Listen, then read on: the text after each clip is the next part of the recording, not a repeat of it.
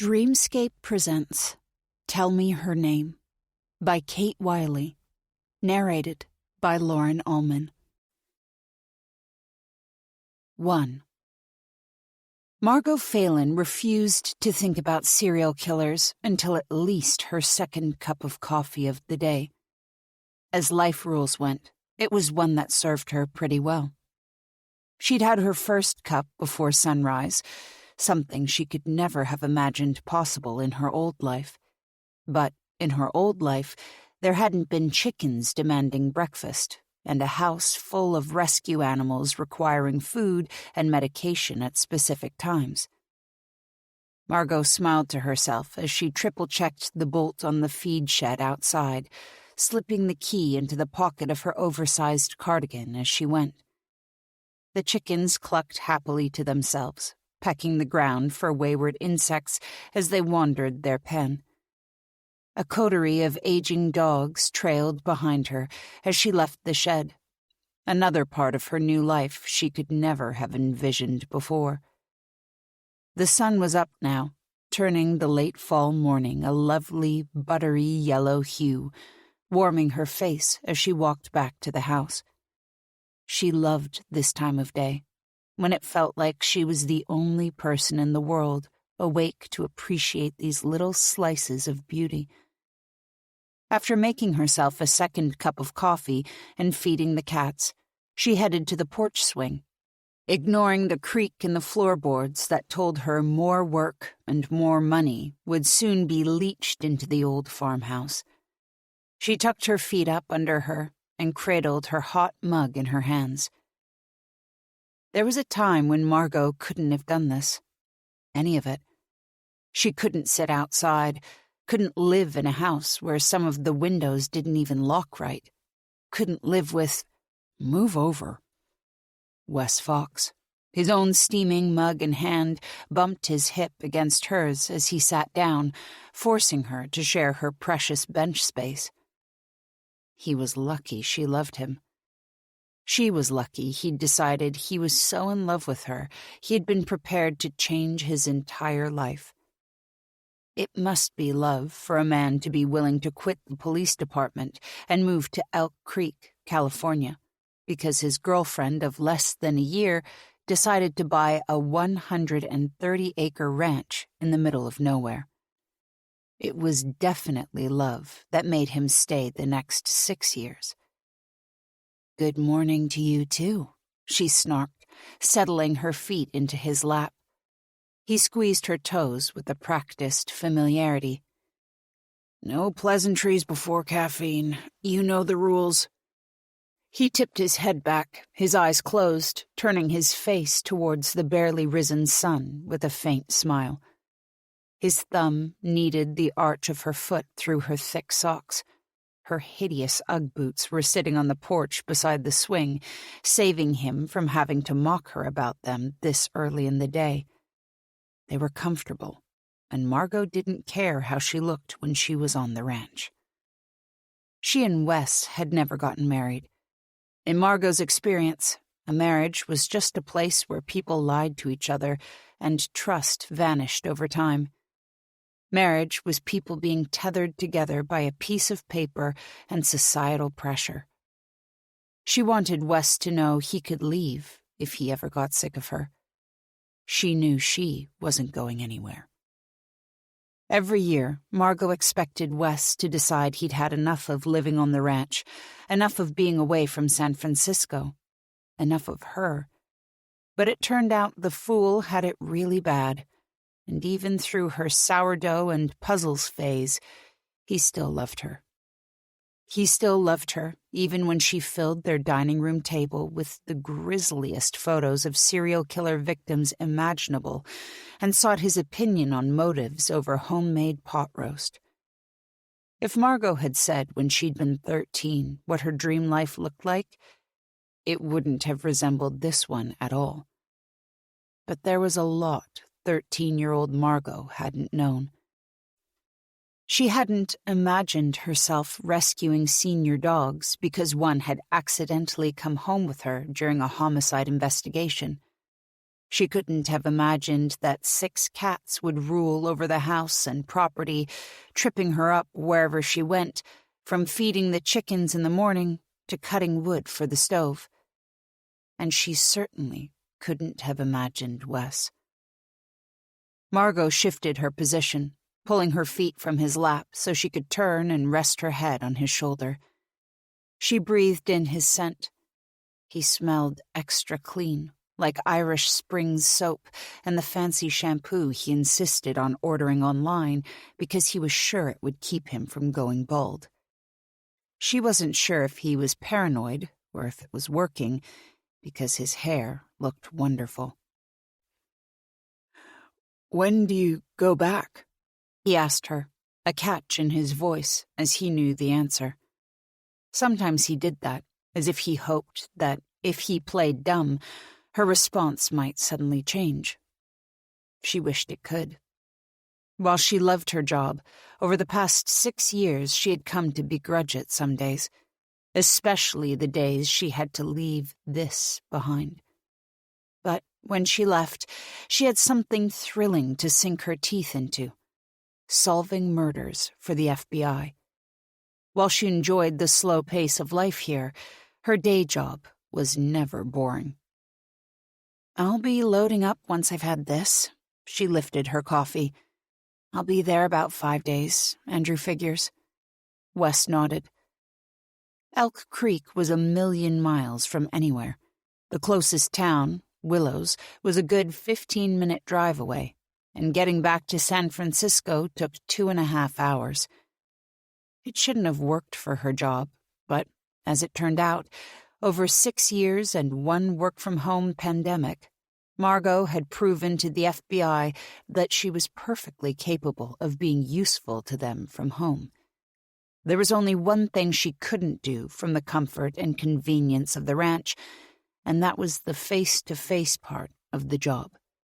The part she didn't think about until after her second coffee. "And what are you going to do without me?" she teased, to avoid her mind wandering into work territory. "Pine, maybe unlock the attic and air out my first wife for a bit." A Jane Eyre joke? What have you picked up at that school? Wes could have stayed in law enforcement. He was wildly overqualified to be part of the Glenn County Sheriff Department.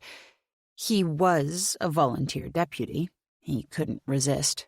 But he and Margot had both been burned by their experience with the SFPD, and when they'd moved to Elk Creek, he had committed to it being a fully fresh start.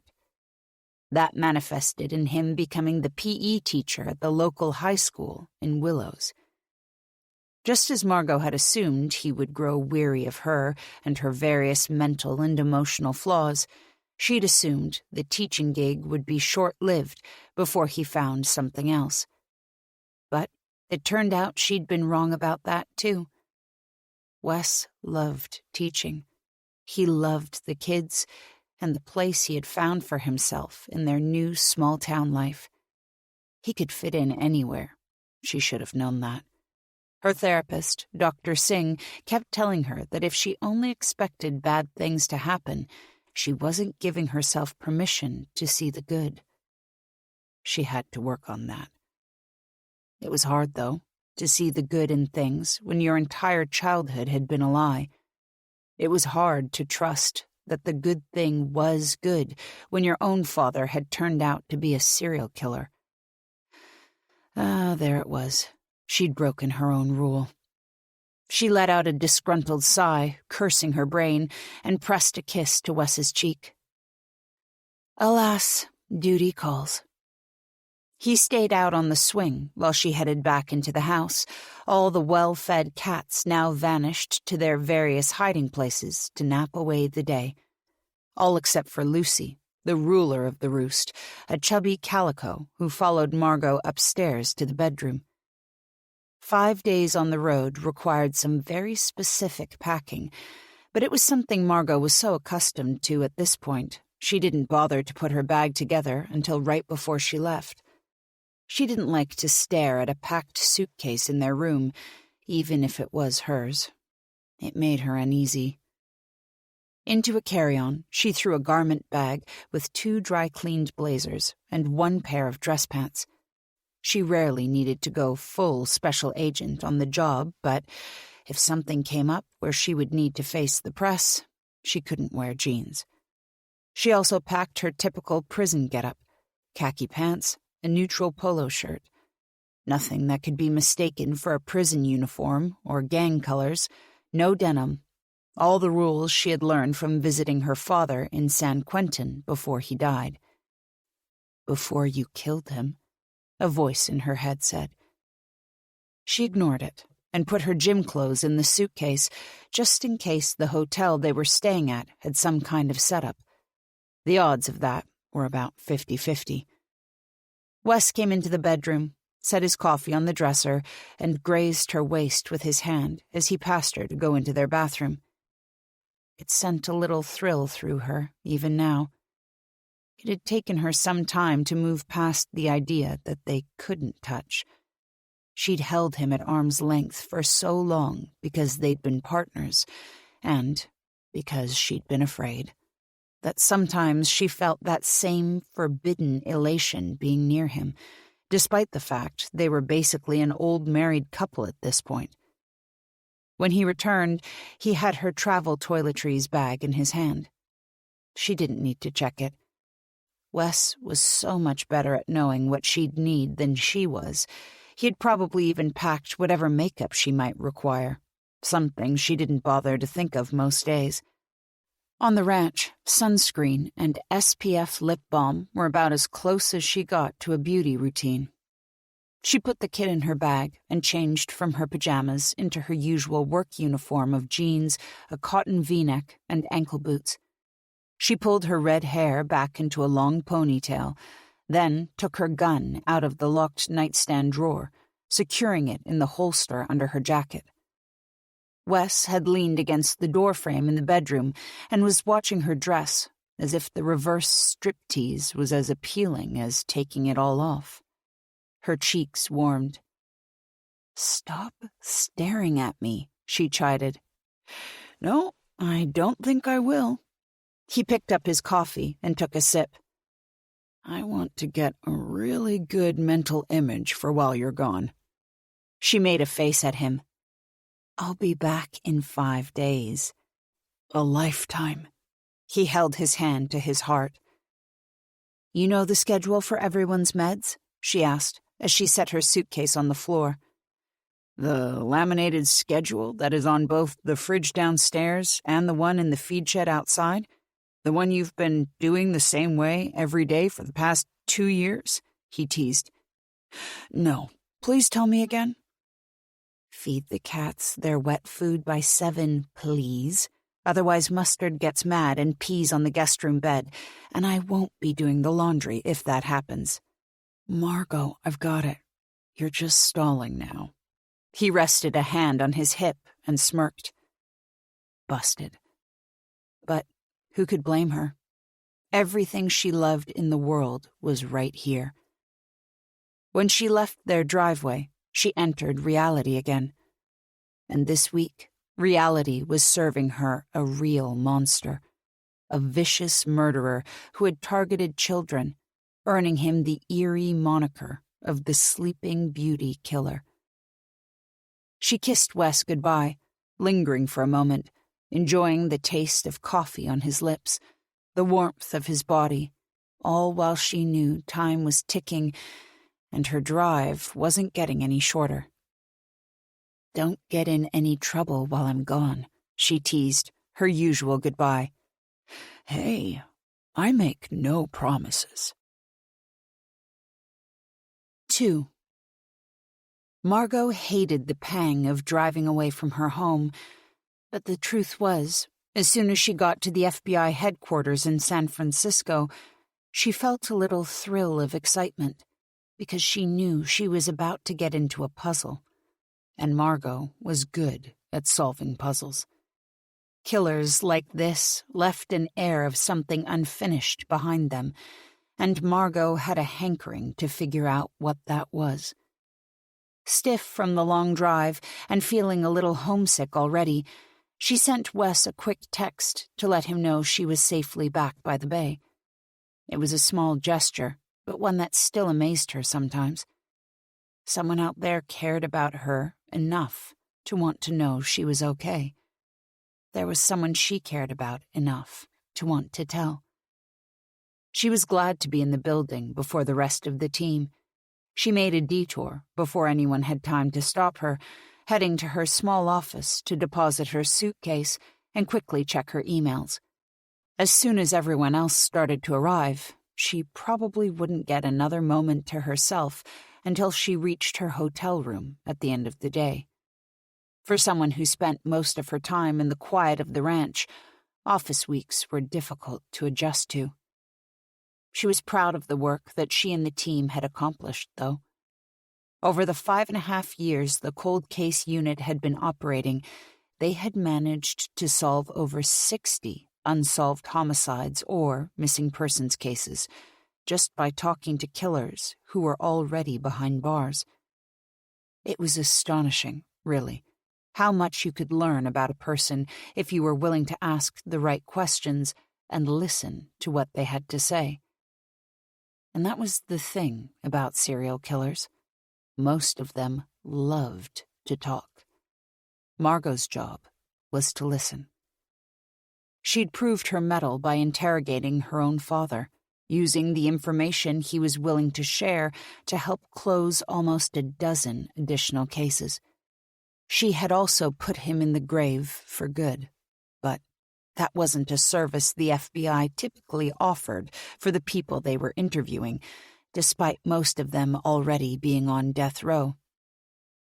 Margot quickly checked her notes on their current file.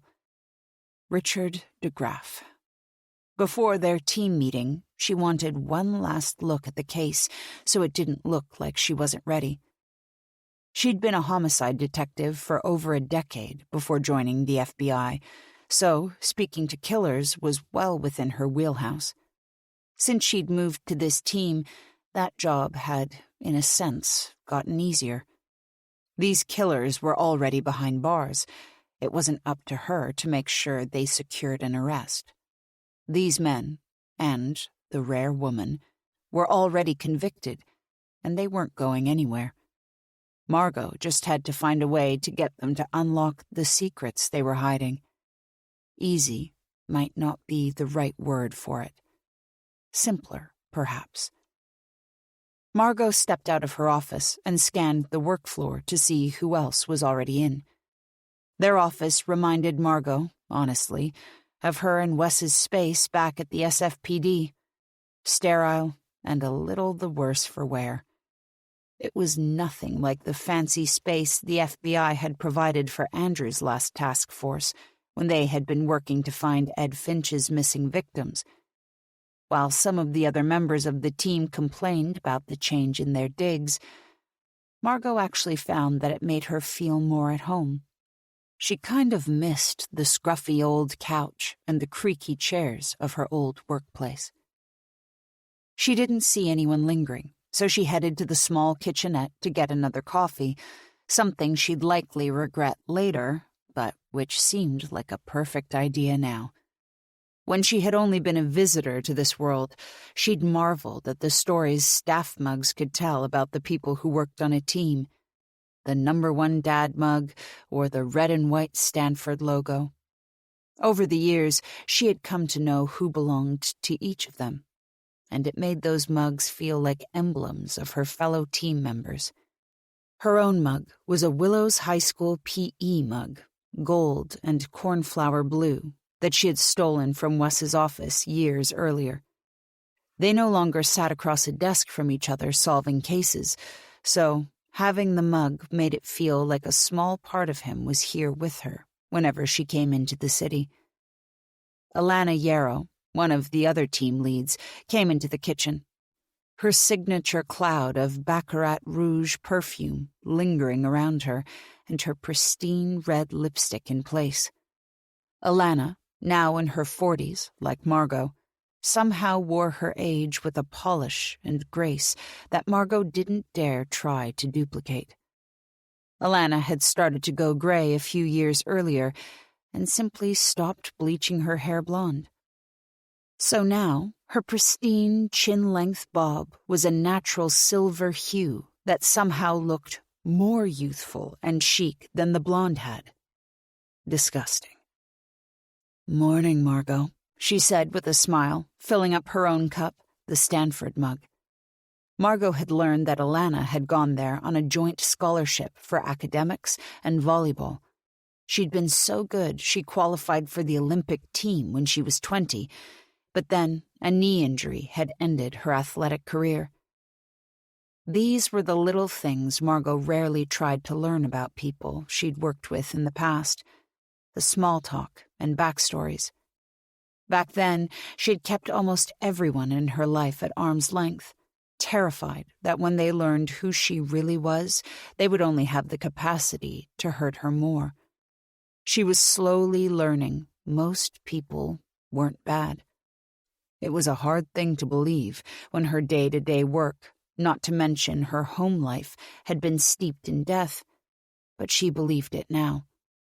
Most people were good people. And when she had learned to start letting them in, she found that, rather than getting hurt, she got to experience what it was like to have friends. Even now, it was still something she was getting used to. "You ready for the trip?" Alana asked, spooning sugar into her mug. Margot looked at her own watery brew. She missed Wes bringing her coffee every day when they were partners. It turned out she didn't make it as well herself. "Yeah, I did another deep read on him." Margot shuddered involuntarily. "I also reviewed notes from the last few people who spoke to him, which was helpful."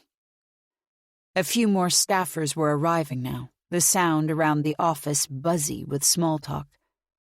Margot and Alana walked together towards the conference room, where Andrew Rhodes and Greg Howell were already sitting. Greg was in presentation mode and was practically on the edge of his seat waiting to get started. Once Margot and Alana took their seats, Sydney Onyema hustled in, carrying a stack of files and looking as if she hadn't gotten any sleep in the last 3 days. Her black hair was in long braids, and as usual, she wore no makeup whatsoever. But who could blame her with such a flawless complexion? Sydney had been their best researcher on the old team, and, although she had taken a break to move to a different field office for a few years, she had recently requested to rejoin the unit. This would be her first time joining them on site for an interview since her return. Of the 10 people working the cold case unit, most of them never left San Francisco. Andrew, who ran the unit, tried to keep the on-site teams small intentionally. But Sydney had been proving herself invaluable over the past several months, and she'd been expressing a lot of interest in fieldwork. It was time for her to get her shot. Sydney let out a little huff as she slumped into a chair, keeping the files in a haphazard pile in front of her. "Sorry I'm late," she whispered to Margot. Margot looked at the clock, which said it was 5 minutes to 9. Sydney was just the kind of person who believed 10 minutes early was on time, and on time was late. "You're good, don't worry," Margot said with a smile. No one else in the room was at all bothered by her arrival time, but Sydney had an uneasy look on her face, like she was just waiting for someone to get mad at her. Margot knew how badly the younger agent wanted this field opportunity to be a success. She just hoped Sydney wasn't being too hard on herself. Alana checked her lipstick in the reflection of her iPad screen. Most of the team were old school, with paper files, but Alana kept everything digital. It was a side effect of her computer science background. Andrew got up to close the conference room door. He was in his early 60s, but looked great for his age. The mandatory retirement age at the FBI was 57, but Andrew had somehow been overlooked, and he wasn't about to remind anyone it was his time to go. He wore a tidy beard that matched his salt and pepper hair and tortoiseshell glasses. He always reminded Margot of a liberal arts college professor that all the freshman girls harbored a secret crush on. He had been the FBI agent responsible for capturing her father decades earlier, something that had formed an unlikely bond between them. When everyone was settled, Andrew nodded to Greg. Greg was the dictionary definition of gangly, all limbs and elbows. He was pale because he never went outside unless they were on a case, and Margot wasn't certain he ever left the office most days. He had wavy red hair and a smattering of freckles on his face, and a penchant for being overly enthusiastic about some of the more macabre elements of the cases they worked on. Back in the day, it had earned him the nickname Gory. But over the past 6 years, people had just accepted his foibles and finally stopped teasing him about them. Margot was glad that he wasn't the outsider of the crew he had once been. She'd always had a soft spot for Greg. He reminded her of her brother, David. She worried a little less about Greg than she did about David, but Greg also wasn't as much of a hot mess as her brother. Greg typically led their meetings, but the true mastermind, who made everything flow, was an agent named Harper Talbot, who could churn out gorgeous professional PowerPoint decks in the time it took some people to pour a cup of coffee. Margot had admired her work immensely before ever knowing her name.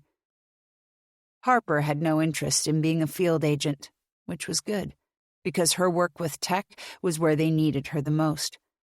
Harper was also the one they could count on to scour any suspect's social media presence and find out things about them no one else knew. Comments they made on TikTok years earlier, she'd find them. A short-lived YouTube account that hadn't been updated in 15 years, Harper could get there. Margot was eternally grateful that in her teenage years, in the early to mid-90s, she had avoided social media entirely. She couldn't imagine what embarrassing things armchair sleuths might have dug up on her if they'd had old MySpace and Tumblr accounts to rifle through. Those hadn't cropped up until she was in college and already too wary of protecting her identity to dip her toe into the online world. But if they'd existed, Harper would have found them. Margot scanned the window of the conference room until she spotted Harper at a desk in the open-plan space outside. Her black hair in a pixie cut, cat-eye glasses with rhinestones glinting in the fluorescent lights. Harper caught Margot looking and waved, flashing a toothy grin. She dressed like an emo kid from the aughts, but had the sweet energy of an adoptable puppy. Margot waved back before turning her attention where it belonged. Greg launched the PowerPoint, and a face they had all become very familiar with over the past several weeks filled the screen. Richard, Ricky, Floyd, DeGraff, the so-called Sleeping Beauty killer. Margot didn't love to use the names that the media came up with for these guys, but for everyone like Ted Bundy, who the public knew by name, there was a Green River Killer or a BTK, guys who became synonymous with the moniker and who most people couldn't actually name. Gary Ridgway and Dennis Rader. Margot could name them. Ricky DeGraff had been arrested in the early aughts, following several high-profile child murders. The stuff of nightmares.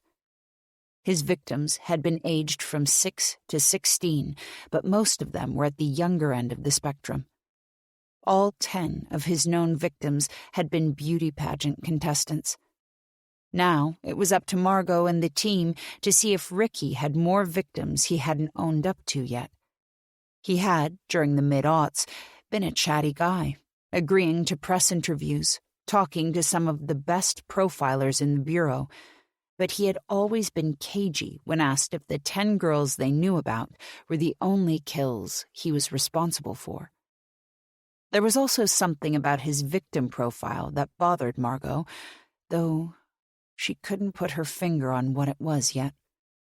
He'd faded out of the public eye, but the rejuvenation of the true crime genre in podcasts and documentaries meant there was renewed interest in his case, and, as always, that brought new pressure to ensure that all his victims were getting the justice they deserved.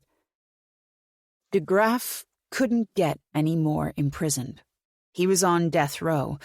Not that Montana State Prison had executed anyone in almost 20 years, and would never see the light of day again. But just because a man was behind bars didn't mean that justice was done. Margot had learned all too well before joining the FBI that there was still plenty of damage a killer could do from a prison cell. What Andrew had put together with this unit was an opportunity to unearth the crimes that serial killers weren't known for. The ones they had, to all intents and purposes, gotten away with. Margot had been able to find several new victims that her own father had been responsible for, ones he had been willing to admit to her, and that was how, without wanting to, she had learned to get what she needed from convicted killers. Margot had finished with her father, thinking her days of sitting in prisons were done, only to turn it into her main job. It was funny the way the world worked. Greg cleared his throat to get everyone's attention. He was typically one of the most awkward among them, but when it came to giving a rundown of a case file, he settled into a zone like nobody's business. Richard "Ricky" DeGraff, colloquially known as the Sleeping Beauty Killer. DeGraff was a beauty shop photographer on the child pageant circuit. He would take headshots and other professional photos of girls at events, which gave him an established credibility in that world. People trusted him, and he was provided with home addresses and other information relating to the girls. He used this information to mark certain victims for death, and because he knew the timelines for all the events, he knew when the girls were likely to be home and not. He specifically targeted the daughters of single parents. He would often offer these mothers discounts to earn their trust further, and then he would kidnap and murder the girls in the lulls between pageants. He was able to get away with this for years because he worked the circuit over 8 states and because the girls weren't attacked at pageants. That connection was only peripheral and not noticed initially because of the departmental issues. Greg navigated to another slide where there were photos of 10 smiling girls. The most commonly known images of them were photos that DeGraff himself had taken. The FBI team had opted not to use those photos, choosing instead to use candid pictures provided by the victims' families. The girls were mostly very young, 6, 8, 9. The outlier was the first victim, Lacey DeLine. Lacey had been 16 when she died, and the theory they had developed was that she had been a bit more challenging than DeGraff wanted. Too big, too strong, too hard to subdue. So he had switched his M.O. While we believe there was a sexual element to DeGraff's motivations, none of his victims showed any signs of sexual assault. It is highly unusual, but sometimes with sexual sadists, they derive their satisfaction from the act of killing or inflicting pain rather than actual sexual penetration. Everyone in the room knew this, but the presentation needed to be thorough. They were going through multiple cases at a time, and details mattered. Margot leaned forward, keenly waiting for Greg to get into the meat of the case. Greg glanced out at the room and said, "Okay, now let's talk about the other victims." 3. Greg looked at all of them to ensure everyone was focused on him. This part was important because they needed to know as much about these girls as possible. It could be the smallest bit of information that might trigger DeGraff to loosen his lips and let him know that he was responsible for their deaths. While Margot had spent hours, days even, looking at every aspect of this case, she appreciated the way Greg presented everything like it was new information. Hearing him give a high-level overview could often rattle something loose for her when she had been stuck in all the finer details of a case. She was hoping somewhere in his brief he would say something or show something that would reveal the hidden key to this case that had been evading her, the thing that kept her coming back to the same notes over and over. It also helped remind her why they were here. It wasn't about the killers, despite the one-on-one work she did with them. This was all about the victims. The team had done a thorough search of missing persons cases, as well as cold case homicides for victims who were anywhere from 2 to 20. It was a broad net, but by connecting those deaths to the pageant world, even if the victim had only been in a single pageant, they had narrowed their scope down to 6 girls they believed could have been among DeGraff's unknown victims. If they could get him talking about one of these, the hope was that this might get him to talk about all the others. Once a killer got talking, they tended to love the sound of their own voices. They liked attention. They liked to be important to someone, and Margot knew how to make them feel that way. Threats and badgering didn't work, not the way they would in an interrogation room. That was something she had needed to learn the hard way as she changed career. She was great at interrogation, but the rules were different once it was a man behind bars doing the talking. That change had been difficult but enticing, a new learning curve that had been similar to picking up a second language.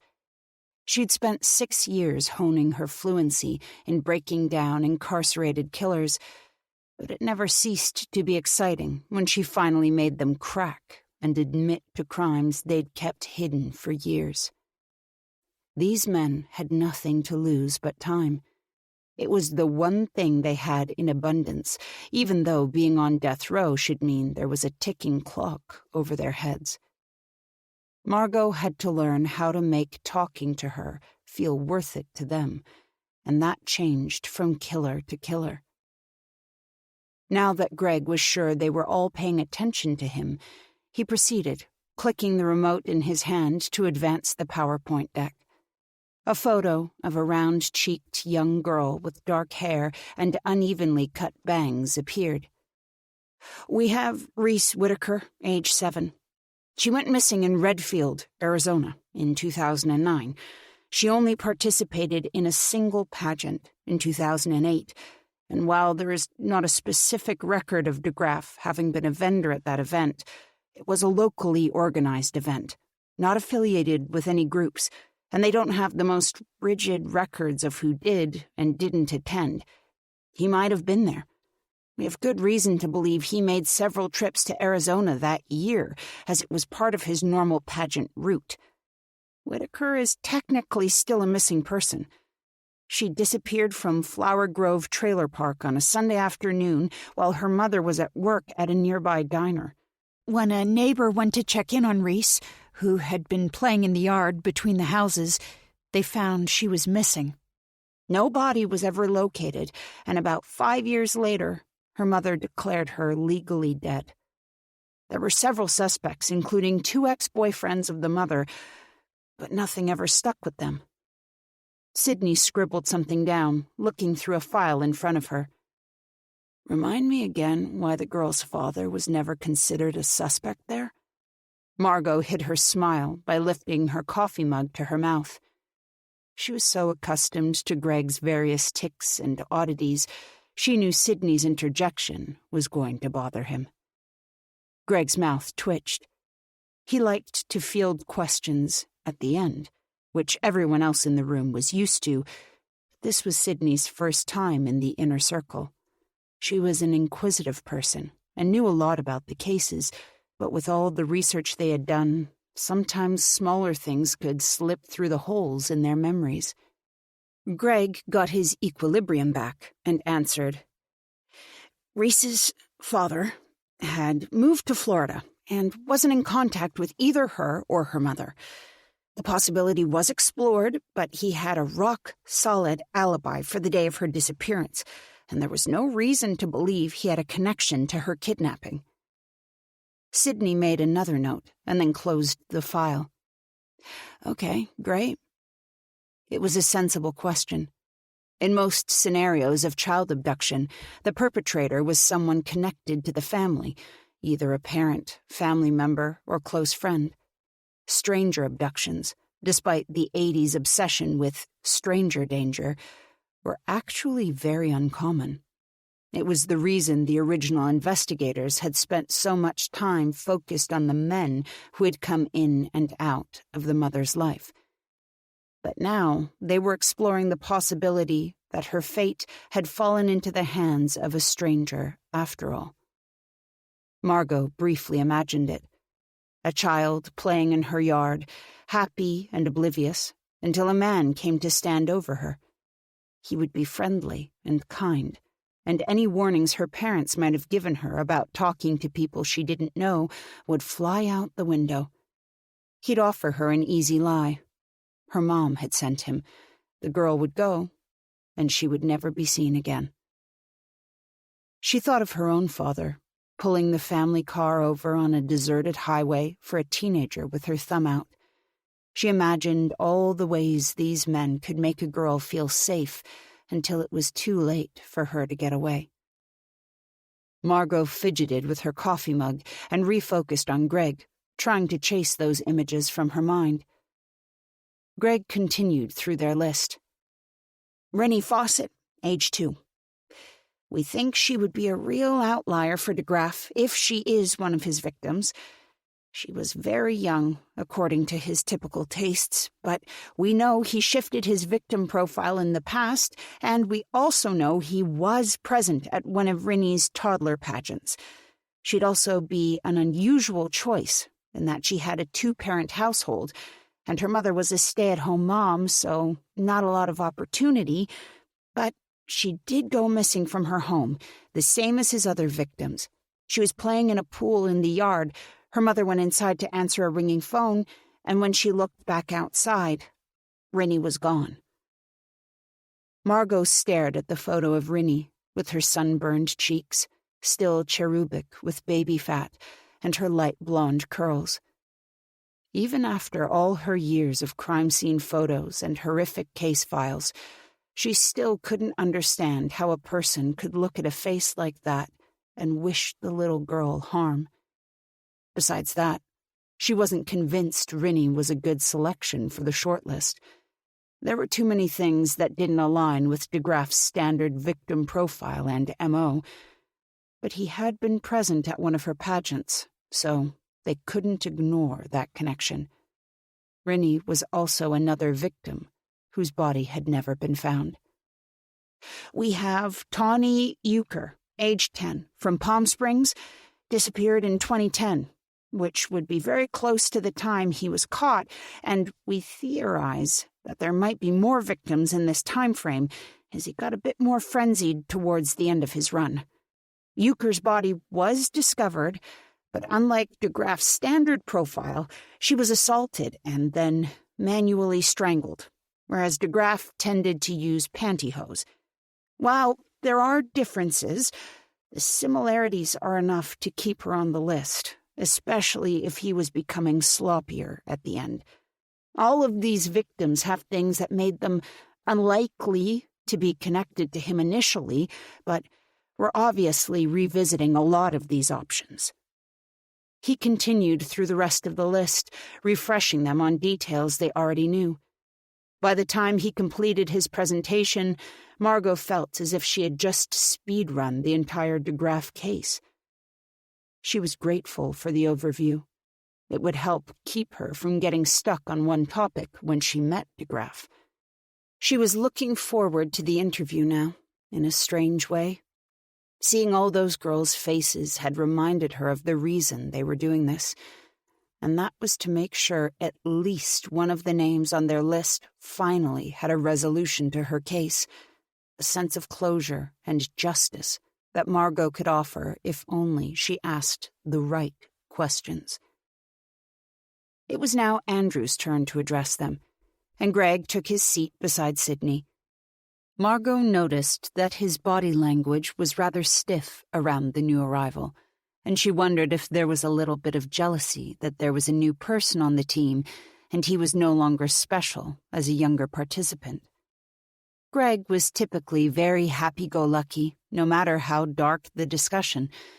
She might need to give him a gentle nudge to be nicer to their new member. Margot knew all about prickliness. Before this job, she had never been accused of being a team player. Her partnership with Wes, when they'd been on the SFPD together, had helped teach her it was possible to work alongside someone. Until then, she had spent much of her life putting as much distance as possible between herself and others, because close connections were too much of a risk. But what she had since learned, an education hard-earned, was that life could often be a heck of a lot easier if she allowed people in. She didn't think Greg needed that same kind of lesson. He probably wasn't even aware of what he was doing. But sometimes it didn't hurt for people to have a reminder of the value of a team. Margot had come a long way if she was going to be the person to explain that to someone else. Andrew was speaking, and Margot realized she hadn't been paying attention. Her mind had been off wandering until she heard her name. "That's where Margot is going to come in. While we will all be on site at the prison, Margot and I will be the primary ones in the room with DeGraff. We have to limit the in-person contact with him. The room will be set up with a camera, and Alana, Sydney, and Greg will be in a nearby visitation room watching the interview. If you see something you don't think we do, make a note of it. We have 5 days of visitation approved, so we can revisit the things you notice on subsequent days. No matter what it is, if it stands out to you, make a note of it. Nothing is inconsequential." He walked them through the rest of the process of the day. Reminders were issued about what they could wear, and a not-so-subtle reminder was pointed in Alana's general direction about makeup and perfume, so that they would all show up in their matching khaki pants like they were running interference for the Best Buy Geek Squad. Margot was an old hand at all of this, as were most of the team, except for Sydney. So much of this was likely for her benefit. But it could often be 6 months in between prison visits, and it never hurt to be refreshed. Margot's suitcase was already expertly packed. She had a laminated checklist at home. Knowing she was ready, she drummed her fingers on the table, a heady sense of anticipation buzzing in her. "All right, are there any questions?" Andrew scanned the group seated around the table. Margot glanced at Sydney to see if she would ask anything else, but everyone was silent. There were just a few quiet nods. Andrew looked at his watch. "All right, the plane is wheels up in 2 hours, so if you need to go home and get your gear, now is the time to do it. And if you came prepared, you can spend the next little bit refreshing yourself for the week ahead. We'll be in Montana in time for dinner, then we'll head to the prison first thing in the morning. We've been given 2 hours a day to meet with DeGraff, so we want to use that time wisely. Everyone feel prepared?" Margot never really felt prepared for these visits, no matter how much reading or review they did. Knowing the case was one thing, but sitting across from a killer was always another situation altogether, one that no level of preparation could really get a person ready for.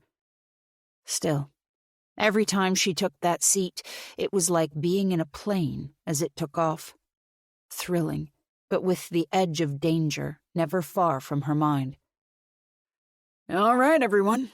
Now let's get going." He clapped his hands together, and the meeting was over. 4. Margot didn't think of herself as a private plane person. She hadn't grown up with money, even before her father had been arrested for murder, and after the fact, they'd had even less. She'd been underpaid as a cop, as they all were, and only frugality and good investment had allowed her to have enough to buy the property she had up north. That, and an unexpectedly robust inheritance from her father. Ed Finch, it seemed, had generous benefactors. People who believed in his innocence and regularly sent him money or made donations towards future legal defenses.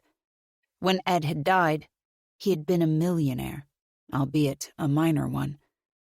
She didn't want the money, but she found that when the time came, she didn't refuse it. Call it justification, but she told herself that, after all the years of her life she had missed because of the fear he had sown in her mind, he owed her. She put most of it aside into a savings fund for her nephew, Cruz. Giving it to her brother hadn't been an option because of his complicated history of substance abuse issues.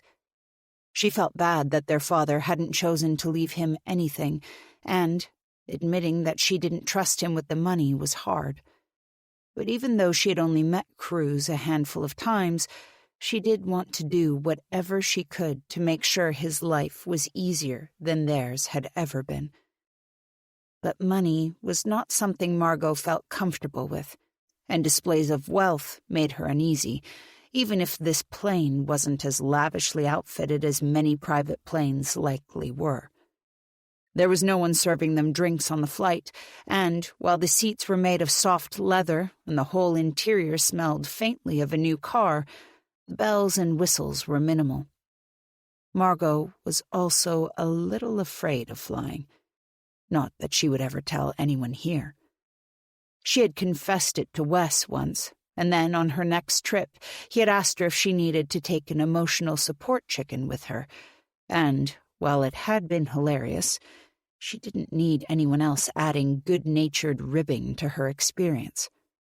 So she made sure she was the first one there when the flights were scheduled, so she could find a familiar seat by the door. Heights weren't what bothered her about flying. It was the sense of being trapped somewhere, with no way to step outside. So she liked to be able to exit as soon as they landed, and practiced some exercises her therapist had given her to cope with situations that triggered her panic response. It had worked well enough over the past 5 years that she was fairly certain no one had realized she was uncomfortable. Or, if they knew, they were kind enough not to say anything. She buckled herself into her seat and got out her laptop. Flipping through Ricky DeGraff's file grounded her in the moment and the task at hand. Before she knew it, the stairs attached to the exterior of the plane were rattling, and Andrew appeared, ducking his head as he came aboard and grinning at her. "Always have to show me up and get here first, don't you? You know, we could have left the office together."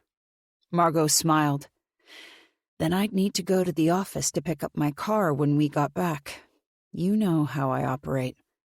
She would immediately head north the moment they landed back here in 6 or 7 days' time.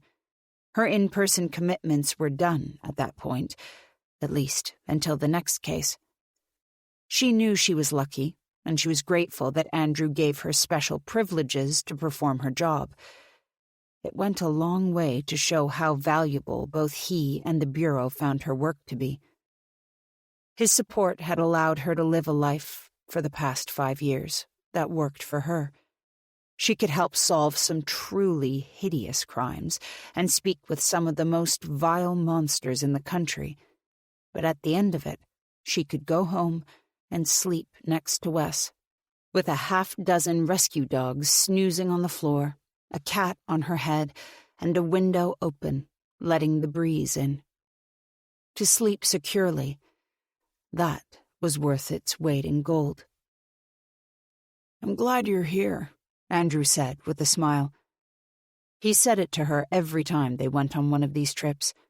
Andrew, who understood her demons better than anyone else, who had been there for the worst day of her life.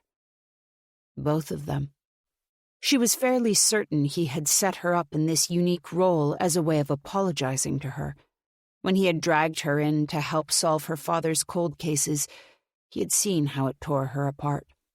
It had almost ruined her relationship with him. He knew he'd pushed her to the very brink. By giving her what she needed now, he was saying he was sorry without saying he was sorry. By continuing to stay on his team, she accepted his apology. The rest of the team arrived together and settled into whatever places suited them. Margot, it seemed, was the only one who needed to have the same seat every time. She liked things she could control, and on trips like this, those things were few and far between. On the 3-hour flight from San Francisco to Montana, Margot focused on her laptop, deep in the detail of the case, occasionally glancing out the window to ensure that the world was still there and everything else was a faint white buzz in the background. Once the wheels touched down, a little bump on the ground jostling her seat, Margot let out a little sigh of relief, her fists unclenching, jaw loosening. They were staying at a motor lodge outside of town, the fanciest place available in the area. After checking in, Margot dumped her bag in her room and called Wes. "Did you crash twice?" he asked, rather than saying hello. It was a little endearment he had stolen from an old stand-up special. "Only once, I'm afraid," she countered. "You'll have to wait for the return trip to see if you can collect that sweet, sweet insurance money." "Well, shucks, there go my yachting plans. Very inconsiderate of you." She could hear the familiar sound of children shouting at each other in the background when he paused. "Are you at practice?" she asked. It was unusual for him to still be at the school at this time. "Girls' softball. Mamie had a last-minute appointment." He dropped his voice slightly when he spoke again, obviously wanting to make sure none of the kids overheard him. "She's doing another round of IVF, and I guess she's in a fertile window. Couldn't be missed." "I'm pretty sure I could go the rest of my life without hearing you say the words fertile window again, thanks. But that's sweet of you. Do you know anything about girls' softball?" "Sure, it's like baseball, but with more overt sexism." Margot snorted.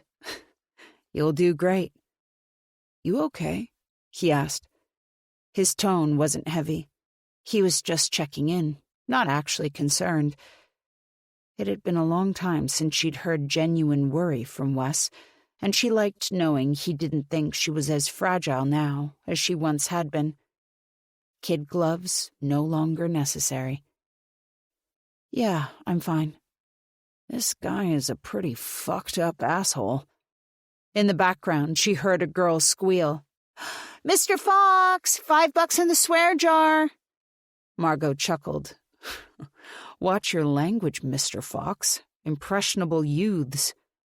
"I thought you were talking to your wife," another girl said. "I am talking to my wife," he replied, and Margot couldn't help but feel a thrill at the word wife. They weren't married. They'd never be married.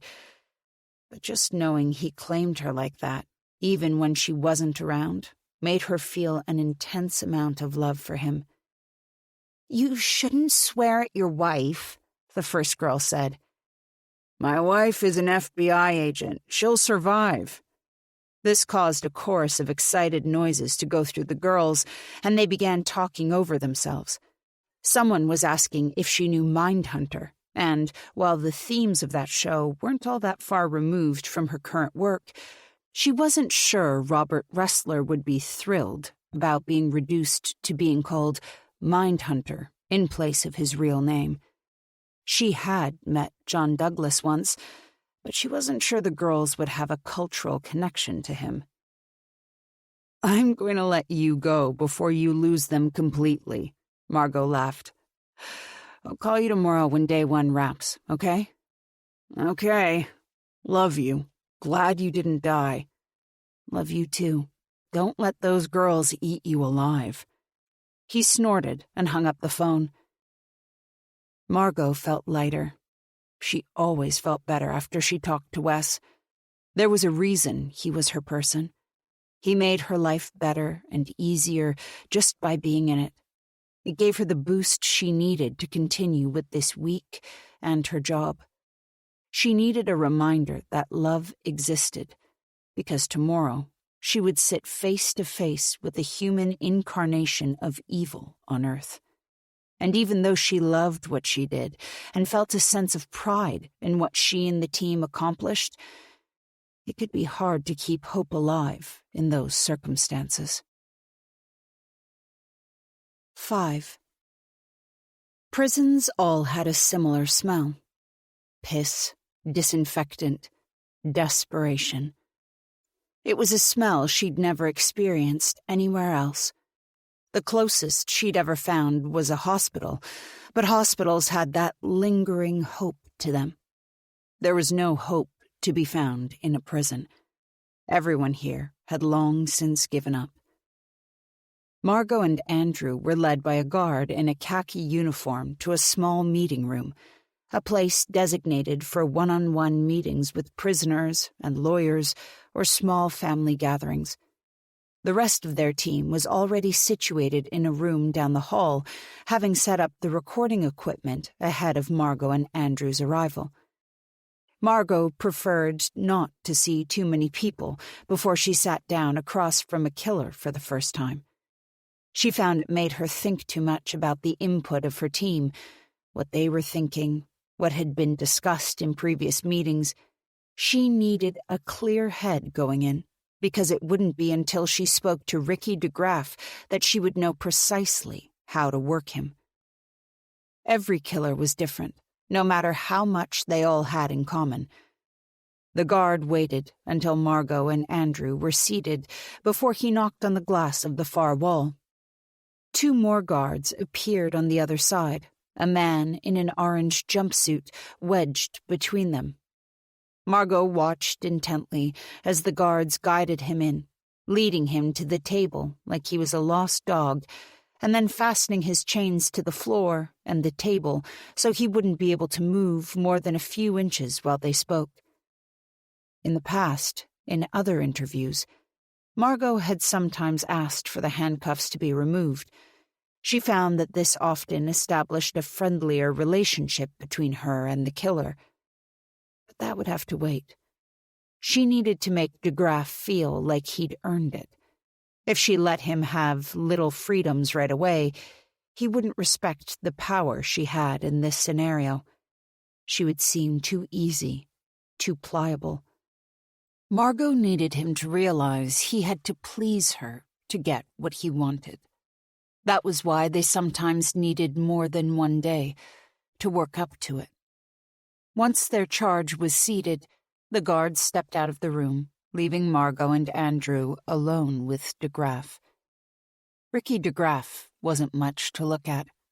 He was skinny, not lean, skinny, bordering on gaunt. His elbows were knobbly, cheekbones taut, and when he smiled, Margot saw that his teeth were yellow and one of his incisors was missing. But his eyes were bright, sharp. In the pictures she'd seen of him from the time of his arrest, he'd been a little fuller in the face, and his teeth had been straight and clean. She supposed that, after a while, there wasn't much point in keeping up appearances. His hair was lank, a little greasy, and old acne scars marred his forehead and cheeks. He looked like a man who hadn't seen a lot of sun in a very, very long time. He also smelled faintly of stale sweat and body odor, which Margot was familiar with in places like these, where some men simply abandoned the typical attempts at hygiene and became more feral versions of themselves. Here, It was easy to imagine Ricky doing the things he'd done because the exterior had come to mirror the man he was inside. But when he'd been out in the world, he had done the thing most men like him did so well: learn to blend in. It was similar to the way that predators in the animal kingdom had evolved to disappear into their surroundings. Serial killers did the same thing by affecting the words and actions of normal people. They learned by watching, and their mimicry skills were scarily good. Ricky smiled at Margot, and it was the smile of a crocodile, toothy and generous. "Feel like I'm famous. Got the FBI in talking to me. The boys at dinner are going to ask if I'm getting a Netflix special, a book." He eyed Andrew specifically here, and Margot knew he was referencing the book that Andrew had written about the crimes and death of Ed Finch. Margot had written the foreword of the new edition. It was the closest she would ever come to writing something about her father, and it had felt necessary, because she was part of the lore now. She had closed Ed's cases, and she had killed him. "No book deals just yet, Mr. DeGraff," Andrew said, his voice soft and slow, inviting, to a point where it didn't even sound like the Andrew she knew. Margot added, "Mr. DeGraff, my name is Special Agent Margot Phalen, and this is Special Agent in Charge, Andrew Rhodes." Ricky let out a whistle. "Special Agent in Charge. Ooh la la, so fancy. You a fancy man, Rhodesy?" Andrew didn't make a habit of correcting anyone who gave him nicknames, which seemed to happen with some frequency. Andy, Randy Andy. Rhodesy wasn't even original to Ricky. "Can't say that I'm very fancy, no." "Good. Keep yourself humble. It's good for the soul." Margot would keep that one in her pocket. If you were willing to listen, people would give you so many little treats you could use against them later on. She tried very hard to turn this technique off the moment she left an interrogation table, because she'd found it could come back to bite her in the ass in her personal life. She didn't always need to weaponize the knowledge she got from others. "Do you mind if we call you Richard, Mr. DeGraff?" she asked. He stiffened, smile vanishing briefly as he sat back in his chair and scratched his bare arms. He sniffled. "Ricky's fine." Richard had been his father's name, too. Many killers had complicated histories with their mothers, but everything she had read about Ricky DeGraff suggested that he, like Margot, had pretty damaging daddy issues. Margot would ask him about that in time, but these interrogations were kind of like dating. You don't ask a prospective partner their dirtiest secrets or kinkiest fantasies on a first date. That was a surefire way to spook someone. No. The key was to earn their trust first, or at least find a baseline level of comfort in the conversation. Even serial killers needed a little foreplay. Then you could ask them about the worst traumas of their life. "Ricky, we might be here a little while," Margot said. "Can we get you something to drink? A coffee? A pop?" "I'd take a soda. Ginger ale." He didn't include a barb with this, and while he didn't say thank you, she noted the way his posture shifted slightly, becoming less stiff. They were already making headway. Margot nodded to one of the guards who was standing out in the hallway watching them. This had all been discussed in advance. She wasn't treading on any toes by asking them to do it. The guard returned a few minutes later with a cold can of ginger ale. Margot noted that the tab on top had been removed. She was surprised the drink hadn't been poured into a paper cup, but she wasn't really worried that he would try anything. Ricky's prisoner file was that of a man who kept very much to himself and caused no trouble. As a murderer of children, he was at high risk from other inmates, so he spent most of his time in his cell in an area with other death row inmates. At the moment, there were a grand total of 8 of them, and they didn't exactly socialize as a group. But Ricky's report said he was polite, obedient, and worked hard to complete a remote college degree while he was locked up. He was a voracious reader, and the notes indicated that he seemed to favor non-fiction DIY titles like amateur soap-making and beekeeping rather than fiction. Margot would ask him about that too, if it came up. But first, as she watched him take a sip from his can, the soft, fizzy sound of the bubbles filling the quiet of the room, she leaned forward and said, "I want you to tell me about the very first girl you killed." 6. Arizona, 2001. He couldn't get the hair right, and it was making him angry. He thought he'd known what to expect, how to make this all work, but now that there was a body in front of him, her features placid, her skin cool, Ricky found that the way he had anticipated this going was not quite the way it was playing out in real life. It was like taking a picture. You could give all the right directions, tell someone how to pose, but often there was no way to get around an awkward smile or a face that just didn't want to look good on camera. Some people were not meant to be pretty, and the camera could tell. He had planned this whole thing out, but the girl, Lacey, one of those names with a unique spelling that let him know she was fresh out of the trailer park, hadn't made things easy for him. He was a man. He was supposed to be able to take what he wanted, do what he wanted.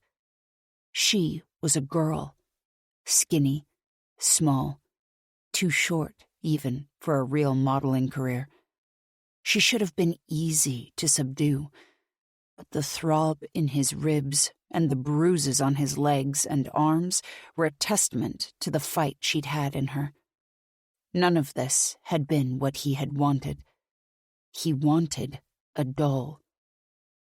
He had seen Lacey over the years, and he liked the way she never really lost the roundness in her face.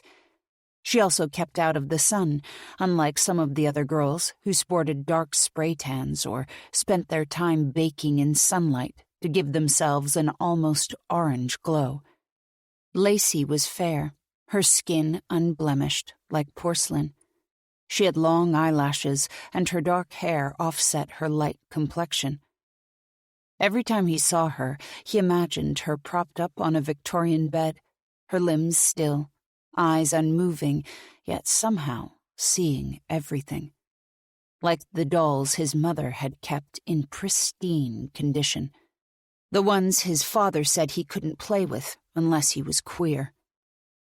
At the time, Ricky hadn't really known what queer meant, but he'd had an innate understanding from his father's tone and expression that it wasn't something he wanted to be. The dolls sat behind glass cabinet doors, and Ricky would wait until his parents were out to take one down. He would brush their soft hair, adjust their delicate dresses to sit just so, and drink in how beautiful they were. He suspected his mother knew, the way mothers do, that something was just a little different, a little out of place when she passed the cabinets, but she never said anything to him. He would catch her looking at him sometimes, a little differently, wary and somewhat perplexed, but never angry. She never said anything to his father. Somehow, Ricky understood why. Because if there was anything wrong with him, anything queer, it would be her fault, not his father's, and she didn't want to deal with that particular explosion. She and Ricky had learned to sidestep the landmines his father had littered all over their home. It was a tense way to live, always holding your breath, but after a while, It just became the way of things. It didn't always work, and sometimes there were fits of rage. Sometimes there were fists. 18 years living in that house was enough. Ricky left for college. He'd saved every penny, studied hard enough to get a partial scholarship, and he didn't look back. He felt sorry for his mother, leaving her like that, but he believed his absence would make life easier for her. In a way, she made it easier on herself by dying only 2 years later. It gave Ricky an excuse to leave that part of his life behind him. But after the funeral, a stodgy-looking lawyer with a bad comb-over sent him a box, and in it, alongside some old photo albums and bits of memorabilia, was a note from his father. "She would have wanted you to have this." And under the other items, a doll. The one he had loved the most, with her dark hair, her smooth porcelain skin. Ricky put her in his closet, careful to avoid the mockery of anyone who might see it. But whenever he got dressed for the day, there she was, her all-seeing eyes looking right into him, wanting a friend. And he promised her every day he would bring her one. Lacey was supposed to be that friend, but now he was sure she wasn't good enough to present to his doll. She'd been pretty enough, certainly, but that was all fucked up now. There were bruises around her neck, those he could easily cover with makeup, but the hair was all wrong. She'd thrashed around so much when he choked her, flailing like she'd been possessed by a demon. Aside from making him angry, it had also completely ruined that beautiful, shiny, dark hair of hers. Now it was tangled, and, as he tried to ease a comb through it, the hair split and frayed, looking frizzy and unkempt. No, she wouldn't be right. She was too big anyway, too grown. She didn't look like someone who still played with dolls, even if she resembled one. He would need to change his approach, find someone smaller, easier to subdue. Someone where there was less risk of ruining her picture-perfect appearance. He finished posing Lacey the best he could, though the results were unsatisfactory, and took a photo. She might not be the right one, but she was his first attempt, and he knew from his work as a photographer that it was important to chart your progress so you could see how far you'd come. He would just need to try again. 7. Margot used to have trouble sleeping after visiting with men like Ricky, but over time, the mind can come to accept just about anything. So, when her phone rang at 11 o'clock, she was already asleep in her lumpy motel bed, with Ricky DeGraff's file on her chest and a half-finished carton of surprisingly decent Kung Pao chicken on the nightstand. She fumbled for the phone and considered letting it go to voicemail. A sharp pang came as she briefly wondered if it was her father, a thought she would probably never be able to shake.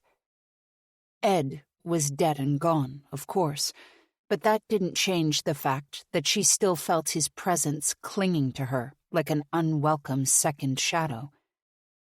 Margot pushed down the anxiety, not wanting to let that kind of fear rule her anymore.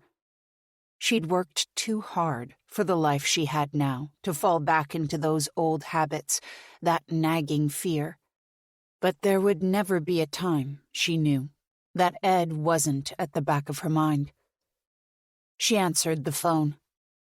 "Hello? I've never been so glad you were a light sleeper," Wes's familiar voice said. It was impossible not to hear the tension in his voice. Something was very wrong. Margot sat upright in bed, and the files she'd been reading when she fell asleep dropped to the floor. Grisly crime scene photos decorating the ugly hotel carpet. "What's wrong?" she asked. Wes cleared his throat before speaking again. "I don't want you to panic. That's probably not the best way to start this conversation, then," she pointed out. "It's probably nothing, but—" He paused again, trying to find the right words. "I just got a call from the parents of one of the girls on the softball team, Whitney. They said she never made it home again after practice." Now Margot felt clear-headed and awake, any remaining dregs of sleep shaken off with his words. "Have they called her friends, the other girls on the team?" She was immediately in problem-solving mode. She could tell from his tone that this news was weighing heavily on him, and Margot was not the type to placate and coddle when a problem arose. She had always been the kind of person who immediately offered solutions. "They've called everyone, local hospitals, the sheriff.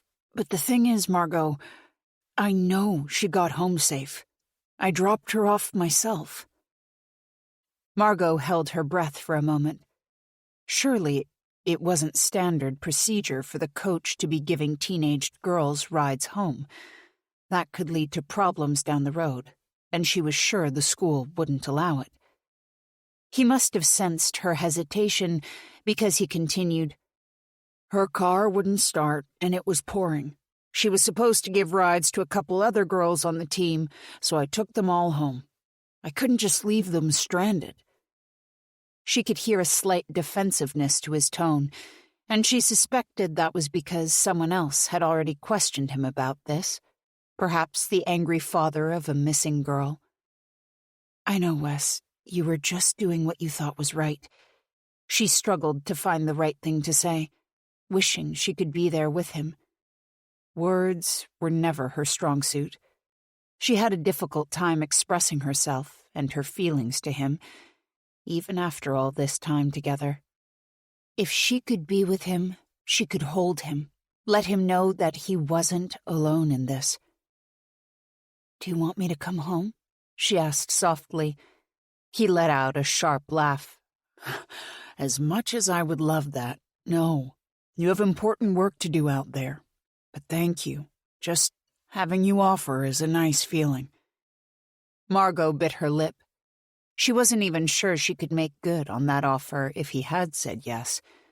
They were in the middle of an investigation, and leaving when they had such a short window with DeGraff seemed impossible. "Do you know what's happening next?" Margot's mind was running through what she would be doing if she were in charge of the case. "No, I'm just waiting for an update."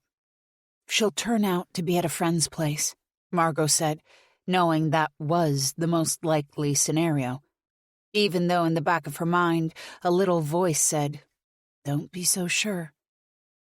"She'll show up in the morning with some story about a dead phone and falling asleep on a couch, and she'll be grounded for a month, but it'll all be fine." "You're probably right," Wes said. "Teenagers, right? Not famous for being the most responsible people on the planet." "I'm sorry I woke you," he said. She shook her head, even though he couldn't see her. "Wes, you wake me up any time, any day. You're the most important thing on this planet to me." "Except Lucy," he said jokingly, a little lightness returning to his voice. "Don't think I don't know she's your favorite." "Don't say it out loud. It will go to her head." "Oh, she already knows." Margot closed her eyes for a moment, pressing her fingers into her temple to ease the headache starting up. "Are you going to be okay?" she asked, feeling as if her words simply weren't enough. She wondered if there was anyone local she could call who might be able to help, but knew almost immediately that doing that would just be seen as an intrusion by the local cops. "I will be," he said. "Just hearing your voice really helped. Let me know if there are any updates, okay?" "I will. I'm sure it will all be fine in the morning. Just a misunderstanding, like you said." After they hung up, Margot stared at the ceiling for a long time. She hoped he believed it, that things would all turn out just fine, because she couldn't quite manage to believe it herself. 8. The next day didn't allow Margot much time to dwell, though Wes's situation was on her mind from the second she woke. She checked her phone, and there were no texts from him to let her know that the girl, Whitney, had been recovered. She sent him a message asking if he was okay and whether there was any news, then tried to focus on the day ahead. After a quick coffee grabbed en route, she found herself sitting across from Ricky DeGraff for the morning session. He was just as repugnant as he'd been the day before, but today Margot felt especially low on patience and not particularly interested in stomaching his nonsense. Andrew was seated next to her, but Margot was the one doing all the talking today. Perhaps not the best idea, given her mood. "Ricky, what made you decide to become a photographer?" He shifted in his seat, seeming uncomfortable, though there was nothing particularly provocative about this question. "I was good at it." He didn't sound sure of his answer and looked at Margot as if she might be able to tell him if he was right. "I think you were actually a fairly mediocre photographer, if we're being honest with each other." She pulled out a folder she'd brought in with her and laid out several of Ricky's headshots on the table. Among them were some of the portraits of girls he had killed, which had been an intentional move on her part. "These are all the same poses, the same overexposed lighting. I think anyone with a phone and a home lighting kit from Amazon could probably do what you did. So, let's stop fucking around. Why did you really become a photographer?" "To make money."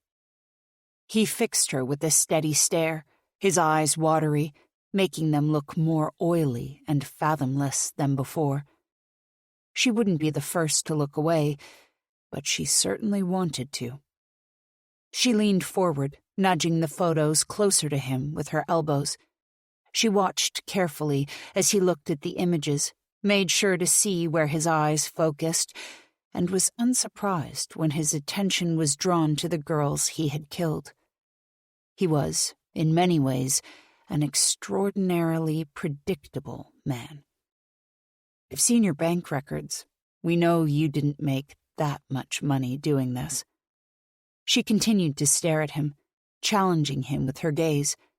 His attention was no longer as focused on her as it had been, but was constantly drifting back to the photos on the table. "You want me to tell you why I think you did it?" she asked.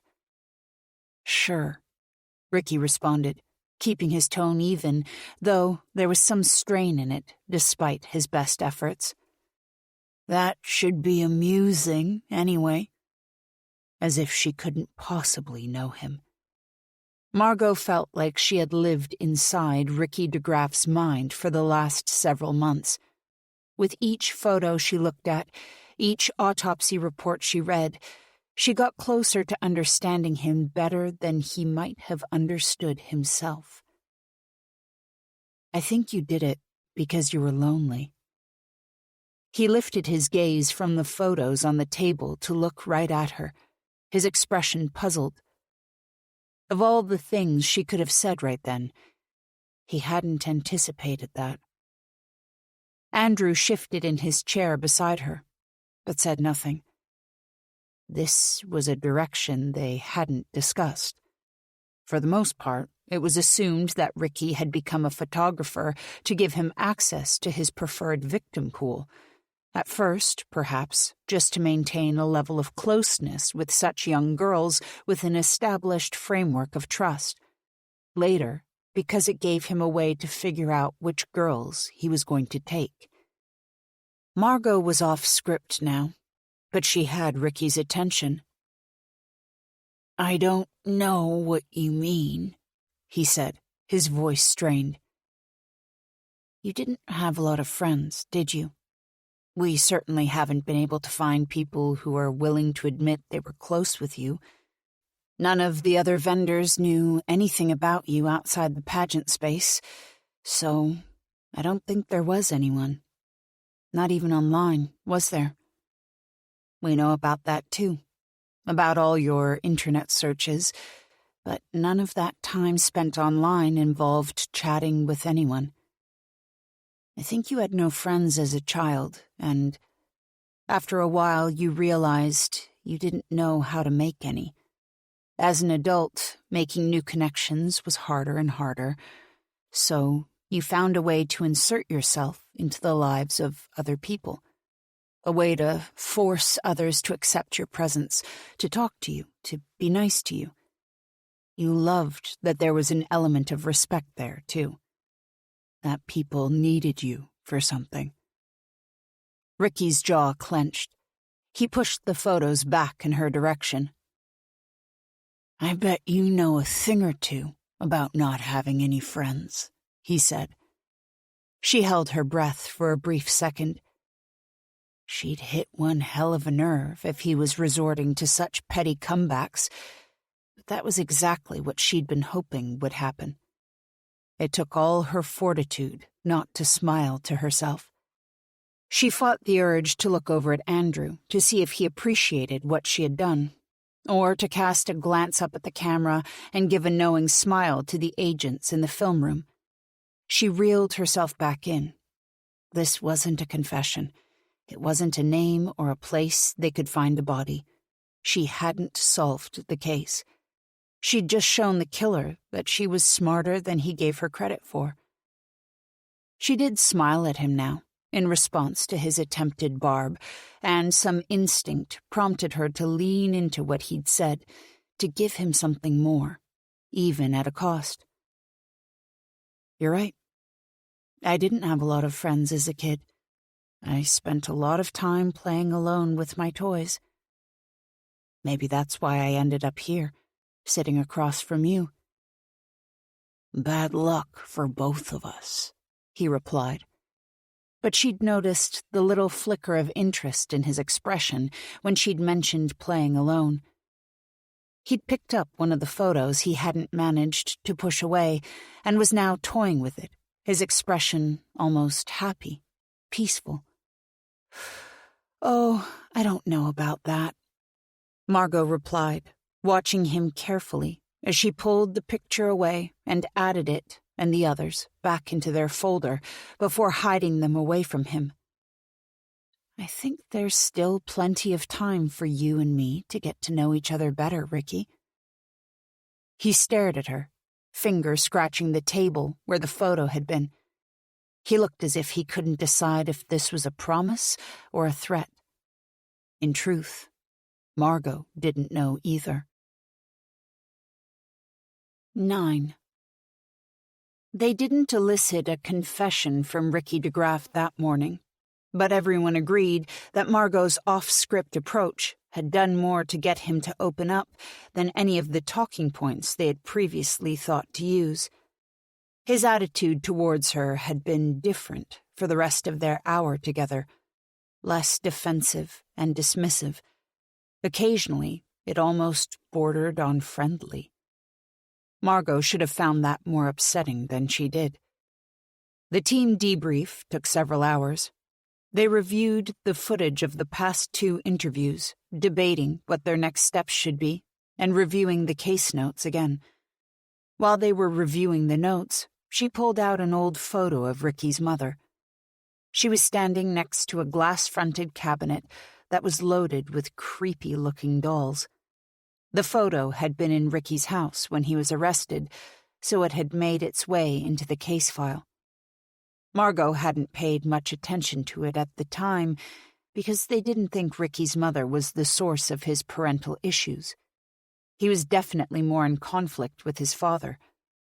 But looking at it now, the woman's thin smile and rigid posture, plus the way the dolls were all locked away, scratched an itch in Margot's brain.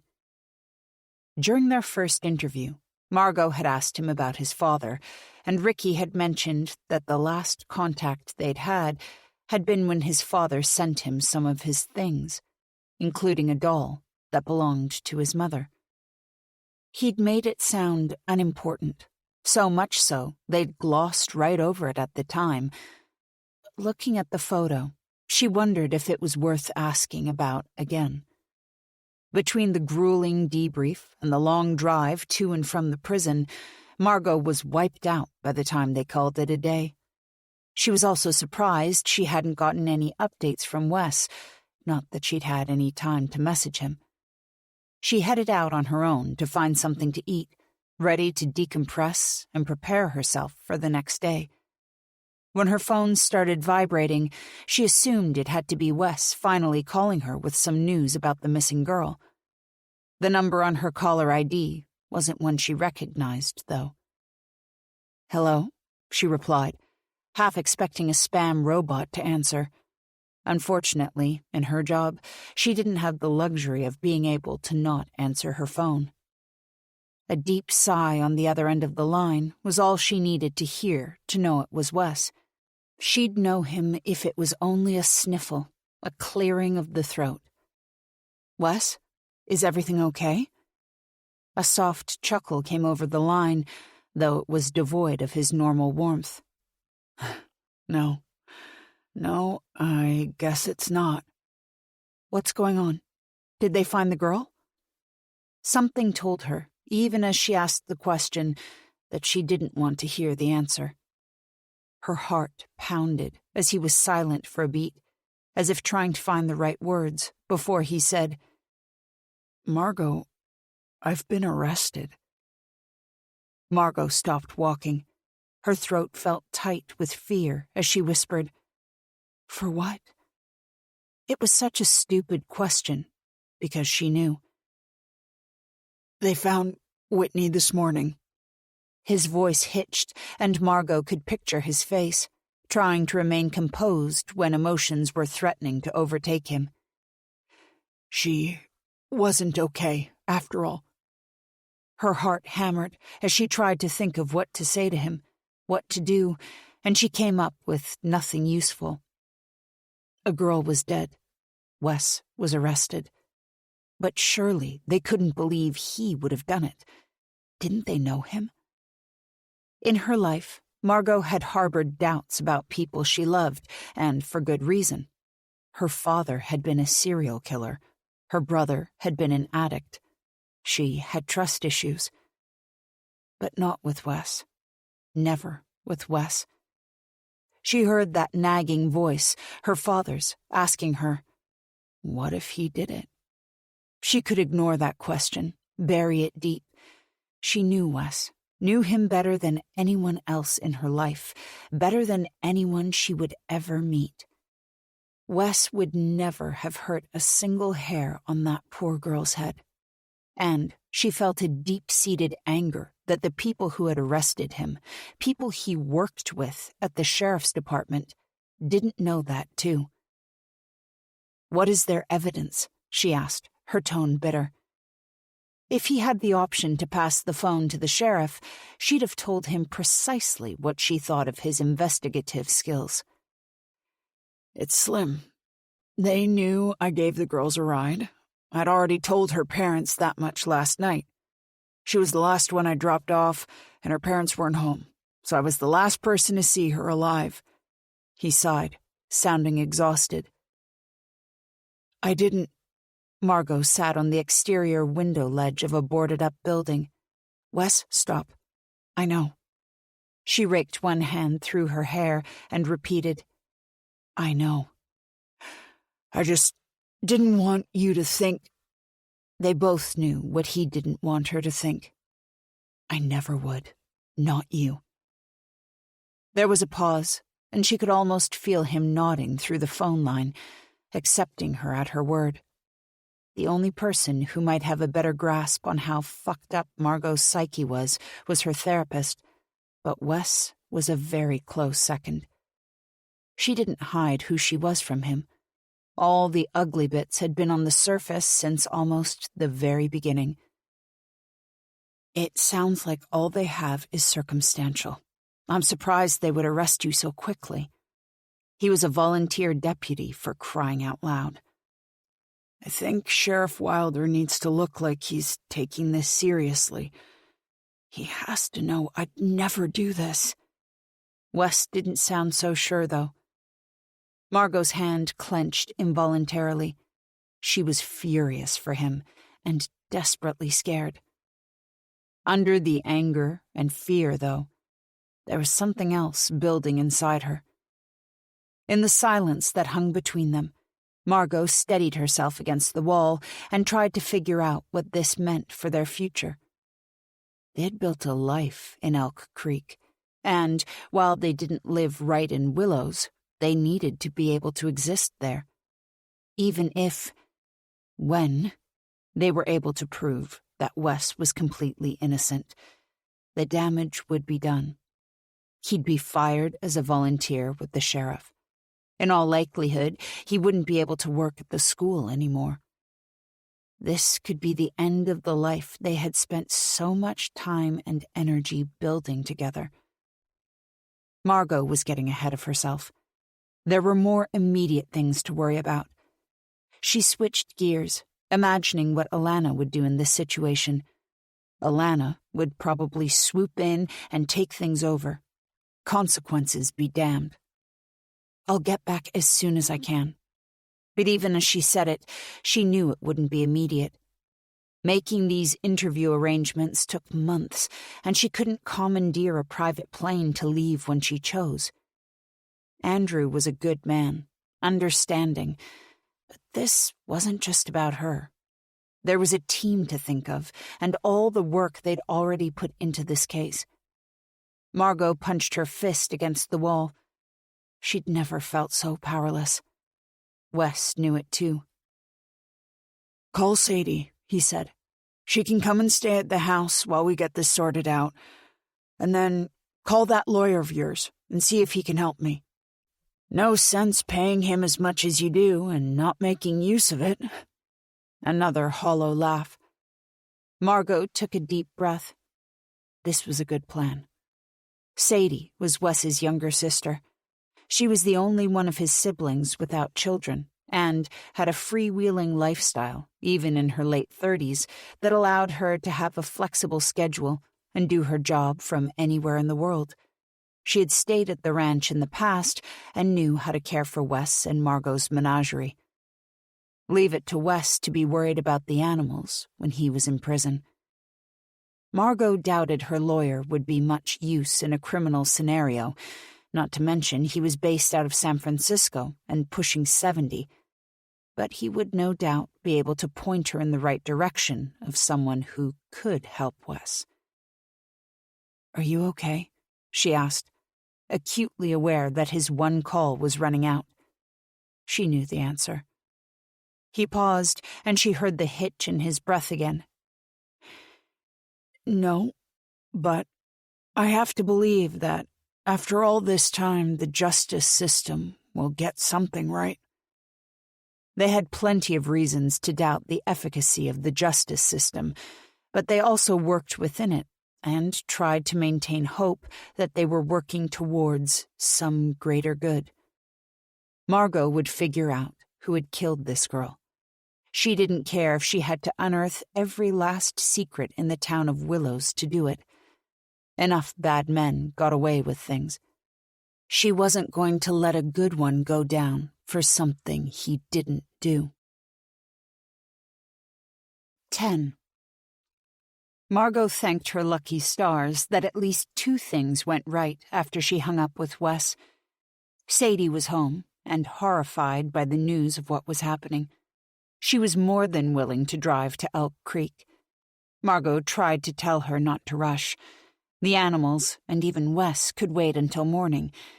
It was getting late to drive all that way. But Sadie wasn't hearing it. Margot could hear the sound of her packing a bag even as they spoke, and she didn't protest. She was relieved to know there would be someone in Wes's corner who could get to Willows before she could. Sadie was smart, stubborn, and, most importantly, she adored her big brother. She was the perfect person to be there in Margot's stead. By the time Margot hung up from Sadie, she had a message on her phone from her lawyer, evidently still a workaholic despite his advancing age, telling her that one of the younger partners in his firm would be heading to Willows in the morning to take care of Wes. Thank God. Now that there were parts in motion, Margot could breathe the tiniest sigh of relief. She might not be able to do anything to help Wes right this second, but she had done everything she was capable of doing from several states away. She didn't have any ins in the SFPD anymore, not after burning so many bridges, but she'd texted a few friends who had gone private since then, asking them to see if they could get any information on the case from their sources. It was a long shot, but better than no shot at all. Next, she needed to find Andrew. When she got back to the hotel, he was sitting at a table in the lobby, a fast food burger and the saddest side salad she'd ever seen sitting in front of him, barely touched. Margot dropped herself down into the chair across from him. "I need to go home," she said. "Good evening to you too, Special Agent," he said, setting his paper drink cup down beside the burger and wiping his hands in a thin napkin. "Wes has been arrested." She didn't need to beat around the bush. Andrew knew her personal life details as much as he knew anyone else's. They were all aware who on the team was married, who had kids. When you spent as much time together as they did, it was inevitable that the personal stuff just found its way in over time. He raised a thick eyebrow as he put his trash inside the takeout bag. Margot suspected he was buying himself some time. "For what?" he asked finally. Margot told him everything she knew. Andrew listened, his face impassive, and, once she was finished, he gave one nod, then another, both seemingly to himself. "You'll have to forgive me if I sound insensitive, Margot, but is there anything you can do for him there that you can't do from here?" She had prepared herself for this response because she knew how Andrew thought, and she knew how her team worked. The work they were doing was important, it was expensive, and it was time-intensive for the whole team. All of them had made personal sacrifices along the way, whether it was time at home, missing events with their kids, or the sleepless nights spent thinking about all those dead girls who hadn't found justice. Margot knew what he was saying. Her place was here with the team. She gripped the arms of her chair and forced herself to stay in her seat and not get up and go to the airport, which every fiber of her being wanted her to do right now. She could see the other arguments he was thinking of making, that she already had special privileges, getting to work from home the bulk of the month, that she couldn't insert herself professionally into a case that had such personal stakes for her, that, in that sense, it actually made sense for her to stay away from Willow's. But none of that mattered to her, no matter how sensible or logical it was, because Ricky DeGraff was in prison. He wasn't going to hurt anyone else, and all they had left to do was find out if there were connections that hadn't yet been made. The girls were already dead. Wes was very much alive, and every minute he was behind bars was a minute Margot was wasting by being in Montana. Her phone buzzed, and she grabbed at it to see the message. "In Willows, have spoken to Sadie. About to meet with Wes." It was the lawyer, who had evidently gotten to Willows that evening instead of waiting for morning. Margot kept forgetting his name, which wasn't fair, considering how far out of his way he was going to help them. Eugene. She remembered it suddenly, like the name of an actor nagging her after watching a movie. Eugene Taft. It was an unusually old name for someone her lawyer had called a bright young man, but perhaps youth is entirely subjective when you reach 70. "I have to be there," she said, as evenly as she could manage, hoping Andrew would understand.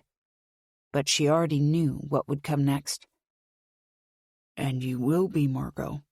But you can't do anything for him right now, and if I let you leave..." I'm going to need to get our own lawyers involved when you're inevitably slapped with a charge for interfering with the case the FBI is not involved in. And don't tell me you won't, because we both know you will. You'll already have made a call that oversteps. I know you, Margot. It's in your nature to push back against systems you don't think work, and you won't be able to help yourself." She said nothing, because he thought he was right and wouldn't listen to her, but also because she knew he was right. She was already trying to figure out how to solve this, despite knowing it was the worst possible thing she could do in the situation. "We only have 3 days left here. In 3 days, he'll either already be out, or he'll still be there, and you being 3 days behind won't change much of anything." She stared at him, saying nothing, wondering if she might be able to change his mind simply by looking into his eyes and not flinching. That was a skill she had learned from watching her father, and it was one that worked very well in her regular life. No one felt comfortable being stared at. Most people would yield in some capacity just to make it stop. Andrew Rhodes was not most people. "We'll try to get through this sooner. I'll get one of the profilers back at the main office to contact your local PD sheriff's office." Andrew winced.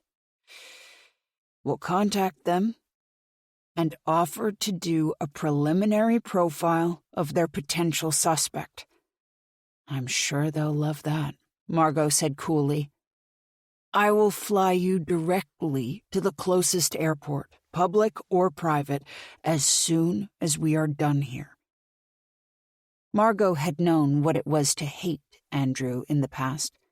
She also knew from that experience that it was almost always because he put the job ahead of everything else. Somehow, his wife hadn't left him yet, but it was very certainly to the detriment of his relationship with her, not to mention with others around him. Margot had known Andrew since she was 15.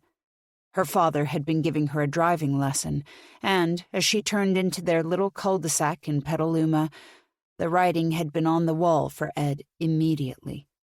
The police cruisers, the men in their dark FBI-branded jackets, they were there to collect a killer. Ed had jumped from the moving car, leaving Margot stupefied and panicked. She watched her father get tackled by men with guns. She forgot how to use a brake pedal. Andrew was the one who had quietly slid into the passenger seat. In a voice as calm as a museum tour guide, he talked her through what to do next, helping her stay in the moment, stop the car, put it in park. Margot clung to that memory every time she wanted to throttle him. She was clinging to it now. There was, realistically, nothing stopping her from booking a flight or renting a car and driving back to California. But that would take hours, time that she was useless to everyone. Wes, her team, herself. She hated to admit it, but Andrew had a point. Back home, she wouldn't be allowed to see or be with Wes. The best she could do was talk to the lawyer, and she could do that from here.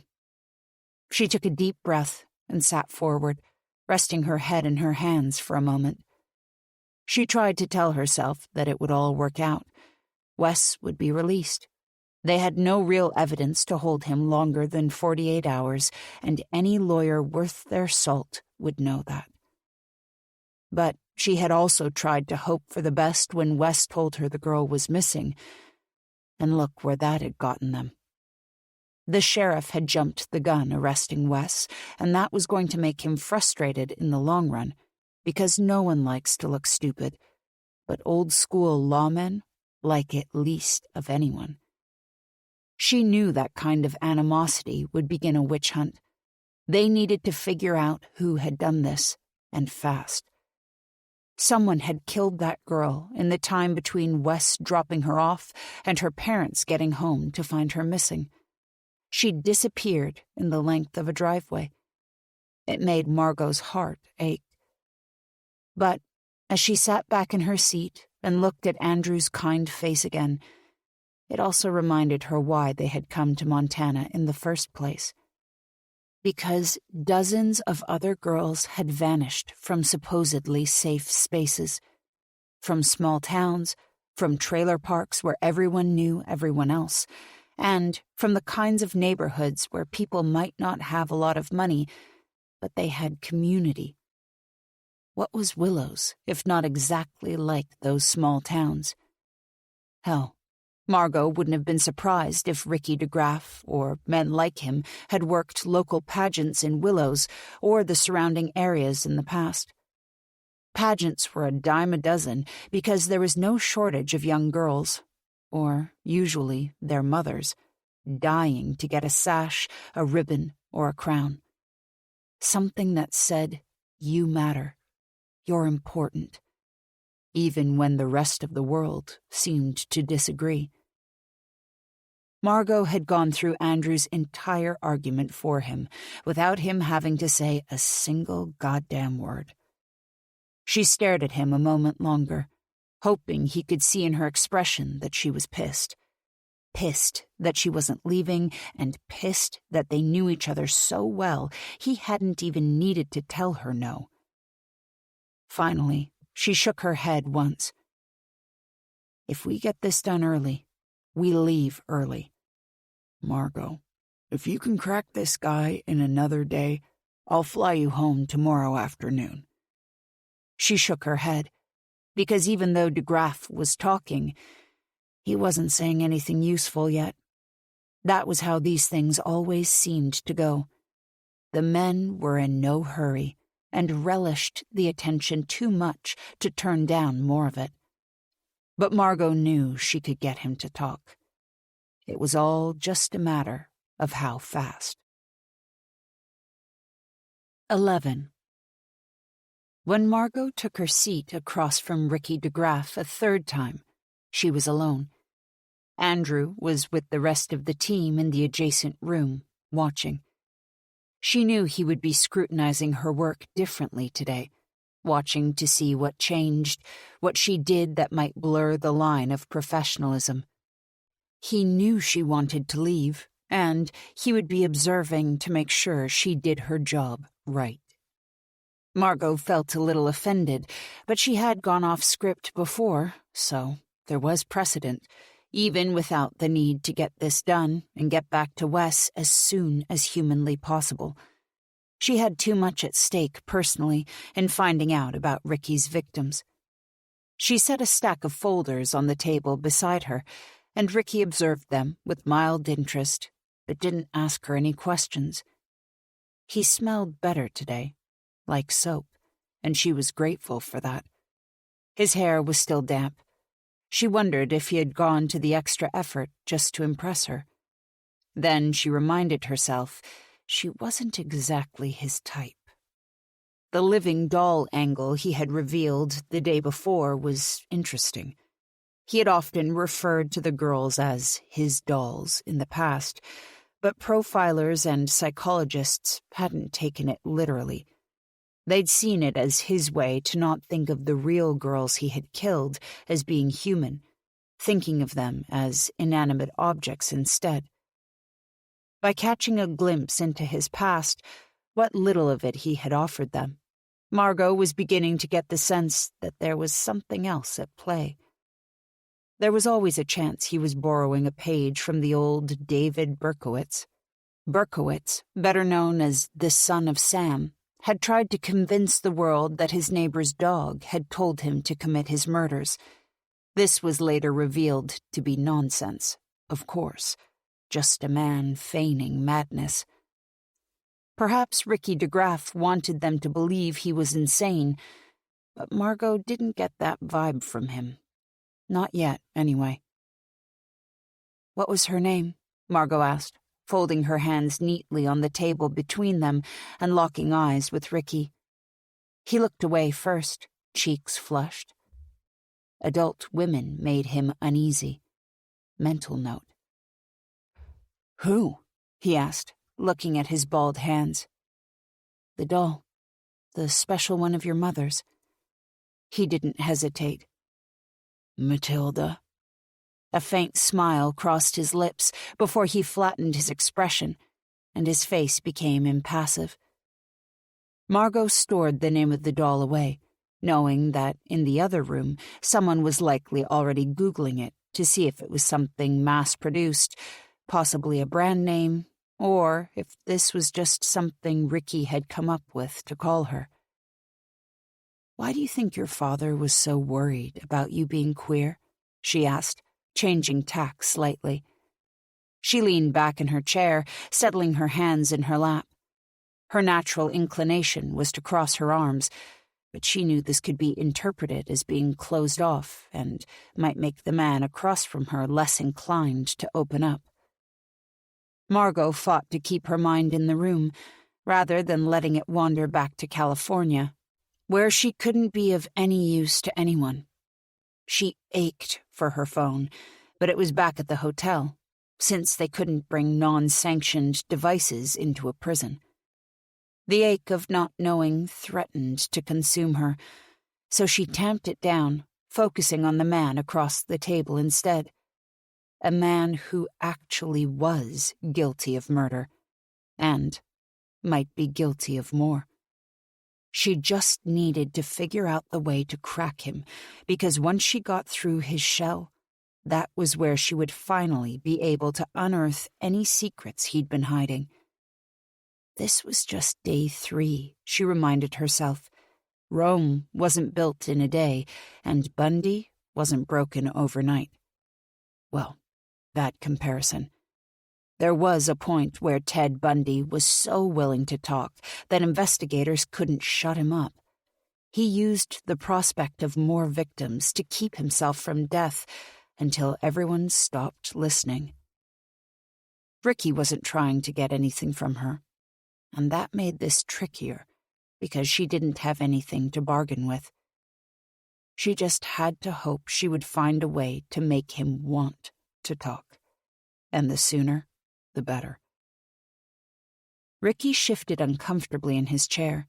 His gaze flicked up to her, then back to his hands, and he took a long moment to make himself comfortable before letting out a long, phlegmy sigh. "My old man thought a lot of things were queer. Thought it was gay to cry, to enjoy cooking or baking, to spend too much time with my mother. Thought it was weird I had female friends, but never any girlfriend. Just, thought I was a bit too strange to understand." "Are you?" she asked, keeping her tone soft, almost friendly. "Am I what? A bit too strange to understand?" "No, queer." He bristled visibly, and Margot thought perhaps she had asked the question too soon. But she was curious. She thought back to their group meeting before coming here. He didn't have all the hallmarks of being a sexual sadist. It made her wonder about his motivations. She needed to know what made him tick if she was going to be able to connect him to any of their other unsolved homicides. "What does it matter?" he asked, his voice sharp, cutting. He wanted to push her away with his words because he knew that if he moved his chair or pounded on the table with his fisted hands, that would be it. Back to his cell. More quiet time alone. "It's not a bad thing." She scooted closer to the table. "I know your father spent a lot of time when you were growing up telling you it was wrong to be different. That can't have been easy. When he sent you Matilda, how did that make you feel?" She would circle back to her question about him being gay, but she suspected if she worked at it a different way, she would get her answer eventually. She also knew that having told him a little bit about herself, it took some of the edge off between them. He didn't need to know more than that, but if he understood that she might be able to connect with him on some level, even if it wasn't a conscious understanding, he would open himself up more, she hoped. First, I thought he was fucking with me, Ricky admitted. Like it was a test. Like he wanted me to call him up and say I threw it out or burned it. Why was he sending me some faggy doll? The way he said the slur, it was forced, like he was unaccustomed to saying it, but it was something he had heard plenty of times. It caught in his throat on the way out, like it was barbed, hurting him the whole time. But you didn't throw her away, or burn her. He was picking at the dry skin of his thumbnail, and while he didn't reply right away, she knew he had heard her just fine. You kept her, Margot urged. Of course I kept her, he said, his voice barely more than a whisper. She's just so perfect. He let out a little breathy sigh, his cheeks suddenly flush with color. Margot got the uneasy feeling he was aroused. It made the hairs on the back of her neck stand on end. That hadn't been a part of her plan. This subject was too interesting not to pursue, though. She didn't want to continue, but this was why she was here. Ricky, did you kill those girls because you wanted them to be like Matilda? Ricky offered her a slow smile, his expression almost pitying. No one can be like Matilda, but I didn't want her to be alone. She needed someone she could be with. A friend, Margot offered, something Ricky had never really had. Yes, she was important to you. She's the most important thing to me. Margot tensed, hoping her gut reaction didn't show on her face. Words mattered. People didn't think about them as much as they should, but every word choice meant something. She is, present tense, not she was. Ricky, where's Matilda now? Back then, you didn't throw her out. You didn't burn her. Where is she now?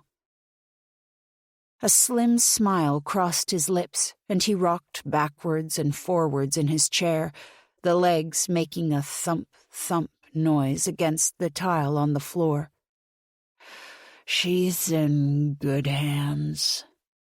Margot did her best not to look at the camera that was mounted in the corner of the room, but her eyes darted to it quickly and back.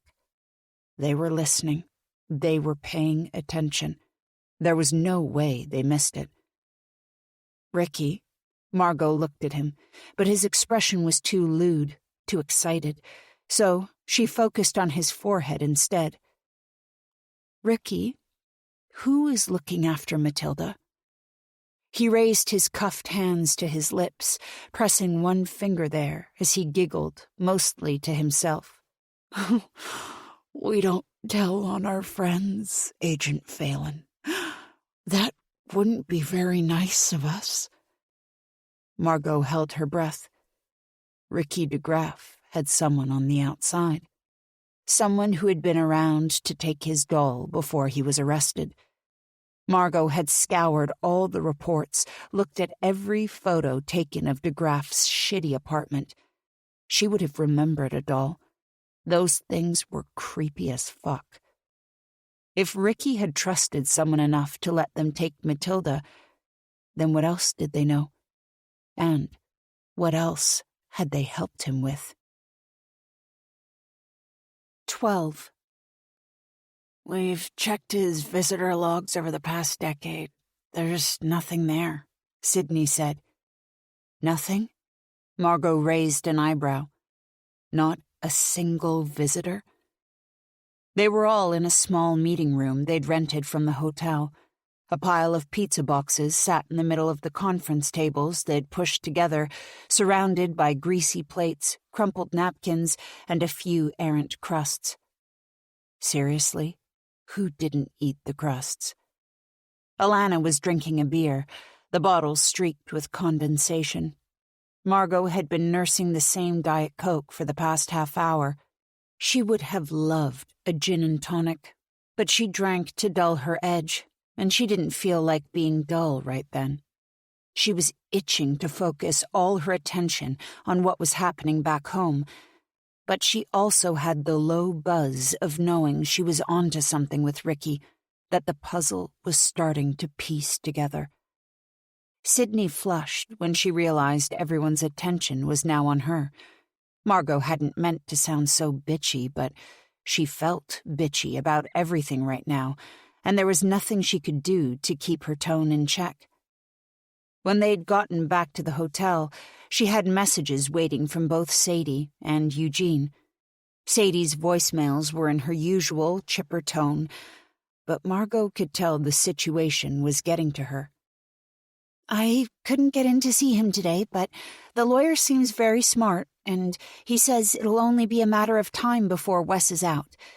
He said there was something unexpected in terms of evidence, something that doesn't look good, but he couldn't tell me what it was." That had made Margot's stomach sink. What other evidence could there be? A tiny worm of unease had wriggled into her brain when Sadie told her that. Not doubt exactly, but just that little whispering voice. What if? What if? Eugene, the lawyer, had been more forthcoming with Margot, perhaps because she was the one footing his bill. "The evidence is entirely circumstantial, even what they found with the body. I don't see any reason he won't be back home by tomorrow night, even if he can't go anywhere." Margot had sunk back onto the bed in relief. Having Wes home was all that mattered. Once he was back on the ranch, they could take whatever the next steps would be to clear his name. She just needed him out of prison, and it sounded like Eugene was working on it. But what evidence? He hadn't elaborated in his message, but it had been found with the body. Physical evidence? DNA? No. There was no way they'd have been able to verify a DNA match so quickly. Margot had worked on cases with serial killers where the labs had taken almost a week to check for a match. A podunk small town in Northern California wasn't going to get an expedited test for one dead girl. That sounded callous, even in her own head, but at the same time, it was soothing. If it wasn't DNA, it didn't matter. Circumstantial, just like Eugene said. These were the things she kept telling herself to keep from screaming, to stop herself from stealing a car out of the parking lot and driving through the night to get back to where she belonged. She'd asked Eugene to tell Wes she would be home as soon as she could. Wild horses might not be able to keep her away, but the persuasive power of the FBI apparently had more pull. Andrew, perhaps sensing that Margot wasn't fully present, or as polite as she normally might be, spoke for her. "I think what Margot is trying, somewhat inelegantly, to say is that there may not be a pattern to the visitors who visited DeGraff. This could be someone who only saw him once. Maybe not at all." "Can we get access to his mail?" Margot asked. Her father's mail had been catalogued digitally, but that wasn't true for all killers who got fan mail. "We've got a request in. They've been stored, but it will take some time to get them. We're having it all shipped back to the office." So the letters got to go back to California, but not Margot. Didn't seem fair. He's an only child, Margot mused, frowning as she rifled through her files. He also worked alone in his photography business. Everything we know about Ricky DeGraff points to him as a lone wolf type. His kills were for private enjoyment. What else have we missed? Could he have been working with someone? Greg had his laptop open in front of him. There was a stain on his shirt from where a piece of pepperoni had fallen earlier. He was focused so intently on his computer that his brow was actually pinched in concentration. Everything we've seen from him and his crimes indicates he was acting alone. He's never mentioned a third party, and there was no part of his profile that would suggest he might have had an accomplice. Even the way he switched to younger girls after Lacey is evidence that he was working alone and needed to be able to physically restrain the girls on his own. If he had a partner, that wouldn't have been a concern. He looked over his laptop screen to Margot, expression almost apologetic. We never even constructed a list of potential partners. He just didn't seem to have anyone else in his life. He lived alone. He had no work colleagues because he owned his own business. He didn't even seem to have any friends. Well, he had someone, Margot countered, because he wouldn't have given that goddamn doll to a stranger. She shoved the files in front of her aside in disgust, then looked back to Sydney. Who has visited him since he's been inside? Sydney, seemingly relieved to have a question she could answer without getting her head bitten off, pulled out a printed document. Aside from his father, he had a few press visits, 2 from someone who was writing a book about him, and 1 from a spiritual counselor. Sydney rolled her eyes. Name is Sister Mary Callahan. Greg and Alana shared a similarly baffled expression. A nun? Alana asked, setting her bottle down on the table. The DeGraffs aren't Catholic. The mother was Lutheran, but non-practicing. The father was atheist, Greg confirmed. Maybe he found Jesus inside, Andrew suggested, though even his tone made it clear he was just playing devil's advocate. There's no record of him participating in any church services inside, Sydney confirmed. He loves the library, but his borrowing history doesn't skew religious. Do you have a list? Margot asked. Sydney nodded and passed her a thick folder. Margot scanned it. There was too much there for her to read it all. They knew he liked crafting and DIY titles, but Margot noticed that he had borrowed a book on dollhouses over a dozen times.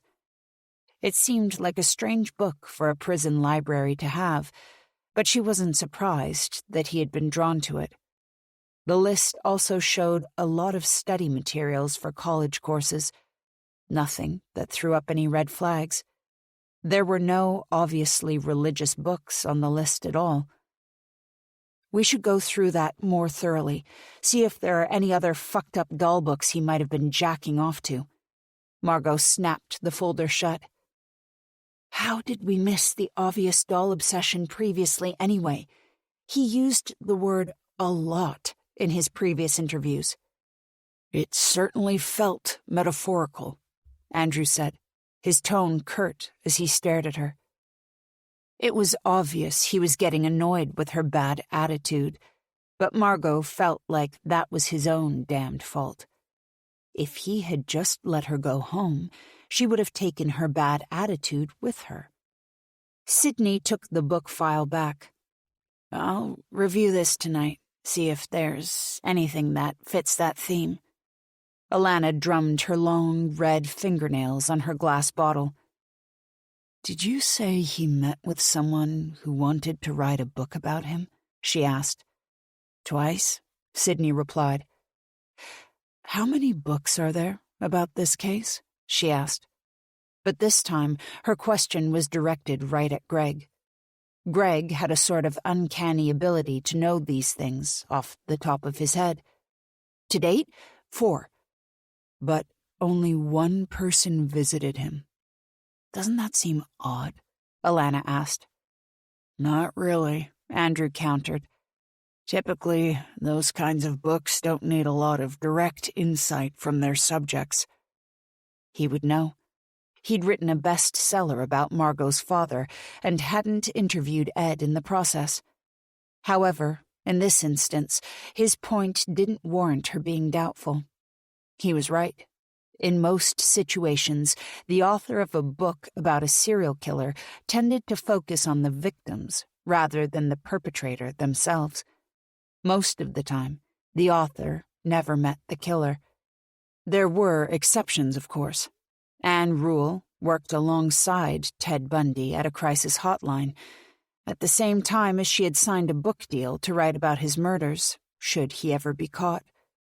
Margot sometimes tried to imagine if it had ever come up in conversation between them that Anne had a proclivity for writing about crime. Then there was Catherine Ramsland, a noted forensic psychologist who had met with the BTK killer, Dennis Rader, multiple times over the course of preparing to write her book about him. Exceptions, though, not the rule. They could look into the author later. Margot was far more interested in what the nun had wanted. "Can we see if we can get in touch with Sister Mary Callahan?" she asked. "If nothing else, I'd be very interested to know what she and Ricky spoke about." "Isn't that considered protected?" Greg asked, his tone curious. "Like, isn't religious conversation one of those areas where they don't have to tell us anything?" "I'm not sure that's quite as cut and dried as it might be with a lawyer," Andrew said. "And nuns can't take confessions, so whatever he told her should be fair game, disclosure-wise. It just depends on whether or not she feels like disclosing it." "I'll look into finding her," Sydney offered. Margot was looking at the list of victims again, both known and suspected. "He's not trying to recreate the doll," she said. "They all look different. Different hair, different builds. He said he wanted to give her a friend." "He's delusional," Alana offered, shrugging.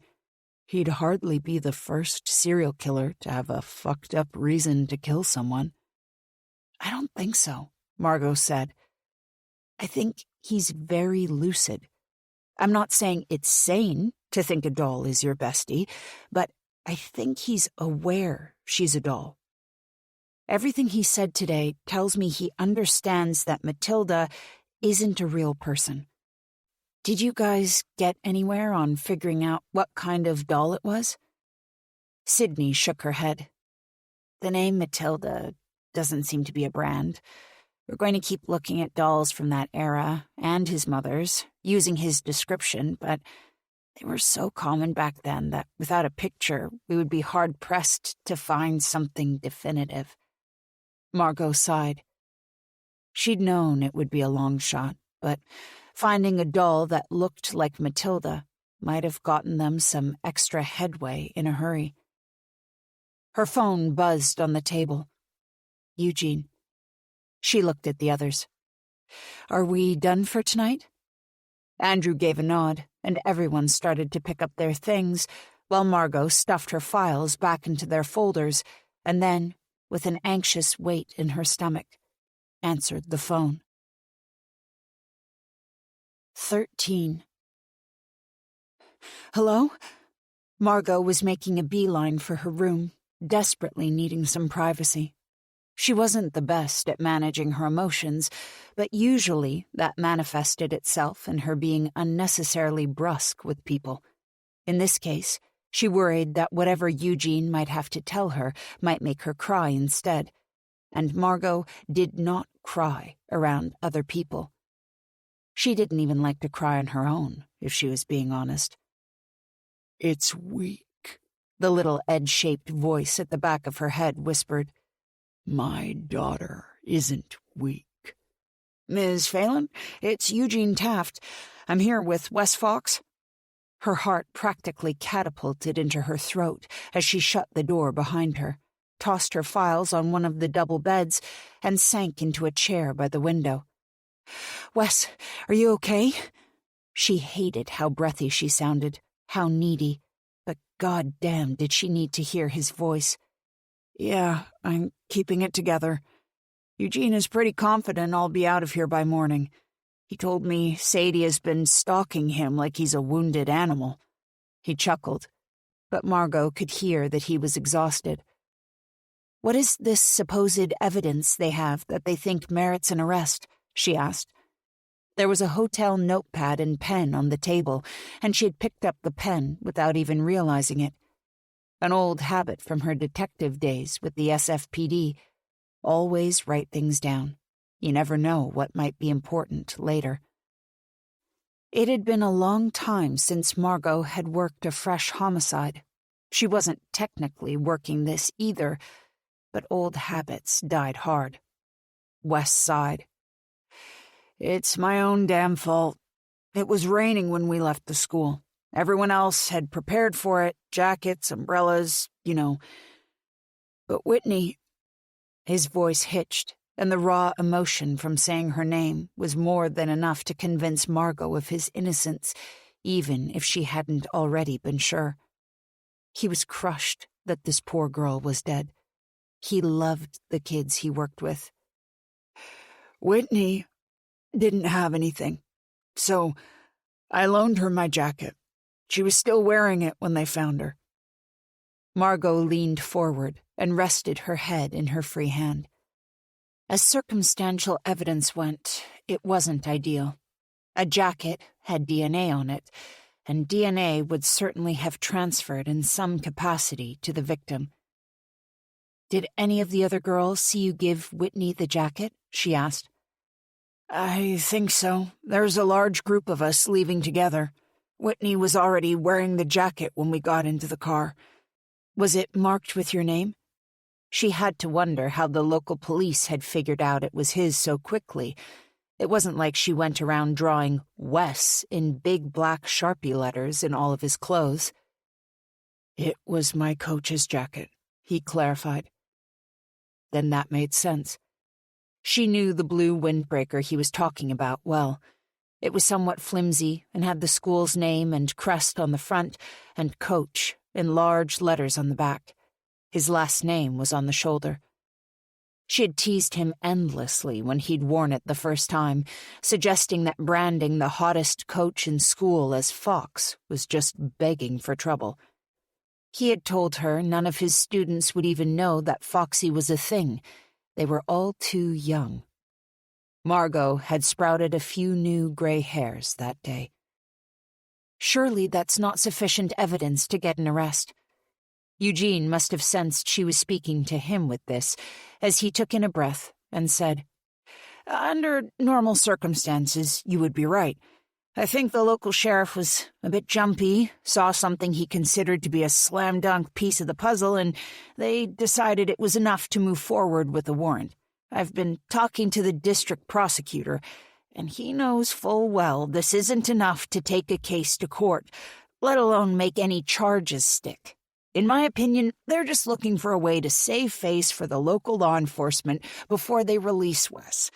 I've already asked them to make an official statement when he is released that indicates the mistake they made in arresting him so quickly, but whether or not they decide to admit to anything remains to be seen." Yeah, Margot knew there was fat chance of that happening. Small-town law enforcement didn't appreciate outside input, whether it was in the form of larger agencies coming in, something she had seen time and time again when the FBI tried to help resolve cold cases, or lawyers meddling in local affairs. She'd met the sheriff in Willows multiple times. Jim Wilder was a nice man, even if Margot did not align with him politically, and she believed he had the best intentions when it came to protecting his community. But that kind of approach could make someone turn a blind eye to the truth because he was too focused on what he wanted to be true, which meant a killer was walking free and Wes was in jail, all because of stubbornness. She wasn't sure what made her angrier, that someone could believe Wes was capable of murder, or that in doing so, they were putting so many others at risk. Margot knew that there were two likely scenarios. The first, and most likely, was that Whitney had been killed by someone she knew.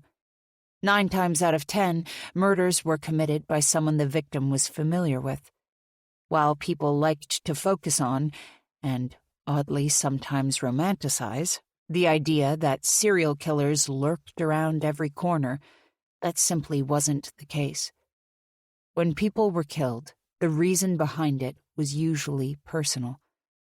But Margot couldn't ignore the other possibility, that poor Whitney had just so happened to fall into the path of a killer.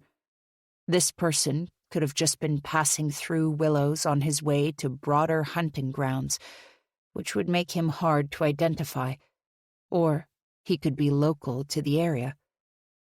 Margot and Wes would have heard if there had been any other murders in the vicinity.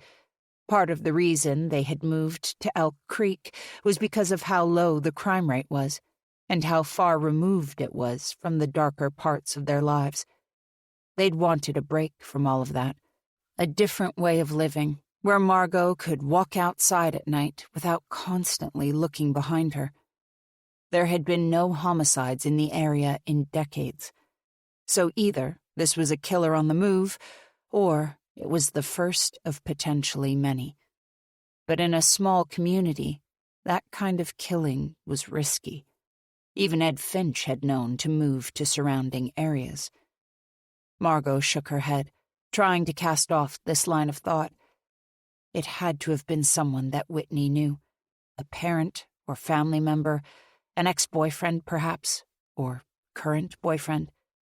Her detective brain had 1,000 questions, but she knew this wasn't the time, and it wasn't her case.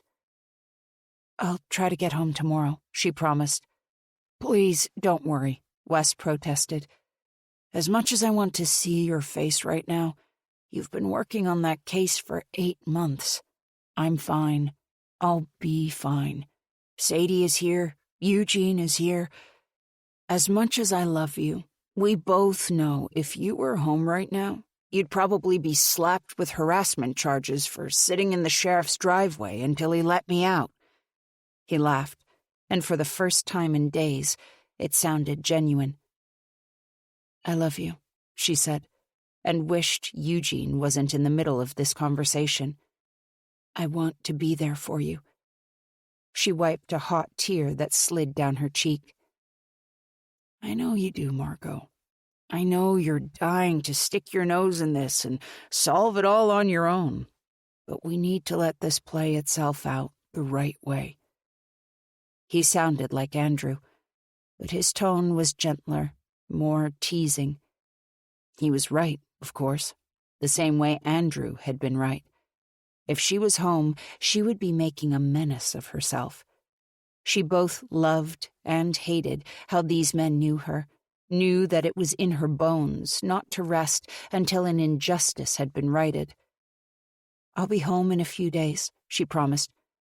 "Please keep me updated, no matter what the change. And Wesley," she scolded, using his full name as a teasing inside joke between them. "Don't you dare let Sadie leave you alone until I get back." He laughed again. "If there was any woman in my life who could challenge you for being the most stubborn and headstrong, it would be my baby sister." Margot smiled, wishing she could talk to him longer, but knowing it was more important for him and Eugene to have the time. "Good," she said. "Maybe she can solve the murder." 14. Margot dreamed of dolls. She was no stranger to a good nightmare every now and then. She'd seen enough dead bodies, enough human horror, to have a different nightmare every day about corpses. But that was a part of her life she was usually able to compartmentalize. Yes, bodies were upsetting to look at. Seeing the capacity for evil in the world was a miserable thing. Yet, that wasn't what Margot had nightmares about. Usually, it was things she could not control. Fires at the ranch where all the senior dogs and cats couldn't get free. Something bad happening to Wes. Her brother calling her to tell her Cruz was dead. Those were the things that made Margot sit up at night in a cold sweat, made her get out of bed and make sure no candles were burning and that the oven was off, reach across the pillow to make sure Wes was still snoring softly beside her, text David just to check in. It had been a good long time since Margot had dreamed of something surreal, but when she finally fell asleep that night after torturing herself with an hour of checking local news feeds from back in California for the story of Whitney's death, she'd dreamed about dolls.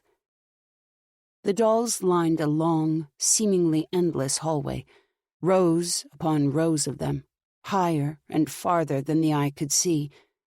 They all stared down at her with their dead glass eyes, each with a small smirk affixed to its painted lips. They watched her, and somewhere in the distance she could hear laughter, and then crying. As she walked down the hallway, she felt certain the dolls were turning their heads to watch her pass, and the further she got, the less fake the dolls looked, and the more human they became. Only then did Margot realize they were little girls, their dead eyes white, unseeing. Flies moving over their mottled cheeks, their texture changed forever by death. Even though Margot knew the appearance of death intimately, this still rocked her. She felt like she was seeing a body for the first time, and those animal instincts to scream or run or vomit rushed back to greet her. You never really recover from seeing a dead body. Even if it's a body of someone who has died in a natural way, there's something unexpectedly harrowing about meeting death face to face like that, and the realization that the person who had once inhabited that body was gone, and only the shell of them was left behind. You could tell when someone was dead. There was simply no mistaking the physiological change. Margot wasn't sure if she believed in the soul or in the afterlife, but she knew that there was a force that animated all living beings, and you could see its absence when it wasn't there.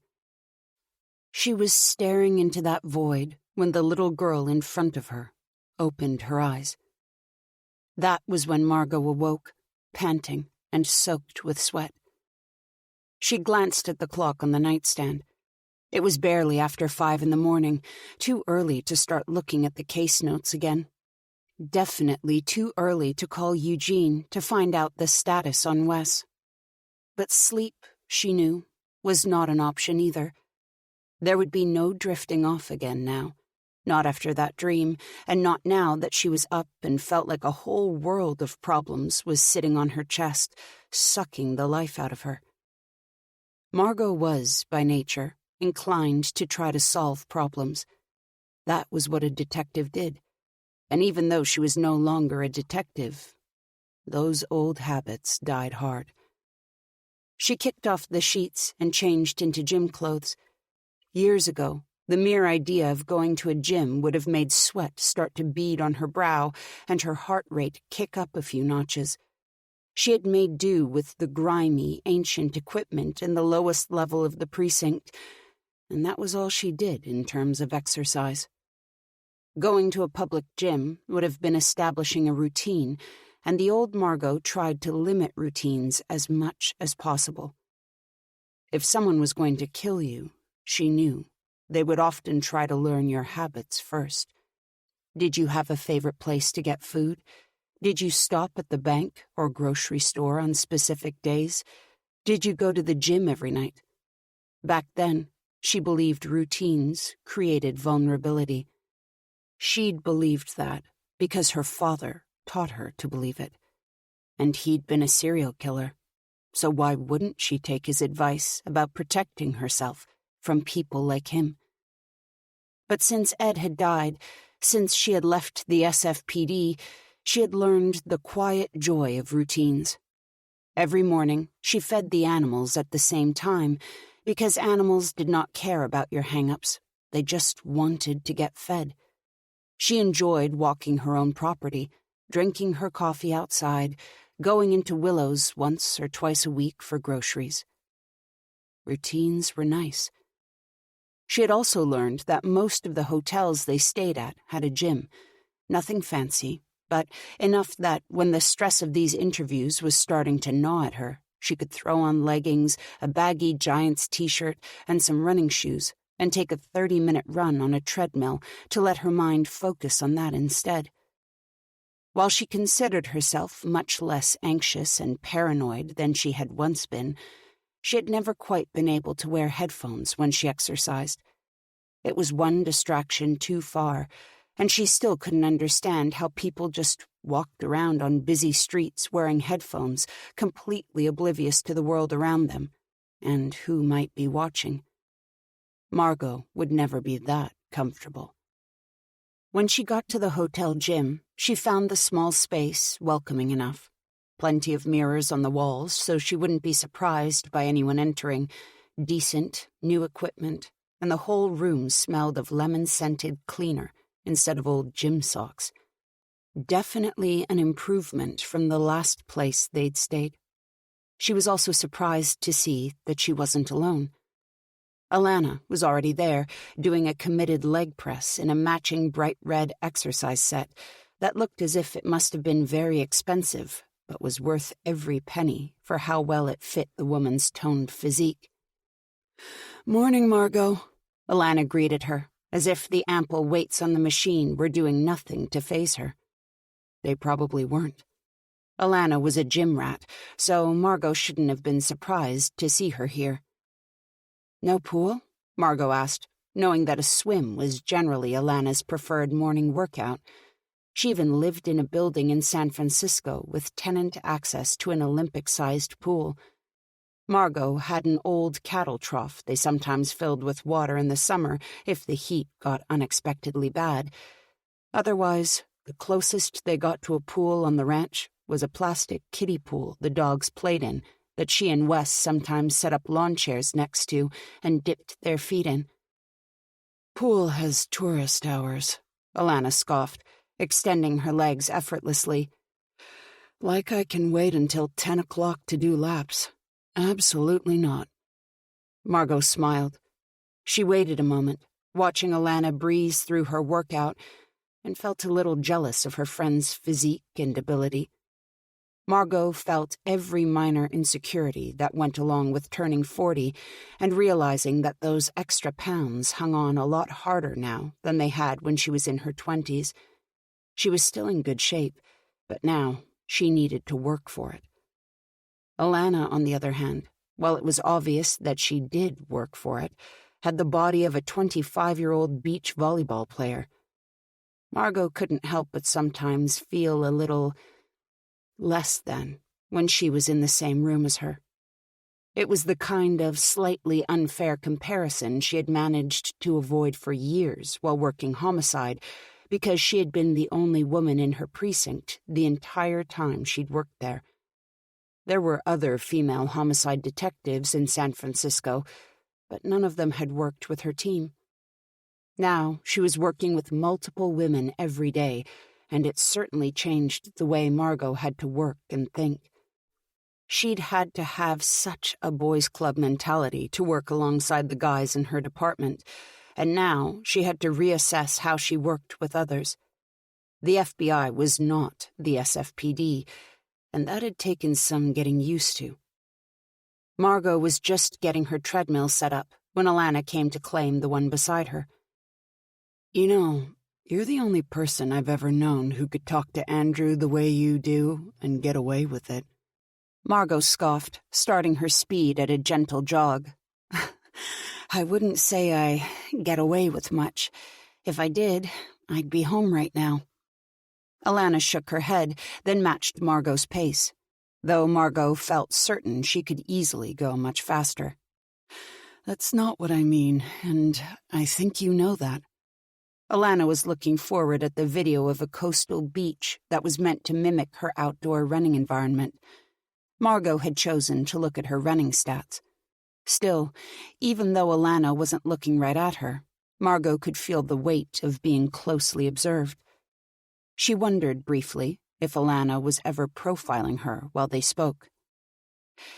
"I think I probably get a little more leniency because of our history," she admitted. This was honest, unfiltered. There was no way that Andrew didn't feel a little differently about Margot because of what they had gone through together. That was the kind of unusual bond that couldn't be forced or faked. Sometimes they hated each other, and Margot was certain he got more pissed with her than he let on, but at the end of the day, there was a connection there that bonded them as deeply as family. You know, there was a rumor, when you joined the team, that you and Andrew were having an affair? Margot staggered, almost falling off the treadmill before she managed to regain her balance.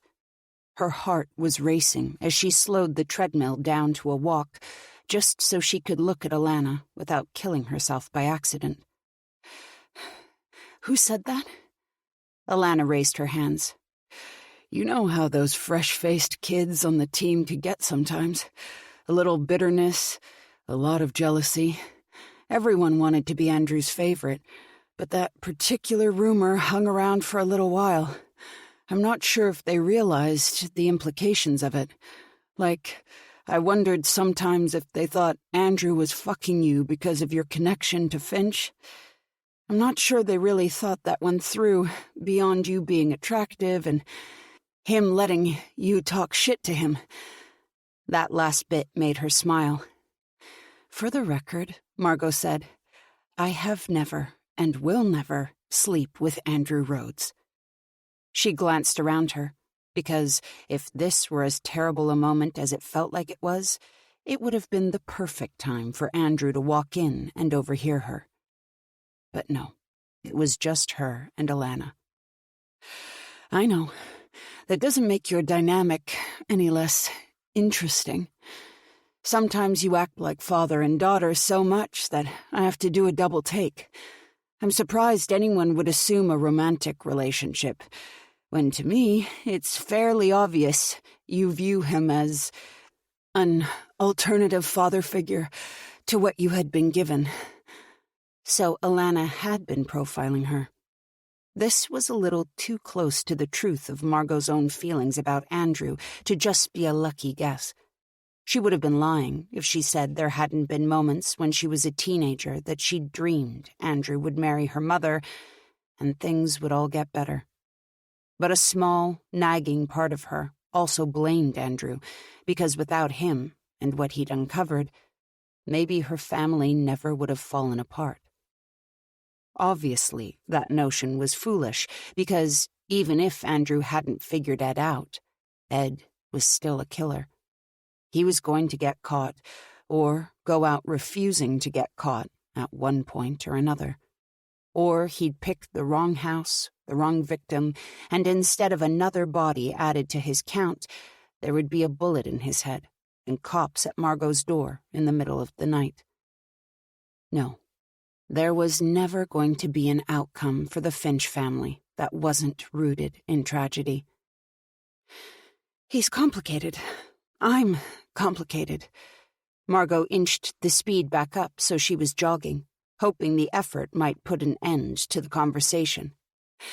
I think it's just a powder keg of complications sometimes. That's probably why there's only one of me on the team, she scoffed. Alana slowed her treadmill down, watching Margot carefully, even though Margot refused to look at her.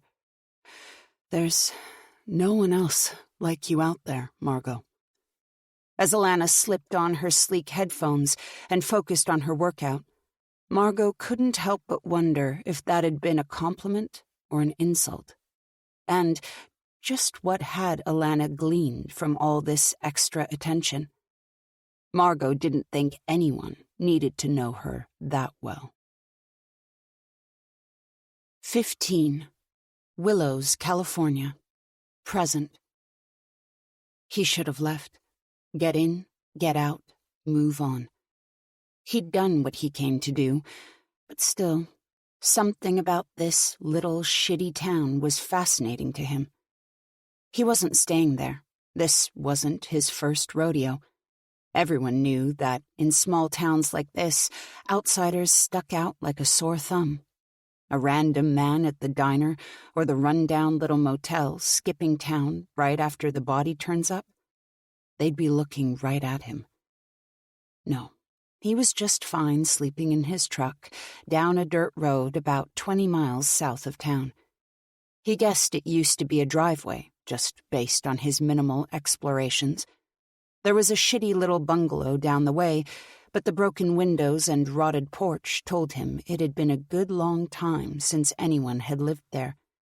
And because it wasn't a country road, no one should be rapping on his windows at night, telling him to get on. No one should notice him or his plates. His car was nondescript enough, a late 90s Ford, black. It wasn't old enough to get the attention of vintage car fans, not new enough to stick out in a place where no one could really afford to drive a new truck. Blend in. It might be the most important rule of them all when it came to not getting caught. But then again, get out was the second rule, and he wasn't obeying it right now at all. Every one of his well-honed survival instincts told him to cut and run, but he'd been interrupted with the girl. Things hadn't gone according to plan. He hadn't been able to hide her the way he'd normally liked, to take his time with her pose. He'd just had to leave her there, and that wasn't the point of any of this. While the ones he chose were incidental, the planning of all this had taken him years. For all that work to be interrupted felt agonizing, insulting. He was better than unfinished efforts. What was he even doing if he was leaving the work incomplete? He'd been careful not to stop anywhere in Willows 2 nights earlier, which meant, thanks to time and a little safe distance, he could go into town today and be a new face after the fact. No one would connect him to the girl, and he could get a sense of what was being said. He loved to hear opinions on his work. He wanted to know how it made people feel.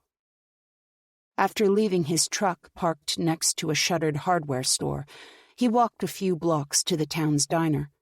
The town was big enough to have a few fast food chains, but he liked to find something a little more local, somewhere the old-timers would be getting their morning coffee, shooting the shit, usually just a little louder than they ought to be. That was when a prime seat in a middle booth, the daily paper unfolded in front of you, could turn you nearly goddamn invisible and really let the truth come out to play. As soon as he walked in, the sheriff was obvious enough, in his khaki uniform, his hat parked next to him in the teal leatherette booth. The man took a seat a few booths down, smiled politely but not too friendly-like at the waitress. If she'd been a bit younger, he might have laid on the charm, but she was in her 40s, and women like that just paid too goddamn much attention to things. So, nice, but not too nice. Tip well, but not too well. Don't do anything to stand out. She'd remember a prick, but she'd remember a charming big spender, too. "Do you have a newspaper?" he asked, after ordering a coffee and the basic breakfast special. "Local, or you want the San Francisco Chronicle?" She must get asked this a fair bit. "I'd take 'em both, if you have 'em, ma'am," he said.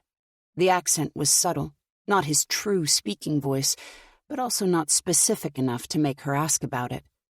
She nodded at him and moved away from the table, returning a moment later with 2 newspapers, one much thinner than the other. He set that one aside, though the front-page story was all for him. He didn't want to seem too eager to get to it, and so he perused the San Francisco news first. No murders had made the front page of the Chronicle. There was a story about the former chief of police making a new appeal for a retrial. He'd been trying for years, but the damning testimony of a noted crime boss, Emmanuel Riga, had sealed the man's fate.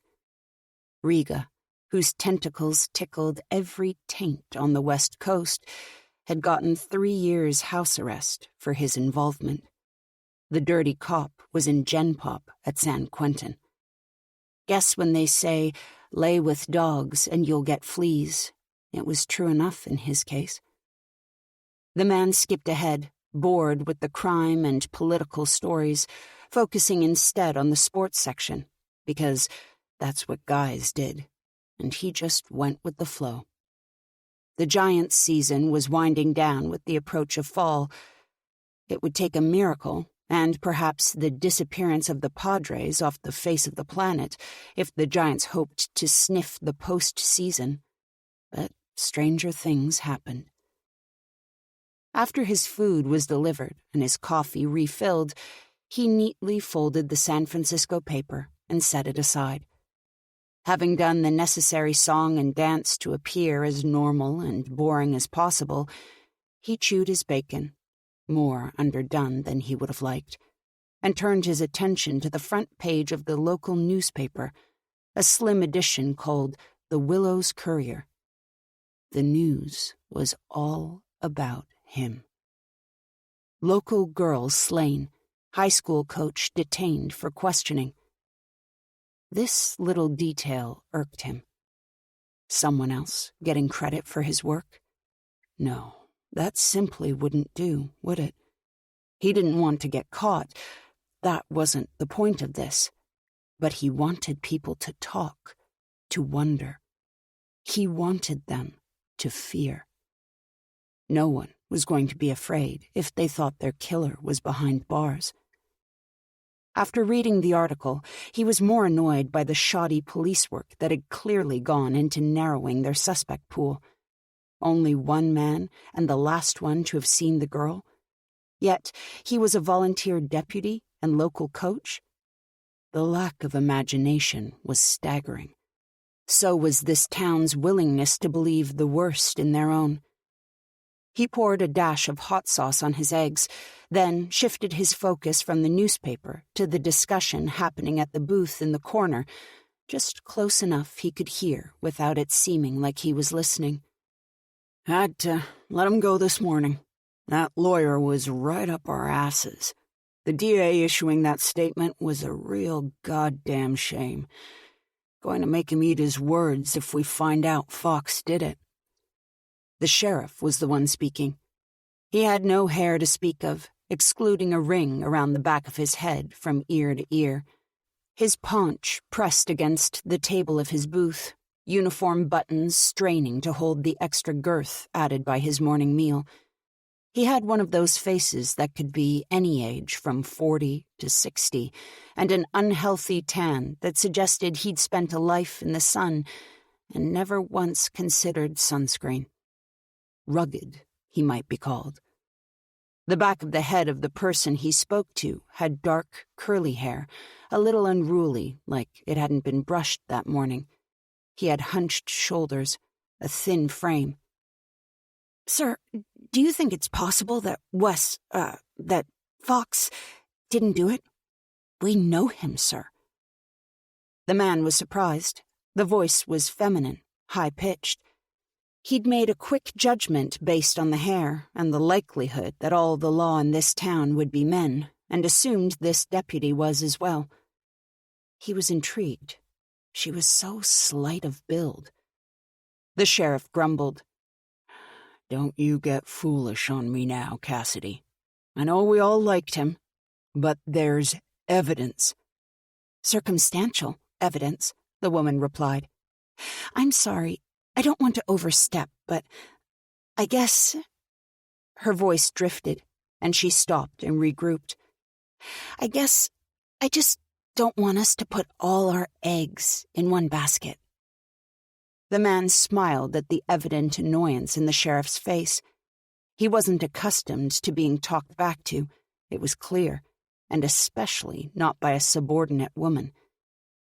The waitress magically appeared at their table, potentially sensing the rising tension, and asked if they wanted anything else before leaving the check with them and topping off the sheriff's coffee. The deputy didn't speak up again, but the man wished she would, because she wanted to give him credit, and all he wanted was to be acknowledged for his work. 16.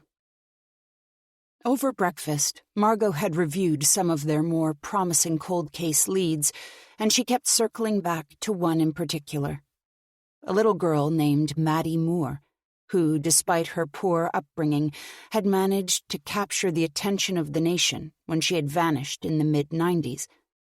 Ultimately, her story got buried when a much wealthier, much more interesting young pageant star was found dead in the basement of her own home, sparking decades of speculation and no arrest. Maddie's case went cold, but was largely forgotten. Strange, considering the splash it had made initially. Maddie's body had been found about 3 weeks after she had been taken from her family trailer. Her parents had both been at work, and the teen babysitter, who had long been suspected of involvement, had fallen asleep. While the teen girl allegedly snoozed on the couch, young Maddie went outside to play in the yard. Maddie was 8 at this time, and it was an especially hot day in Nevada. She wanted to play in the sprinkler, so she'd changed into her bathing suit. This was confirmed by the small heap of clothing left on her bed and the parents acknowledging her favorite bathing suit was gone, and headed outside to play in her front yard on her own. When her mother returned to the trailer after work, the babysitter was still asleep and the lawn sprinkler had been running for hours. There was no sign of Maddie. The trailer itself was set back from a main road and not immediately close to any neighbors. No one remembered seeing Maddie. No one saw anyone take her. The girl's body was found about 10 miles from her home. She wore a dress that Maddie's parents didn't recognize, and her bathing suit was never found. She was left at a playground, seated on a bench, and it was only sheer luck that an early morning dog walker spotted the body before any children did. Margot looked at the photos of Maddie, the sweet dress, the perfectly styled hair, and the glazed, haunted expression on her face. She looked just like the girls in Margot's dream last night. It was uncanny. It made her come back to the photo over and over again with growing certainty that Ricky DeGraff was Maddie's killer. The only problem was, Ricky had an alibi for the day of Maddie's disappearance. Airtight, multiple witnesses. He'd been in Nevada, but he'd also been photographing a teen pageant 2 hours away. After his arrest, he'd been high on the list of suspects, but there just hadn't been a way to tie him to the crime, and so he'd dropped out of the discussion. Now, Margot wasn't so sure. If Ricky trusted someone enough to leave Matilda with them while he was in prison, had he trusted that person with his living dolls, too? Had he had someone help him take these girls? If so, it opened up a whole new pool of possibility, because there were other crimes they had dismissed due to alibis, or Ricky being out of state.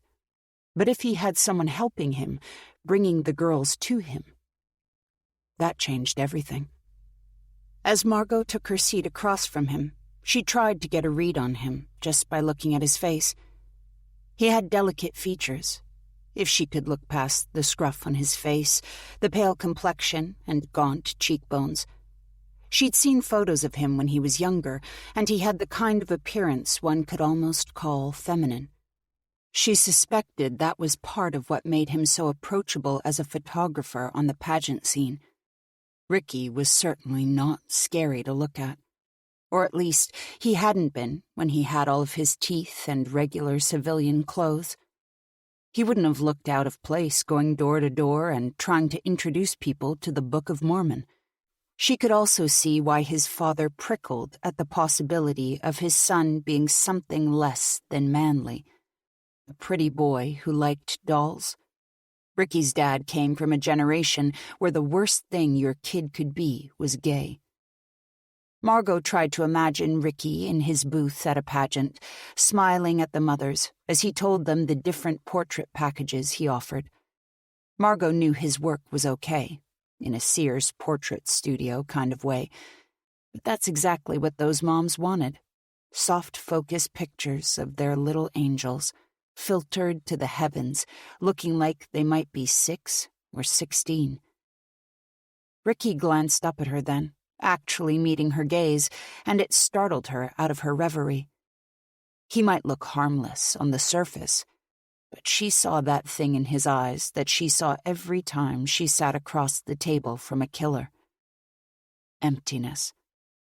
Where there should have been something, anything, reflecting back at her to let her know there was a spark of humanity inside them, there was just a blankness, a void.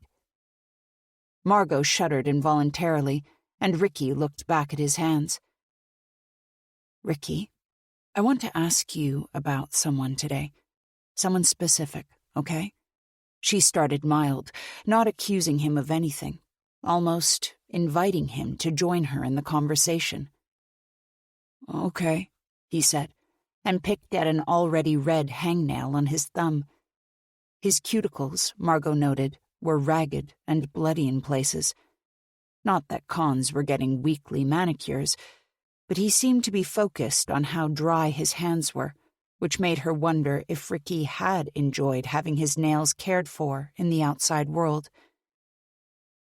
"I know you care about your dolls very much, Ricky," Margot said, leaning forward against the table. "You took very good care of them, just like your mother told you that you should, right? Be gentle with them. Don't get their dresses dirty. Be careful not to drop them. Are those the things your mother told you about Matilda?" The faintest smile ticked at the corner of his mouth, and he stopped picking his nails, let his hands rest in his lap. He scooted his chair closer to the table, the wooden legs making an awful squeal on the tile as he did so. Margot schooled her expression so she didn't flinch, but him moving closer made her want to back away. Sometimes, getting to the truth in these situations relied entirely on how she approached the killer in question. Some of them wanted her to be direct, even mean. They liked to have someone meet them on their level, to give back a little of the toxicity they were putting out. Margot almost preferred those situations to the alternatives, because then she got to treat the fuckers the way she thought they deserved to be treated. Cruelty meeting cruelty. But then there were guys like Ricky, guys who were a little softer, despite the things they'd done, who needed a gentler touch.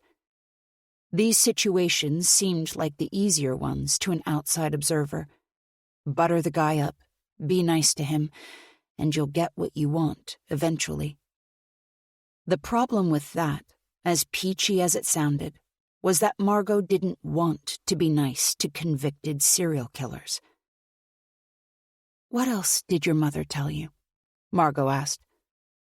Ricky's father had tended to be the focus when people asked him about his childhood in past interviews. Most of the experts, even the ones on Margot's own team, had believed that it was the father whose oppressive and verbally abusive behavior towards Ricky had shaped him into becoming a killer. Margot wasn't so sure anymore. Ricky rested one hand in the crook of his elbow and held his arms as if he were cradling a baby. "She told me they weren't for playing with. They were for admiring. She said such beautiful things. They were meant to be looked at, appreciated, but not fooled around with. Too precious, too breakable." Margot thought about everything she knew of his victims and knew that this was her way in. "But your dolls, they didn't do what you wanted them to do, did they?" she asked. "They didn't sit still for you to enjoy and look at. They couldn't be quiet or do what you asked them to do. Isn't that right?" He kept his gaze on his own hand in the crook of his arm. "All they had to do was play along." 17. 20 years ago. This one wouldn't stop crying. He was no stranger to their tears, but all the wailing was going to be a problem. "Hush! Shh!" He hissed at her as she kicked at him, knocking one of her patent leather Mary Janes to the floor. "Oh, now look what you've done." He resisted the urge to slap her, though it took all of his willpower. All she needed to do was listen, to sit still and listen. But the way she was behaving, he knew she'd never make suitable company for Matilda. She was likely to flail around and knock his angel on the floor, and the mere thought of that happening made Ricky's blood boil. He'd thought this girl would be such a good pick when he first took her photo. Her hair was lighter than he would have liked, but he also didn't want Matilda to feel like the new arrival was stealing her spotlight. The last time he'd brought home a girl with dark hair, there hadn't been enough contrast. Matilda hadn't even looked at him for a week afterwards. He knew the mistake was his, and he'd punished himself. It was a shame, too, because that girl had been very well behaved. She had done all of her crying quietly, and even changed her own dresses when he asked her to. He would have liked to keep her a little longer. Matilda's needs always came first, though. That was the #1 rule in the house. All of this was for her, after all. The new girl hauled back and slapped Ricky in the head when he tried to put her shoe back on, and this time his impatience got the better of him. He grabbed her by both shoulders and lifted her off the bed, shaking her so hard her head snapped back, and all his hard work doing her hair was undone. "Stop that! You stop that right now! You're in my house, and you're going to behave like a good girl while you're here. If you're a good girl, the best girl, then when this is all done, I'll let you go home. Do you understand me?" The girl was still in his arms, her body feeling limp and heavy. For a moment, he worried he had shaken her too hard. Then she let out a little whimper, her body trembling. "I want my mommy," she said, and though the screaming was done now, her voice was small. I know. He made shushing sounds at her, setting her back on the mattress. "And your mommy wants you to be the very best girl, just like she's told you to be. Mommy said I shouldn't talk to strangers." Ricky sat on the bed beside the girl, folding his hands in his lap. "Well, Maddie, you and I aren't strangers." "We're not?" Her lower lip trembled, but she was no longer throwing a fit, and that was something Ricky could deal with. "No, we're not. We're going to be very good friends, and you're going to be best friends with a dear friend of mine." "I am?" She seemed confused, but also curious, and that curiosity was something he could work with. He nodded vigorously. "Do you promise to be a good girl?" He stood up again, and this time the girl watched him carefully for a moment before nodding. "Yes."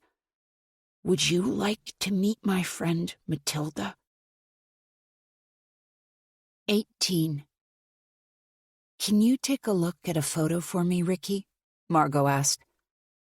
"One of my dolls?" he replied, his voice so hopeful it made Margot's skin crawl. "That's what we'd like you to tell us. You see, the thing is, I don't think you've been entirely honest about your collection, have you?" He looked from the folder on the table to Margot, then back again. "Can I see?"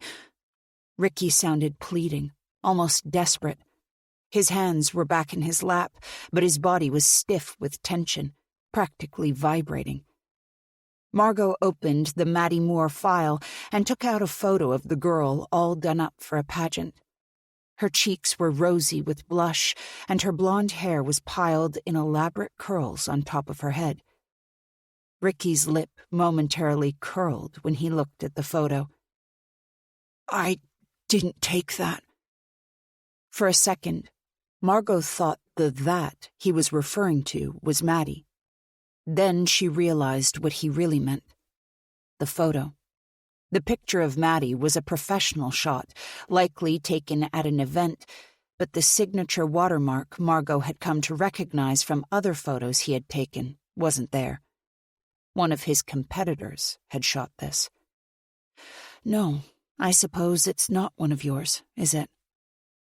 She took another photo from the folder. This one, a candid taken by Maddie's mother, Jean. It was from a different pageant, and Maddie wore a sparkly purple dress with a wide tutu skirt. She was drinking from a juice box, but leaning forward, almost comically, to avoid getting juice on her dress. Margot set another photo beside that. This one showed Maddie on her front lawn, jumping through a sprinkler. She wore the same bathing suit she had disappeared in. She watched Ricky's face to see how he reacted to each of these new photos. The disgust from the first portrait was gone.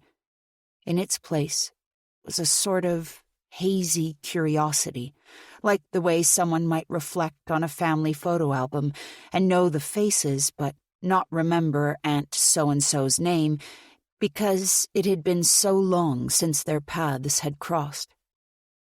Margot let him have a moment, mulling things over. Ricky moved the two candid photos on top of the offensive portrait, and then Margot put down a fourth photo. This was a crime scene photo from the morning Maddie's body had been discovered. There was something haunting about it. It was almost a portrait itself, with the soft morning light lending a false warmth to her nearly blue skin. Her pretty dress was covered in a handful of brown leaves that had fallen from the overhead trees that night. Her mouth, unnaturally glossy, was slightly open, and she seemed to stare right through the camera's lens because her eyes no longer saw anything. Ricky stopped looking at the candids and turned his attention to this new photo. Once again, so fast it might be missed, that little hint of a smile ticked up the corner of his mouth, and she knew she had him. She allowed herself one quick look at the camera in the corner of the room. They probably couldn't even see Ricky's expressions from there, wouldn't have realized the moment of recognition when it happened, but Margot had. "You remember her, don't you?" Margot asked. She intentionally fidgeted with the folder, and he turned, eager, hungry eyes towards it, as if hoping there might be more treasures inside. "Such a pretty dress," he mused, and then, realizing she wasn't going to give him anything else to look at, turned his full attention back to the crime scene photo. "Who took this?" "A crime scene photographer.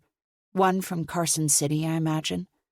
Maddie's family had lived on the outskirts of the city, where things had a much more rural feel to them. Ricky picked up the photo, the chains on his cuffs clattering on the tabletop. "He has an eye for it, you know? The beauty. He really captured her." "Ricky, when you were questioned about the disappearance of Maddie Moore, you told local police you were working at a small event in Winnemucca, almost 3 hours away." "I was." "But you know this girl, don't you?" He touched the photo again, gently, reverently. "Of course. She was close." "Close to what?" "Perfect."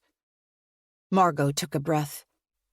"Ricky, did you kill Maddie Moore?"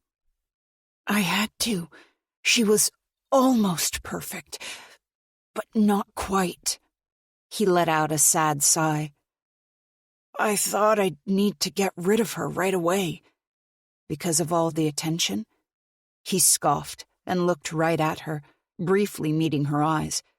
His expression made his thoughts obvious. He was better at avoiding the police than that. And he was right. He had been. "Why couldn't you keep her?" Margot asked. "Matilda didn't like her," I thought at first that once she had settled down, once she started acting like a good girl, she might be perfect. And when I told her she could go home if she behaved, she was so good, proper. I thought I could trust her with Matilda one day, but she wasn't good enough. Were any of them good enough? Ricky smiled then, and it wasn't a subtle smirk. It was a genuine, happy smile, one that was unmistakable to anyone in the room. It was a horrific thing to behold. Only one. Which one?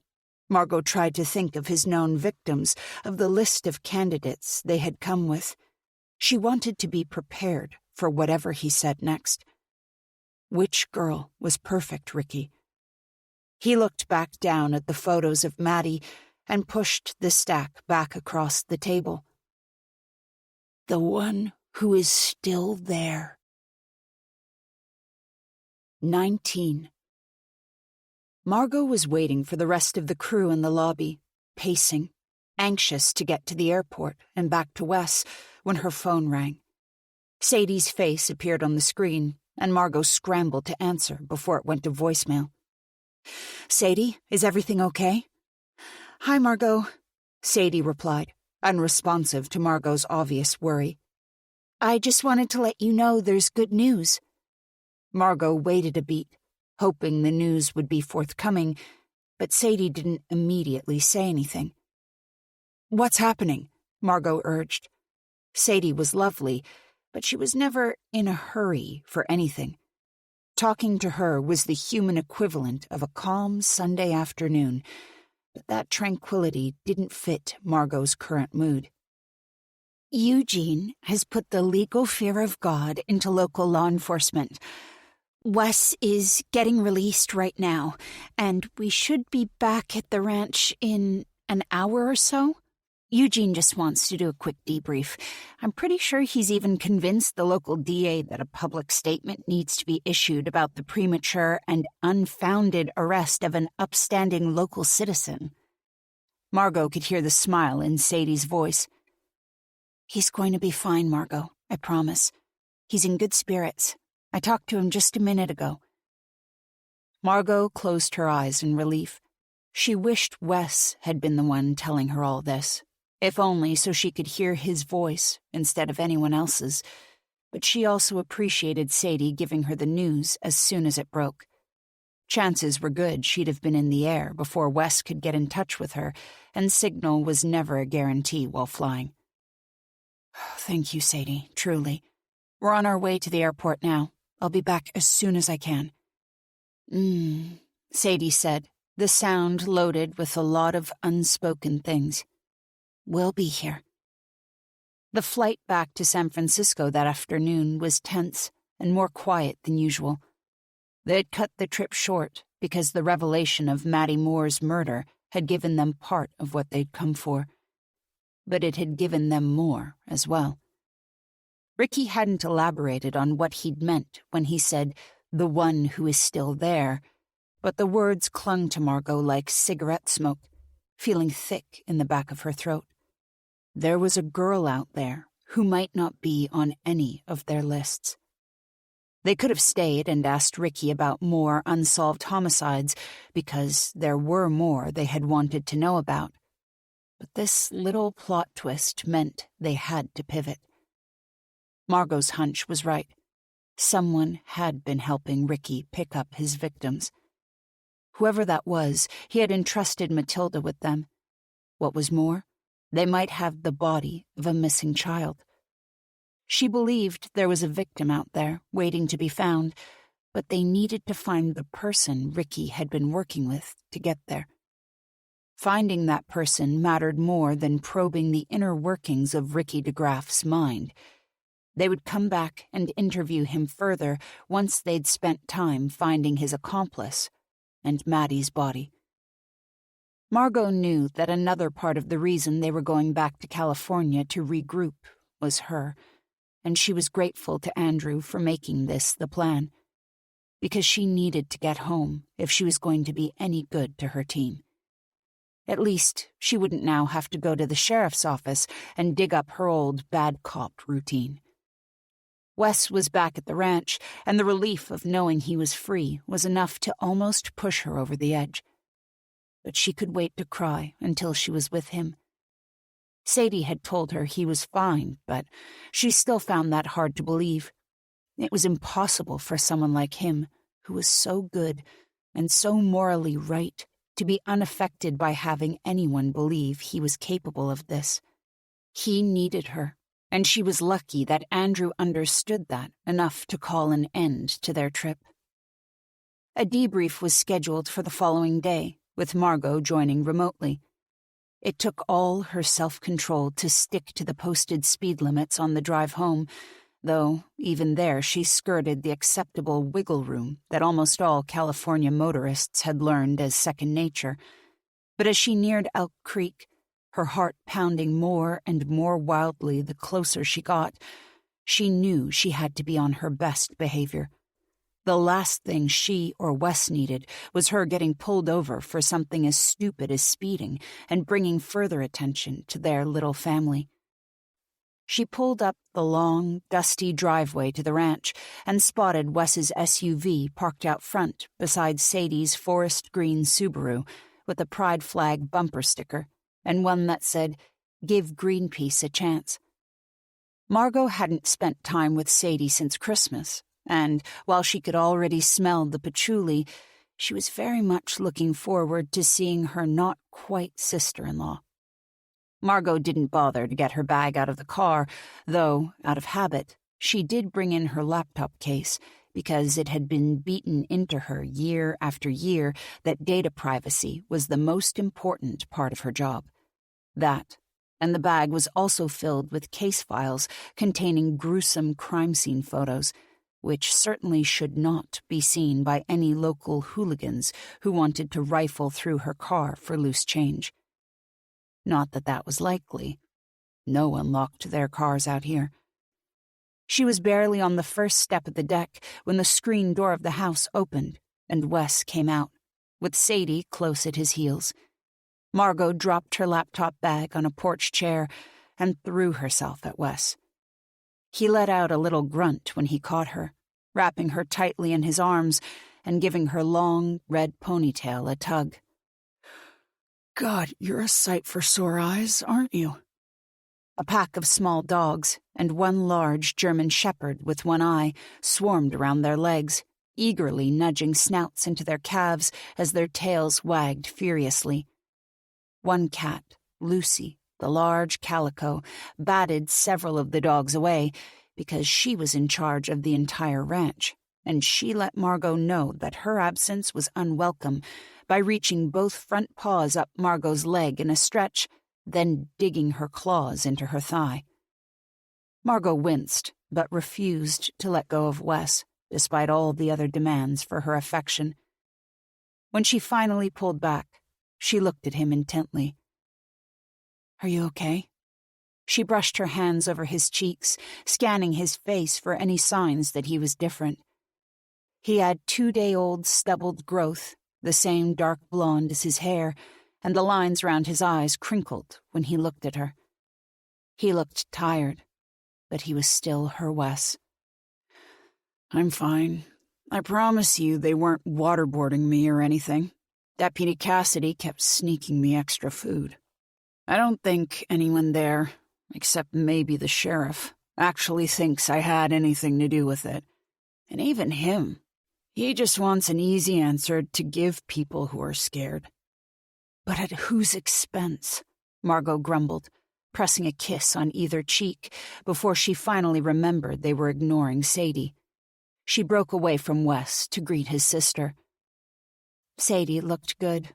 She looked a lot like Wes, with the same dark blonde hair and a perfectly symmetrical face. All the Fox siblings had been blessed with wonderful genetics. It was almost unfair they should all be so attractive. Sadie looked like she had just left a New Age cult in Santa Fe, with a flowy dress and her hair wrapped up in a brightly printed silk scarf. Dozens of bangles competed for attention on her wrists, and a collection of evil eye pendants dangled from her neck. As she hugged Margot, Margot breathed in the familiar scent of incense and a sage-scented deodorant that was probably branded as all-natural. Sadie could have been a cliché, the butt of a joke, but there was something about the serene way she moved through life, untethered but grounded, that made all of her outward displays just make sense somehow. She was who she was, even if she looked like she was going to try to sell you crystals or read your aura at any moment. Margot took in a long breath of Sadie's soothing scent before letting her go. "Thank you. 1,000,000 times, thank you." "Of course. You guys can always count on me," Sadie smiled, though it wasn't quite as bright and brilliant as it was when she was actually happy. The last couple of days couldn't have been easy on her, so Margot tried not to take it personally, but it was hard not to imagine that Sadie was judging her for not rushing home. Margot was judging herself, so she would be in fine company. "You guys got to leave early," Wes commented, cutting through the tension a little. "Does that mean you got what you were looking for?" Margot could feel the pinch of an incoming migraine behind her eyes. Yes and no. We got him to admit to one of the murders we suspected him of, but we're also pretty sure now that he might have had an accomplice helping him collect the girls. Someone we missed this whole time. Sadie shifted uncomfortably, reminding Margot that casual discussions of child murder weren't really pleasant for normal people, especially given the circumstances of Wes's recent arrest. But let's not talk about my case right now. What did Eugene say about your situation? Well, defying all odds, the local prosecutor did make a statement to the press that my arrest was premature, and there was no physical evidence to connect me with the crime. They didn't go as far as to say I was innocent, and I'm on indefinite leave from the school, but at least I'm home. Sadie opened the door to the house. "Let's talk about this inside," she muttered, looking down the empty driveway as if someone might appear at any moment to rearrest her brother if they heard him discussing the case. Margot collected her laptop bag, gave an annoyed Lucy a stroke, and then ushered the whole animal welcome party back inside. Dog nails clattered across the hardwood floors as they all followed Wes towards the outdoor dining room on the back porch. Sadie brought out a pitcher of iced tea, something she and Wes would never think to have if they were on their own, and Margot took a glass gratefully as she and Wes settled in beside each other on the outdoor sofa. Lucy curled up beside Margot on the couch, close enough to keep an eye on things, but just out of reach to be petted. She slow-blinked when Margot looked over at her, so at least she wasn't too mad about Margot being gone. When Lucy got truly ticked off, she would pee on a guest room bed, which inevitably meant Margot and Wes might not immediately discover it. Sadie sat in a rocking chair and sipped her drink, watching Margot and Wes carefully. Margot knew she wasn't imagining the change in Sadie's usual demeanor towards her, and she expected she probably deserved Sadie's version of a cold shoulder. She just hoped her sister-in-law would get over it now that Margot was back. "Tell me everything you know," she said, tucking her feet up under her. "The reporting online was sparse and very vague.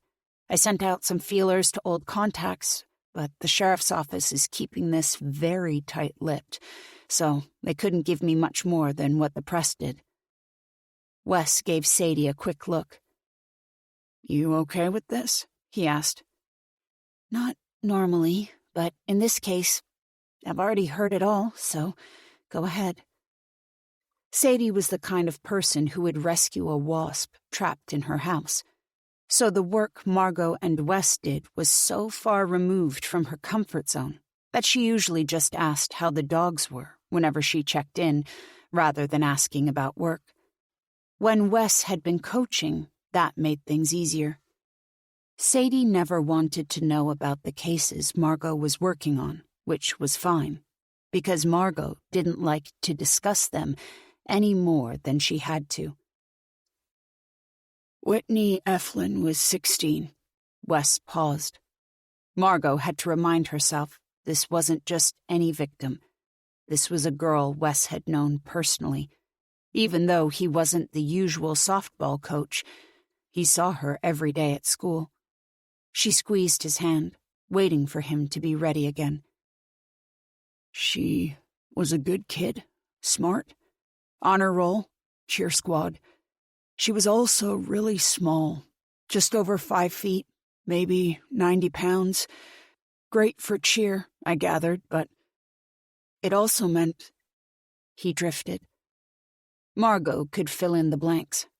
No matter how athletic Whitney had been, it would have been damn near impossible for a girl that petite to fend off a grown man who outweighed her and had malice on his mind. Even most of the teen boys at the school, if it had been one of them, significantly outweighed the girl. If someone had wanted to hurt her, her best chance would have been running. But if someone had snuck up on her, she wouldn't have had a chance. Talk me through that evening. Margot redirected the discussion, hoping that just going through the facts could refocus his attention away from how sad this all was. She was sure she had probably seen Whitney in the past, though she couldn't recall meeting the girl in the photos on the news. Margot had been to enough events in Willows, including a rare football game, though those were too busy for her taste and triggered some of her old anxieties, so it seemed likely that Whitney might have crossed her path at some point. It was all too close to home, and that was evident in Wes's response.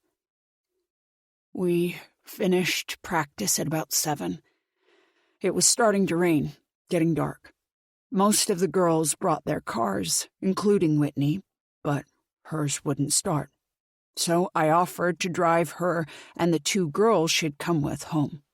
Whitney hadn't come prepared for the weather, so I gave her my jacket. The 2 other girls, Savannah and Chloe, apparently reported that to the sheriff when asked. It was no secret. I did it in front of them. The other girls had their own jackets. Savannah and Chloe both lived closer to the school, so I dropped them both off by about 7:15. Whitney's parents have a farm about 5 minutes from the outskirts of town.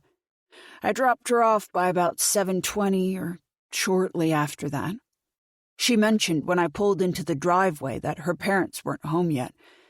I made sure she had her key, told her I'd help her jump her car in the morning.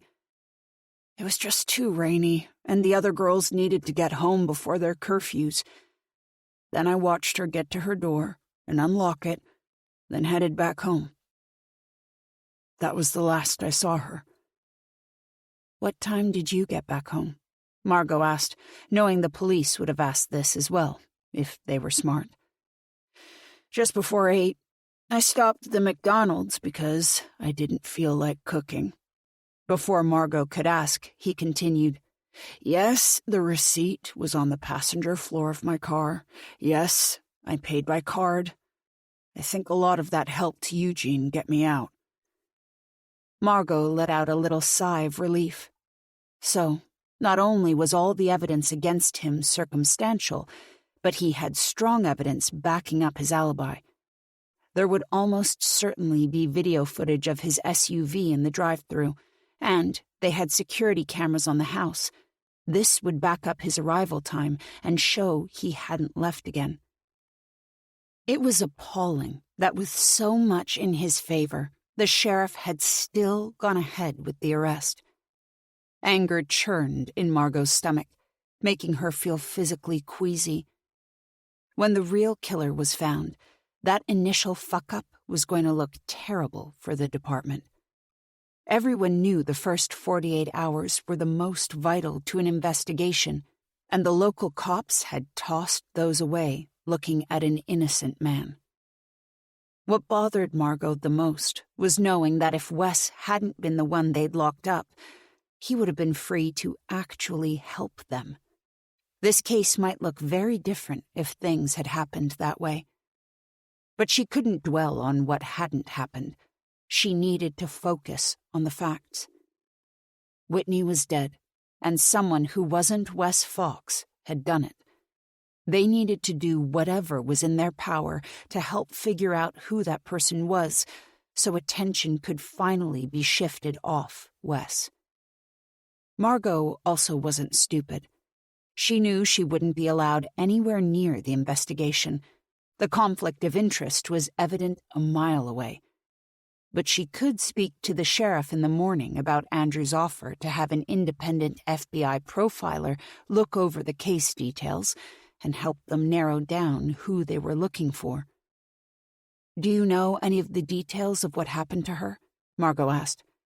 She darted a quick glance at Sadie, whose expression had become noticeably more queasy. "I'll go start some dinner," Sadie offered, pushing herself up out of her chair. The jangle of her bracelets followed her out of the room. Margot heard the rattle of condiments against the fridge door. "She hates me now," she said with a sigh. "She could never hate you, Margot. My family loves you, you know that. I just think she doesn't understand, that's all." "Well, maybe she's right. I'm a dickhead for not coming back right away." Wes snorted. "You weren't allowed to, and I told you not to." "When have I ever listened to you?" she countered. Wes smiled and leaned in, kissing her softly. "You would have been miserable if you'd come back sooner. You would have wanted to help, and you would have been a huge pain in everyone's ass. And while I love you when you go into problem-solving mode, I think it all went about as well as we could have hoped. You solved a murder. I'm home. Sadie will get over it." This only validated Margot's concern that Sadie was mad at her, but she hoped that she might come to understand the situation as Wes did. She wasn't holding her breath, though. But maybe that was because in her family, people took their grudges to the grave. Wes seemed confident that Sadie would let it go sooner rather than later. "Tell me what you know about the murder," Margot urged. This was familiar territory for her, something she could navigate comfortably. "I know what Cassidy told me, though she probably shouldn't have said anything. And I know what Eugene was able to glean. Between the two of them, that's probably a mostly complete version of the truth, but if the sheriff is being smart, he'll be holding something back that we don't know about." Margot snorted. "If the sheriff was smart, he never would have arrested you in the first place. So I'm not going to keep my fingers crossed that he's smart enough to withhold vital pieces of evidence." "I don't think that line of thinking is going to get us anywhere." "You're too nice. It makes me look meaner by comparison," she complained.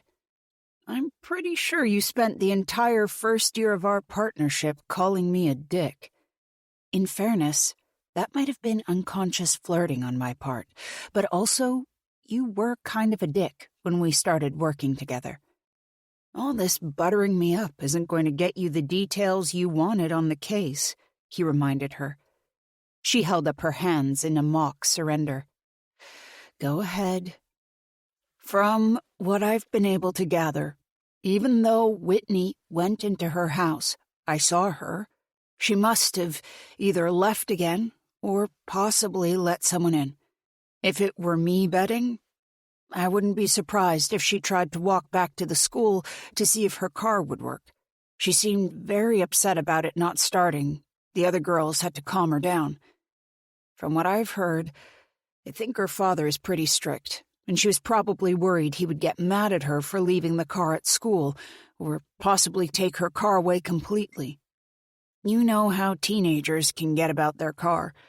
If she thought she might lose it, I wouldn't be surprised if she walked back in the rain." Margot mulled this over. It's a possibility. It's also possible she might have called someone she knew, a boyfriend, maybe, to pick her up and drive her back over to the school, give her a boost. Wes nodded. I definitely considered that. I don't know if Whitney had a boyfriend, but she was a popular girl, so I can't imagine she would have had trouble finding someone willing to help her. It wasn't that late. Do we know what the coroner had to say about her time of death? Wes shook his head and raked his hands through his hair. I have no idea. I can't think it was too late at night, though. After her parents got home and found her missing, they called a bunch of her friends, and I guess no one mentioned driving her back to the school, or at least not from what I've heard. No one knew where she was. They went around looking for her, and just before midnight, someone found her bag on the side of the road about 3 miles from the school, right by that big old cornfield the Raffertys own. Margot knew what he was talking about, because corn wasn't a widely grown crop in Northern California, so the field was unique enough to stand out. They found her in the corn? Margot asked. Wes nodded again, looking more exhausted now than he had even a minute earlier. What had happened to her? Margot asked, lowering her voice to keep their conversation from drifting into the kitchen. If I was looking at this as a case I wasn't connected to, just based on what I've learned, I think she probably left her house after I dropped her off, and something happened to her along the way. No one saw her after I did, from what I've gathered. Otherwise, I don't think they'd be leaning so hard on me as a suspect. He paused for a moment, shook his head, and then took a deep breath before he started again. She was assaulted, and she was stabbed. But they haven't told me the rest of the details. I don't know what happened to her, not really, but I know she died alone and afraid, and I was the last person to see her, and I couldn't stop that from happening to her. Margot squeezed Wes's hand. Don't do that to yourself, she said, though she knew it was an impossible thing to ask. She'd spent decades asking herself how she never knew her father was a killer. The guilt clings to you, even when you don't deserve it. That was just the price you paid for living through the worst. We're going to figure out what happened, Margot said. We used to solve cases like this all the time. We just need to take a step back, look at it objectively. Sadie returned, carefully carrying 3 plates of sandwiches, reminding Margot they would need groceries if that was all Sadie could muster for dinner. We should leave this to the professionals. Margot accepted a plate and bit her tongue. She worked in a special offshoot of the FBI's BSU, tracking cold case homicides and talking to serial killers. How, exactly, was she not a professional? Not to mention the decade or more she and Wes had both spent with the homicide department. I'm going to call Leon, Margot said.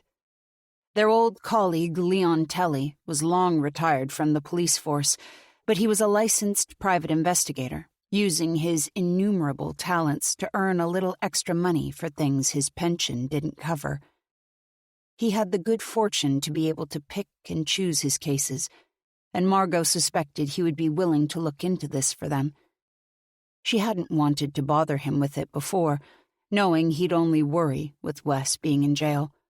But now that Wes was out, he seemed like a good person to loop in. Wes looked as if he might argue. Sadie actually opened her mouth. Margot was the one to backpedal on her own. All right, I can see the fox death stare working at me from both sides of the room. I won't call Leon. Yet. But can I at least talk to the sheriff to offer non-biased FBI support? I think we can all agree that if you weren't involved in this, I'd be making that offer anyway. Hell, I think the town would expect it. Wes finally yielded to her on this one. I don't think he'll accept it, but It's the right thing to do." "Are you sure you're okay?" she asked. Wes pushed his sandwich around on the plate. It looked delicious, with thick cuts of bacon and fresh tomatoes from their garden, but he didn't appear to be interested in eating it. "No, but I'm better now that you're back." It was as close as he would come to saying it had been hard here without her. The pit in her stomach that had been growing since he'd first called her from jail continued to gnaw. Something was very wrong in Willow's, and she wasn't going to let it happen under her nose. 20. Margot found some relief the next morning in doing her usual ranch chores. The sun was barely up when she got out of bed, and she let Wes continue to doze. He hadn't been able to sleep in their home for 2 nights. He deserved to get as much rest as humanly possible.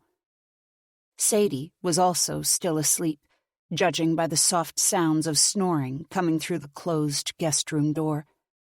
Margot, who had not had a moment alone that week, headed outside to feed the chickens, followed by her entourage of rescue dogs, and Lucy the cat taking the lead as usual. Lucy was the only cat with indoor-outdoor privileges. She had proven over time that she only wanted to be outside with people and never ran away or chased birds, so Margot let her tag along with the dogs. The morning air was crisp, a welcome feeling on her skin. Margot loved the way cold air smelled. Snow was uncommon, though it could show up in December and January. But something about a bracing morning reminded her of the years she had spent growing up in the Midwest. While that hadn't been the happiest time in her life, she had enjoyed more varied seasons. Now, she just enjoyed the way it felt to stand outside and breathe fresh air, have it fill her lungs, and not have a lingering sensation in the back of her mind that something might go wrong. The chickens began to chatter with one another as soon as Margot let them out of their roost, and the chatter became squabbling once she poured their feed onto the dry earth. She loved these silly little birds, who cared about nothing except what was in front of them to eat. It was a simple life, and one they seemed to have no complaints about. That was what Margot wanted here, too. A simple life. And now she had to worry about it, to wonder if what was happening to Wes might mean she could lose this.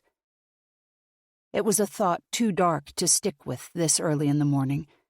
She watched the hens peck near her shoes and tried to push away her worries for a little longer.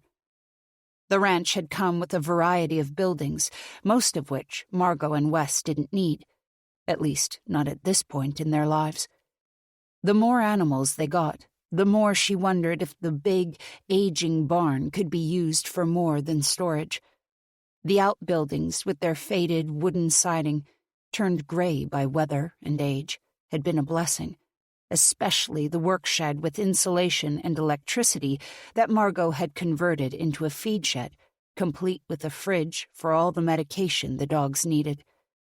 The more seniors they had adopted, the more room their special foods and medicines started to take up, until it had become too much for the indoor fridge to reasonably handle. Margot enjoyed the excuse to get outside twice a day. It let her walk around the property under the guise of getting her steps, when what she was really doing was an elaborate check that all the buildings were locked and nothing looked out of place since the last time she'd gone. She was better, but old habits died hard. Margot continued her rounds, feeding and cleaning, and was just in the outdoor feed shed getting the dogs' dishes ready, mumbling softly to each of them as they wagged their tails around her, when she heard the sound of tires on gravel on the front drive. She paused, glancing at her watch. It wasn't even 7. No one should be coming to visit this early. Her pulse hammered as she imagined the sheriff's office jeep pulling up, coming to try to take Wes again. While she knew Logically, this wasn't likely. She couldn't help the nausea that rose in her stomach at the thought. She had just stepped out of the shed, wiping her hands on her jeans, ready to pick a fight with whichever poor deputy she was about to confront, when the sound of gunshots rang out. Margot's hand immediately went to her hip, where, of course, there was no weapon. As the second shot echoed in the still morning air, she grabbed Lucy, who had frozen beside her, puffed up and frightened, and ran back to the shed. The dogs, who had started to bark wildly at the unexpected sound, followed her, and she shut the door, closing everyone in. There was plenty of whining, and Lucy had dug her claws into Margot's forearm as she gripped her tight, drawing blood. Still, Margot didn't dare let go of the cat. She huddled on the wooden floor of the shed, tucked under the bench where she doled out food and medications. The small bar fridge beside her hummed, but there was no more gunfire. For a moment, Margot couldn't form a sensible thought. She was back almost 8 years in the past, huddled under a cafe table, listening to people scream outside. Gunfire from a sniper rained over the street. Despite knowing in her very soul that the man who had terrorized San Francisco all those years ago was long dead, there was an animal part of her brain that said differently. "You're being hunted. They're here for you." She whispered nonsensical things into Lucy's fur, the pain in her arm from the cat scratches pulling her back to the present moment. Margot's body was shaking, which did nothing to comfort the animals. The dogs whined. She heard the distinctive sound of breaking glass, but it wasn't the glass in the shed. It was further away, in the direction of the house. Wes. She scrambled up, terror for Wes and fury over her space being violated commingled in her gut, telling her to get out there and see what was happening. But her logic center, and the part of her that had once survived that sniper attack, told her to stay exactly where she was. She crouched down again, and, after what could have been only minutes, but felt like a solid hour, she heard the sound of tires spinning in the gravel of her driveway, then a revving truck engine receding. She waited and listened, but there was only silence beyond the continual whining of the dogs. Finally, when she felt like she could stand without collapsing, she opened the shed door and headed outside. The morning air felt more still than usual, and the sky had barely turned pink, let alone blue. "Margot?" She heard Wes's voice, calling for her from the house. He must have awoken to the sound of the gunfire and found her gone. An invisible weight lifted from her shoulders. He was okay. She thought she might be crying. "I'm here," she said, as she rounded the front of the house, Lucy still clinging to her, the dogs clamoring after her as if they were afraid to let her out of their sight. Wes was standing on the porch, still wearing his plaid pajama pants and a battered old 49ers t-shirt with a robe over it. His feet were bare. He was holding a rifle, though it was pointed down to the porch floorboards. Sadie was inside, hugging a robe tightly around her as she peered at them through the screen door. Margot had never been so relieved to see two people before in her life, and she ran to Wes and buried her face in his shoulder as he wrapped an arm around her. "What the fuck happened?" Wes asked fiercely. Margot knew his anger wasn't directed at her. Now that he knew she was safe, he was letting himself fully invest in his fury.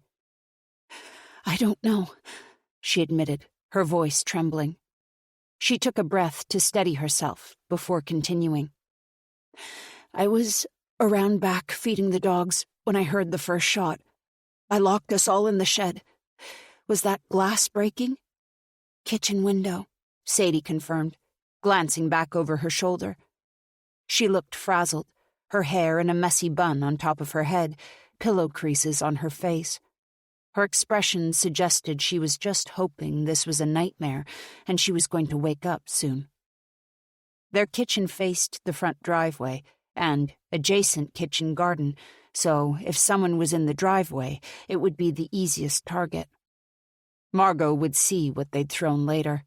For now, she just wanted to figure out where the bullets had gone. "Did they hit anything?" she asked, her gaze raking the front porch. There were no obvious signs of damage, and the only thing she could see were the new deep tire ruts in their gravel. "I don't think so," Wes said, setting down his gun beside one of their chairs.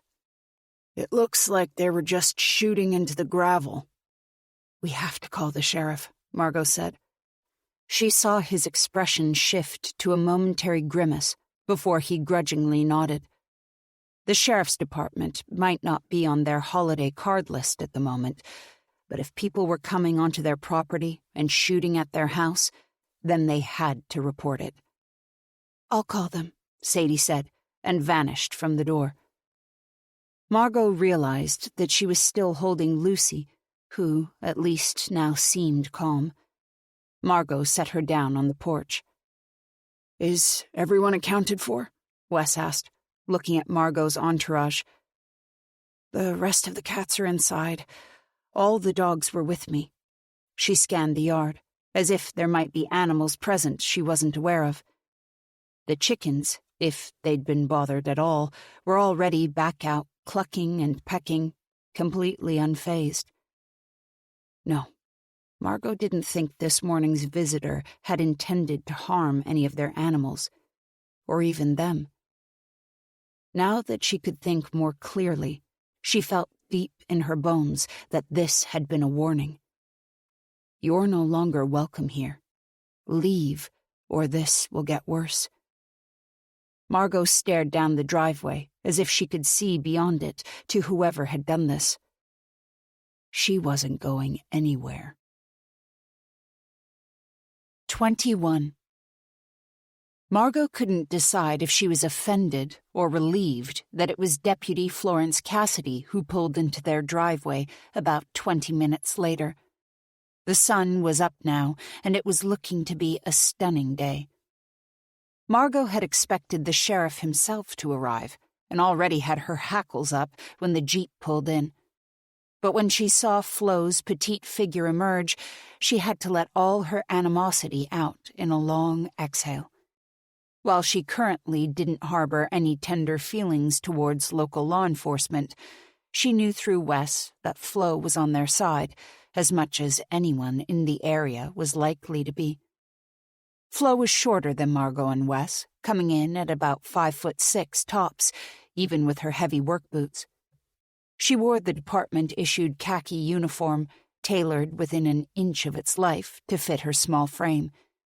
But despite being slight of stature, Flo managed to command respect, and that was how she'd managed to become one of only 2 paid deputies in Willows, while the others, like Wes, worked on an as-needed volunteer basis.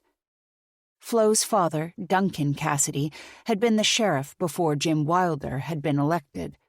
It was a local opinion that the only reason Wilder had won election was because Duncan Cassidy died, and even then, he still got 20% of the votes. "Morning, Miss Margot," Flo greeted her warmly. "Morning, Wes." Wes had taken the rifle back inside while they'd waited. They had already taken stock of what went down inside, and, while they couldn't find any bullet holes in the house, they had found a brick with a note attached to it, very cliched, on the kitchen floor. They'd left it where it was without reading the note, on the off chance the police might get some physical evidence from it. The security cameras had been operational as well, but thanks to the dim morning light, they could only see that it was a big black pickup truck that had come in. Faces were a little hazier. Still, Margot had a fairly good hunch she could narrow down who had been driving. While trucks were dime a dozen in the county, shit disturbers were a bit easier to make a list of, and someone willing to drive all the way from Willows just to shoot in their dirt and throw a brick through their window, well, the list was short, no matter how unpopular Wes might be at the moment. "Morning, Flo," Margot greeted her.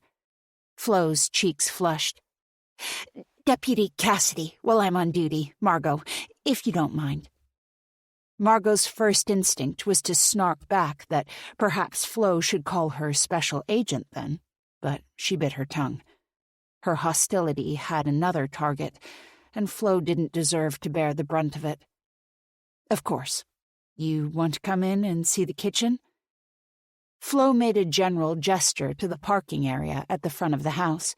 She had avoided driving over the big ruts left by the truck. "Why don't you just walk me through what happened here first?" Margot filled her in, since she was the only one who had been awake when things started happening. Wes interjected with what he'd been able to see from the upstairs window, as did Sadie when she came out to join them. Everyone had the same description of the truck, a newer model Ford, black. There appeared to be at least 2 people in the cab, though neither Wes nor Sadie could see into the back row of seating.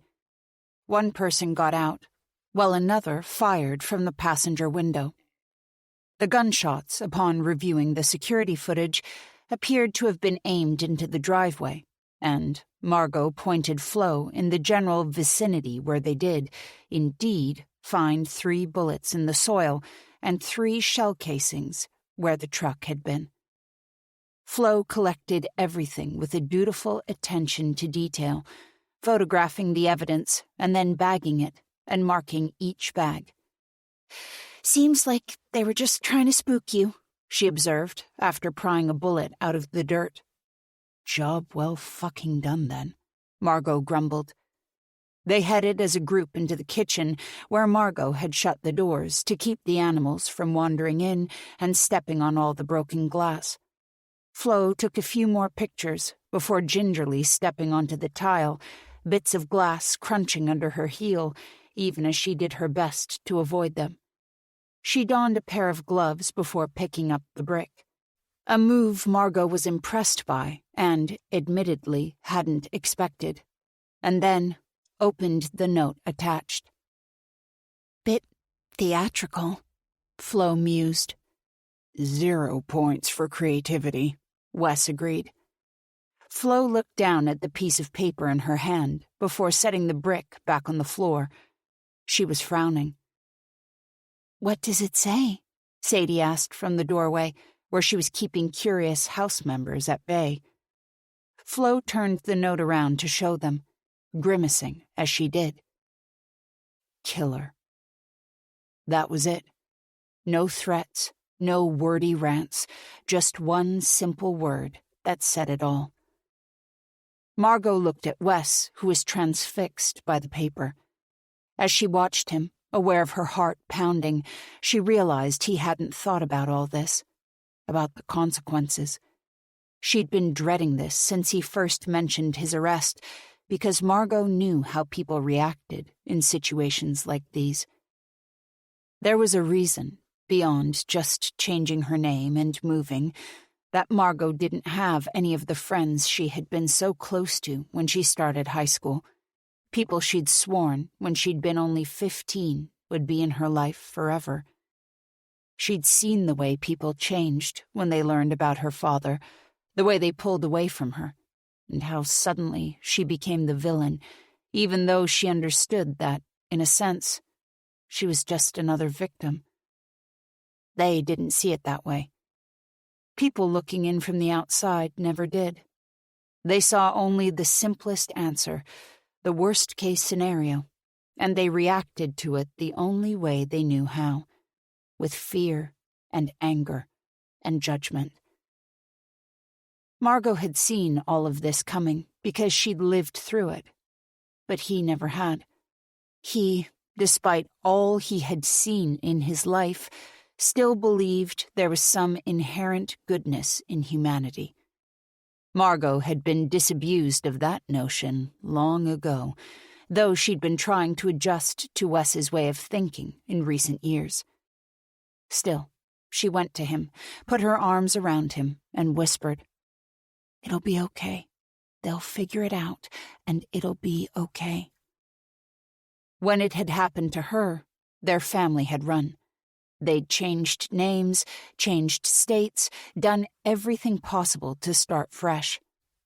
But this place, this ranch, this was Margot's true fresh start, and she would be damned if she was going to let it go without a fight. Deputy Cassidy, I think we both know that Wes had nothing to do with what happened to Whitney, Margot said, when she could finally beat down her anger enough to form words. And I know I can't personally help you prove that because of my connection to Wes, but I have access to people and tools that can help you find whoever did this.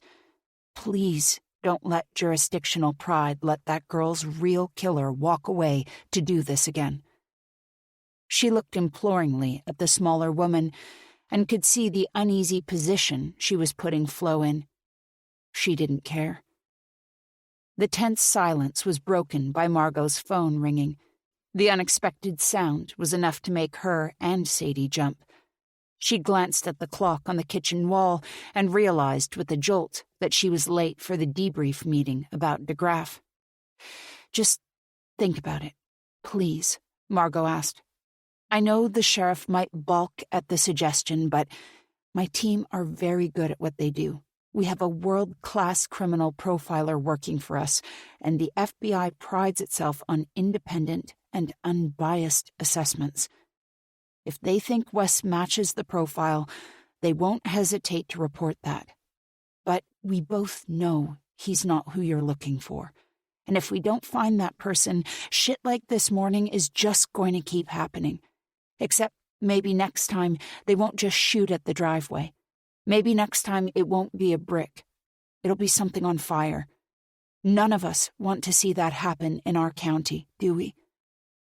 Flo nodded, swallowing hard. "I'll talk to him. I won't make any promises, but I can at least talk to him." She glanced around the kitchen. "As for this, I will take this very seriously. Can you email me a copy of that security video?" Margot promised she would, and they walked Flo to the door. Before she left, Flo looked at Wes. "I'm so sorry this is happening, Wes." He nodded. "I know. Me too." "I promise we'll catch this guy." Flo offered a gentle smile. Margot didn't smile back. Because she knew if they continued the way they were, this murder would become just another cold case, and she was not letting that happen. 22. While Margot did get a brief reprieve from her morning meeting, extenuating circumstances being what they were, she had to promise to join the rescheduled meeting that afternoon. The morning was spent cleaning broken glass. Flo had taken the brick and note, and boarding up the broken window. Under different circumstances, they would have called someone locally to come fix it, but the general level of trust Margot felt towards the local community at the moment was sub-zero. Wes was confident that, as soon as they could get a replacement window, he could install it on his own. He might not be a born handyman, but he was pretty sure that an hour alone with the window, YouTube, and some intense focus would get the job done. Margot had no doubt. When she settled into her office a few hours later with a coffee and a slightly calmer view on life, she joined the online meeting with her team. Her office was the only room in their house with new locks. Not because Margot felt the need to protect her cases from Wes. He was welcome to peruse them if his curiosity ever got that piqued, but she wanted to ensure that the rare guests who visited didn't wander into her workspace instead of the bathroom next door. By necessity, Margot's work lived at home with her, and that meant the large bulletin board beside her desk was often covered in gruesome crime scene photography. It was just part of getting the job done. Once she knew the crimes inside and out, she was better able to get into the head of the person who had committed them. The cold case unit was a rare creature inside the FBI. While they operated adjacent to the BSU, the behavioral science unit, their involvement in cases looked very different to that of their BSU colleagues. In the BSU, an agent's involvement in a crime might consist of only an hour or a day. They were brought in to look at things through an untainted lens, with no personal or emotional connection to the case, provide their professional insights either individually or with a larger group view of the details, and then move on to the next. In the cold case unit, they got much more involved. Where a BSU agent might never know the outcome of a case they provided their expert opinion on, Margot's group saw things from a different perspective. Margot got to know the killers better than they might even know themselves, learning tidbits about their lives that the people who originally hunted them had no access to. It meant she was able to speak to them with a better understanding of who they were, because their unsubs, unknown subjects, weren't unknown at all. It was the victims who might remain a mystery. Margot, in her 5 years of working cold cases, had worked with BSU agents consistently, and their dispassionate detachment was always a fascinating thing to her. Years as a homicide detective had trained her not to feel anything personal towards victims, but in that position, as with her current one, she could do her best to see a case through from beginning to end. Her BSU colleagues might do a profile one day, and then never ask or wonder what had happened to that case ever again. Margot simply couldn't do that. She had a strong sense of connection and responsibility towards the victims, and there was a drive in her to see things finished that meant that particular line of work could never suit her, whereas what she was currently doing was kind of the perfect fit. Anyway, that was what she told herself as the online meeting began and the familiar faces of her colleagues popped onto the screen. She knew this was all for her benefit, and if she was there in person, it wouldn't be necessary. But as she noticed Greg cramming a burrito into his face while he waited for the meeting to start, she suspected a few of her teammates probably appreciated an excuse to sit at their own desks for an hour. When everyone who had gone to Montana was on the call, Andrew cleared his throat to signal that it was time to get things going. Margot, I hope all is well. If you want to send your security camera footage to us, we can have someone enhance and brighten it if you like. He offered this the way other bosses might say, "Go ahead and expense a lunch on us." Margot wasn't going to look this particular gift horse in the mouth. "That would be great, thank you. I've also offered to connect the sheriff's department with the BSU for a profile, but I haven't heard anything back about that yet, and I suspect hell might freeze over before I do." "Well, one solvable problem at a time, I suppose," Andrew offered. "Thank you," she managed. She knew she should feel more gratitude, but she was exhausted from the stress of the morning, which had never fully manifested as shock, but would certainly have her looking over her shoulder in the mornings when she went out to feed the chickens for the next few weeks, if not longer. In the back of her mind, she heard her father say, "This is the price you pay for having a predictable life." She swallowed back an acrid taste in her throat and tried to blot out that nagging idea. At least she'd have something new and exciting to talk to her therapist about this week. They dove into the DeGraff case without further mention of Margot's harrowing morning, and, while she was glad not to dwell on it, she was also amazed at this team's ability to move from one horrible thing to the next. No time to talk about a shooting. There was a serial homicide to discuss. One interesting tidbit that Sydney and Harper, their resident tech whiz, had dug up was that the nun who had gone to visit DeGraff in prison, Sister Mary Callahan, did not exist. Not that she never had existed, but that she had left the fold since her visits to DeGraff. They were working on figuring out what her new, or previous, civilian name was, but but so far it was something of a dead end. Margot knew the team so well that, as she watched her colleagues' faces, she could practically see what they were really thinking about as they broke down their parts of the case. Alana was trying to remember if it was arm day or leg day at the gym. Greg, still picking at his burrito whenever he wasn't speaking, was wondering what to make for dinner when he got home. Sydney was too alert, too attuned. She was wondering what Andrew was thinking every time she offered an insight. Andrew was wondering if he had Margot's full attention, when in fact he had nobody's. DeGraff's father is still alive, Greg offered, wiping a dab of guacamole from the corner of his mouth. The house where DeGraff grew up was sold decades ago, so no such luck checking there for any artifacts of his childhood, but who knows, his father might still have something. Margot wasn't sure why she had assumed both of Ricky's parents must have been dead, but it was still surprising to her to learn that Rick Sr. was still alive. She might have known and forgotten, since it was such a minor detail in the research, but she scolded herself for glossing over it. "Where is he?" Margot asked. "He's actually local, or local-ish." Greg pulled something up on his own computer to confirm before he spoke.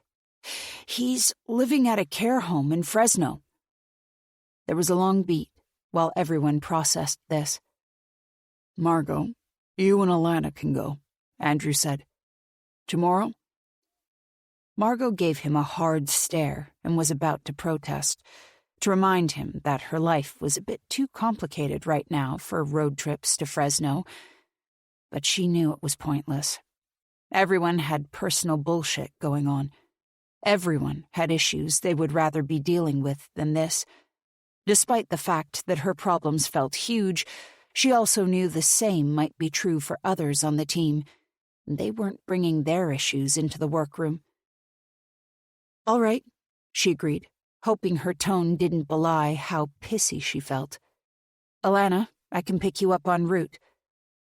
It would be an early fucking start to the day for her, but, again, that was a complication she had created for herself. At least she could probably pick up a new kitchen window in San Francisco on her way home. "Sounds good. I'll get you a good Phil's fix, since I'm sure those Philistines up north have nothing even remotely worth drinking." This made Margot crack a smile. "You may save a life or two," she said. "Thank you." "Margot, can you stay on the line for me once everyone is gone?" Andrew asked. She got the very distinct, guilty feeling that one might associate with being asked to speak one-on-one with a principal or teacher, but she nodded her agreement and waited for everyone else to end their connection. Once it was only her and Andrew, he took a pause before speaking. She saw the way his thick brows briefly knit together in frustration or stress before he schooled his expression into something much more stoic. She genuinely had no idea what to expect from this private discussion and was aware her anxiety was unusually high, something that often made her start scanning the room for exits. To calm herself, she glanced out the window that overlooked her backyard, where the chickens pecked at the earth, and nearby someone was running a vacuum, likely to make sure the kitchen floor was clear of the last of glass. "Margot, I hope you won't misunderstand me. You're one of the most professional people I've ever worked with, even when the case you were working on was as personal as it got. You never let that get in the way of what you were doing." She snorted, because she felt like Andrew might have a selective memory regarding some of the sessions she'd had with Ed. Because of her father's ability to push her buttons just so, and she his, things often got explosive and deeply unprofessional. But perhaps he was overlooking that now because of the positive results they had had in finding Ed's missing victims. She also knew he wasn't really talking about Ed. He wanted to remind her she had to compartmentalize. and that's when she realized he had picked her to go to Fresno intentionally. Alana could have gone with Greg, with Sydney, with any other member of their team who knew Ricky and this case just as well as she did. But he had picked her, wanted her to drive the nearly 6 hours each way. Was it just to test her? Did he want to see if she would complain? He didn't know her very well, if he thought that was the case, because she had already seen how willing he was to bend to her needs, and that was not very far at all. Complaining would do no good. He cared enough to adjust meeting times, to offer assistance, but he wasn't going to pull her off the case, and maybe this was his way of reminding her of that. "You don't have to worry about me," she said, because she knew this was the only answer he was looking for. "I hope not." Margot bit her tongue. Sometimes, despite all the hours she spent immersed in the reality of how cruel human beings could be to each other, she still found herself surprised by the pain a well-meaning friend could inflict without even trying. 23. By the time the next morning dawned, too early and not at all bright, there was a text waiting on Margot's phone from Alana. "Convinced Rhodes driving from here to Fresno was stupid. Secured us the plane for the afternoon. Might as well use it if we have it." Margot might have normally argued that an in-state visit wasn't worth wasting the fuel of a flight on, but she already had to drive almost 3 hours to get to San Francisco to meet Alana, and if using the plane meant she could get home sooner rather than later, she wasn't going to look a gift jet in the engine. She still had to be on the road before dawn, which normally wouldn't bother her, but as she did the morning chores with a headlamp on, she couldn't help but feel like she had a bright target on her forehead if anyone was watching her yard. That might have typically made her chide herself for being paranoid, but this week had been anything but normal, and she was willing to forgive herself for being a little extra on edge. She fed the outdoor animals and prepared the special dishes each of the dogs would need, setting them all out on the front porch at their preferred location. She was so focused on her morning chores that she almost didn't notice Sadie sitting on the porch until the swing creaked slightly as she adjusted her weight. Margot let out a little yelp of surprise before calming her breathing. "Sadie, I thought you were still sleeping." She glanced around, wondering if Wes might also be up, but he had been dead to the world when she'd left their bed that morning, and she hoped he still was. "Sorry, I wasn't trying to scare you. Just having trouble sleeping." Sadie was wrapped in the patchwork quilt from the guest bedroom to stave off the surprisingly cold morning air. When Margot had first come outside, it had been chilly enough to see her breath. Margot turned off her headlamp to avoid blinding her sister-in-law and sat down on the top step of the porch, adjusting to the near darkness. A Maltese that reminded Margot of her first dog, Betty, settled in beside her and put her head on her lap. Margot had named her Bee to continue an unplanned Golden Girls naming trend. At Margot's feet, a scruffy terrier named Yahtzee lay across her toes. Lucy patrolled the porch for a moment before settling into one of the empty chairs. If Margot had been dog-free, the cat would have come to her lap, but Lucy only tolerated the dogs. She didn't particularly like them. Margot watched Sadie for a moment as the animals settled. She could tell she wanted to say something, but she wasn't going to push her into it, largely because she knew it would be uncomfortable to hear, and she was trying to avoid any more tension in her week. "You're leaving again," Sadie said, though this had already been discussed at dinner the night before. She didn't phrase it like a question, just a statement. "I have work," Margot said, shuffling her tennis shoes in the dirt and gravel at the bottom of the porch steps. This frustrated Yahtzee into moving elsewhere, though that was only about a foot away as he waited for her to stop fidgeting. "Don't you think what's going on here is more important?" Sadie asked. The porch swing rocked gently. While Sadie's tone wasn't angry, she almost sounded the way a kindergarten teacher might when asking a small child a leading question. Margot still felt the accusation in it. Obviously, being here was more important. But what could she do here? She bit her lip as she considered how to answer. She was effectively being torn in two directions. One, a test from her boss, the other, where she would much rather be. She couldn't expect Sadie to understand her choice, but she knew that Wes did. He might want to have her close, but he also knew it was probably better for everyone involved if she had a way to distract herself. Otherwise, she was likely going to drive around the entire day until she spotted a black truck that looked like the one on their security camera footage and took justice into her own hands out of pure spite. There were people here who knew who she was, beyond Ms. Phalen, then FBI agent. Her history was part of the public record now. She hadn't changed her name when they'd moved, and she had been part of a very popular streaming documentary about Ed Finch, so anyone who had a propensity for watching true crime shows, or was even remotely attuned to the small-town gossip mill, would know that Margot was the daughter of a serial killer. Normally, that wasn't the sort of thing she wanted people to know when they thought about her. But if those little pricks who had shot at her house showed their faces again, she would be more than happy to let them wonder if she was her father's daughter. Sometimes the idea of violence was a lot scarier than an actual threat. "This case you're working on," Sadie said. "He's already in jail, right?"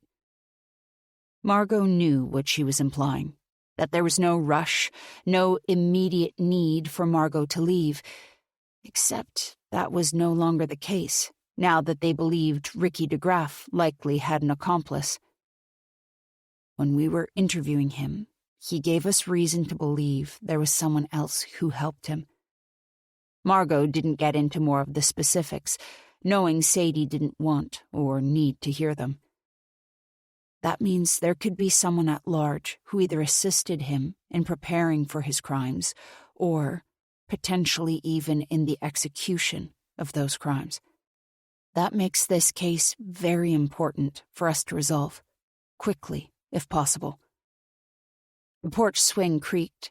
The sky was light enough now that Margot got a better look at Sadie, whose knees were pulled up to her chest and who was looking out into the yard rather than at Margot. "I can't pretend to understand it. Not what you do, or how you can sleep at night after doing it. But he gets it. And I know it's important work. I hope you don't think I'm implying otherwise. I know. It's just hard for him when you're not here." Margot nodded, picking up a large piece of gravel and tossing it across the driveway. She could see the divots near the gate where the bullets had hit, and they made her stomach clench. "It's hard for me when I'm not here, too," she said. "He's the most important thing in my life, Sadie." They were both quiet for a long minute. Finally, Sadie swung her feet off the bench and headed for the house. "I just hope it's worth it, what you're doing." The door shut behind her with a faint slapping sound. Margot looked out into the purple-tinged light of pre-dawn and wondered. Was it worth it? It was a question she was never sure she had the answer to, even 5 years and dozens of closed cases later. Because even for all the good they were doing, there was always a cost. And she'd never felt that cost more acutely than right now. 24. As Margot drove out of Elk Creek, She knew it was probably for the best she was getting a change of scenery. She passed a battered brown truck on the side of the road, a man apparently taking a brief nap in the front seat, and in the moment she saw it, her heart went into her throat. Threat. Her inner alarms insisted. Her hands tensed on the steering wheel. But it was too old a truck, too brown. It was just a truck, and there were thousands of them in the county. She couldn't go through her whole day reacting to every truck she saw as if it belonged to their attackers. She ignored the brown truck in her rear view and picked up the coffee Wes had made her before she left, a move that forced her to release her death grip on the steering wheel. It was perfect. Always perfect. She tried to focus on that simple joy and a playlist of upbeat music to take her south to San Francisco. For a moment, she was clutched by a sudden panic that she had forgotten to lock the shed. It was so strong, so fierce, that she almost wanted to turn around. But she scolded herself. Wes was home. He would have to go to the shed for the evening feeding and medication routine. Even if she had forgotten to lock the door, which was unlikely, he would do it for her. She swallowed the lump in her throat. The more distance between herself and Elk Creek, the more Margot was able to focus. She had no idea what to expect from their meeting today with Rick DeGraff Sr. Last night, she had reviewed their existing notes on Ricky's father, but they were scant. They knew more about what Ricky had said about his father than what Sr. had to say about Ricky. It seemed that following Ricky's arrest, he had been very tight-lipped and had withdrawn from public view. It made sense, in a way, that he would end up in a different state. Margot could appreciate that desire to move on, to move away. It was funny that he hadn't changed his name, because sharing a name with his son couldn't have made it easy for him to escape the legacy he had created. But she imagined that an old-school type like him would be stubborn about something like that. He had the name first, after all. As she parked at the airport, where she was meeting Alana, no need to stop at the office first, she wondered if he would speak to them at all, and whether there would be anything useful in his insights. Ricky painted a picture of a man who hated his son, who might have sensed something different about him and wanted no part of it. Margot didn't know if Ricky was gay, or if that was just the worst-case scenario for his father. It ultimately had little to do with the murders themselves, if he was or wasn't. But Sr. might know if Ricky had any close friends, anyone he would have trusted with secrets like that. Trusted enough to help him kill. Alana was waiting beside the jet, 2 cups of coffee in hand. She looked ready to report on Paris Fashion Week in her eggplant purple suit and sky-high heels that Margot couldn't have walked in, let alone worked in. Margot sported her typical uniform of dark wash denim, a linen button-down, and one of only 2 blazers she owned. The FBI didn't pay well enough to keep Alana so well-dressed, which made Margot suspect there was some generational wealth at play that Alana didn't talk about. There had been more than one complaint from other departments about Alana's attire, implying it was distracting. But Alana wasn't stupid, and she knew the FBI code of conduct like the back of her hand. Nowhere in it did it say she wasn't allowed to wear heels. Margot had only seen Alana run in her stilettos once, but once was enough for her to never doubt the other woman's abilities. She could probably complete the Quantico training course in them, unless she didn't want to risk ruining them. Alana smiled and handed Margot a still hot coffee. "You look like hell," she said warmly. "I'm always going to look like hell standing next to you," Margot countered. Alana tisked, and they headed up the steps into the jet. Just looks like you haven't had much sleep. You doing okay? How's Wes?" She sounded genuinely interested, and even a little concerned, which Margot found touching. "It's all kind of a sliding scale of shit, you know?" She shrugged and sipped her coffee. It was good. Phil's couldn't be bad. But it wasn't the way Wes had always ordered it for her, and that made her love him just a little bit more. It also shot a sharp stab of guilt through her. She shouldn't be here. She should be home with him. "And where on the sliding scale are you?" Alana had pulled out her laptop, though they wouldn't be in the air that long. There was always work to be done, cases to review. DeGraff might be their current focus, but there were at least 6 other killers they were exploring in the background as well. New targets, new potential crimes to solve, new monsters for Margot to sit across from. She wondered sometimes about the burnout of it all. Thanks to her proximity to the BSU over the previous 5 years, she had seen plenty of agents come and go. Even on their team, a lot of up-and-coming agents only lasted a year or 2 before heading off to a different specialty, one that wouldn't keep them up at night in the same way.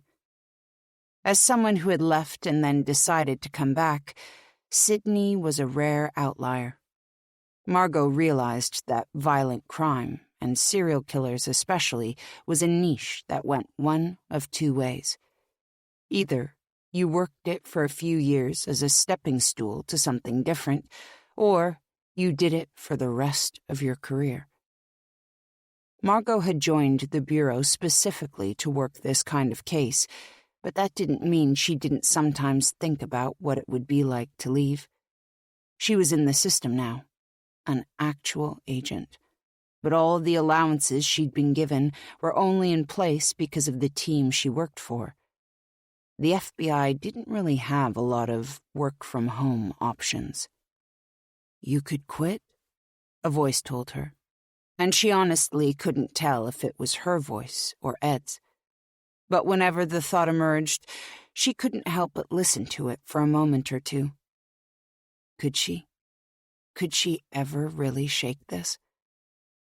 There was something so easy about the idea of it, but part of her hesitated to embrace the thought.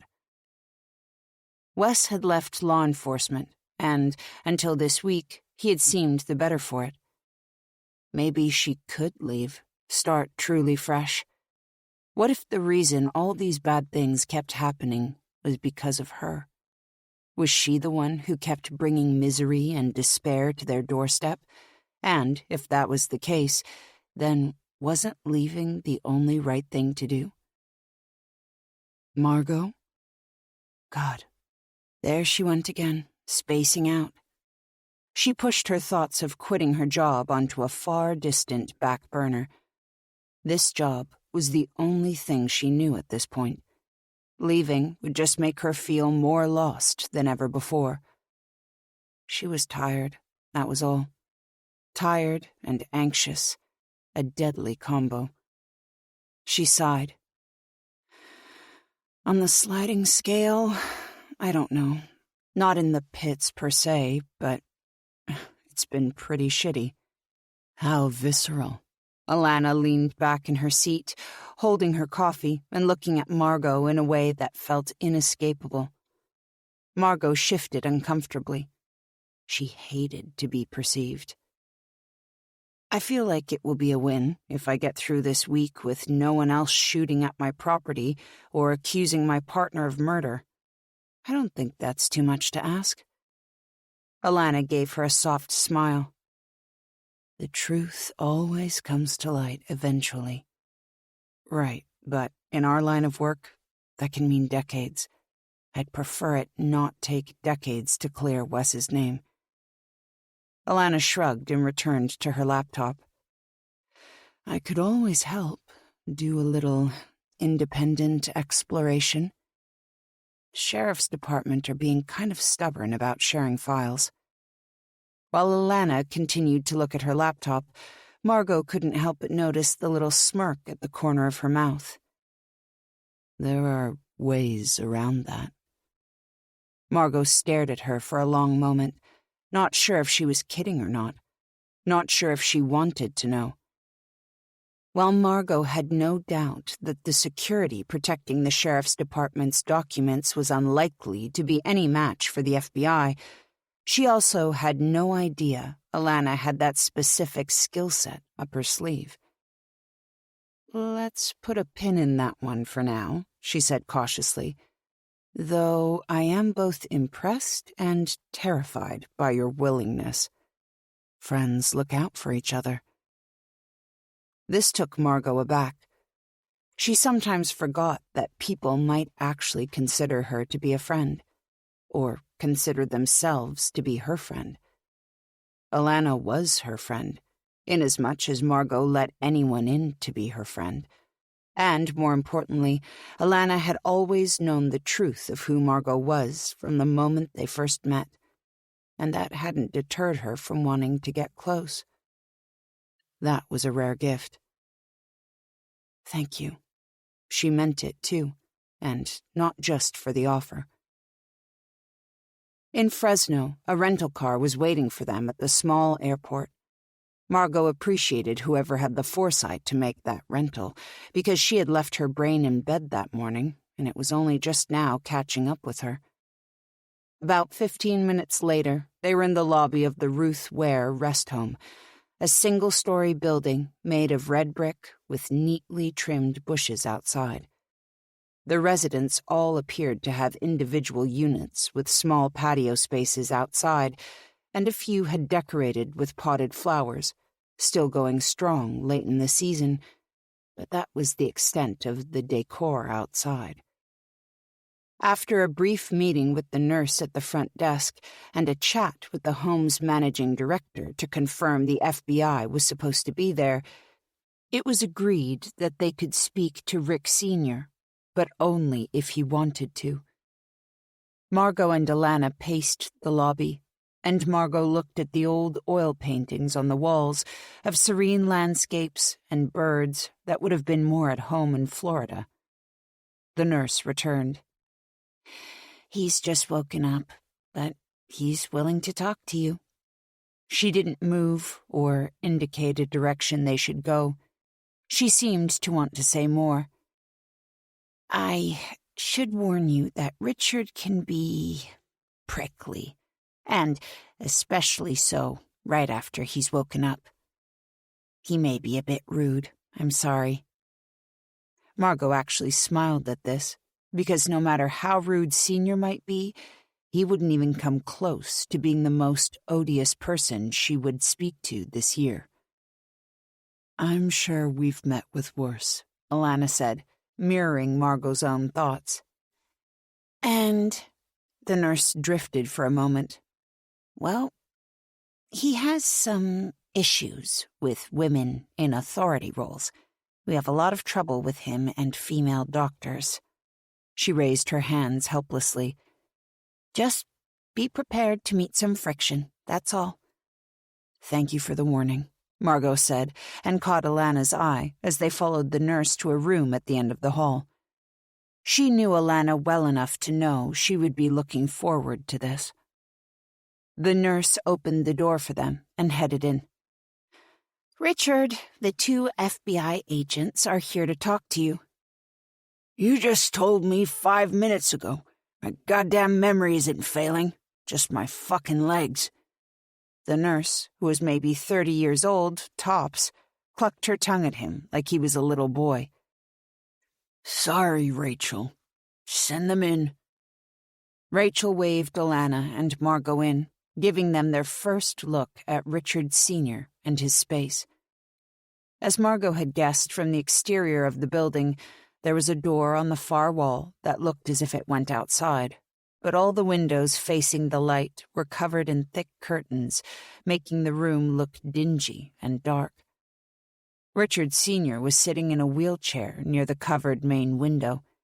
He had a tray of breakfast food sitting on a small table beside him, and there was a TV on, the volume muted, showing a notably right-wing news station.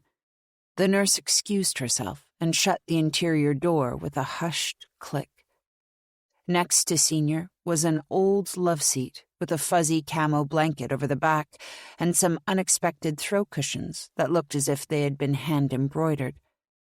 Margot wondered if those had been the work of Ricky's mother when she was still alive. On the wall was an array of taxidermized animals, a deer head, a pheasant, a large fish of some kind. Senior must have caught her looking, because he gestured towards the collection. I was a pretty decent hunter back in my day. Before. He didn't finish his sentence, and Margot wasn't sure if he meant before his legs stopped working or before his son was discovered to be a killer. "Those are all yours, then?" Alana asked, making it sound like she was genuinely curious.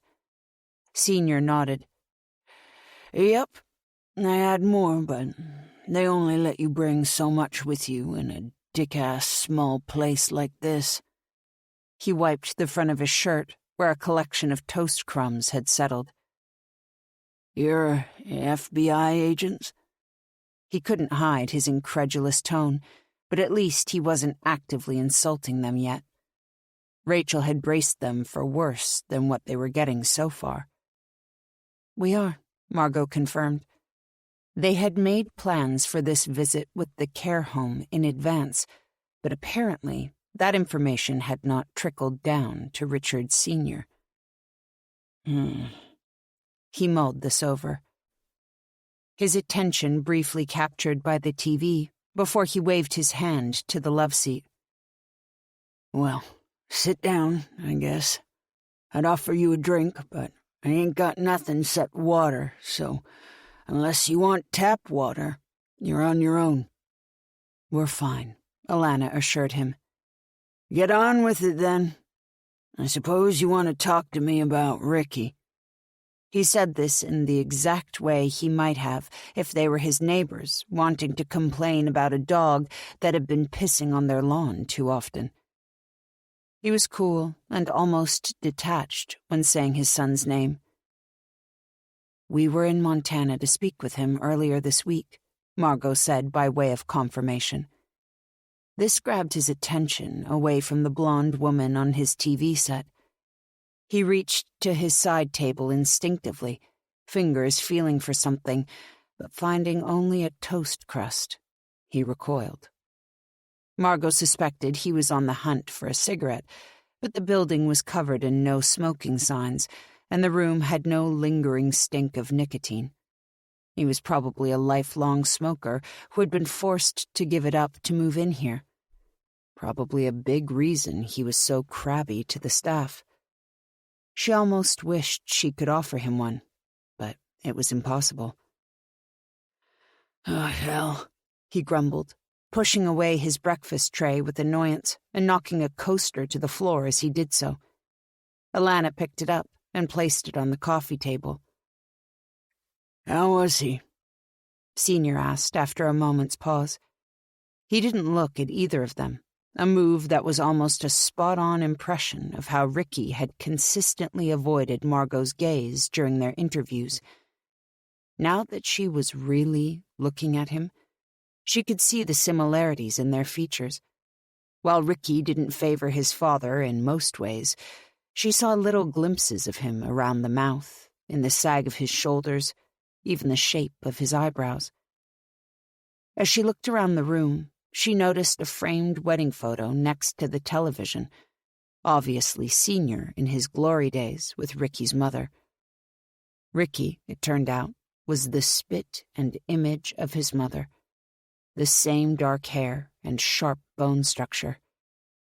There were no photos of Ricky anywhere in the room. "He's doing as well as can be expected," Margot said. "Bet he talked a lot of shit about his old man," Senior scoffed. "Never had a kind word to say about me, and that's the God's honest truth." Margot debated how to answer. "He said you two had a difficult relationship, that he was closer to his mother. But he did say he appreciated the parcel you sent him after she died. Margot was testing the water here, because Ricky hadn't specifically mentioned how he'd gotten Matilda, but it seemed likely that Senior must have been involved in getting it to him, since it seemed like Ricky was not a frequent family visitor by the time his mother died. Senior took this in, fingering one of the buttons on his plaid shirt. If Margot wasn't paying so much attention to him, she might have wondered if he had stopped listening to them. But he was listening. He was just a man who chose his words very carefully. Been a long time since I've seen him. I went, to the prison. We know, Alana said. You were in his visitor records. Senior shuffled in his chair. Just a couple times. I don't think it did either of us much good.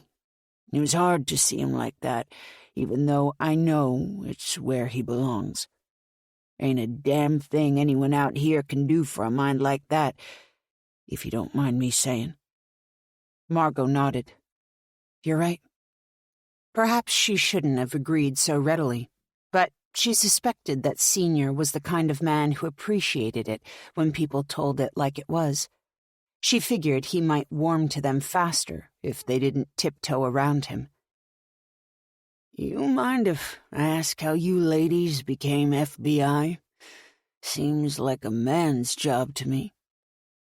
There was nothing particularly venomous in his tone, if anything. Margot thought the question was genuine. She caught Alana's eye and nodded for her to go first.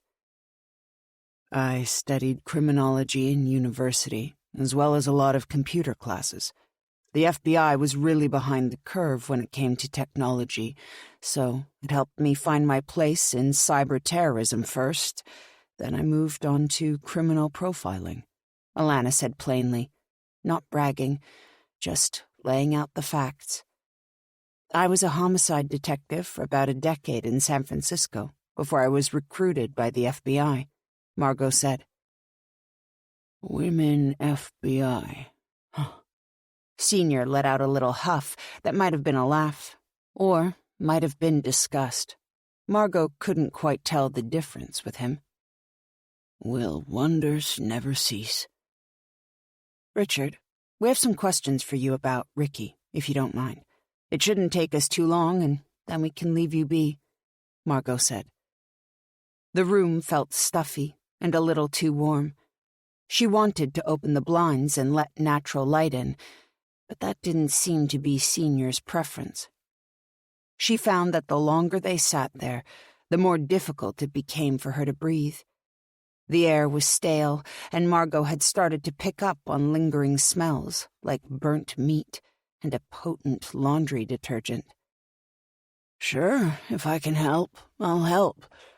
But I gotta tell you, ladies, I don't know much about what went on in that head of his. Does the name Matilda mean anything to you? Margot asked, wanting to plow ahead and get back outside. This question hadn't been meant as a difficult one, but she saw Senior rock back in his chair, almost as if he'd been struck. Where did you hear that name from? Ricky told you that name? He did, Alana confirmed, but didn't elaborate. Senior stared at his knees. Matilda was Ricky's baby sister. Of all the things Margot had expected him to say, most of them about the doll, she hadn't been expecting this. Nowhere in Ricky's files had there been any mention of a sibling. What happened to her? Margot asked softly, knowing it was unlikely that the story had a happy ending, just based on Senior's reactions thus far. She died, 5 months old. Just one of those freak things.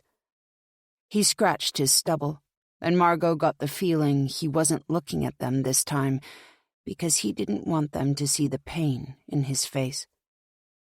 Alana gave Margot a quick look. They both seemed to be wondering the same thing, but it was Alana who finally gave voice to their mutual concern.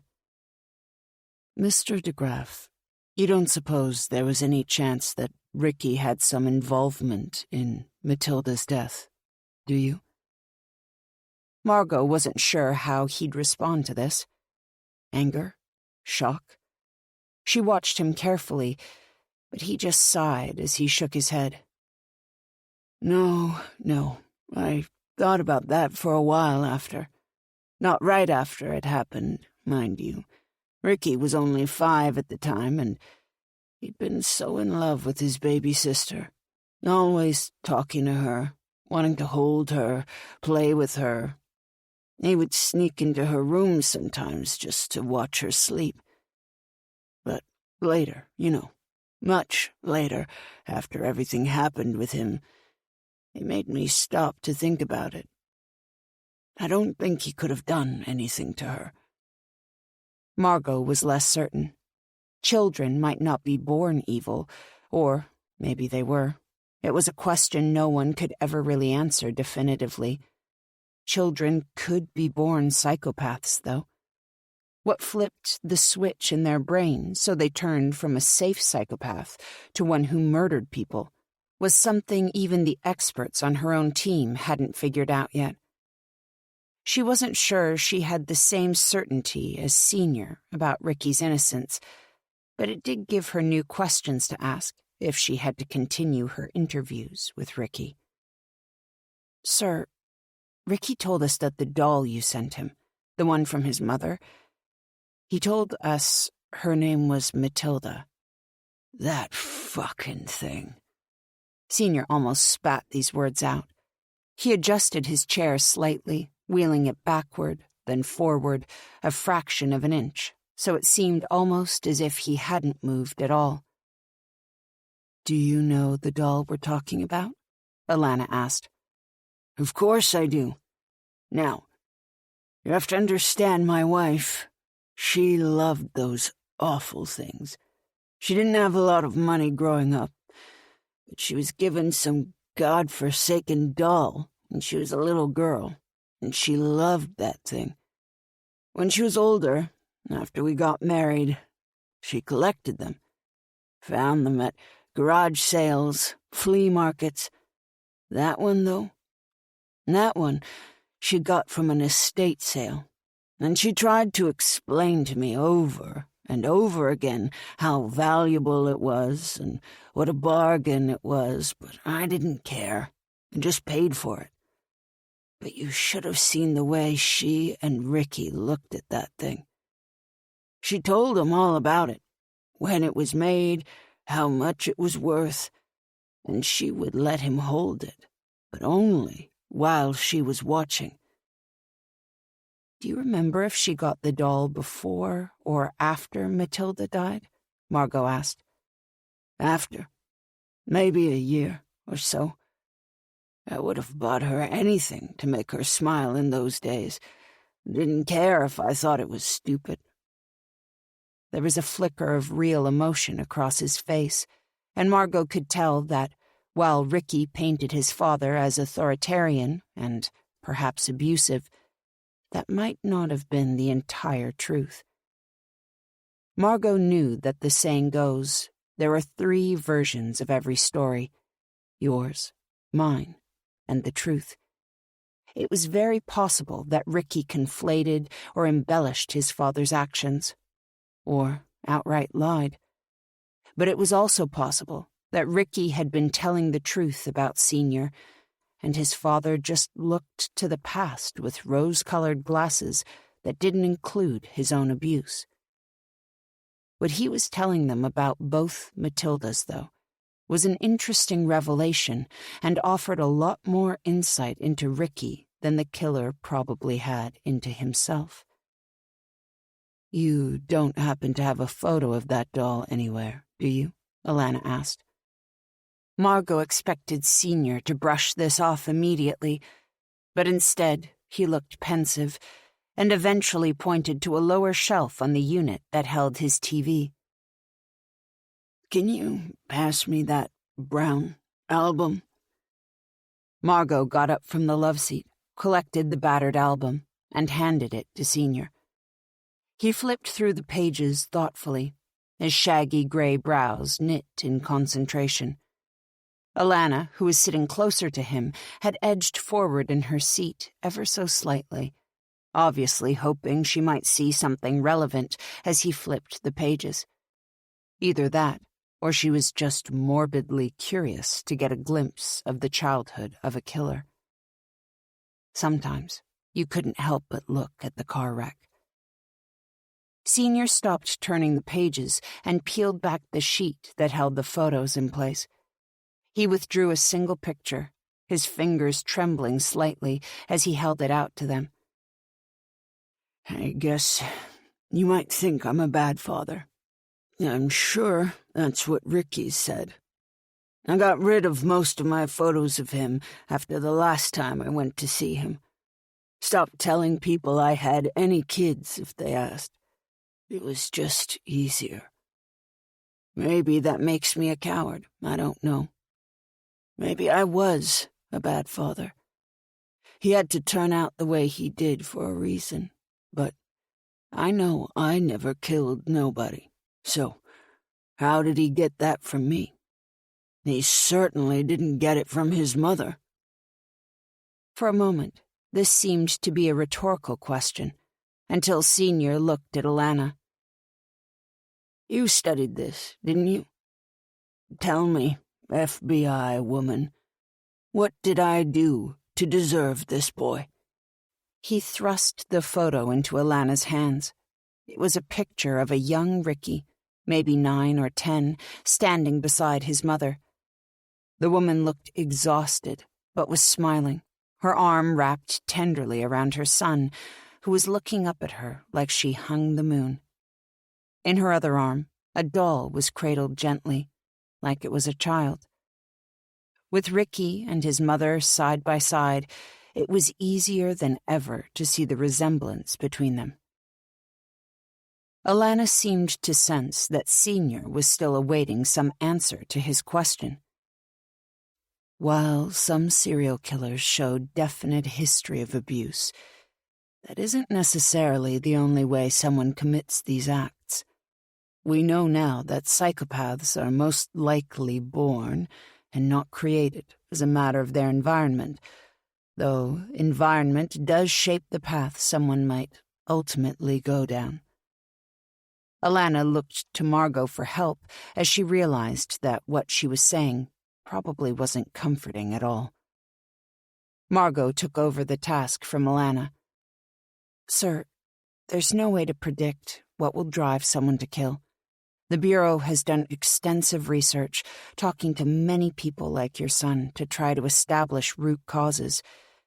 But the truth of the matter is, while there are patterns we can see emerging through those histories, some people are just driven by a compulsion we can't understand.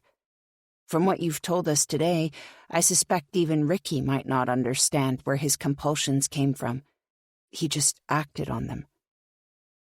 Margot did have a much better idea of what may have triggered Ricky to become who he was, but she didn't need to tell Senior her theory. What could he do with that information? Nothing. His daughter's death was an accident, hopefully, and it seemed very likely that Ricky started doing what he did to fill the vacuum Matilda's death left in his life. For his father, though, that information could only cause pain. So, it wasn't my fault? Senior asked. This was one of those questions that couldn't be answered with the truth, because the truth was too fluid to know for certain. Ricky certainly had enough animosity towards his father to indicate that relationship was an issue for him, but whether it was a trigger, they would never really know for certain.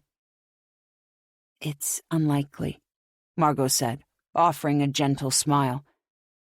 When the truth was unknowable, a kind lie was usually the second best option. Senior sat back in his chair, blinking hard as he looked away from them.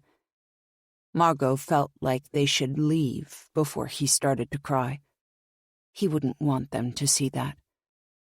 Alana took out her phone to take a photo of the picture Senior had given them, but he waved his hand at her. "You can keep that," he said, his voice thick with emotion.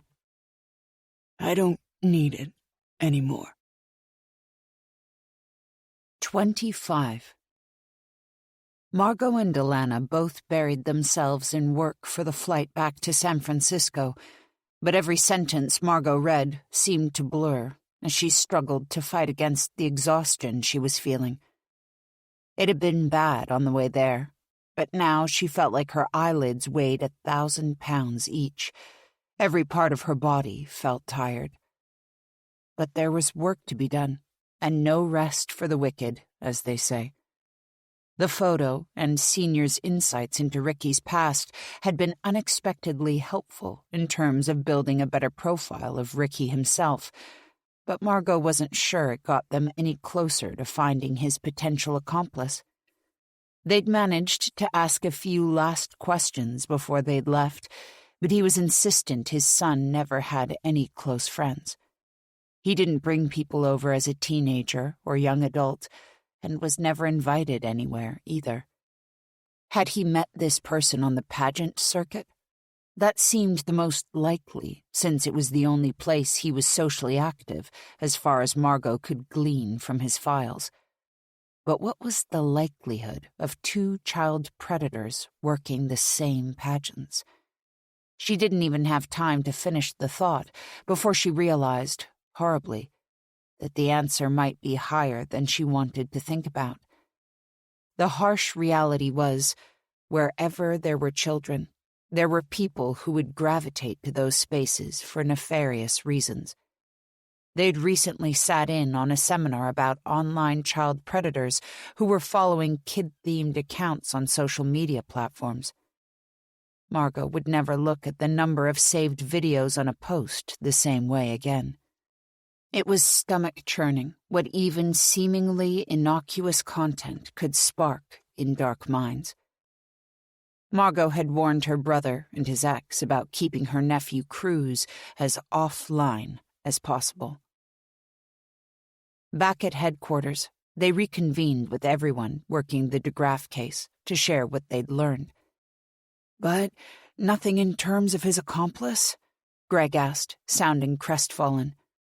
"It was going to be a long shot that DeGraff Sr. would know anything useful, and I think he's given us a lot of food for thought for next time we talk to Ricky," Alana replied defensively. "Let's see if we can figure out a brand type on the doll. If there's a chance that Ricky's friend on the outside might not be that reliable, he or she might have sold it," Margot suggested. DeGraff Sr. suggested it was a pretty valuable collectible even back when he bought it for his wife, and those kinds of things tend to increase in value. Maybe Ricky let it slip that the thing was worth money, and their friend on the outside figured he'd never know if they sold it. Andrew nodded. "It's a good suggestion. We can also share the photo with some online doll collector Facebook pages or forums. Reddit could be useful." "I can work on that," Margot offered. It made sense for her to focus on things she could do off-site, while the others made calls or hunted down other potential leads.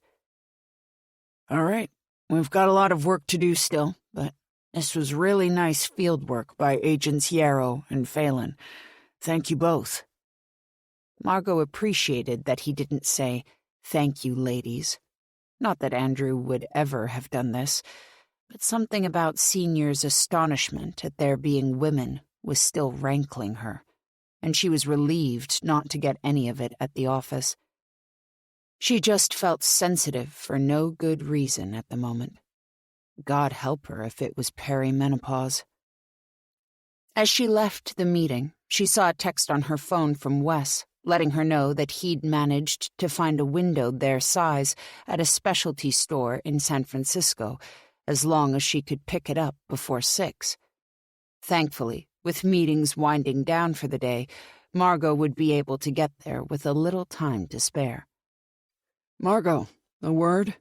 Andrew asked, before she could make a beeline for the elevator. Twice in 1 week? That didn't bode well. She sighed inwardly before nodding and following him to his office. The task force generally existed in a state of chaos, with folders and pictures scattered everywhere in the office.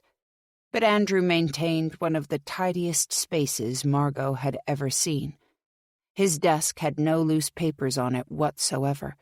Anything he might be in the process of reading or signing was neatly sorted into a tray system on the corner of the desk. The only personal details were framed commendations hanging on the wall and a single framed photo on the bookshelf of his wife and kids. Margot took a seat across from him. I reached out to Sheriff Wilder directly today, he said bluntly. She didn't know what to do with that information at first. She was annoyed he'd done it without telling her, but there was also a not-so-small part of her that felt an enormous sense of relief that he'd taken the burden off her. Thank God, she said. Alana was offering to hack their database for me. I'm choosing to hear that as a joke. That's your right as an American, she said with a smile. Andrew's mouth formed a thin, unamused line before he spoke again. Now, he was as stubborn as you had suggested he would be, but I gather a more soft-hearted voice may have intervened to convince him to accept the offer. Margot was stunned that Deputy Cassidy had actually managed to twist the old man's arm, but she would take it. I appreciate you letting me know. Thank you, she said, pushing her chair away from his desk. At least now that they were being looped in, there was a good chance that someone would be able to point them away from Wes and towards their real killer. She assumed Andrew would pass the files on to the BSU to avoid conflict, or maybe to one of the members of the team who she didn't work closely with. Before you go, do you mind just waiting here for a moment while I go deliver something to Alana before she leaves? Margot raised a quizzical brow at him. This conversation was over, as far as she was concerned. What else could he possibly want to discuss? He opened a drawer beside him and placed a thick folder on the desk. Margot would have had to be blind not to see Whitney's name on the front. I'll be keeping this copy of the files the sheriff sent over for my own records. We've already shared them with the BSU, and someone there is working the case.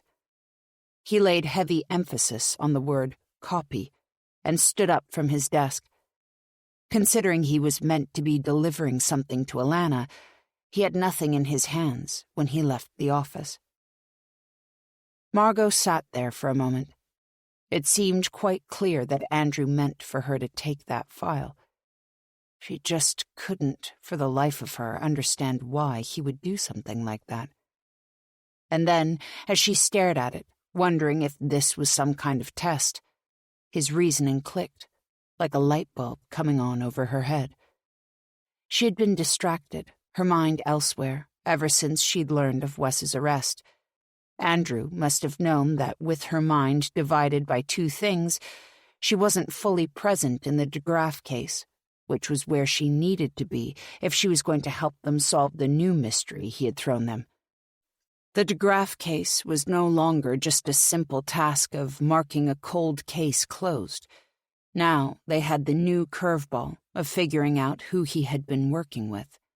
And in Margot's mind, there was still the question of whether his first victim might have been his sister, despite what Richard Sr. believed. Andrew needed Margot's head in the game. He was letting her have all the information available on Whitney's case so she could sate her agonizing curiosity there. He knew her too well. She wouldn't be able to work it. The conflict of interest would be enormous, but at least she would know what was going on. As she slipped the folder into her bag, she had to wonder if, in this situation, knowledge was power or ignorance was bliss. 26. Willows, California. 4 days ago. He didn't pick specific people. He believed that if he was prepared and had taken all the right steps, the universe would reward him with the right person at the right time. Was it really so different from believing that your soulmate would walk into your life if you just opened yourself to the possibility of love? He didn't believe in soulmates. That kind of romantic nonsense was for women and miserable men. But he did believe that if a person set themselves up for success, they would get what they deserved in the long run. That thinking hadn't failed him to date. What it did mean was that there was a lot of waiting, planning, preparing before he got to enjoy the payoff for all his hard work. He'd spent years honing his skills to the point where he knew he could be as lethal and invisible as necessary. He'd visited places across the country to observe, to understand how they worked, and to leave behind whatever he might need to complete his work. That was a mistake so many others made. Get pulled over for something stupid, a broken taillight, a stop sign they missed, and their behavior tweaks something for the officer. They look in the back and find all the tools of the trade. He wasn't stupid. The first time he'd done it, he hadn't been prepared. He'd just let the urge take him. What a simpleton he'd been at the start of this journey, thinking his own strength and smarts would be enough. It was, as it turned out, not easy to commit the perfect crime. He certainly hadn't the first time. But he also hadn't gotten caught, because a secondary truth in all of this was that you didn't always need to commit the perfect crime. Police were only human, after all, and if you left a puzzle just confusing enough behind you, they would spend so much time chasing their tails the man could be in another state before they realized they'd been barking up the wrong tree. Because the police liked easy answers. It was the husband, the boyfriend, a jealous coworker. The police wanted murders wrapped up in tidy little bows, packages they could understand. They wanted the killer to be a known quantity. Strangers were too scary, too much like giving credence to the monster under your bed or in your closet. It was easier and safer to assume that all evil was explainable. He didn't fit into that tidy story they told themselves, and that alone was a reason he often got away with it. The first time he killed someone, it wasn't even a girl. He liked girls, preferred them. He wanted to see what their pretty little insides looked like, what happened to their faces when they realized they were never going home alive. That was what he craved and looked for. But, as it turned out, the hunger inside him that wanted all those dark and nasty things, it wasn't as particular as he was. He'd seen the boy standing at a bus stop, and what happened next was as natural to him as breathing. Pull over, smile, offer a ride, smile, ask questions until you know they're comfortable, smile as you pull out the knife and let it sit between you on the seat. Breathe in the delicious and cloying smell of fear. The man had made mistakes that first time, but not enough to matter, not enough to get caught. And he'd learned from it, too. Learned that it was better to leave all the evidence behind, never take anything with you. He had learned not to look for a specific victim, because that could lead to him being too focused and missing an opportunity elsewhere. The universe would provide. A college co-ed walking home from a party, a lone woman closing down a little ice cream shop in the middle of nowhere, a girl walking along the highway on her own in a small town. "Where are you headed?" he'd asked. the rain pelting down on her much too large jacket, a school emblem on the chest, and the word coach on the back. He didn't think it was hers. "I have to go back to get something out of my car. I left it at the school." She'd shuffled from foot to foot, uncomfortable in the rain. God, but she was a pretty thing. Her little heart-shaped face and curly hair. Her eyes were both brown and green, but he wouldn't have called them hazel. "Why did you leave your car at the school?" Smile. "It wouldn't start." "Well, I've got some jumper cables in the back. Why don't you hop in? I'll take you to the school and help get that car started for you in a jiff." Smile. This girl knew what she'd been told as a child. Be wary of strangers. Be careful of men you don't know. But she had also been raised in a small town. There were no strangers, only people you hadn't been properly introduced to yet. Plus, it was cold, and she was soaking. There was something in her expression that spoke to worry, fear. But he didn't think it was him she was worried about. Finally, after a moment of consideration, she said, "What's your name?" "Eli," he said, the lie coming almost as easily as his real name might have. "What's yours?" "Whitney." "Well, all right then, Whitney. Now that we're not strangers anymore, let's go fix that car of yours, shall we?" He wondered as she got into the truck beside him, giving a faint waft of a baby powder-scented perfume as she buckled in.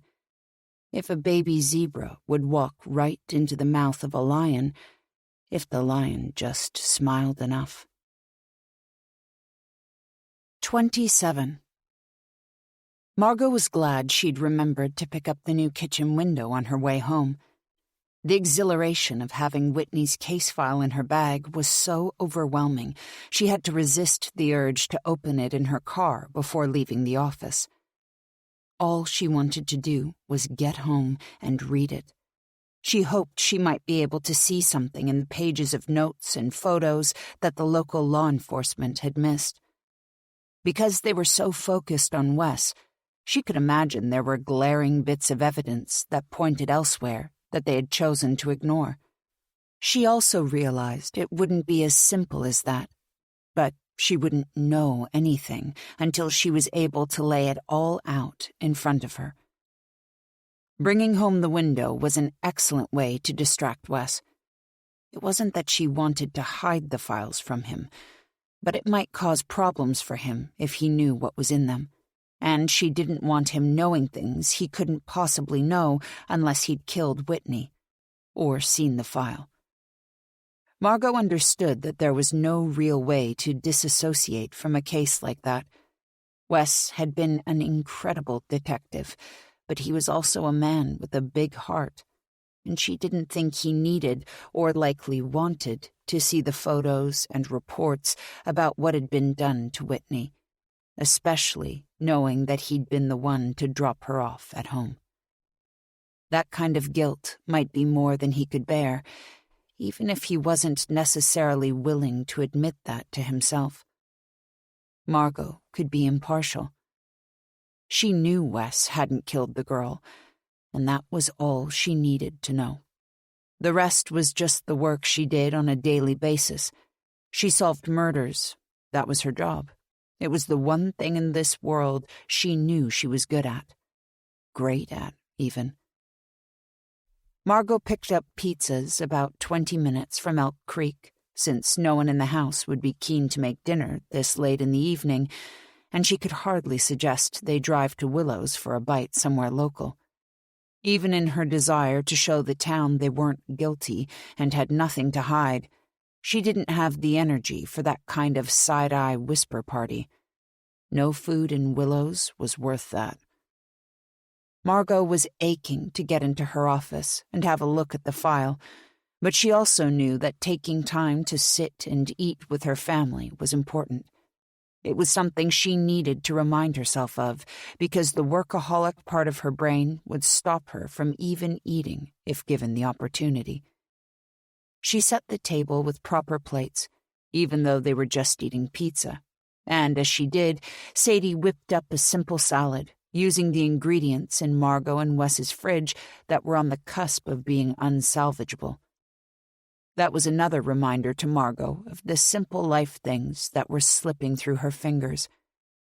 When was the last time they'd picked up groceries?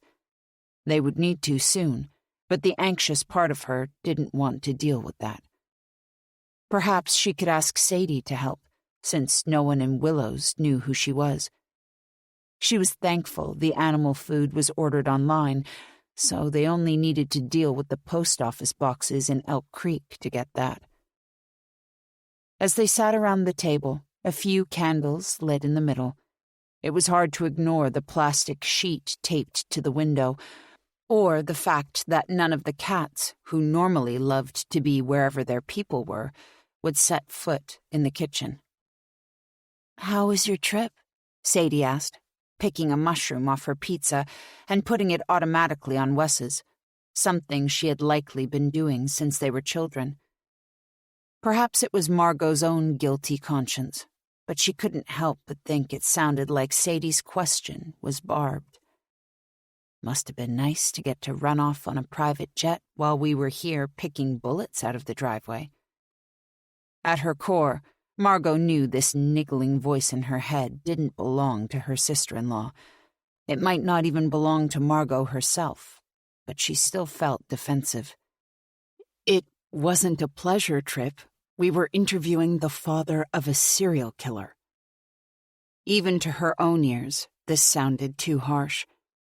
"Hey, she wasn't implying anything," Wes said protectively, though, in typical Wes fashion, his tone was calm and steadying, something he'd honed through years of experience with the moments Margot's temper got the better of her. She hated herself in that moment, hated that he had needed to learn to tiptoe around her, like she was a wild animal he didn't want to get bitten by. Most days, that wasn't who she was, but there were times she couldn't seem to help what came over her. "Like father, like daughter," the familiar voice cooed. She wanted so badly to snap at Wes in that moment, to be angry with him for choosing his sister over her, even though she knew she was in the wrong. There were just times when rationality left the building entirely, and all that was left was raw feeling, like an exposed nerve. Margot stared at the pizza on her plate, rather than looking at either of them. She took a steadying breath, then said, "I'm sorry. This week has been a lot." "For everyone," Sadie said, as if Margot didn't know, and as Margot glanced up at her, Sadie's eyes flashed, almost in a challenge. She was a strong-willed person, and Margot knew she didn't respond well when people were unkind to her, like Margot was being. She wasn't used to being on the receiving end of Sadie's ire, but it was her own fault. "You're right," she replied, channeling a response she thought might make Dr. Singh proud. "I'm sorry I reacted that way. My trip was valuable," she added, hoping it was true, wanting to make it seem as if it had been worthwhile for her to once again not be here when she was needed. Her guilt gnawed at her, and it made her angrier at them both in turn. It was safer for her not to speak at all. Once she could turn her attention to the case, all this bitterness would fade away. Her anger needed an outlet that wasn't her family, and focusing it on a killer seemed like the perfect solution. They spoke very little for the rest of the meal.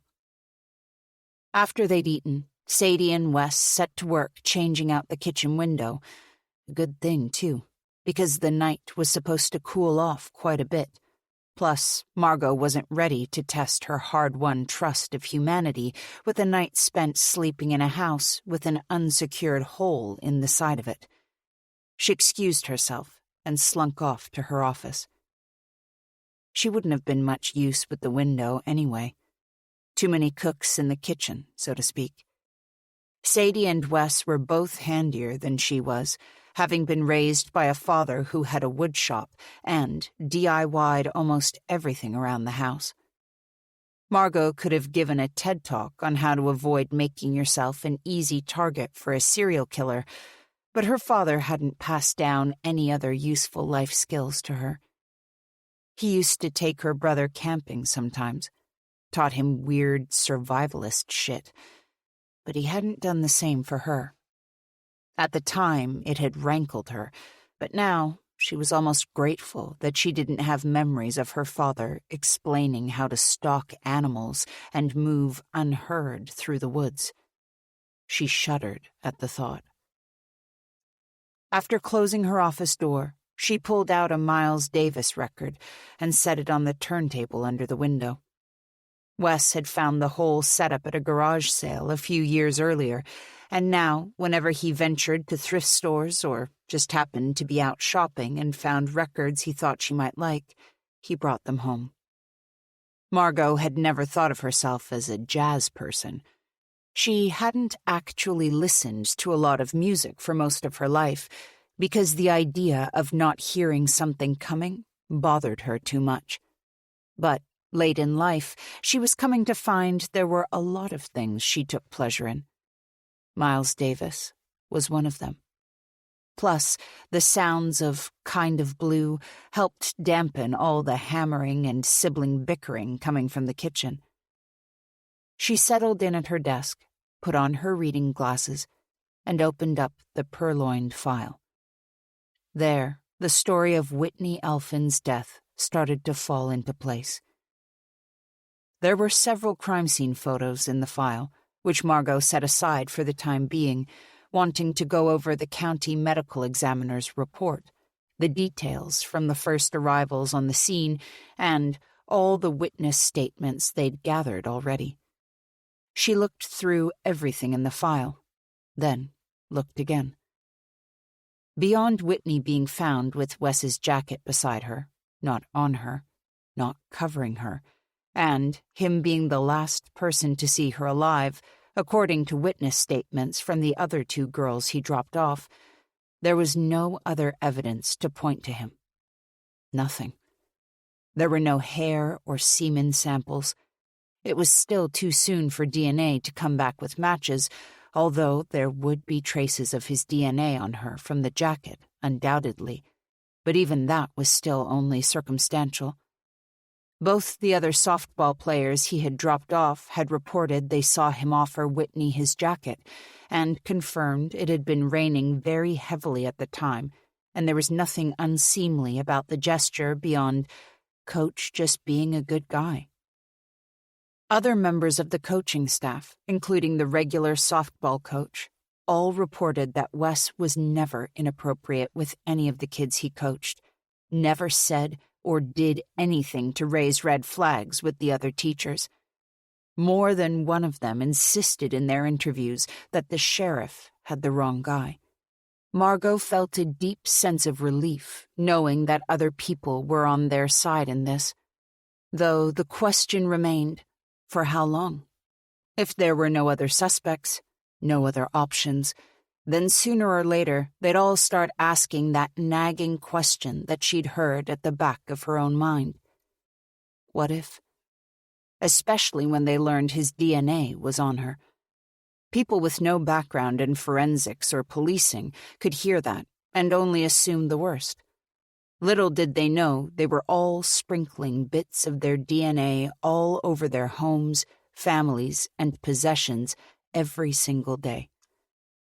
What people didn't understand scared them, and they needed to find a different target for the town's fear before those lab results came back and gave them more reasons to focus on Wes. This place was supposed to be their happily ever after, goddammit. Once she had a good grasp on the case files and a good idea of what to expect from the scene, she pulled out the photos, laying them out across her desk. Margot had seen some terrible things in her career. She was no stranger to a bloody crime scene or horrific, graphic things. But the day she stopped feeling that initial twinge of repulsion was the day she would hang up her badge forever. Looking at the photos laid out in front of her, she winced. It was obvious that both Flo and Eugene, the lawyer, were being reserved about the details of what they had shared with Wes, because this wasn't just a stabbing. It was an evisceration. There was really no other way to describe it. Whitney had been filleted. There was a deep slash horizontally across her lower abdomen, then a long upward slash from there up to the gap between her breasts. Margot's analytical brain kicked in then, and she noted that, while the cuts looked clean and precise, the person doing the cutting was definitely not in a job that involved post-mortem work, like a mortuary assistant or a funeral home worker. The cuts on Whitney's body were counterintuitive to how those fields were trained. She didn't think the person who had cut Whitney open was in the medical field either. Those cuts, just based on an initial examination, were too deep and choppy to be from something as delicate as a scalpel. The careful nature of the lines was likely from someone who had a lot of experience slicing things open, but not professionally. A hunter.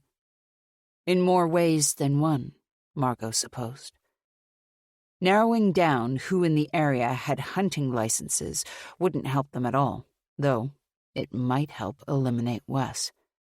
Of course, someone who knew how to hunt and how to gut a deer might not necessarily have a current hunting license, especially if he had moved on to different kinds of game.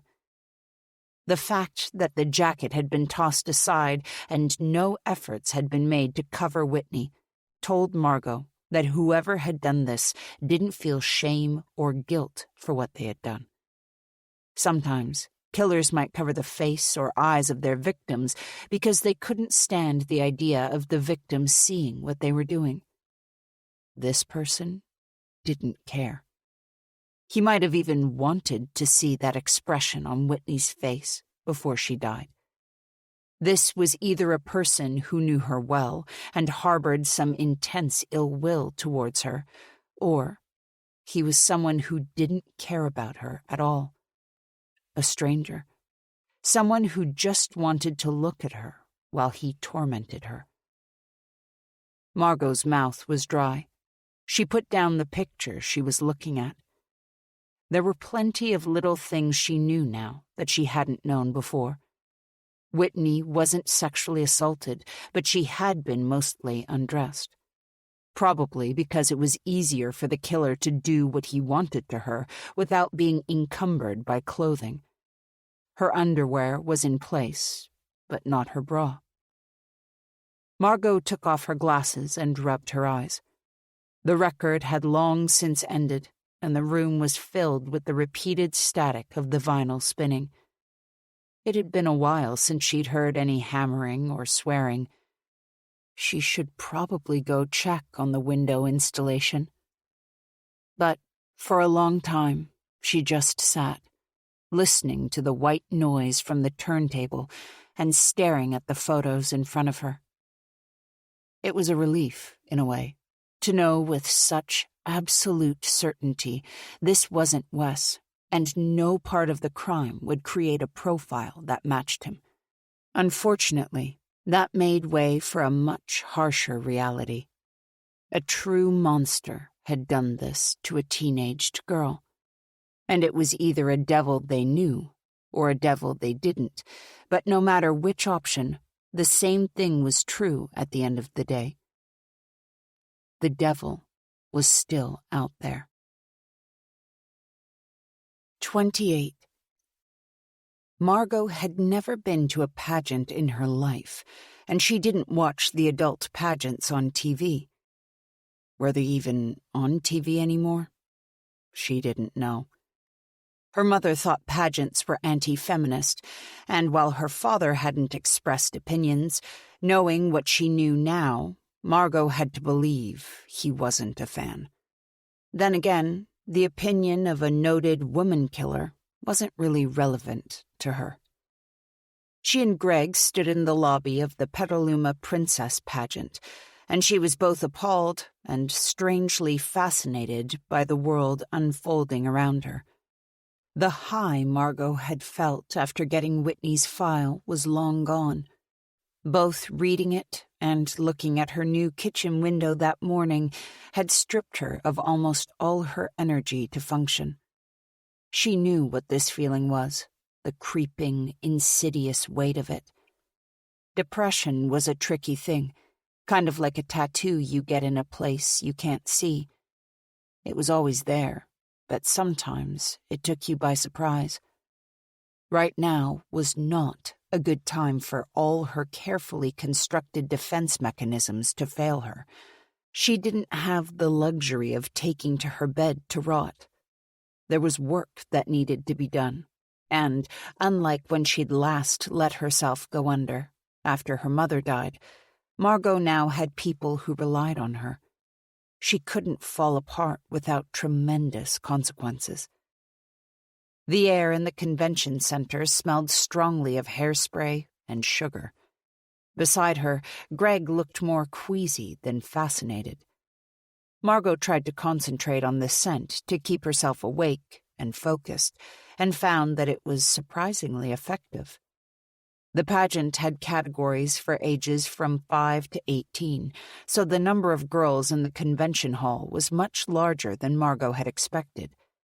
The pageant, according to a pamphlet she had picked up at the door, was one of the longest running in the state, going back to the early 50s, which meant it had been happening the whole time Margot lived in Petaluma.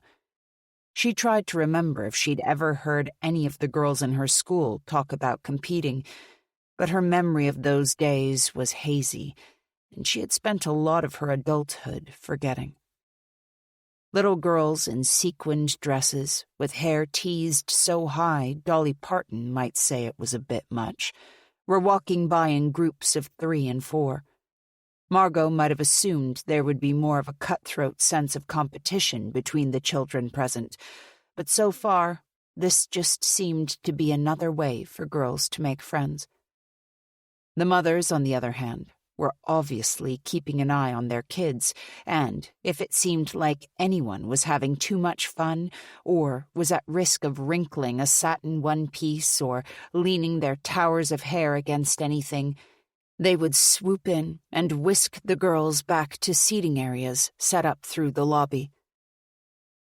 "I've never seen anything like this," Margot said, her gaze sweeping the room, trying to imagine a childhood where this sort of thing was happening almost every weekend. It had to lose its luster after a while.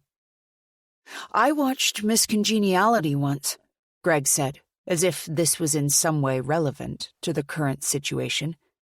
"That's all I know about pageants." "Well, thank God the FBI isn't trying to put us under cover here."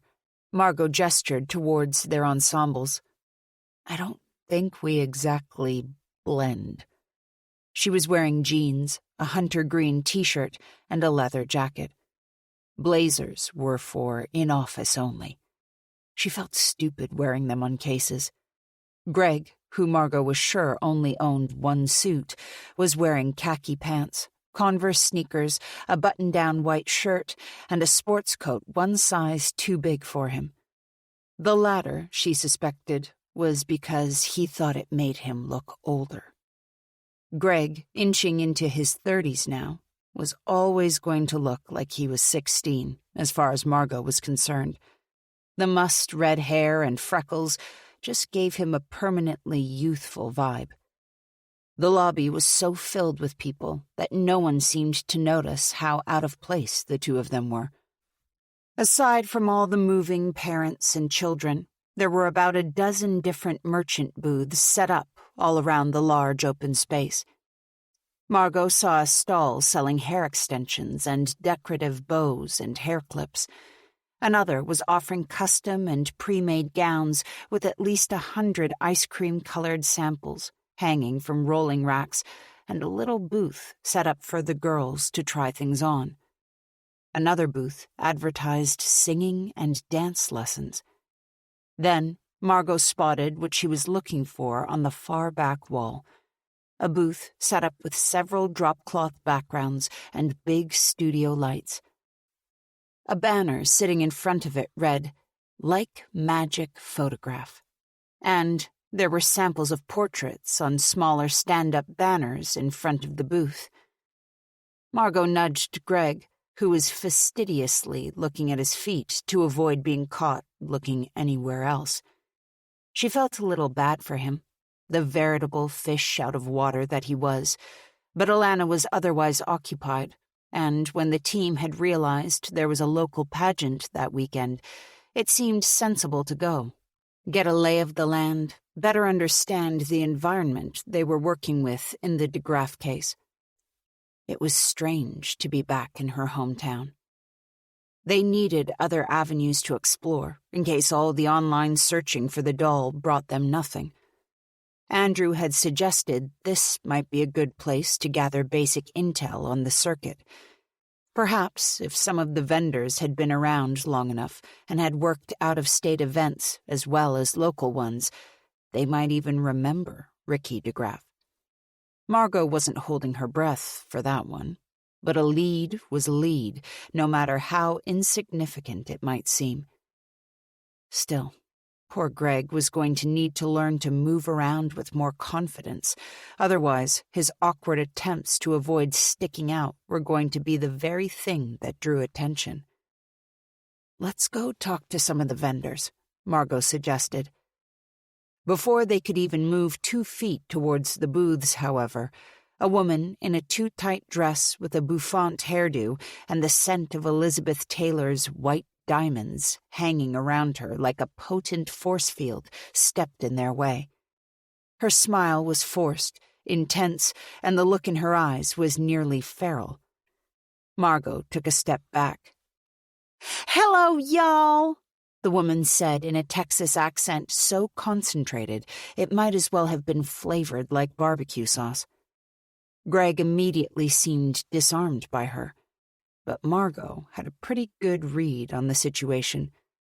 She gave back a fake smile of her own, one that she knew from previous feedback was more terrifying than it was warm and inviting. The smaller woman blanched for a moment, but she also wasn't the type to be a pushover, Margot could tell. This was someone who was accustomed to getting her way and having everyone in the room pay attention to her when she spoke. Margot could see they were either dealing with the person who was in charge here or the person who believed she should be in charge. Either way, they wouldn't be getting any further until they figured out the riddle to keep this Sphinx at bay. "How can I be of service?" the woman asked, indicating she did not believe she could be, and they best be moving on. Margot flashed her badge long enough for it to be read, then slipped it back in her jacket. No need to draw undue attention.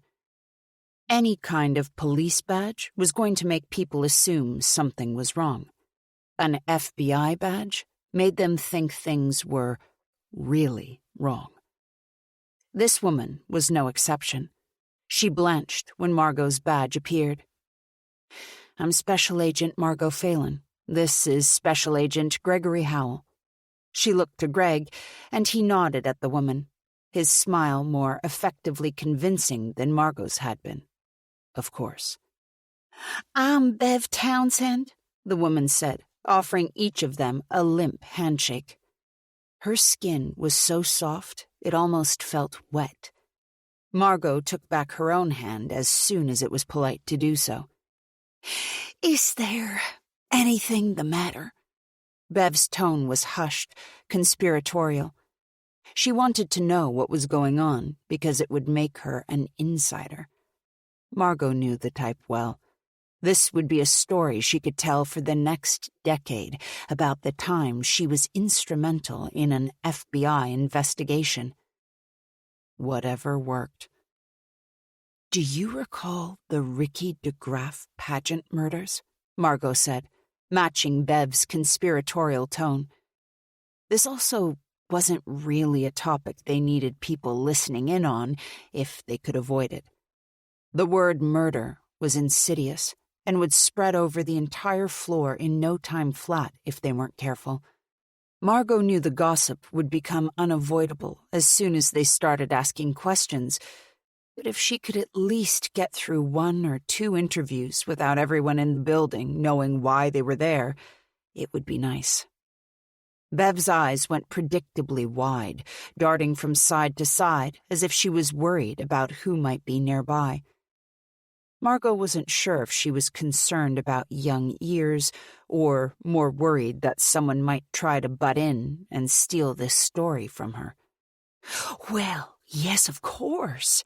That whole thing was quite a shock. Of course, that monster never worked on one of our pageants." Like the organizers of the pageants DeGraff had worked at were being remiss in not asking screening questions like, "Are you a serial killer?" "No, of course not," Margot said. "And, of course, he's been in prison quite some time now." "Where he belongs," Bev replied curtly. "We certainly agree with you there." "But if you're involved in the DeGraff case, why would you be looking into a pageant he's never been to before?"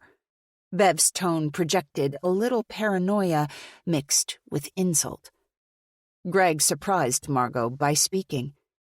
"Ma'am, we're from the San Francisco office, and we're working a series of cold cases we think might be connected to DeGraff. While we know he hasn't worked your venue in the past, it's possible some of your other vendors may have interacted with him. We were just hoping to have a quick word with them and also to better understand what the pageant world feels like operationally." By the time he finished, his cheeks were flushed. But there was such an endearing, "ah, shucks" quality to Greg that, as Margot watched in fascination, Bev's whole demeanor changed. She clutched her hands together over her heart, leaned in as he spoke, even nodded along. She was rapt. Greg hadn't even said anything that interesting, as far as Margot was concerned, but this woman certainly didn't care. She was hanging on Greg's every word. Of course, I understand completely. It's certainly a tight-knit group that does these shows. You two come with me. I'll make all the introductions, make sure no one tells you any fibs." She gave Greg a little wink, and Margot had to stifle a laugh. But Greg, as socially awkward as he often was, seemed to have realized that Bev was completely swept up in him. "That would be incredibly kind of you. Now, is it Ms. or is it Mrs. Townsend?" She swatted his arm with a little giggle. "Are you trying to ask if I'm a married woman, Agent Howell?" There was a wedding band and a sizable diamond on her ring finger, so she was very clearly married. But Greg let her flirt, and Margot could have kissed him for it. "Just want to be polite," he said. "You can just call me Bev, okay?" Margot noticed she did not clarify that she was married. If Bev was someone she was profiling, that would have been an interesting thing to flag. Since Bev was just a means to an end, Margot let it go.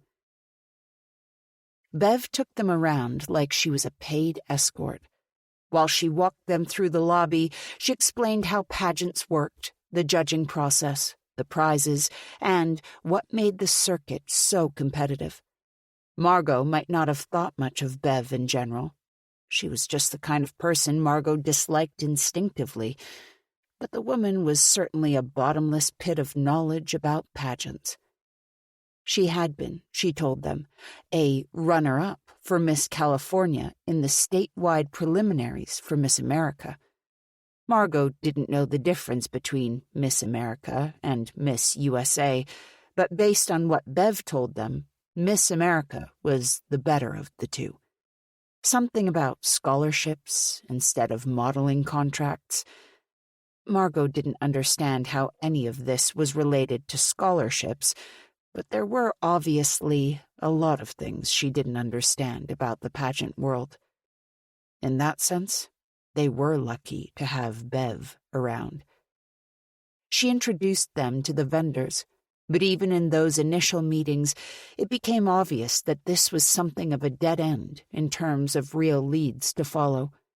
Many of the vendors were so young they could have been participating in the pageants when DeGraff was doing his circuit, and those who were old enough to remember the murders had only worked in Northern California at the time. Still, they dutifully went from booth to booth, and Margot was ever so slightly glad to have Bev along, making the introductions. It seemed to soften the initial blow of having to talk to the FBI. The last booth they approached was the Like Magic photo booth, where a lineup of little girls wearing more makeup than Margot had ever put on in her life were queued up to have their photos taken. Clouds of hairspray made the air around the booth almost unbreathable, and, out of sight, Margot could hear a mother commanding, "Smile! Suck in your belly! No, Destiny, smile!" Margot shared a quick look with Greg, who appeared queasy from the smells surrounding them. There had been a hot dog cart outside when they entered, most likely to lure in spectators, because Margot doubted any mother here would let her child indulge in something so potentially messy. But once they got through this, she promised herself that she and Greg deserved a fully loaded hot dog out in the fresh air. A girl sporting a bedazzled cowboy hat, her baby blue satin outfit festooned with fringe, exited the photo area, accompanied by a woman who was wearing a bright pink sweatshirt with "Pageant Mom" on the front. The pair breezed past them and headed for the main conference room, where the judging would soon begin. Another woman emerged, tall and willowy, her silver hair cut into a pixie. Despite the color of her hair, she had a youthful face, and Margot didn't think she was much older than 40. The woman paused when she saw the three of them, and Bev waved her over. After looking at the long line waiting, she seemed to debate ignoring them before she approached, looking slightly peeved at the demand on her time. "Sam, these are FBI agents." Bev lowered her voice to a whisper for the last part, tying Sam into their conspiracy. "They just have a few questions." Bev swept a hand towards Sam, inviting Margot and Greg to proceed. Margot couldn't wait to get out of here. "Sam, is that short for Samantha?" Margot asked, politely fishing for the woman's full name. "Well, it's not short for Samwise," the woman huffed, digging in the waist apron she was wearing and handing Margot a glossy business card. Sam Reed. "Sam, we're working on the Ricky DeGraff case." Margot watched the woman's face carefully, and for the first time that day, she saw something interesting. All the other vendors and people they had spoken to were either too young to clearly remember the case, or they remembered it, and their first reaction was one of disgust or horror. Sam was different. When Margot said Ricky's name, Sam's eyebrow went up, but her expression wasn't the same as everyone else's had been. She didn't seem appalled or frightened. She was just curious. "Ricky DeGraff, isn't he in prison already?" "He is," Margot confirmed. but we have reason to believe there may be additional crimes he committed that were previously not connected to him. Sam's expression was stoic. How interesting. And how exactly can I help with that? We've been asking if anyone here may remember DeGraff since he did the pageant circuit. We thought there might be some crossover. Sam thoughtfully considered this, thumbing the pocket of her apron before finally letting out a little huff. Yes, I knew Ricky, she said finally. Margot tried to tamp down some of the excitement that had flooded into her body. Just because they finally had someone who'd known him didn't necessarily mean anything. "How did you know Mr. DeGraff?" she asked. "I used to be his assistant." 29. The convention center's small cafeteria was blessedly empty because judging had gotten underway in several categories, and most of the girls had headed into the conference rooms. Those that weren't in this batch of performances were practicing their dance routines and struts out in the main lobby. The sound of Britney Spears' song, Lucky, was playing on a loop, and even through the walls, it was starting to make Margot feel like she'd taken a short trip to hell. Sam Reed sat across from Margot and Greg at a plastic table. They all had a coffee in front of them, but Sam hadn't touched hers, and her knee was bouncing under the table, making the whole thing vibrate. "Can you tell us more about your history with DeGraff?" Greg urged, seeming to notice that Sam's attention really wasn't with them. They'd let her finish shooting all the waiting girls she'd had in line, but it was clear she wanted to be anywhere else. Margot watched her closely. She had the kind of face that would never be called pretty exactly, but might have been noted as handsome in a Jane Austen novel. She had sharp, arresting features and strong bone structure, but everything was just a bit much. She was an interesting person to look at, though. "Look, I'm not really sure what you're hoping to get out of this. For a very short time, I was Ricky's assistant. I was 17 at the time, and I worked with him for one summer because I was planning to go to art school to study photography. I thought that spending a summer with a real photographer would give me some insights into how the whole thing worked." "And did it?" Margot asked.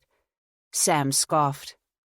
"I had these big, ambitious dreams of being a landscape photographer, of camping out in the Utah wilderness to get those perfect National Geographic shots of sunrises and wildlife, the things that win awards and people hang in their houses. What happened?" "Ricky happened." Sam sipped her coffee, and a small part of Margot wondered why she had waited so long. "I don't want you to misunderstand what I'm saying. Ricky never laid a hand on me, never hurt me, never said a single threatening thing to me. When I heard what he'd done, I was shocked. I didn't believe it. So don't get it twisted. What Ricky changed was the entire professional trajectory of my career. He showed me that in life, in real life, passion has to come second to money. When I was 17, I thought that was such a radical capitalist thing to say. I rejected it. But then he asked me, how are you going to pay for all that gear? How are you going to afford all those trips? He just knocked some common sense into me." "Sounds a little depressing," Greg said quietly. Sam shrugged. "Maybe, but it's the reality of things, at least in this country, isn't it? You have to have an income if you're going to have a dream.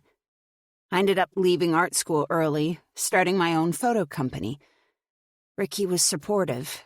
He gave me some great wisdom, showed me how to work the pageant circuit, how to make the moms trust you, how to upsell the packages. I wanted to photograph mountains, but it turns out the money is in soft focus headshots of preteens." She finished off the last of her coffee. "During your time with him, did DeGraff ever ask you to assist him with anything other than photography?" Sam fidgeted with her cup. "I'm not really sure what you're implying, but if you're asking if he and I had some kind of relationship, we didn't. I'm pretty sure I'm not Ricky's type, if you know what I mean." She gave them a meaningful look, and it didn't take an expert profiler to understand what she was implying. "I was actually wondering if he ever enlisted your help, maybe with private photo shoots, things he did at his house." This time, Sam looked genuinely confused. "Ricky didn't do shoots at his house. He said I could probably get away with doing that sort of thing, but for a man, he thought parents might find it a little strange, even with the proper setups. He was very thoughtful like that, always worried about how things might be perceived."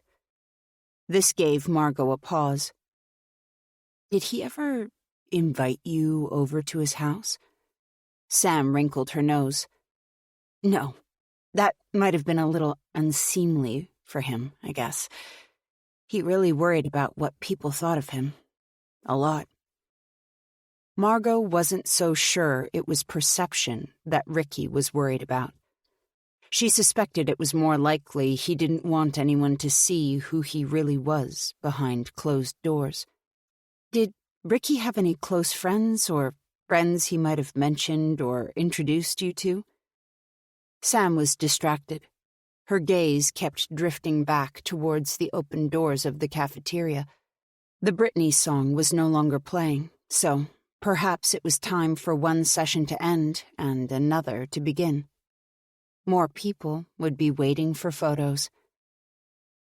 "No," she replied finally. "He had a different assistant before me. I don't remember her name, but I think he said she also went on to start her own company, so maybe check other female photographers on the circuit. I heard a rumor she found Jesus and left pageants completely, but no one puts a lot of stock in rumors like that.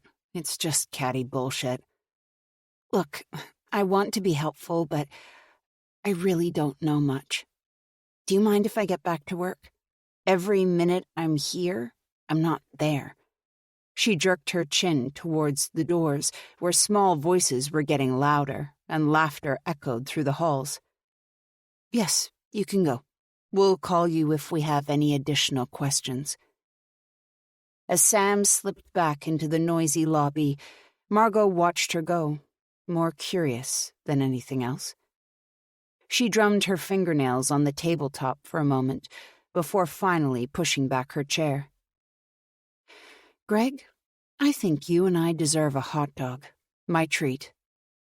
Whether Greg actually wanted the hot dog or not, he nodded his agreement and followed her back outside.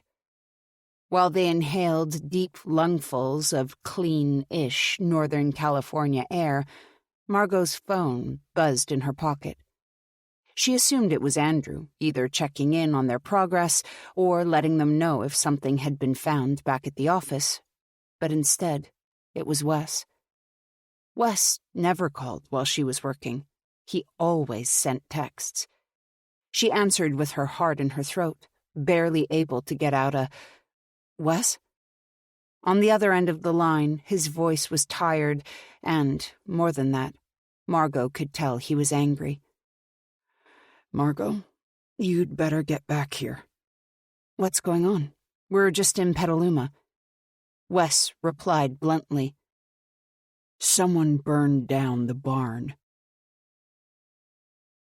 30. Margot thanked God she and Greg had driven separately to the pageant, because it meant she could head right home without worrying about abandoning him at the convention center. She texted Andrew before she pulled out onto the highway, and it took him less than 3 minutes to call her back. "You think this is related to the situation up there?" he asked. getting right to the point. "I don't see that it can be anything else," she answered, trying to focus on the road when all she wanted to do was pull over and start screaming. Why was this happening to her? Why was her family, her property, the target of such violence? She knew why, but it was still a hard pill to swallow. When people had turned against her born family in Petaluma, it made sense. Ed Finch had been guilty. Ed Finch was a monster. In a way, Margot almost felt like they deserved the hate they were getting. Ed was locked up, and people had nowhere else to direct their rage. It didn't make living with it any easier, but she understood it, even as a teenager. This, though, this she couldn't understand. Wes wasn't a killer. He was a free man. The DA had apologized for his arrest. There was a pile of concrete evidence that he was completely innocent, and no one seemed to care. They saw an easy target, and they weren't being shy about letting her family know they were no longer welcome. That people were driving all the way from Willows, 15 minutes of time to think, to reconsider, and were still singling them out, told Margot all she needed to know. These people didn't care about logic or reason. They didn't care that someone else was out there, someone who had actually killed Whitney. It was so much easier to dig their claws in and keep this going to the bitter end. But Margot didn't know what that end was. Wes in prison, them moving. Neither of those things were going to happen. "Can I do anything? Talk to the sheriff about getting you protection?" Andrew offered. "For all I know, one of the volunteer deputies could be the one doing this," Margot replied. "No, we have to handle this on our own. I'll keep working remotely tomorrow. Greg can fill you in on what we learned today." "Margot, forget work right now. You're important to this team and we need you, but I'm worried about you. Your safety and the safety of your family matters more than a case." She almost snapped back that he hadn't been worried when her partner was in jail. The case had been more important then. But she managed to restrain herself. Andrew was being uncharacteristically kind to her, and she didn't want to look the gift horse in the mouth. "Thank you," she replied. "I'll let you know what's going on when I know more." A little over an hour and several broken speed limits later, she pulled into her driveway. The volunteer fire department's truck was still there, but the fire itself appeared to be out. Smoke curled into the air, but there was no active fire once Margot got out of her car, her stomach somewhere in her shoes, her mouth hanging open in shock. She made her way up to the small huddle near the edge of what had once been their barn, though she barely remembered taking a single step. Now it was the shell of a barn. The 100-year-old beams, though thoroughly charred, still held stubbornly in place, but the peeling red exterior had been almost entirely burned away. Wes and Sadie were sitting on the front steps, staring forlornly in the direction of the destroyed building. Margot would join them just as soon as rational thought was back in the forefront of her mind. Right now, all she could feel was a helpless kind of fury that could only manifest itself in screaming, crying, or hitting things. She took several deep breaths to remind herself that this, much like the brick attack, could have been worse. While she and Wes had talked about rescuing larger farm animals because they had an empty barn and plenty of land, they hadn't yet gotten that far. They'd done some work fixing up the interior of the barn to make it livable if they decided to take those next steps, but there had been no one living in the barn. Even the cats rarely went in it.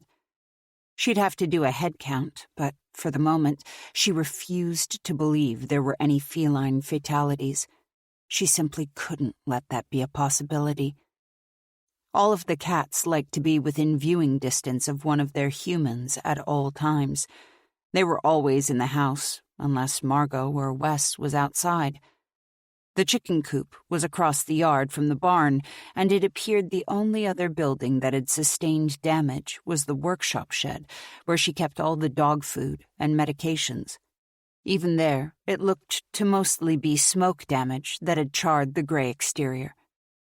Margot took a deep breath, trying to soothe herself, though her hands were balled into such tight fists she could feel her nails digging into the flesh of her palms.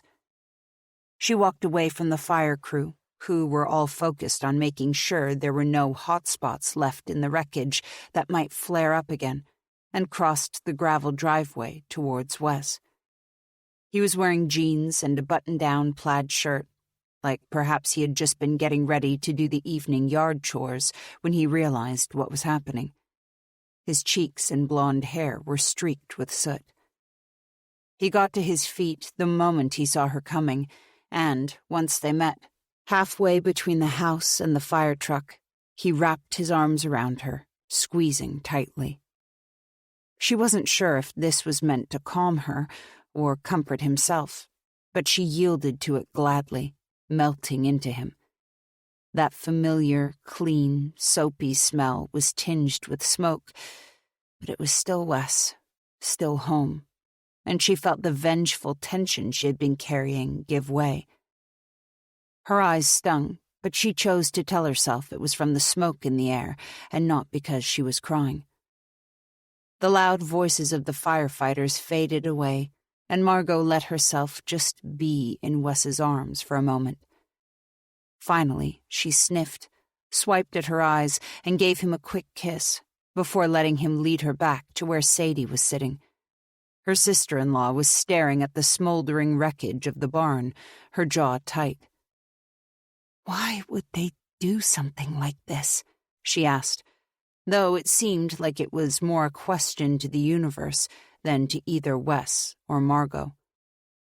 "They want me to leave," Wes said flatly, sitting back down on the step beside his sister. He put an arm around her and pulled her close, pressing a gentle kiss to the side of her head before rubbing her arm as if to warm her. "Maybe you should leave," Sadie said. Margot felt immediately defensive, but before she could speak, Wes shook his head. "No. If I go, they just get the proof they want that I'm guilty. This is my community. This is my home. I'm not going anywhere." Margot knew he was waiting for his temporary suspension from school to lift, that he wanted to go back to work when this was all done. But she personally couldn't imagine working alongside people who could have imagined he was capable of murder. "But what if next time it's the house? What if next time it's Margot or it's you?" Sadie's voice, usually so calm and steady, had an edge of hysteria to it now. Margot couldn't blame her. She'd asked herself these same questions, even as she insisted she would never leave. All she'd wanted was a home. Somewhere safe, somewhere permanent. Margot wasn't afraid, not the way Sadie was, but she was furious. How dare they take away her peace? Her quiet retreat. "Maybe you don't deserve peace," Ed's voice said, an afterthought, but an ever-present one. "You're the killer in the family, after all." She shook it off, trying to push the unpleasant notion down. Most days, Margot didn't think of herself as a killer. Some days, she didn't think about Ed at all. But sometimes, when her guard was down and she thought she might be on the cusp of feeling pretty good about her life, there he was, a little voice she couldn't get away from, reminding her of all the things she wanted to leave in the past. A part of her, though, A part of her wondered if all of this bullshit being directed at Wes was actually the universe's way of punishing her. She was the one who had killed someone. She was the one with a closet full of skeletons. There was, perhaps, a tiny piece of her that wondered if she deserved this. But even in the murkiest pits of her own self-doubt, she knew Wes didn't deserve it. And right now, Wes was who it was targeted at. "Tell me what happened," she said, wanting to focus on details instead of her own self-doubt and pity. "Is everyone okay?" It was obvious that, at least physically, Wes and Sadie were in one piece, and neither of them appeared to be injured. "The dogs were all accounted for," Wes answered, knowing what she was really asking. "5 of the cats were in the house. We haven't seen Lucy." His voice cracked at the end of that sentence, and Margot's heart sank. Lucy wouldn't have been in the barn, would she? She stayed close to the house, close to Margot. She only went outside when Margot did her rounds. But Margot hadn't been home. What if Lucy had been outside looking for her? A pit formed in her stomach, but she tried not to let it grow. There were strangers everywhere. The fire truck would have made a lot of noise coming up the driveway, not to mention all the water and shouting. No, she couldn't believe that her sweet Lucy had been in that barn. "Okay," she said, her voice thick. "Did you see who did it?" Wes shook his head. "Sadie and I went to Orland. We wanted to avoid Willows, but we needed a few things to finish sealing the window, and I wanted to fill up the fridge." His attention drifted to the smoking hull of their former barn, and the immediate guilt that clouded his expression almost broke her heart. "Hey, look at me." She crouched in front of him and took his hand in hers, squeezing it firmly. "This isn't your fault. They would have done something no matter what, because whoever is doing this, they're scared and they're fucked up and they're cruel. But you were safe. Sadie was safe. That's all that matters. This isn't your fault." "Isn't it, though? They wouldn't have come if—" "Wes, you didn't hurt that girl. Don't think like that." His skin was dusty from sitting outside, and she brushed back his sandy hair, using one hand to turn his face towards her. Would Steve McQueen blame himself for this? This little inside joke seemed to be enough to pull him out of his self-induced shame spiral. He let out a little snort of laughter and managed to catch his breath, taking one shaky inhale before he squeezed her hand back. Sadie gave them a funny look. "Didn't Steve McQueen notoriously abuse his wives?" she asked, her nose wrinkled. "And cheat on all of them?" Margot nodded. "It's not the actual Steve McQueen we invoke. It's the idea of Steve McQueen." She smiled at Wes. "You guys should invoke the idea of Paul Newman instead," Sadie said, resting her chin in her hand. "Fewer car chases, much happier marriage." Margot smiled at this, happy Sadie was feeling more easy with them. "Did the security cameras get whoever did this?" Margot asked, hoping that by keeping Sadie involved, it might keep their relationship from veering towards the unfriendliness Margot had felt from her earlier. She knew why Sadie had been keeping her at arm's length. Sadie and Wes were the closest in age of the Fox siblings, which had formed a tight bond between them that never loosened. Sadie would do anything for Wes, even if that meant protecting him from Margot, if Sadie decided that was necessary. Margot hoped she could mend her friendship with her sister in common law, and the easiest way to start that was to make sure she felt included in what was happening. "Yes and no," Wes said with a sigh. We think they might have realized they were being filmed last time, or maybe coming up in daylight they saw the signs. We can see a black truck drive by about 20 minutes after Sadie and I leave, and then nothing until we got back. Their camera only faced the road and driveway. They'd never anticipated needing coverage elsewhere. You think they drove down the road and then came in around the side? She said. Wes nodded. Yeah. When we got back, there was no one on the street, but the barn was fully engulfed. We called the fire department, but there was no saving it. Margot sat down on the steps next to Wes and held his hand, while the three of them took in the scope of the damage. There was an aching spot in her chest that she didn't want to give name to, or pay too close attention to, but she knew it wouldn't go away until she saw Lucy. When Margot was a child, she had talked her parents into letting her get a pet. She'd chosen a hamster and named him Philip. She had loved that tiny ball of fluff, even if his squeaky wheel kept her up at night. She loved sitting in front of his cage, coaxing him into taking treats from her hand, and she drew sketches of his little face, his nose and whiskers. But one morning she woke up, and Philip was gone. Her father said he must have gotten out of his cage, escaped. But Margot knew. She knew deep in the darkest recesses of her soul that Ed had just gotten sick of the noise, that he didn't want to deal with it anymore, that Philip had to go. Margot hadn't owned another pet until she was in her late 30s, and Betty came into her life. Sweet old Betty. Mostly blind, she'd had the misfortune of being owned by a man who Margot learned was a killer, and that man decided he wasn't going to go to jail.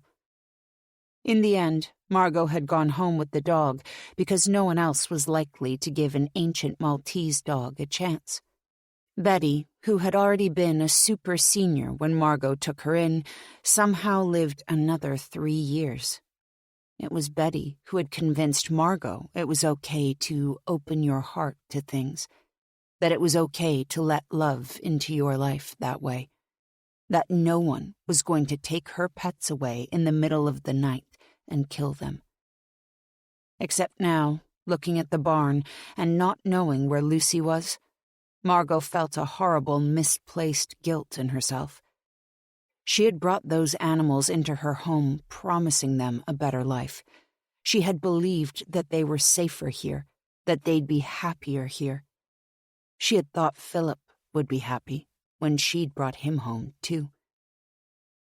Maybe this was her. Maybe she was the dangerous one. A man wearing a soot-covered firefighter's uniform approached them, and the strong smell of burning that radiated off him brought Margot's memory back to a crime scene, a burnt-out car, a woman who should have been dead. She had to force herself back into the present so as not to get totally bogged down in the past. It was remarkable, really, what scent could do to memory. Hey, folks, looks like we've got this under control, but we have to warn you not to go looking through the building after we go. There could still be hidden hotspots, and structurally, that thing just needs one strong breeze to take her down. You want to get the insurance folks out here to have a look, but our reporter's going to say this is a clear case of arson. Found a half-melted jerry can about 10 feet from the back of the barn.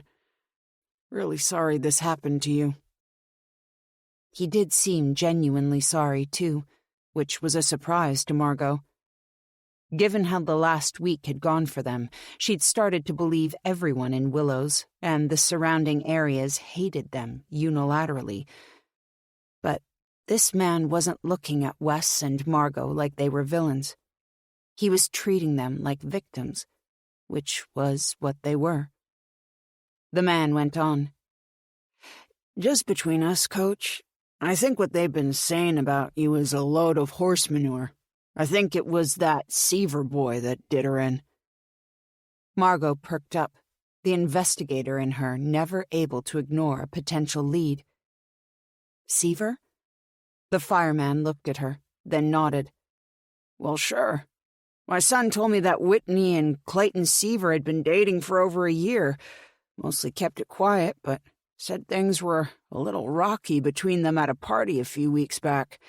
He's the one that told me they were barking up the wrong tree with Coach Fox. Not that anyone thought different.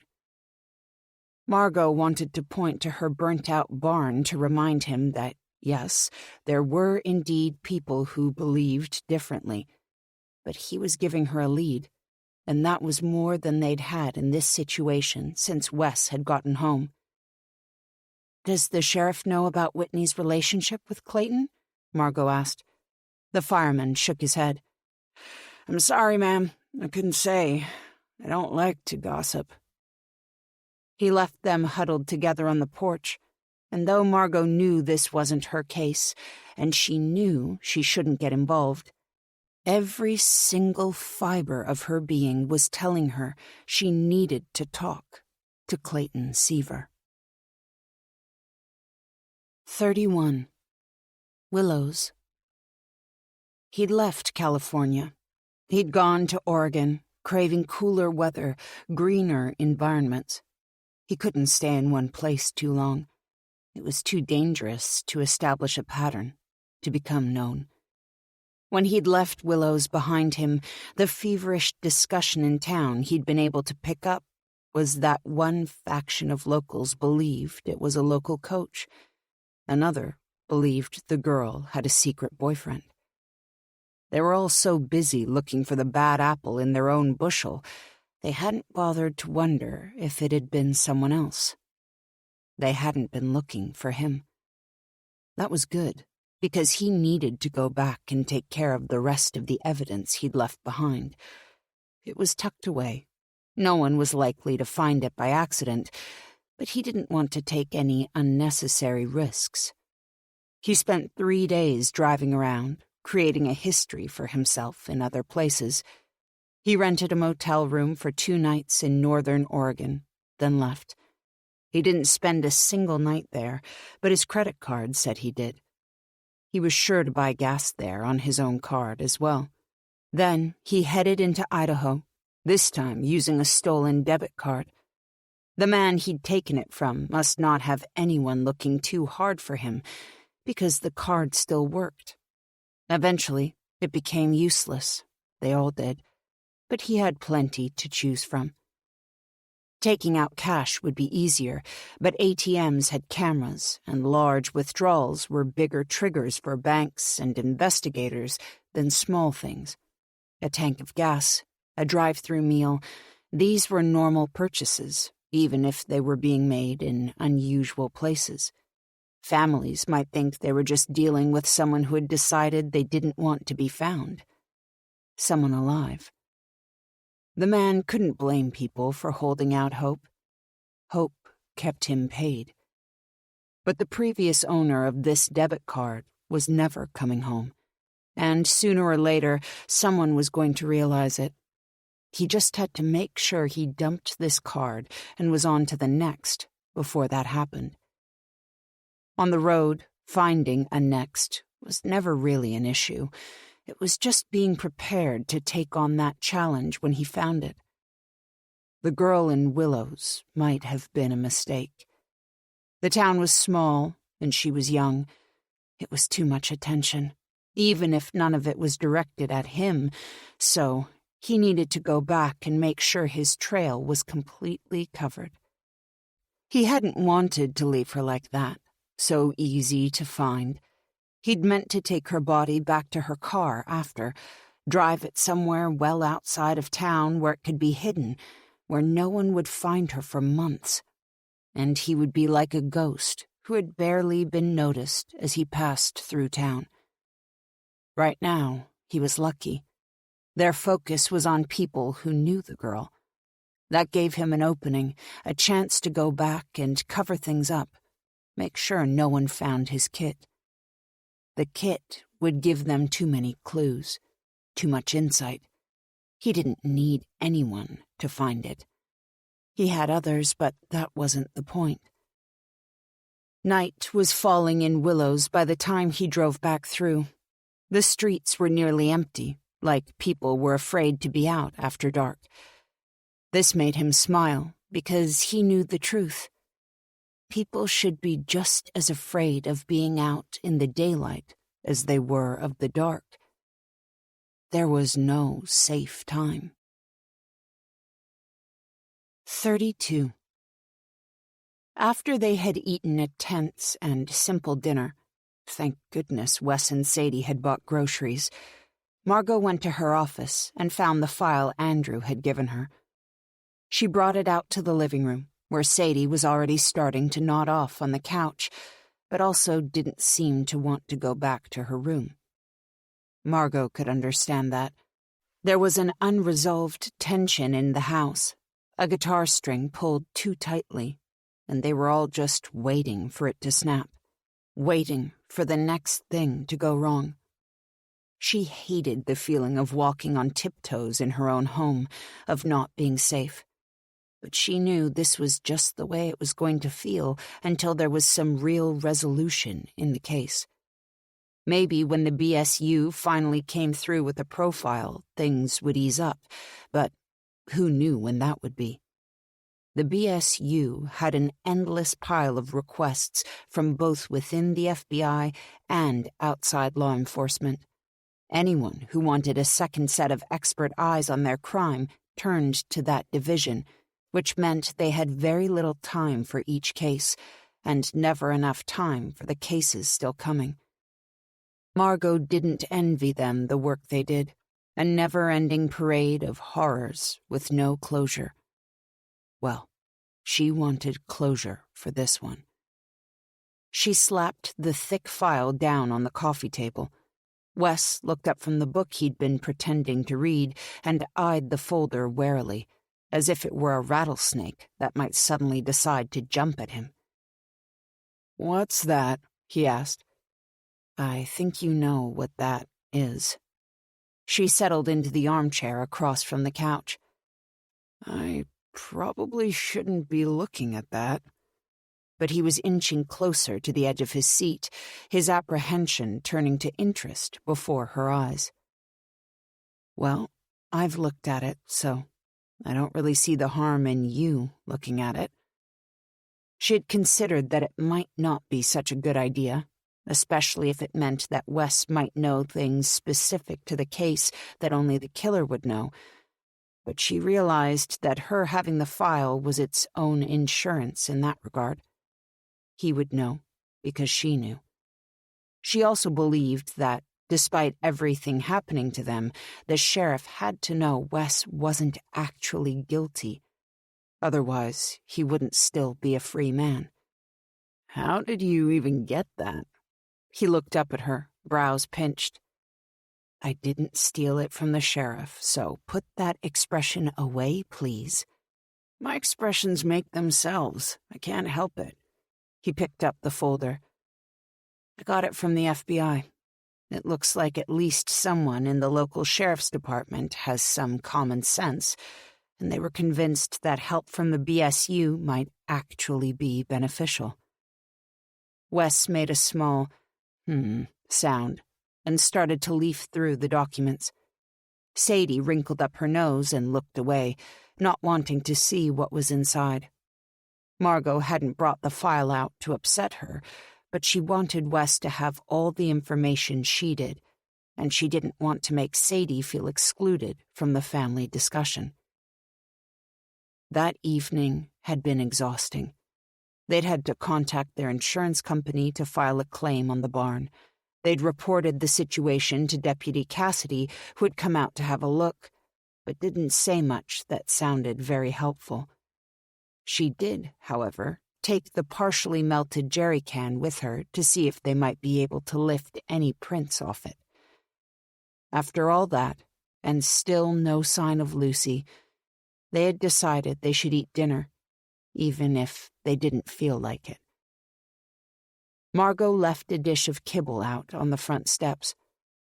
It would probably just attract wildlife like possums and skunks, but still, She clung to the hope that Lucy was just hiding somewhere, spooked by the day's happenings. She didn't have the emotional bandwidth to believe the worst-case scenario. She also had a meeting invite for first thing in the morning with the team so they could share reports on what everyone had learned. While the headway she and Greg had made that morning was minimal, it was still something. They hadn't previously known that DeGraff had employed not one, but multiple assistants. Despite everything else going on in her personal life, she couldn't help but be excited about the prospect of sharing their new knowledge with the rest of the team. It was becoming clear the further they dug into this case that there was a lot they didn't know about Ricky DeGraff. Margot headed into the kitchen and made them each a Tom Collins. She drank a lot less these days than she once had, but nevertheless, there were still times in your life that gin was a welcome friend, and tonight was one of those times. She passed around the cold drinks and then sat back in the armchair to watch Wes look over the file. He was perched on the edge of the couch, wearing his reading glasses. He only ever wore them at home, so whenever she saw him put them on, it gave her an unexpected feeling of warmth that she got to see him like that. Sadie was on the opposite end of the couch with a crochet project in her lap, her dark blonde hair piled in a bun on top of her head. Wes was putting the pages of the file he had finished with beside her, letting her see them if she wanted. But Sadie didn't so much as glance at them. She was evidently not curious at all about how Whitney had died, a very normal reaction for those who hadn't spent time working in homicide. Wes's expression gave away very little of what he was thinking, but she noticed that he only took a cursory look at the photos before tucking them behind the other reports. Margot wasn't sure if this was to keep Sadie from seeing them or because he didn't want to look at them himself. There was a big difference between being an objective observer when the victim was a stranger and looking at photos of a dead girl he had personally known. Wes had too much empathy to look at those photos and not see Whitney, the person. It was also impossible not to see his rumpled jacket lying close to her, and that couldn't be easy. It hadn't been easy for Margot. "Do you know what the BSU said about this?" Wes asked. "What's the BSU?" Sadie interjected, focusing intently on their faces so she didn't accidentally look at the folder. Wes seemed to realize what she was doing and closed the file, setting it back on the coffee table. He took a long sip from his drink. "The BSU is a special investigative unit within the FBI. They help create profiles for unsubs." Margot paused, trying to gauge Sadie's knowledge of FBI case lingo, before adding, "Unknown subjects, the likely killer or killers in a case. This can help local law enforcement narrow down their suspect pool or help them hone their focus. The profiles are rarely perfect, but they're usually eerily close. And to answer your question, Wes, I don't know if they've even seen it yet. I'm not technically supposed to have any involvement in this." "But they still let you have a copy?" Sadie asked. Her incredulous expression was entirely too close to Wes's for Margot's taste. They usually looked quite different, but now, side by side on the couch, both looking to her for an explanation, Margot was feeling the full weight of the Fox family judgment. "BSU didn't let me have a copy, but my boss got a copy." Her voice drifted. Wes gave the faintest smirk and nodded. Sadie looked unconvinced by this weak explanation as she sipped her drink. "So, does it prove Wes is innocent?" she asked. "No," Wes answered plainly. "But it does at least include all the evidence I have in my favor, and most of the interviews they did seem to suggest I still have a few friends in town." He gave Margot a soft smile. "Vice Principal Aldine is coming off the Christmas card list, though," Margot said. "Bitch." That made Wes snicker. "She was never my biggest fan to begin with, but no, while it doesn't show I'm guilty, there's still the circumstantial evidence.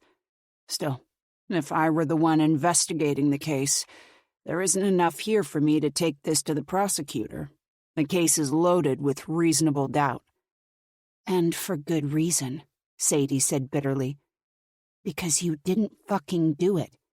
"Hey, you don't need to convince anyone in this room," he reminded her. "We're all on Team Wes." "The main problem is there isn't a lot in that file about anyone else. Unless they get trace fibers off whoever did this to her, which is unlikely because of the rain we got that night. They don't really have anyone else to look at," Margot said. She had passed on the comments the firefighter made about Clayton Seaver to Deputy Cassidy when she came to look at the fire damage, but even Flo had sort of batted those notions away. "He's a good kid, just gets into a little trouble sometimes," she'd insisted. Margot liked Flo, and she appreciated that the younger woman's bottomless pit of optimism was supporting Wes, but she did have to wonder if Flo was simply incapable of seeing anyone in town as being a potential killer. "I'm going to go out for a bit," Margot said now, setting her untouched drink down on a coaster. Wes raised an eyebrow. "Out?" "Yeah, I'll go grab us some ice cream or something. Have a look around for Lucy." "Do you want—" Sadie began, but then caught a look from Wes. Margot knew the silent sibling communication was telling her not to ask any more questions, but a shift in Sadie's expression told Margot she wasn't impressed by what was happening either. Margot had already grabbed her keys, though, and despite Elk Creek being tiny, and despite it being a place where most people didn't lock their doors at night, she was still now, and would always be, the daughter of Ed Finch. She locked the door so no one inside would forget to do it. Before she left, she checked the app on her phone that was connected to the security camera, just to make sure everything was still running smoothly. They'd already ordered an extra camera for the back. It wasn't just wildlife that might sneak up behind them anymore. Margot climbed into her car and backed out of the driveway, her pulse racing and a heady flush of adrenaline coursing through her. She wasn't just going for a drive to clear her mind. She had a very specific destination in mind. If she was calmer, less reactive, she might have talked herself out of it. But despite all her better angels, she was still someone who could make a stupid choice if she felt it was the necessary one. The stretch of land between her ranch and Willow's was a desolate drive with almost no traffic. The only car she saw was a truck, which once again made her do a double take. Once again, it was not black. It might have even been the same one she'd seen parked a few days earlier. A local, just like her, minding their own damned business. She didn't mingle with the people around her, perhaps to her own detriment, so she had no idea who the truck belonged to. When she looked back, it was gone. Disappeared either around a bend or into a driveway she had failed to pay much attention to. Margot needed to get better at learning her surroundings. Complacency was how people got killed. She should at least know who was living nearby. In case. What that was in case of, she didn't want to think. When she got to Willow's, it was after dark, and aside from the cars parked outside the diner and a few other food joints in town, things were relatively dead. Most of the shops closed at 5, so there was very little to bring people out after dark, especially now that the weather was getting colder. And now that someone had been killed. those sorts of things tended to drive people inside. Margot had never been to the Seaver house before, but it wasn't hard to find out where it was. Everyone knew where everyone lived in a town like Willow's, and that meant the area's phone book, something that did indeed still exist, was up to date with addresses. The Seavers lived about a minute or so from downtown Willows, but still technically out of town. They didn't have an address, a road marker instead, and Margot hesitated on the dirt road where they lived. The lights were on inside, and the place looked homey. An American flag in pristine condition fluttered beside the door, and there were pots of mums on the front step. It wasn't any of this that made Margot's mind up for her. It was the black truck in the driveway. There might be a lot of black trucks in town, but she recognized this one as if it had just driven out of her memory and into the gravel. It was the same truck she'd seen in her own driveway. Margot pulled into the drive. The pulse-pounding adrenaline she had felt when she left the house had faded, and a familiar sense of calm suffused her. The same feeling she'd had in the past when entering a building with a potentially armed suspect. The excitement or shock would settle in later. In that moment, she was as zen as a Buddhist monk. She was armed. FBI agents were required to be armed at almost any time they were outside their own home, but she didn't really care what message that sent. Besides, they'd be hard-pressed to see her weapon with her jacket over it, and if Clayton Seaver had been the one to kill Whitney, then Margot wasn't going to be confronting him without a weapon.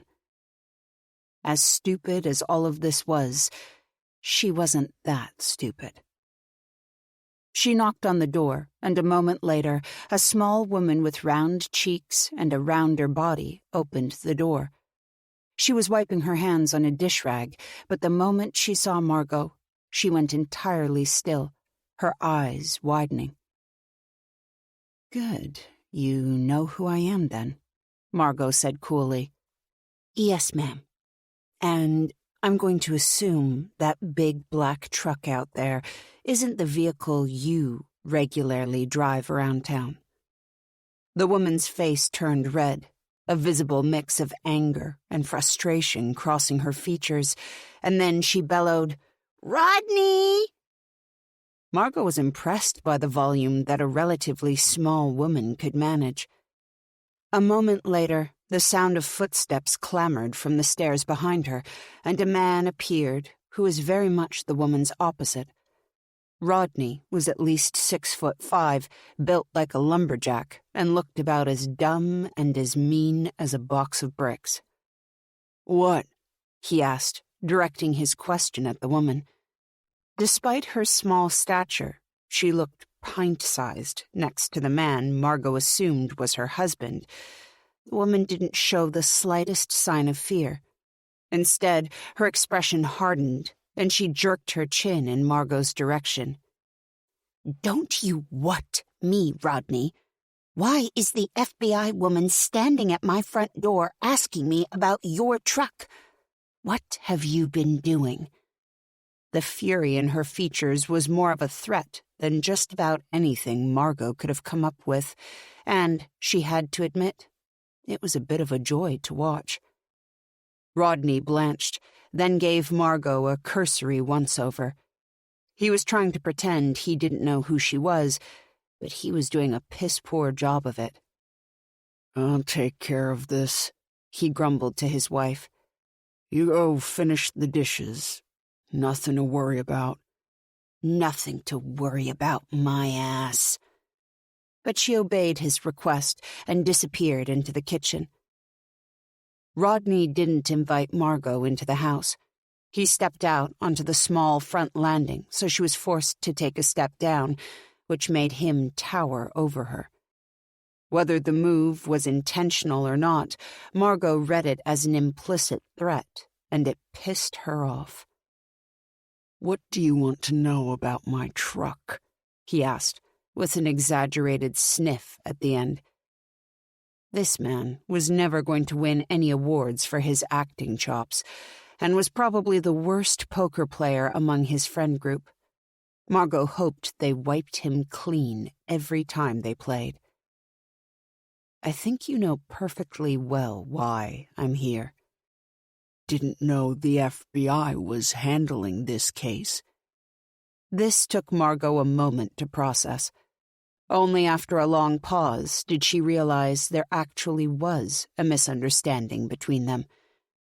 Was it possible that all the shame and uncertainty she'd been reading on his face wasn't his own guilt, but his fear over his son being guilty of something?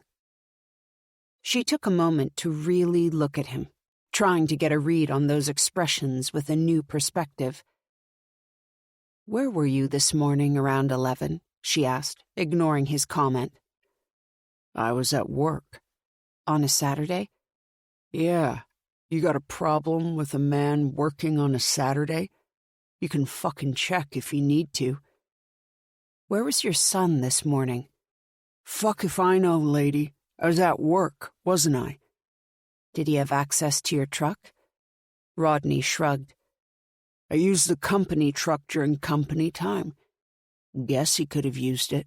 He's not supposed to, but when has that ever stopped a teenager?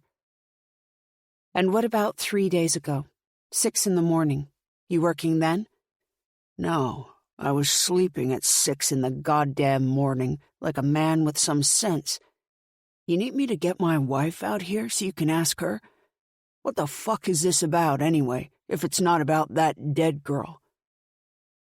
Margot pulled out her phone and accessed the recording she had from the morning of the gunfire incident. She held up her phone and pressed play on the recording, letting Rodney have a good look at it.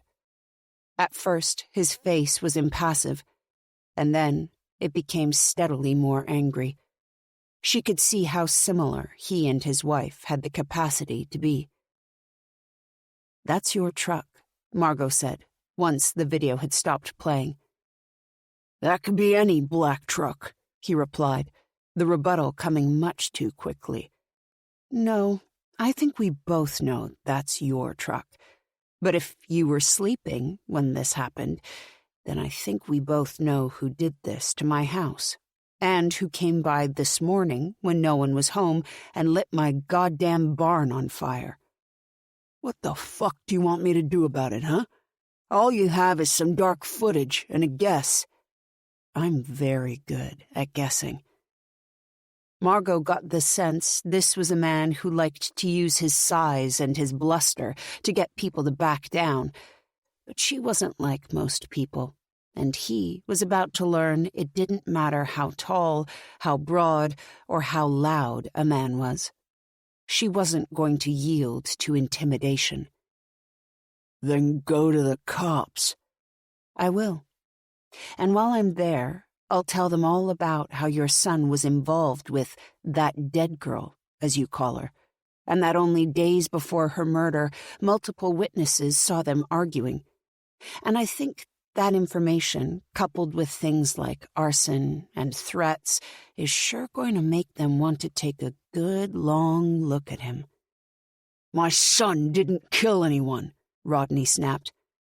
And how the fuck would you know that if you didn't even know he'd done this? She waved her phone at him. Do yourself a favor. Tell your son to admit he's the one who has been harassing my family. Or what? Margot was already heading back to her car, her blood boiling, hands itching to throw a punch. She spun around and looked at him, not an ounce of friendliness, fake or otherwise, in her expression. This isn't an or what situation, Rodney. You tell Clayton to talk to the police. I don't need to make threats.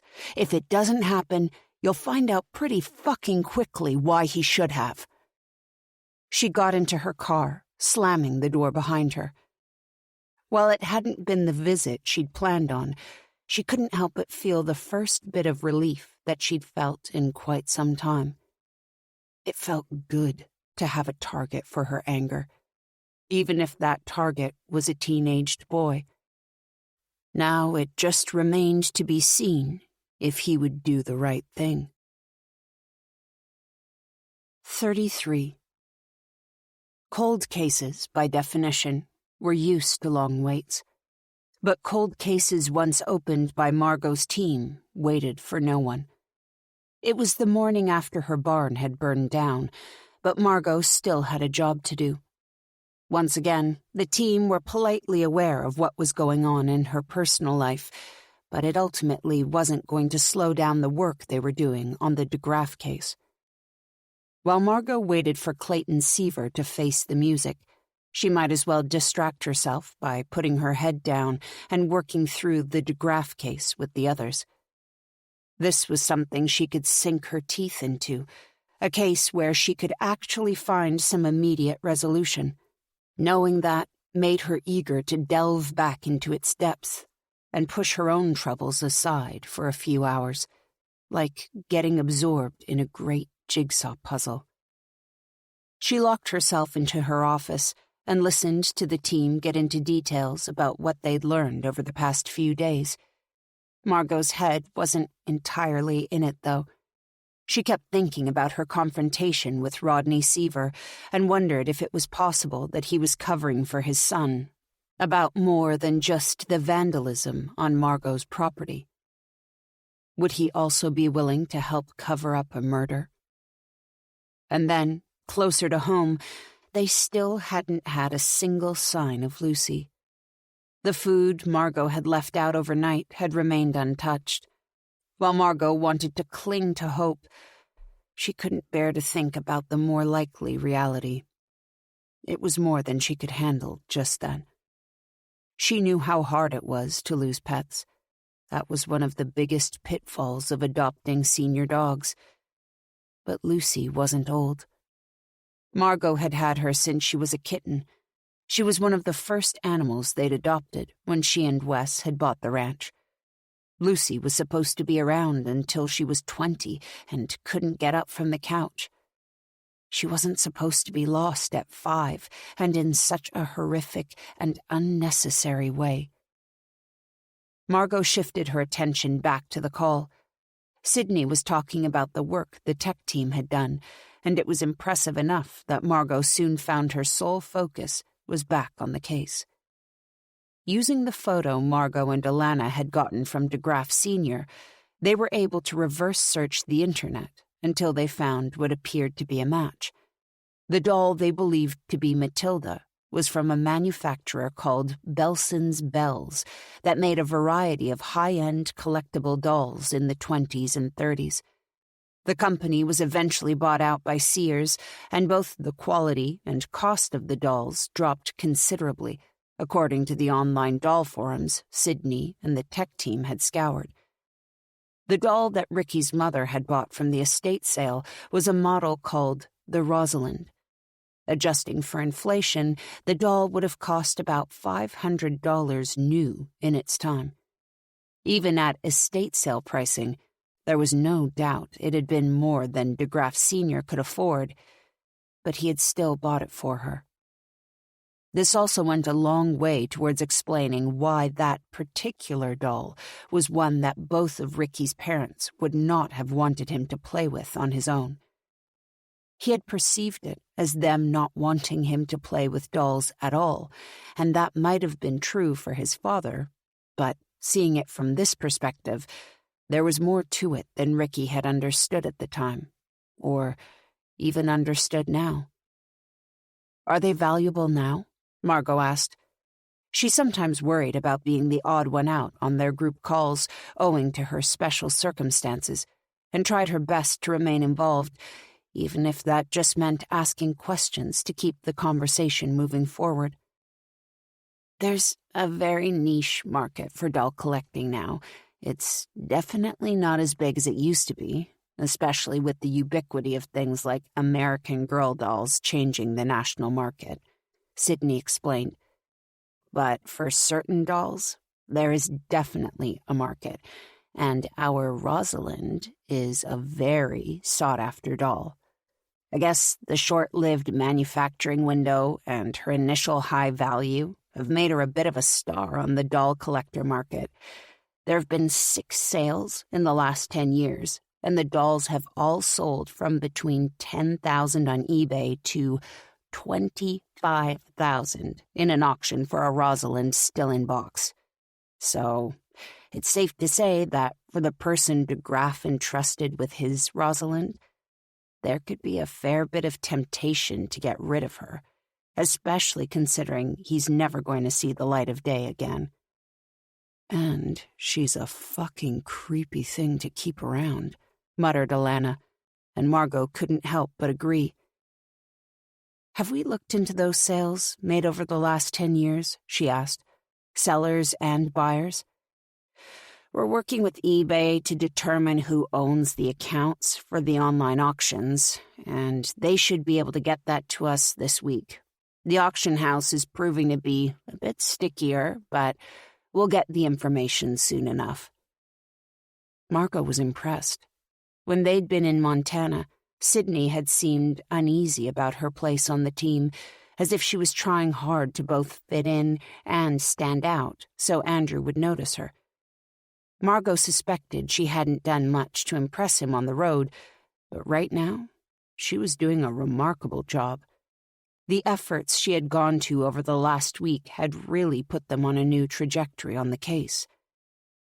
"There's more," Sydney said, having allowed enough time for her pause to be considered dramatic. "Oh?" Andrew asked. "We were able to find one doll currently for sale. It's being listed by an antique store in Dallas.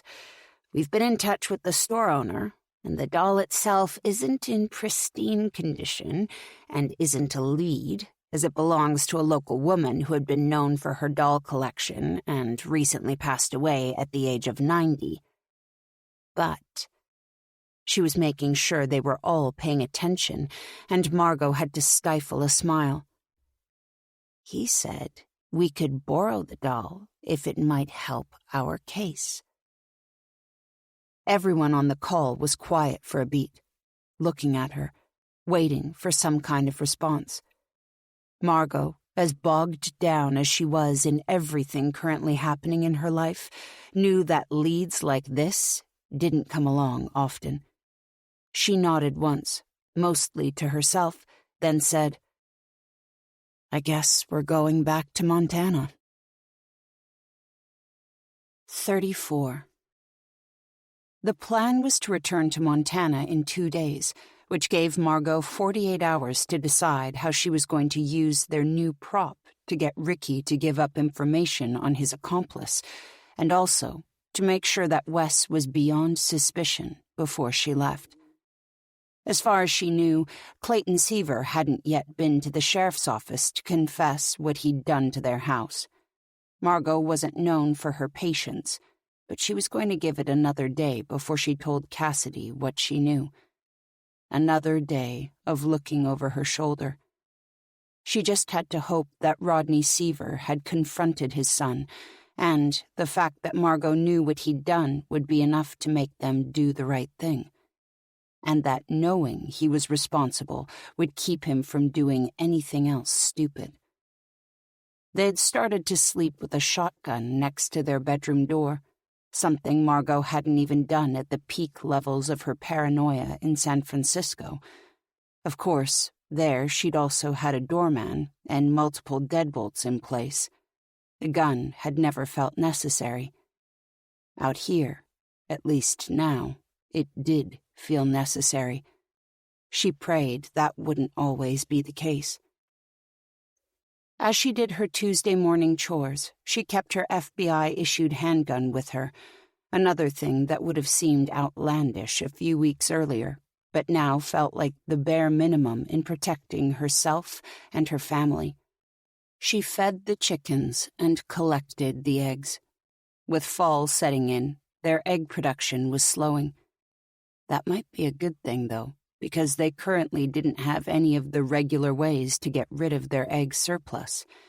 Wes used to take them to school by the dozen, or share them among his friends in Willows and on the other farms nearby. Margot felt a pang of regret that Wes was not experiencing those connections now.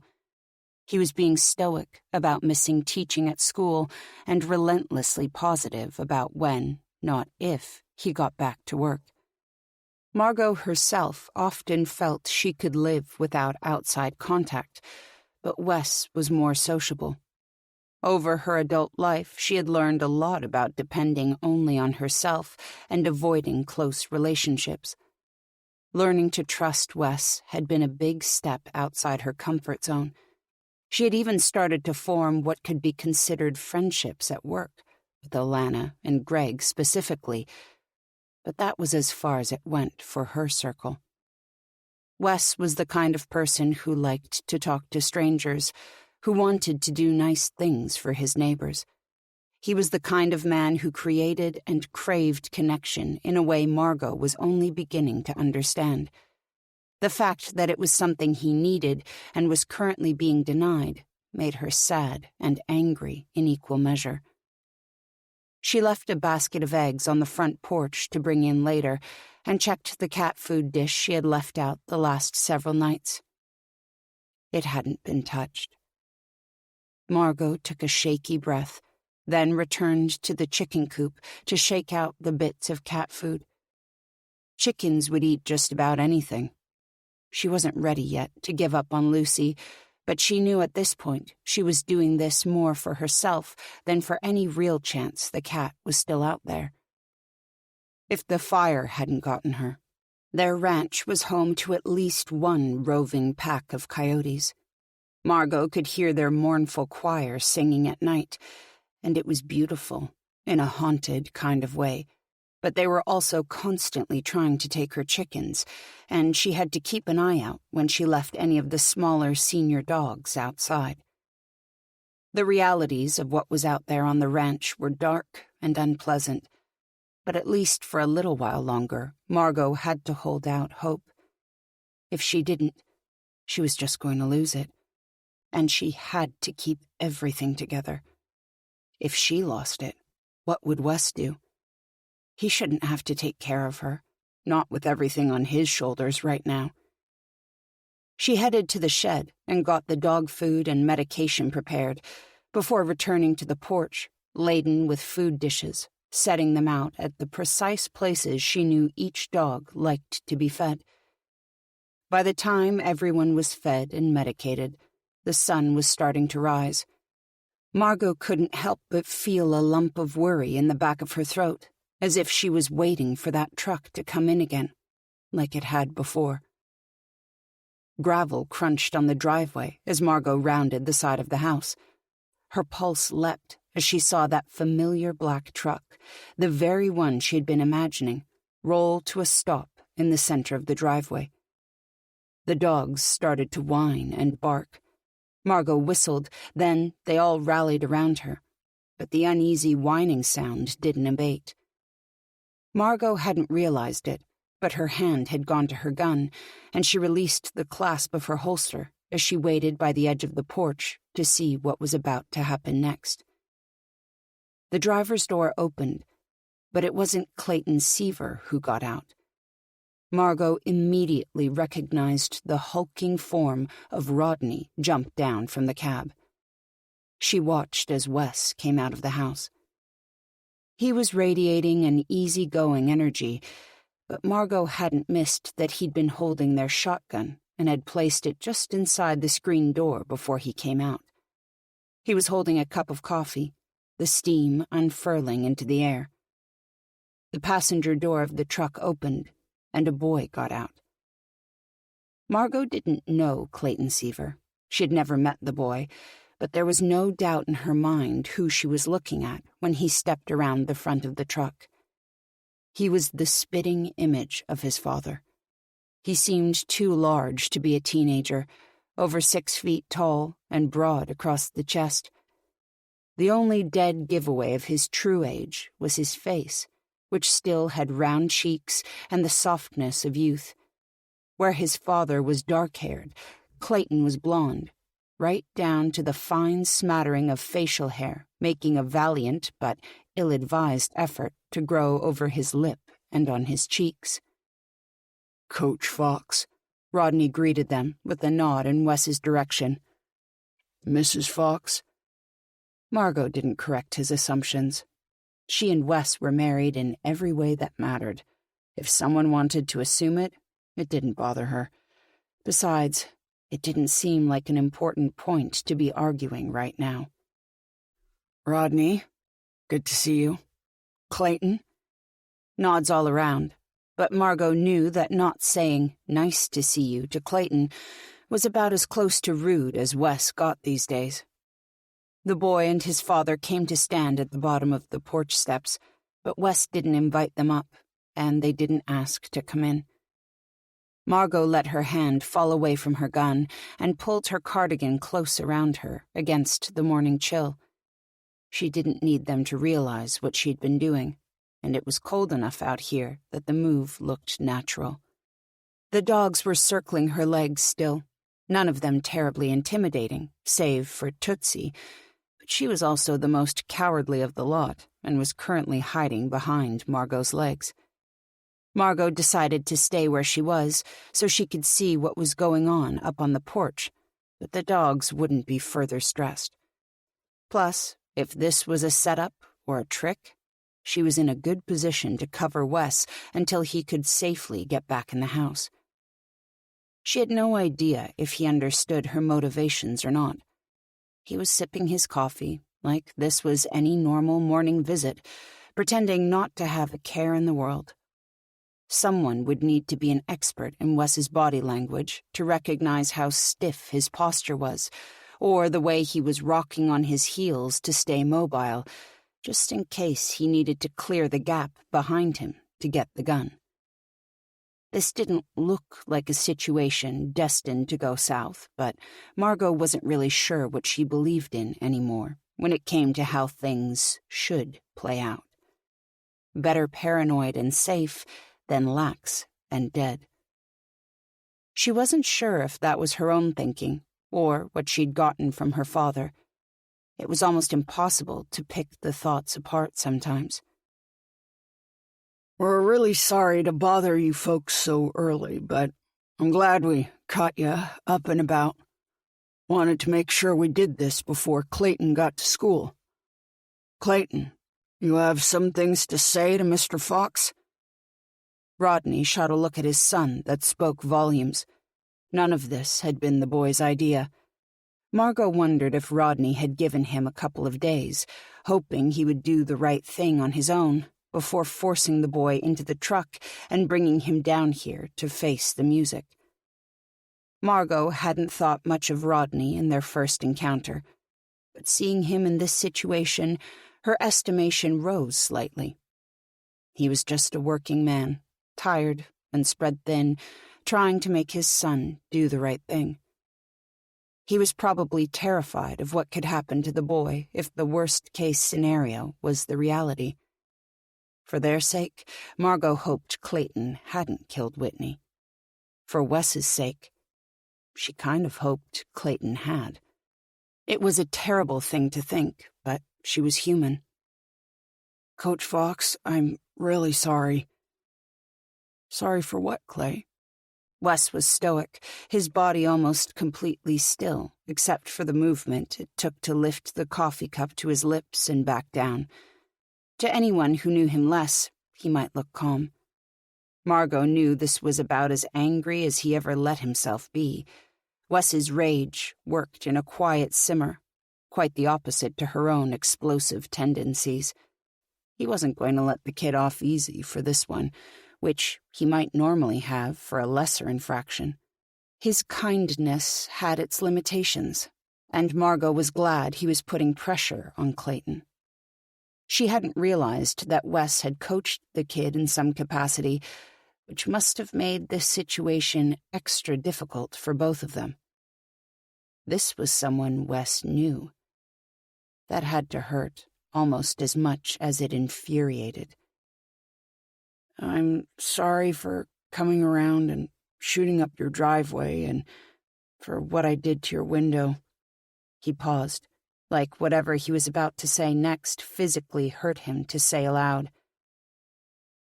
"And your barn. We didn't think the whole thing would go up like that, I swear to God. We started the fire nearby and thought you would see the smoke before anything else happened."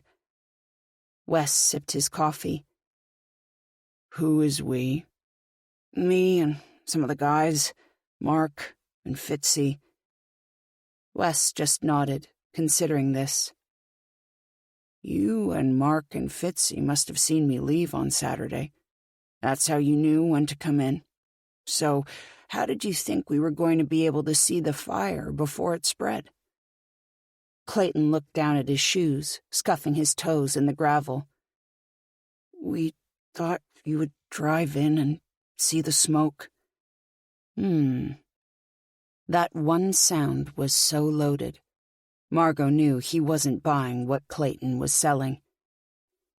"I am really sorry, sir. I have money for the window, and I can come help rebuild the barn." He held out an envelope, his hand shaking, and Wes just stared at it. Margot watched him carefully, wondering if that quiet anger of his might bubble over. "I don't want your money, Clayton. You can go donate that to the animal shelter, because since you pulled that little stunt with the barn, we haven't seen one of our cats.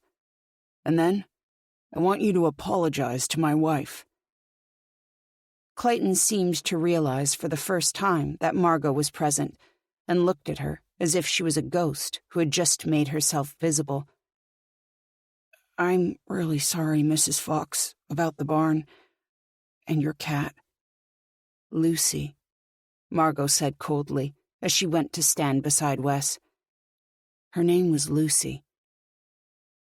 This was the first time she had referred to Lucy in the past tense, and the word was caught in her throat like a barbed fishhook. "I'm sorry," was all he said. "I'm assuming your next stop is the sheriff's office?" Margot asked, though it wasn't really a question. "Yes, ma'am," Clayton said. "We are hoping, mind you," Rodney interjected, "that you might see it in your hearts to not press charges after Clayton tells them what he's done." Wes sipped his coffee again, like he really had to think about this. Margot stared a hole through the side of the boy's skull now that he refused to look right at her. If it was up to her, they'd throw the whole book at him.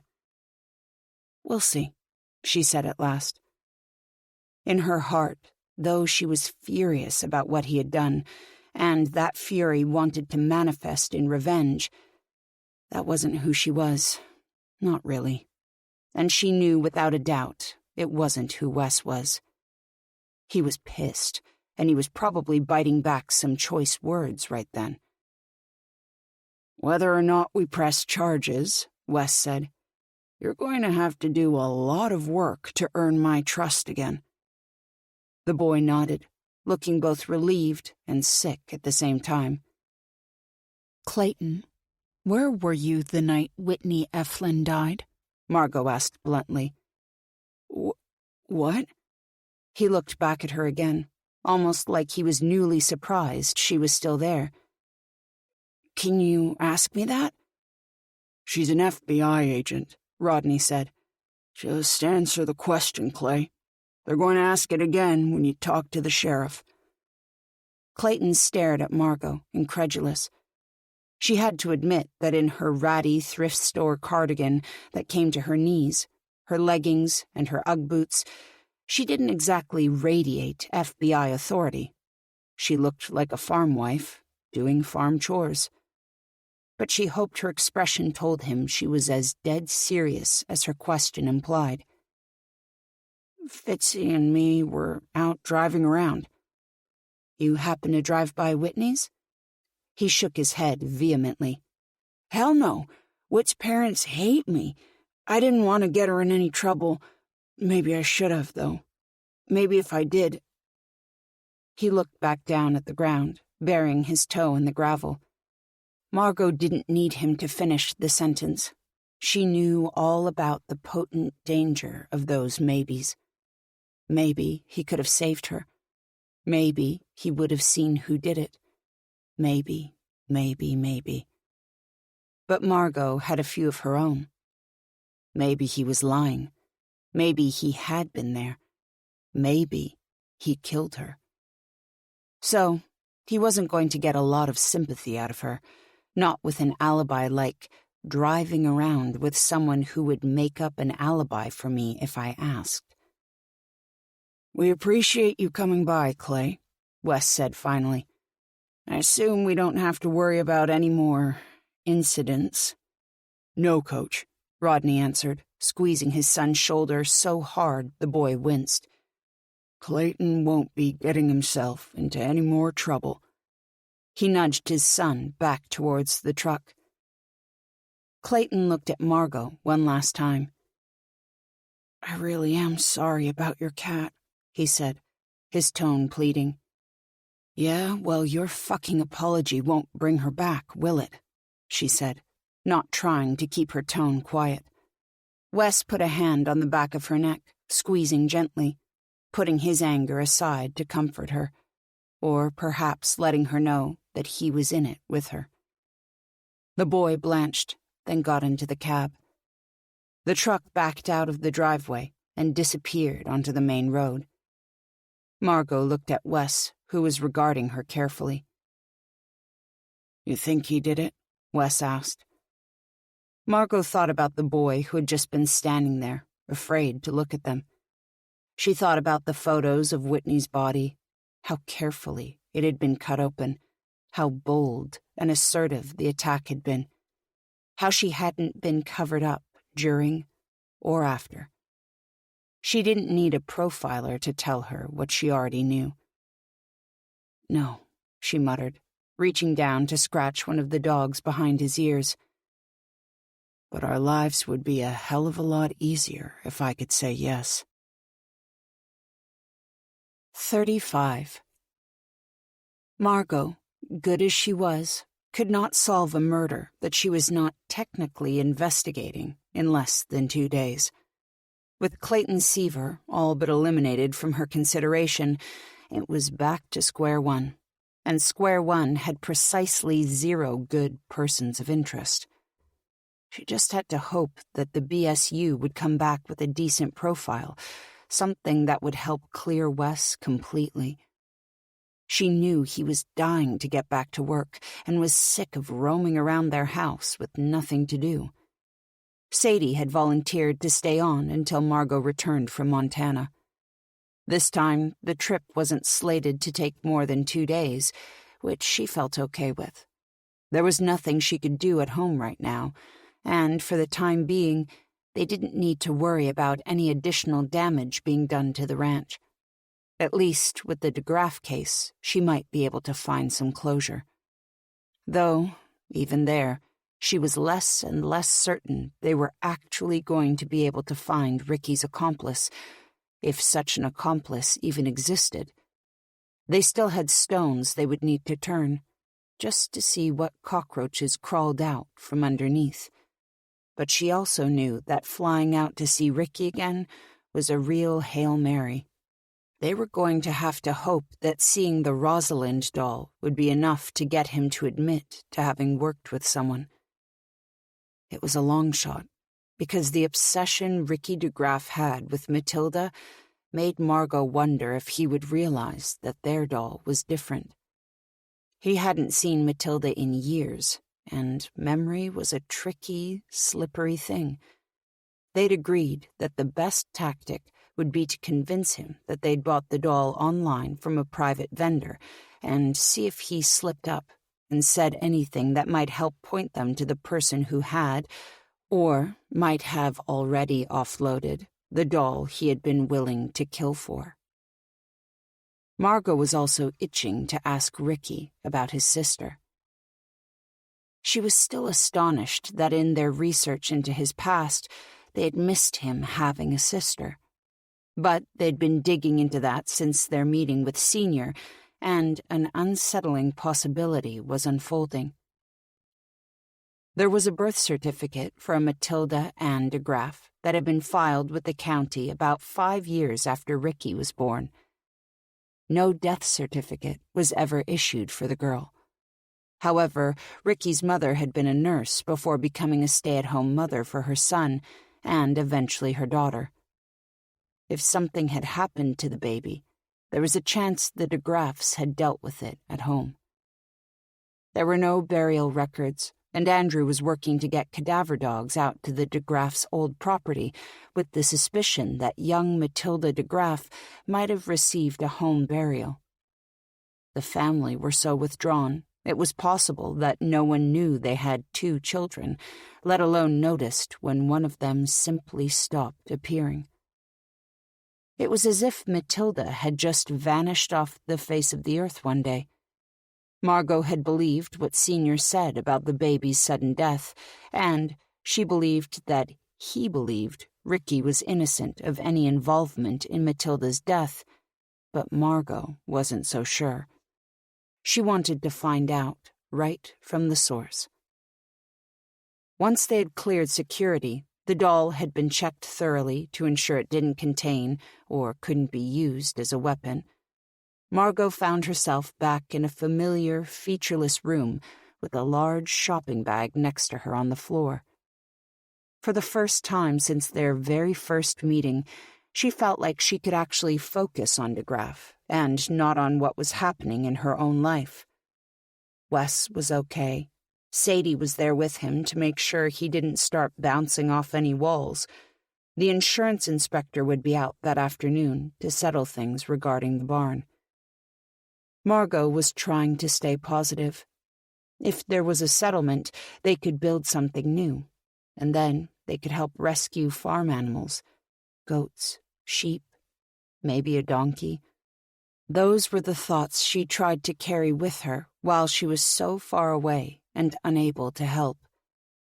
Once this was over, and the DeGraff case was solved, and the sheriff had a real suspect for Whitney's case, and well-meaning but judgmental Sadie had gone home, Margot and Wes could really try to find their way back to normal. Whatever normal was going to look like going forward. For right now, though, her normal was sitting in a prison, talking to a serial killer. Ricky shuffled in, arm and ankle shackles jangling, and Margot nodded that it would be okay to remove them. There was an armed guard inside the small room, and another one just outside, able to see everything going on. Margot wasn't armed, but she felt safe enough. As safe as one could feel, sitting across from a serial killer. "Good morning, Ricky," she greeted him, offering him a stiff smile. "You probably shouldn't do that," he said, his voice soft. "Do what?" "Smile at people? Not like that, anyway." He gave a little exaggerated shiver. "You got that smile crocodiles have, you know? Grin at you right up until they eat your face." "I have a face-eating smile?" Margot asked. "Something like that." "Good to know." "You know, I looked you up after you left last time." "Oh, yeah?" Margot leaned back in her chair, resting her hands in her lap. "You find out anything interesting?" "You've been doing this sort of thing a while." He gestured between them. "That ever get tiring?" "Any job can wear you down if you do it long enough, but I'm not sick of it yet." "Guess it must be easy for you. Well, easier than for most."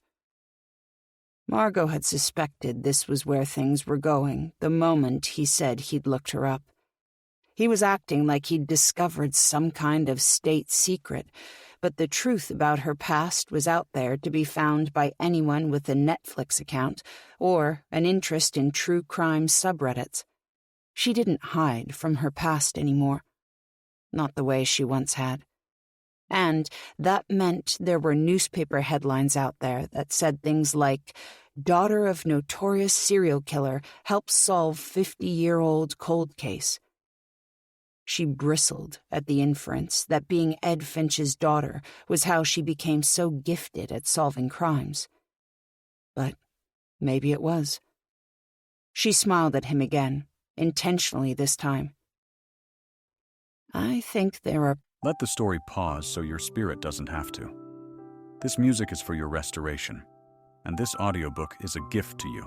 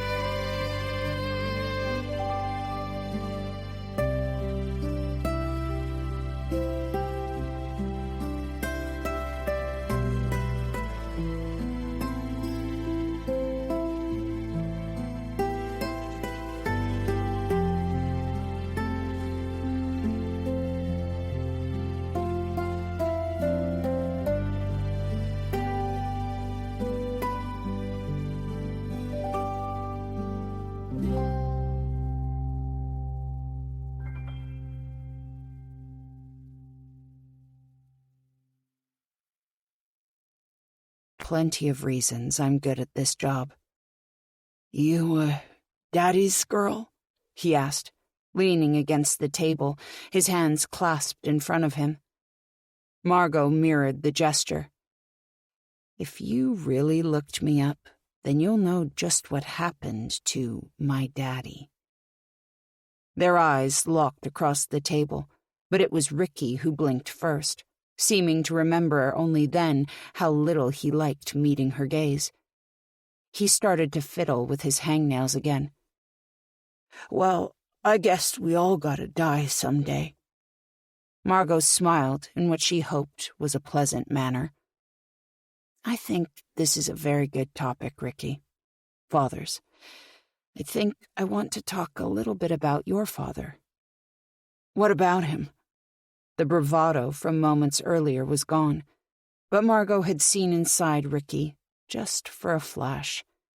He played the shy, unassuming role so well, it was sometimes hard to recognize that there was still a monster there. There would always be a monster there. "I met your old man," she said, keeping an eye on Ricky to see how he would react to this. He stiffened, but didn't immediately say anything. "He didn't have an awful lot to say about you." "No, I bet that was a wasted trip." His shoulders were up around his ears, making Margot wonder just what he might be imagining. "I don't think it was. We had a very nice chat with Ricky Sr." Ricky scoffed. "I don't think anyone has ever had a nice chat with Richard DeGraff." He peeled off one long hangnail, leaving in its wake a bloody line. He stuck his thumb in his mouth. Margot let him stew for a moment and tried not to let her disgust show. "I have a question for you, Ricky." "I bet. If you didn't, it would be pretty dumb for us both to be here right now." "Where did you come up with the name Matilda?" She was expecting a big reaction to this, some kind of obvious show of distress or realization of what she knew. Instead, he just wiped his wet thumb on his jumpsuit leg. He didn't seem at all upset, which surprised Margot. "My mom called her that. I just stuck with it." Margot had no way to know if this was true, but Senior had told them that the doll had been purchased a year after the real Matilda had died, so it was certainly possible that a grieving mother might have started to use her daughter's name with the beloved new doll. But Ricky was acting as if there was no connection between the two, which was surprising. "Ricky, tell me about your sister."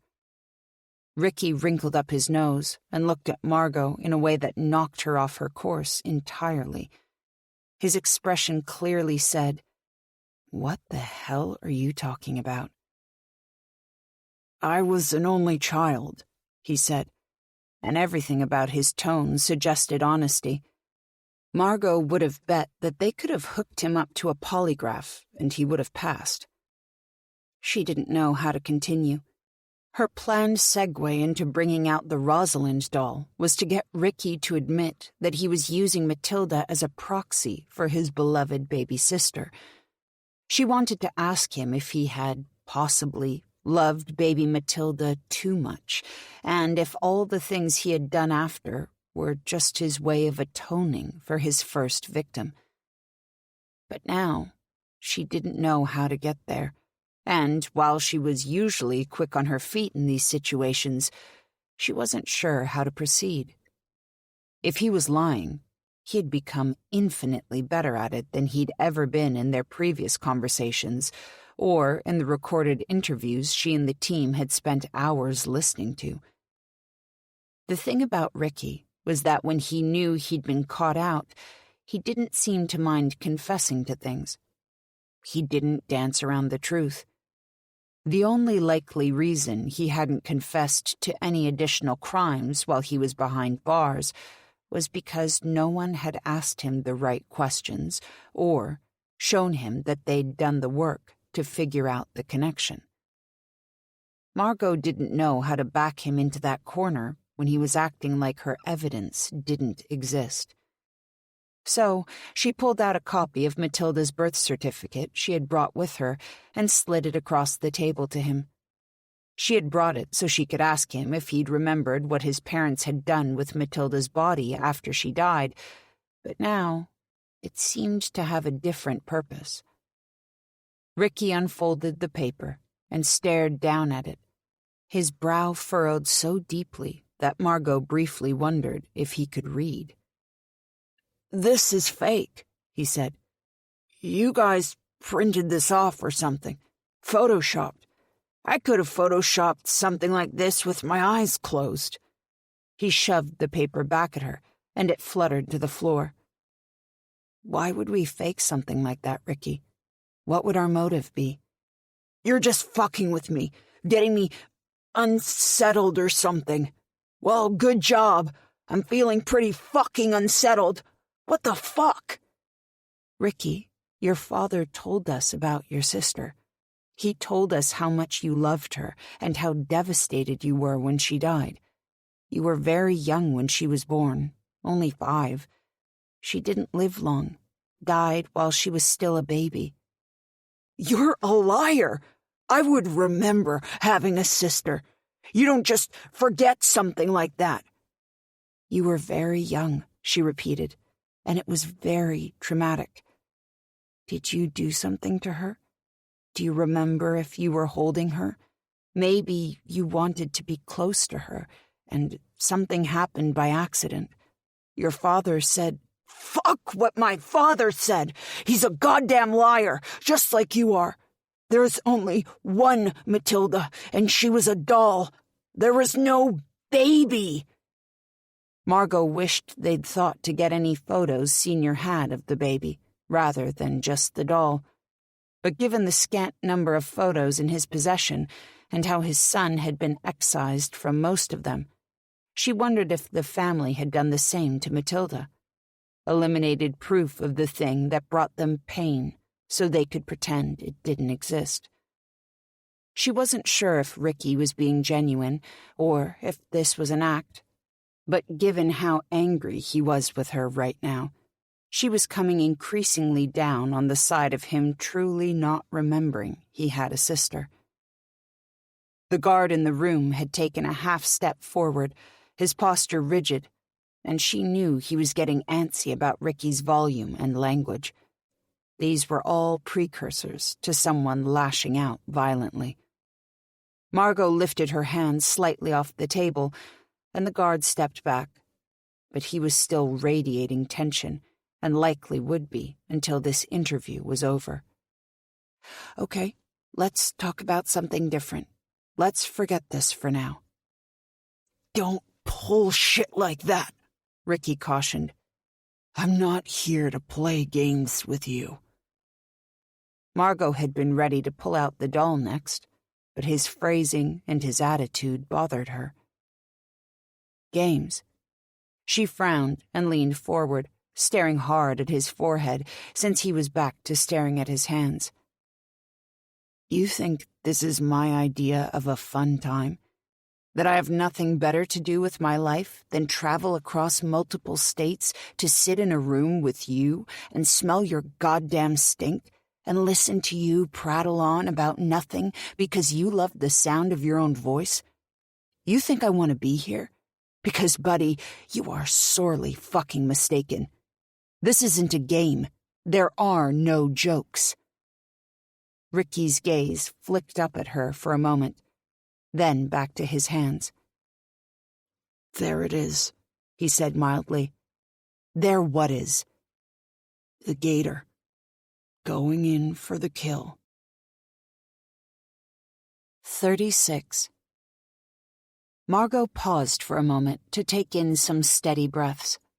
She felt like she was at an impasse. They needed to move forward, but Ricky didn't seem to remember having a sister, and knowing if he had killed his sister was a big factor in understanding why Ricky might have done everything else he'd done after that. Finally, when the silence between them had stretched to the point of feeling awkward, Margot changed tactic, abandoning the sister angle entirely. "When I was here last time, you told me that you had left Matilda with someone you trusted. I want to ask about that, about how much someone like you, in a situation like yours, can actually trust anyone." He looked up briefly, but didn't make direct eye contact. He seemed to be looking at the door behind her. "Trust is very important." "You don't have a lot of people that you trust, do you?" "I don't trust you, if that's what you're getting at." That made Margot laugh, a sharp, empty sound. "No, that wasn't what I was getting at." "Then what?" "I'm just wondering how well you know the person you left Matilda with." He stared at her. "They're my best friend." Margot gave a dramatic nod of agreement. I'm sure you believe that, but you're in here. You're never getting out. So, do you know how much Matilda is worth? Even as she asked this question, she realized, with horror, that once this story became more widely known, Matilda herself would become ever more valuable than a standard Rosalind doll. A doll that had inspired a man to go on a child murder spree. That was the sort of fucked-up serial killer trophy that seemed to get a lot of traction in niche weirdo groups online. The kind of people who would spend 10 grand on a napkin Richard Ramirez had once wiped his nose on while in court. People with that level of obsession with serial killers worried Margot. But it was impossible to dispute that DeGraff's doll would draw a lot of attention from the people who were into that sort of thing. Though she had noticed, in her time working in the realm of serial killers, that those who murdered children weren't as popular as the ones who murdered adult women and men. Apparently, even the nutjobs who spent their spare time collecting Ed Gein's paintings or writing love letters to men behind bars didn't spend as much time or money idolizing kid killers. Margot guessed even freaks had to draw the line somewhere. Ricky was staring at her, contemplating her question. She's priceless. She doesn't have a value. Are you sure about that? She could have shown him evidence of all the auctions where the Rosalind doll had sold for tens of thousands of dollars, but she didn't need to remind him that other dolls like Matilda existed. For this little ploy to work, and it was already off to a rocky start, she needed him to think that Matilda was so rare that there might only be one. His. I would never sell her, so she has no price. But you don't have her, do you? Someone else does. Someone who might not think she's quite as priceless as you do. Because Matilda is actually worth a lot of money, Ricky. Money that someone on the outside might need very badly. How can you be confident that the person you've left it with is someone you can trust, even if times get really bad? She gave him a meaningful look, holding her gaze long enough for him to yield and look up at her. His typically stoic features were furious, even though he wasn't saying anything. I left it with someone I trust. Trust only goes so far when money gets involved. She picked up the paper bag from the floor, then removed the doll from inside and set her on the table. Margot found dolls to be creepy, and this one was especially so. She might not be Ricky's doll, but she was the same model that inspired a man to kill at least 10 little girls, maybe more. That made her more macabre than just a regular run-of-the-mill creepy doll could be. But all that aside, Margot could appreciate the craftsmanship that had gone into making Rosalind. Her hair had to be real. There was no way around that. It was lovely and soft, even after all these years living in the Texas heat. Her skin was porcelain, cheeks painted with just a subtle wash of pink, and the detail work of her glass eyes was remarkable. They looked damn near human. Her eyelashes were applied with care, and her face looked so close to being that of a real little girl and not a doll that Margot would have done a double take if she'd seen her in a store window. The doll was wearing a pretty blue and white dress that seemed to make her brown hair darker. The dress, Margot noted, bore a striking resemblance to the one that Maddie Moore had been wearing when she'd been found. Not identical, but enough similarity that it likely hadn't been coincidental. She had a little bonnet on her head, a ribbon tied around the chin. The dealer who had loaned them the doll said that the ribbon was the only thing not original. It should have been satin, but had been fixed at some point with a velvet one in a similar color. She had her fingers crossed that it was a small enough detail that Ricky wouldn't notice. It was all a gamble at this point. "Where did you get that?" he asked, his voice hushed, trembling. "You'd be amazed what you can buy online if the price is right. See, after last time we talked, we started looking around, seeing if we could find Matilda, seeing where the path might lead us if we asked the right questions and went to the right people. And there are a lot of people online who will spend an obscene amount of money to get their hands on something like this."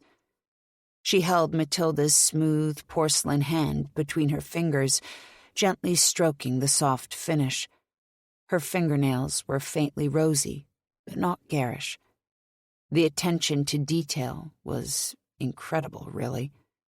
No wonder it had cost so much when it had been released originally. It was a collector's item, without a doubt. This wasn't the kind of doll that you would call a toy, and only the richest of families would have allowed a child to play with it. Yet Ricky's mother had allowed him to hold her with supervision. That had to be connected to his sister and her death. Did his parents recognize that there was something unusual about their son after Matilda had died? That his grief looked different from their own? That he had forgotten the girl ever existed? And why had they covered up the death instead of bringing the baby to a hospital or a funeral home for a proper burial? Margot would love to have answers to those questions, but she didn't think either of the living Richard DeGraffs were going to give her the details she so craved. "Where did you get her?" Ricky asked again. "Why don't you tell me who had her? Who betrayed your trust for a few $1,000s? Who did you think you could rely on? Because, Ricky, they fucked you." He was staring at the doll with a ferocious intensity, his hands on the table trembling, like the only thing he wanted in the world was to reach out and touch the doll. Margot intentionally kept Rosalind out of arm's reach. She was on loan, after all, and there was no telling what Ricky might do if he got his hands on her. Besides, the closer he got, the more likely it would be that he'd realize this wasn't his doll at all. The magic could so easily be broken that Margot wasn't willing to test her luck. "Tell me the name," she urged. "She wouldn't," Ricky said, pulling his hands close to his chest, trying desperately to control himself, though it was clear that he was losing it as the seconds ticked by. She. That was something.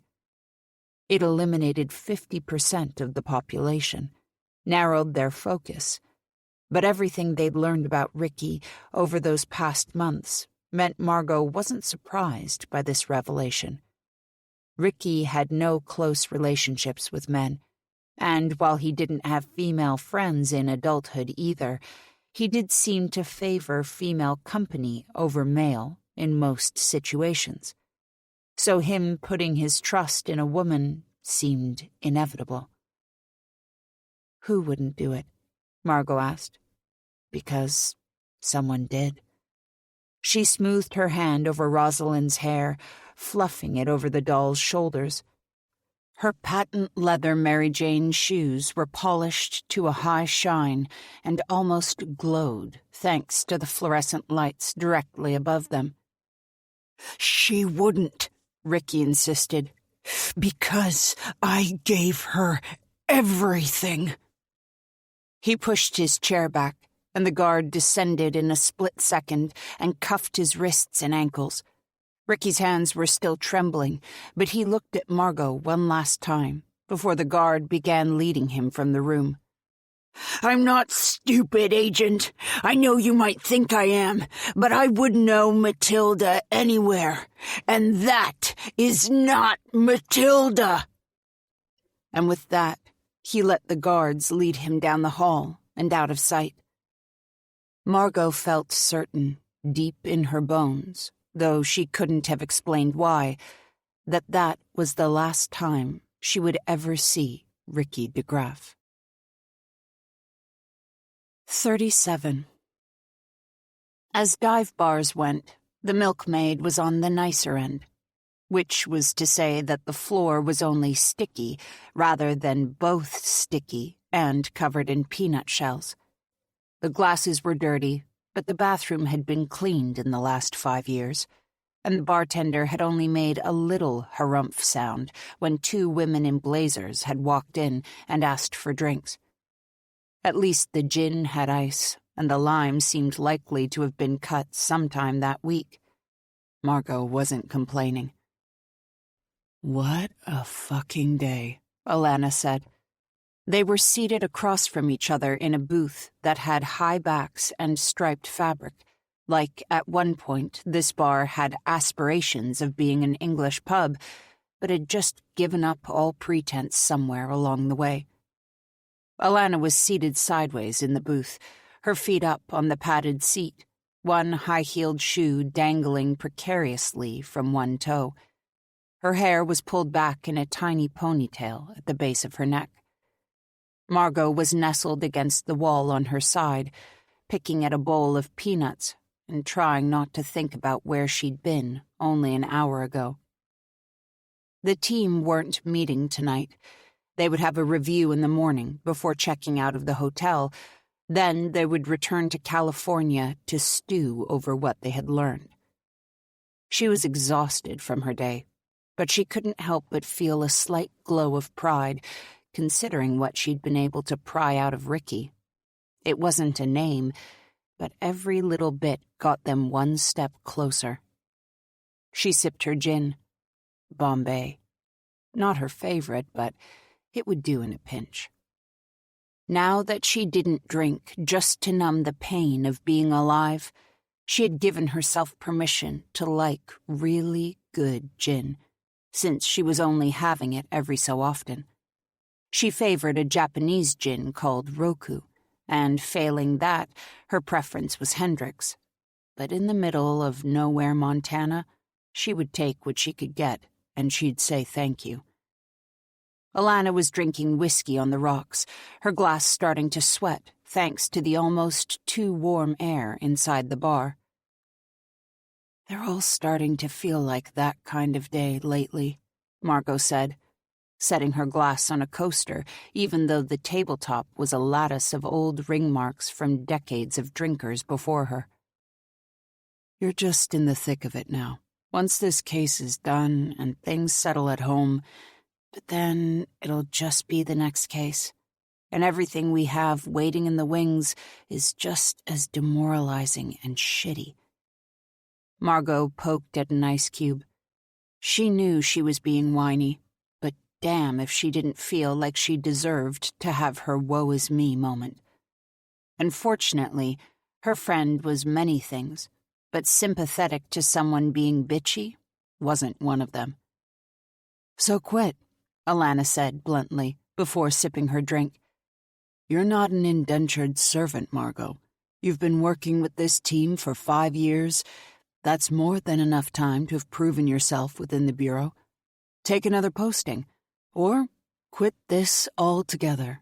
Start teaching knitting classes or doing goat yoga on the ranch. You don't have to stay.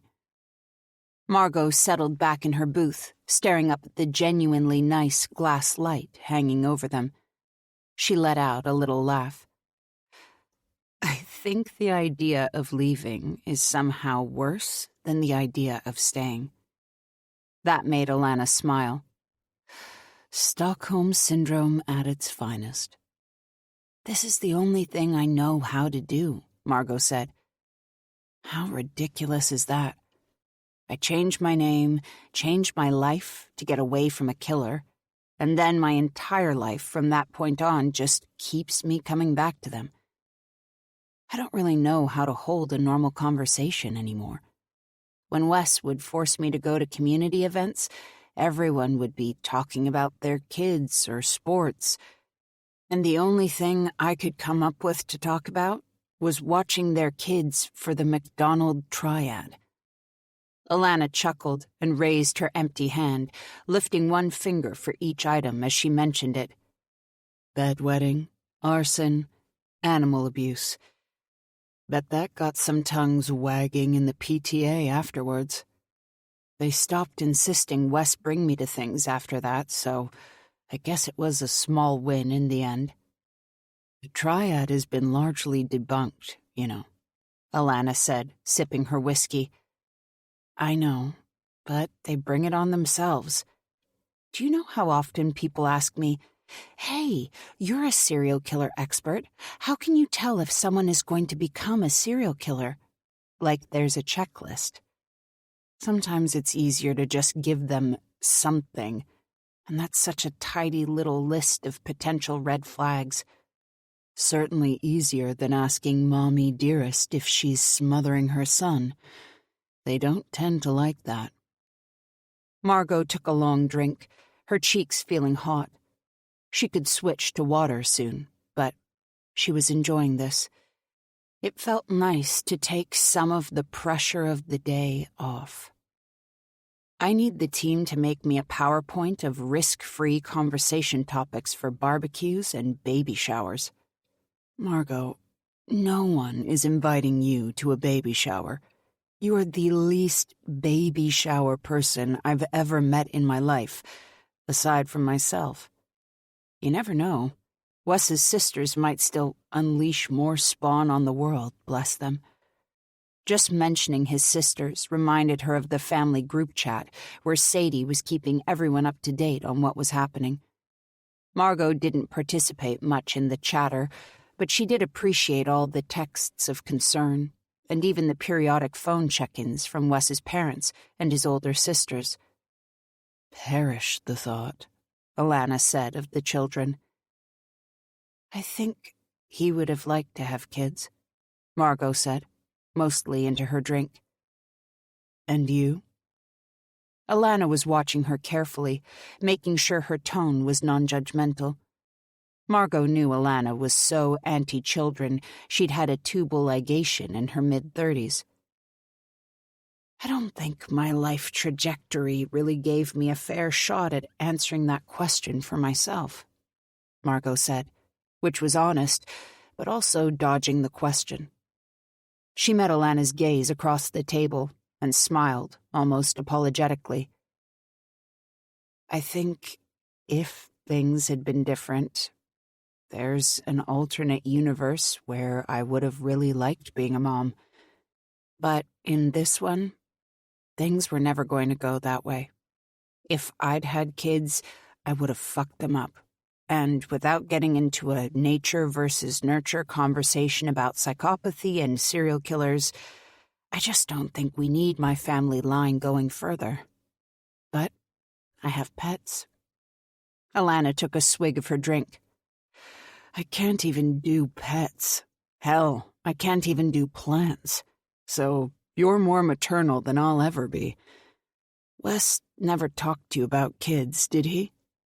We kind of skirted around the issue.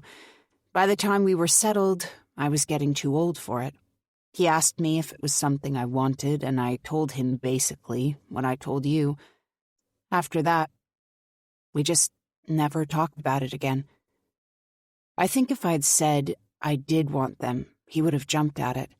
But he wants you just the way you are. All Bridget Jones and shit. Alana set her now empty glass on the table with a soft thump. It's romantic. Gross. It's realistic. For some inexplicable reason, he wants to be with me. Neurosis, bullshit job, and fucked up family tree all included. I definitely got the better end of our bargain. He's basically perfect. It's disgusting.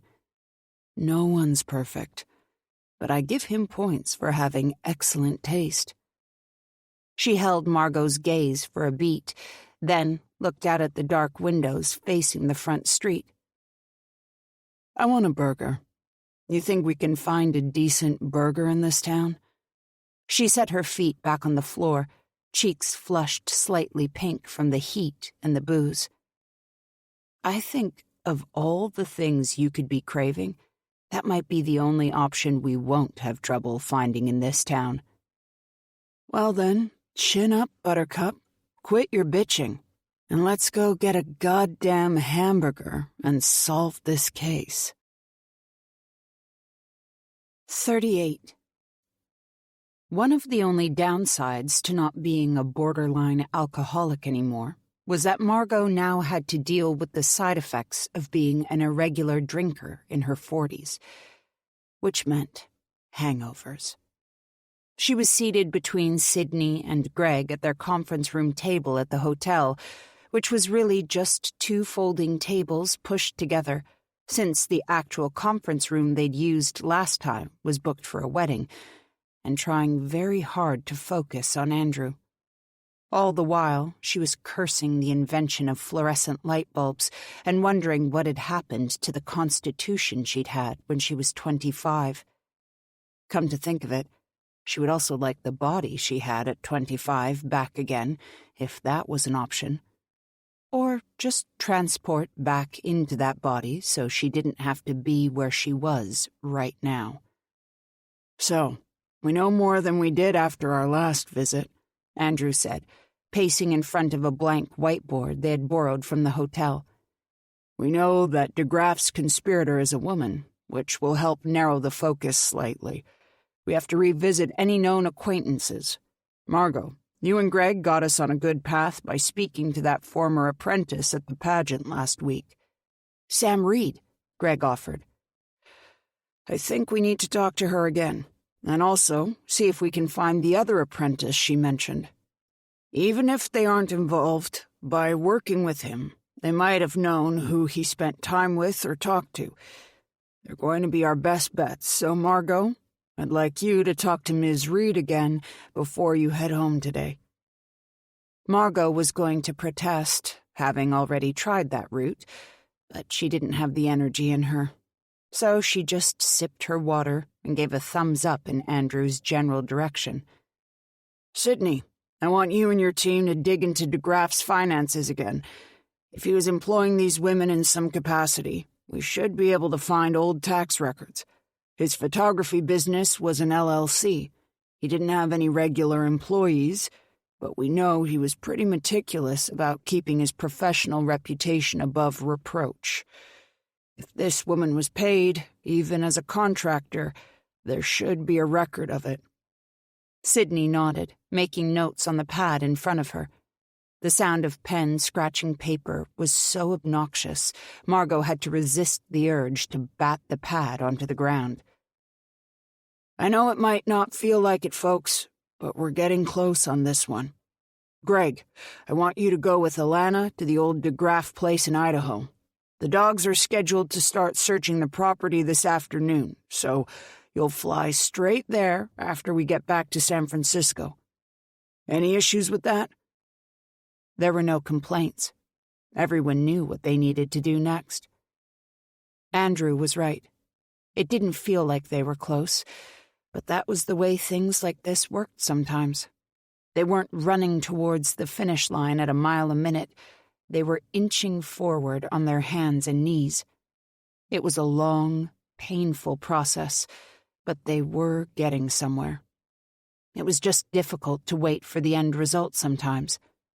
Margot was impatient and wanted results quicker than this. Margot returned to her room to change and pack her few scattered personal items back into her weekend bag. When she'd bought the pretty leather tote, she had envisioned getting away with Wes, maybe an overnight stay in Napa or Solvang. She hadn't expected it to become her serial killer travel bag. Unfortunately, it was perfectly suited to short trips with minimal luggage required, which was most of the travel she did these days. She texted Wes before leaving for the airport. She didn't want to bug him about himself. She knew he was starting to feel over-coddled between her and Sadie, so she just said, "Everything okay at home? Any sign of Lucy?" It took a moment before the reply came through. Insurance guys stopped by again, said they talked to the fire department, and it all seems pretty clear-cut in terms of our payout. So, good news. And we haven't burned the house down in your absence or murdered each other, so we're really killing it here.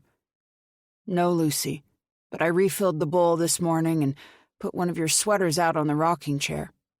We both know you're the favorite.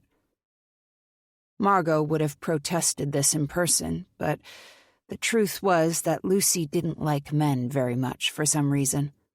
Margot had had her for her whole life, and it was just the way she was. Some people said that calico cats were known to be quite particular and have a bit of an attitude, which was certainly true of Lucy. Thanks. I have to stop for an interview on the way home. I won't be too late. Stop at Rocco's if you get the chance. Rocco's was a chicken spot about 30 minutes away from the ranch that happened to be right on Margot's drive home. It was a hole in the wall, but they loved the food, and if she turned on her car's seat warmers, the chicken was still hot by the time she got home. You got it. Get some Advil out for me. Gin is no longer my best friend. Oof, you're too old for hangovers, babe. I'm exactly the right age for hangovers, as it turns out. XO. She met the rest of the crew in the lobby, where a van was waiting to take them to the private airport. Everyone's eyes were glued to their phones, fingers tapping a mile a minute, so no one seemed to notice or care when Margot slipped on her sunglasses, held up her own phone, and started scrolling through old case notes. By the time they landed back in San Francisco, everyone knew where they had to be next. Andrew and Sydney headed back to the office. Margot's car was at the airport waiting for her, and Greg and Delana were just waiting for the plane to refuel before they headed off to Idaho to hopefully unearth some baby bones. Not a sentence Margot thought she'd ever put the word hopefully in.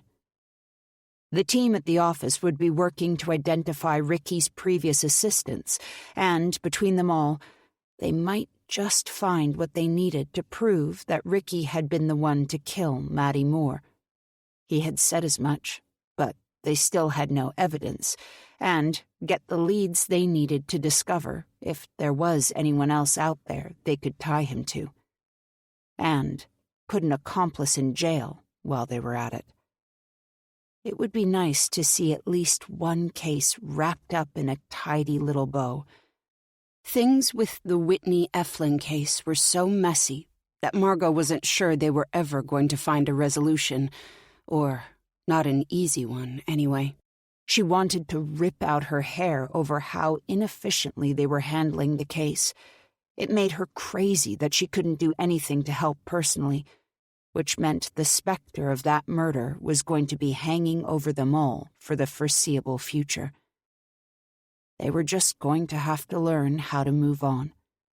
Either the school would reinstate Wes, or they'd need to start looking for other jobs for him. It wasn't so much their income that worried Margot. It was Wes's mental health. He needed to be doing things to feel like he had value, and the past 2 weeks had been exceedingly difficult for him.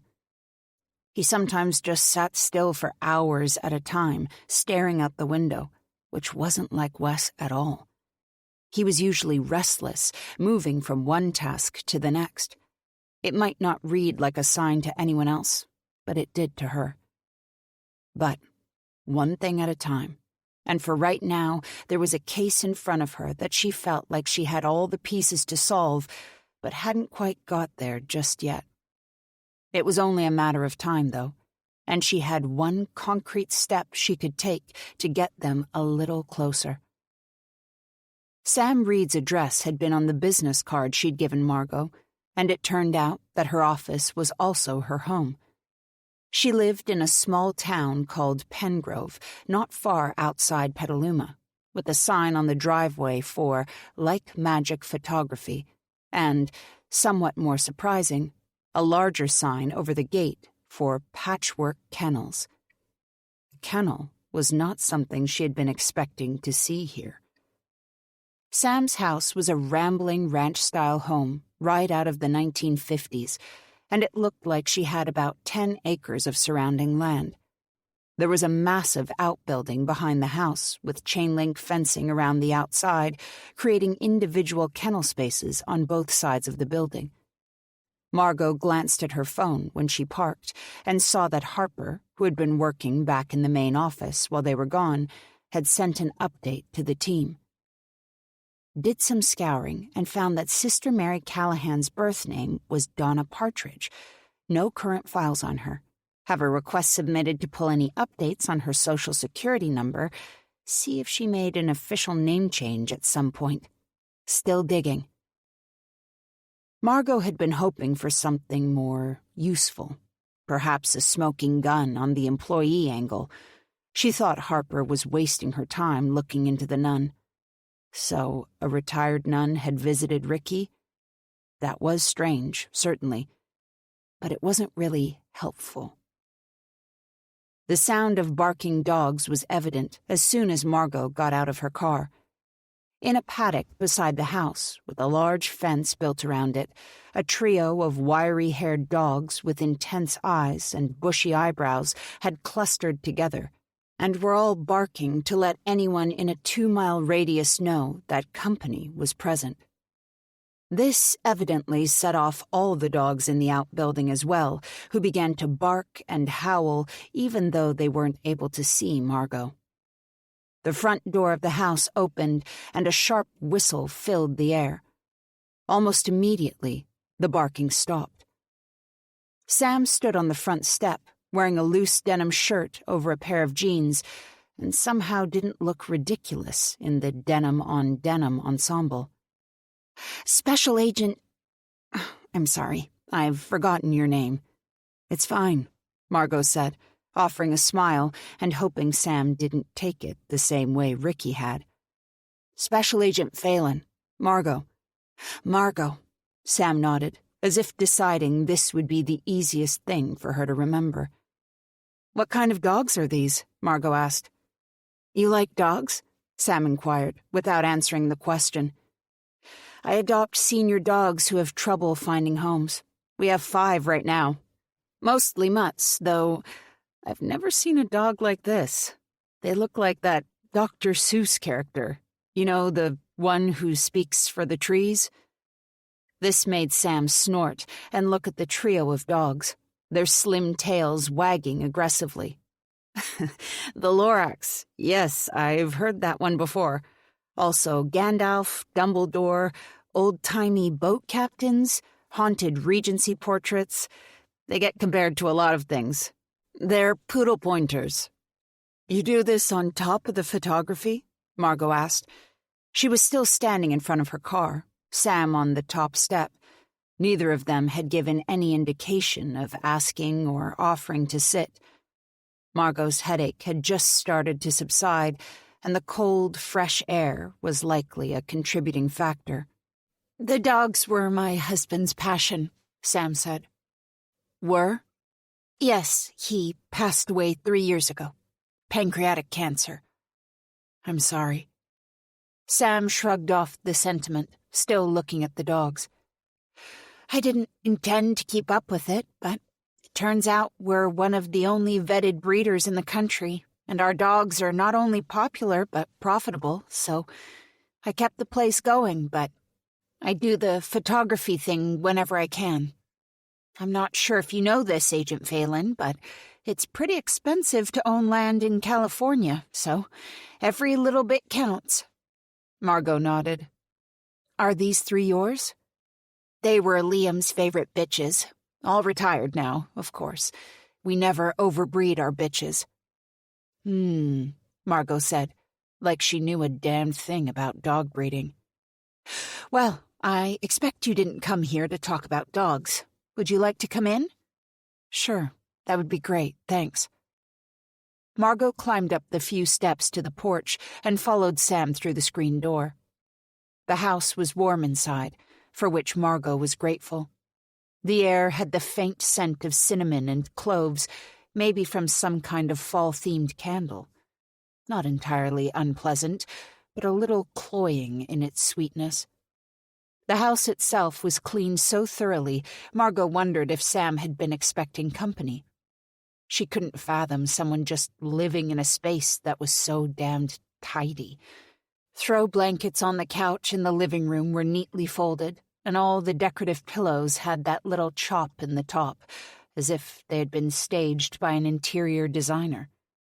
Considering Sam raised dogs professionally, the place looked incredibly clean as well, with no hair sticking to things.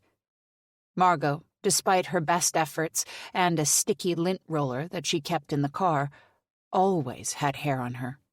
She didn't know how Sam avoided it. Maybe these poodle pointers were a non-shedding variety? They hadn't looked it, considering all that wiry hair, but then again, Margot hadn't known the breed existed 15 minutes ago. The living room looked like it belonged to a display home, and Margot realized it wasn't for guests as she followed Sam into what she assumed was the kitchen. This space looked unnaturally clean as well, not a dish in the sink or a sign of dinner in the making. Sam went to a Keurig coffee maker on the counter.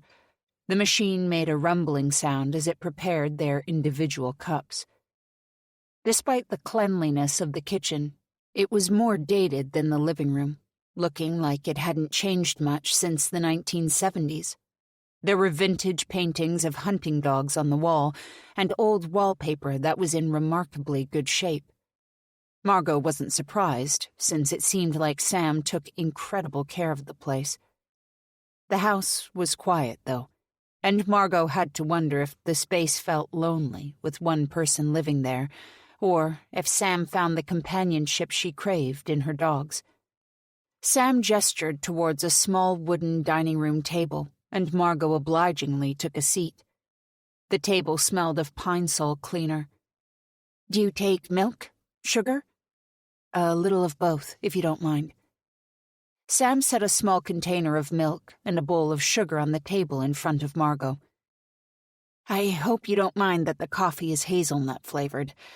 Liam got me hooked on the stuff, and now it's all I order." "That's fine, thanks."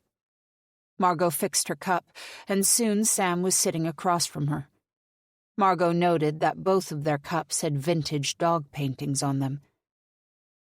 "So, I'm guessing you have a few more questions about Ricky?" Sam said, sipping her black coffee. "Yeah, if that's all right. It won't take too long." "No, it's fine. But can I ask you something first?" "Of course."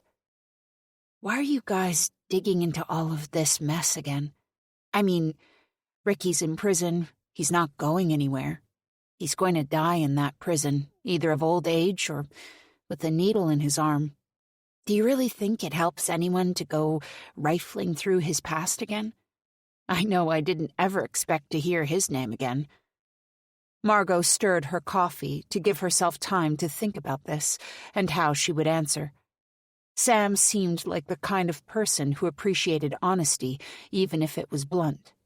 She was a woman with hard edges and an even temperament, and Margot thought that the best way to get her to open up would be to cut through the bullshit and be honest with her. "What we're doing has very little to do with Ricky DeGraff himself, which might seem strange, given the context, but let me try to explain it. Ricky is in prison, yes. He is facing, some might say, a few life sentences too few. Nothing about my current work is going to net him any additional punishment. He's unlikely to go to trial for anything we uncover in our work, considering he's already behind bars and will be until he's dead, just like you said." "Okay, so you can see my point, right?" Sam said, looking confused. Margot was surprised how young the woman looked under these lights. The lighting at the convention center, coupled with her silver hair, had made her look a bit older.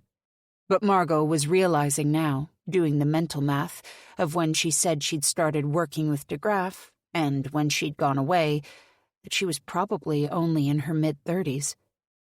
"I don't want to say that you'd need to be a parent to understand, because I think that minimizes the human capacity for empathy, but try to imagine that someone you loved very much as you are capable of loving another person, was taken from you. Sam's mouth formed a thin line, and Margot knew it was because that had happened to her. Except it was natural causes that had taken Sam's husband away, and no one could put cancer in jail. Still, the younger woman gave a stiff nod. Imagine knowing, or suspecting, that something horrible had happened to them, but you never found out what. Maybe you never got to see their body, to have the closure of that final goodbye, because they just vanished one day, and you never got any answers after that. Just a long lifetime of wondering. The reason we're doing what we're doing isn't about getting more punishment for Ricky. He doesn't care at this point what happens to him. The reason we do this is because there are hundreds of thousands of families out there who go to sleep every night wondering where their loved ones are and what happened to them. And if we can help those families find the answers to those questions after all this time, well, we think that's worth waking up a few sleeping dogs. Sam watched her carefully for a moment, her face showing almost no emotion, beyond a slight tick in her jaw. Finally, she nodded. All right, but I'm not really sure how much more I can tell you beyond what I said at the pageant. I didn't know Ricky all that well personally. We weren't friends. We were just co-workers.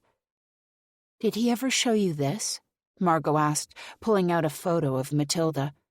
Sam stared at the photo, then slid it back. No. Margot didn't believe her, because if Sam had never seen the doll before, she would almost certainly have follow-up questions. It was unquestionably an unusual thing to ask about, and only moments ago, Sam had seemed incredibly curious about the case. Margot's phone buzzed in her jacket, but she ignored it for the time being. She was pretty sure this conversation was hitting a brick wall because Sam didn't want to be honest with her, which was somewhat suspicious. Margot had thought that opening up to Sam would have made her more willing to talk, not less. She needed a different approach. You mentioned that Ricky had another assistant before you. Yeah, but not in California. Do you know where, or what her name was? Sam shook her head. I don't, sorry. I know she was older than me, but only because Ricky couldn't stop pointing out how young I was. You know, you're so talented for someone so young, or you're so mature for someone your age. I feel like if the other assistant was young, he wouldn't have been making such a big deal about my age all the time. But I never met her. Don't know anything about her. Sorry. Margot stared at the other woman for a long moment, trying to get a read on her. She couldn't quite decide if Sam was lying or being honest, which usually meant that someone was just lying very well. Something in the back of her mind told her not to push this any further, at least not tonight, and not here. She pushed her chair back, signaling her exit. No, that's fine. I knew it was a bit of a long shot. Appreciate you humoring me with a little more of your time. Yeah, no problem. But if you have more questions, maybe just call me next time? Sure. They both stood, and Sam walked Margot to the door. When Margot glanced back, she saw that Sam was watching closely. There was something unreadable in her expression, and Margot wondered if she had made the right choice to leave so quickly. She debated turning back and trying again, but instead she waved and set off down the driveway.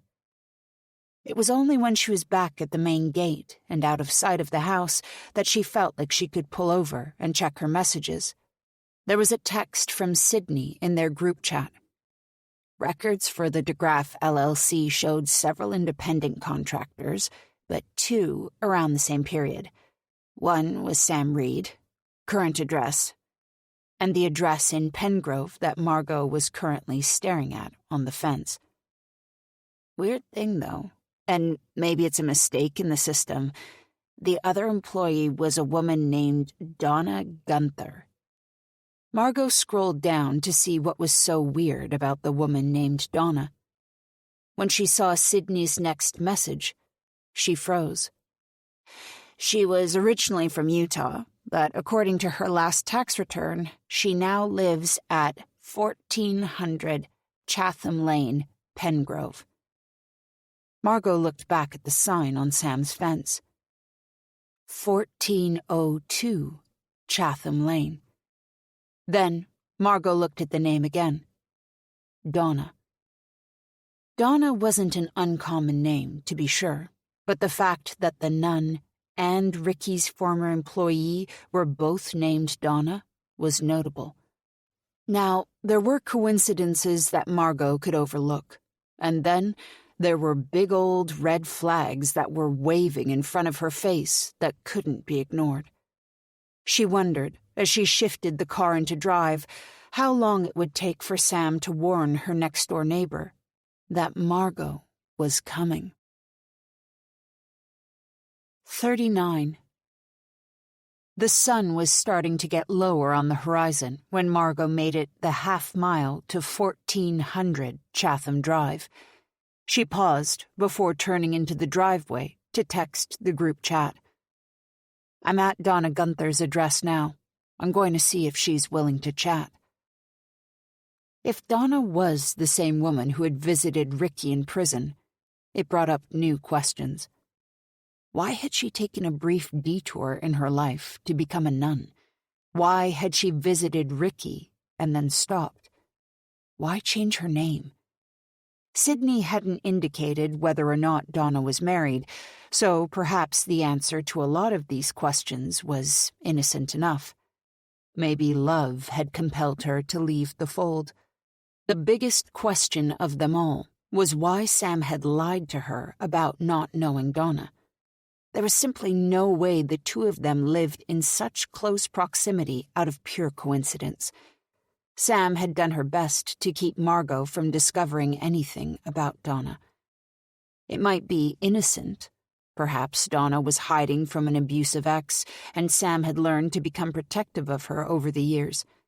Margot could even stretch her imagination to believe Donna could have a natural reason to be afraid of law enforcement. But she wanted to ask Donna those questions. Margot suspected Andrew might protest about her impromptu interview, but she was already here. Margot wasn't going to go in without being careful, though. She called up the local county sheriff's office and reached a competent deputy on her first try. I'm with the FBI investigating a cold case, and I just wanted to let you know we might have a potential situation evolving on Chatham Lane. She gave him the address. I'm not sure if it's going to amount to much, but I'd appreciate it if you could have a car drive by. Of course, ma'am. Special agent. We'll send someone out that way as soon as we have a share car. Margot sat in her car at the end of the driveway, looking at the little house at the top of the hill. It looked to be a part of the same property that Sam's place was on, with a more newly developed lot. The house was much smaller, but also newer than Sam's. That newness meant it was missing a lot of the character of the other house, though.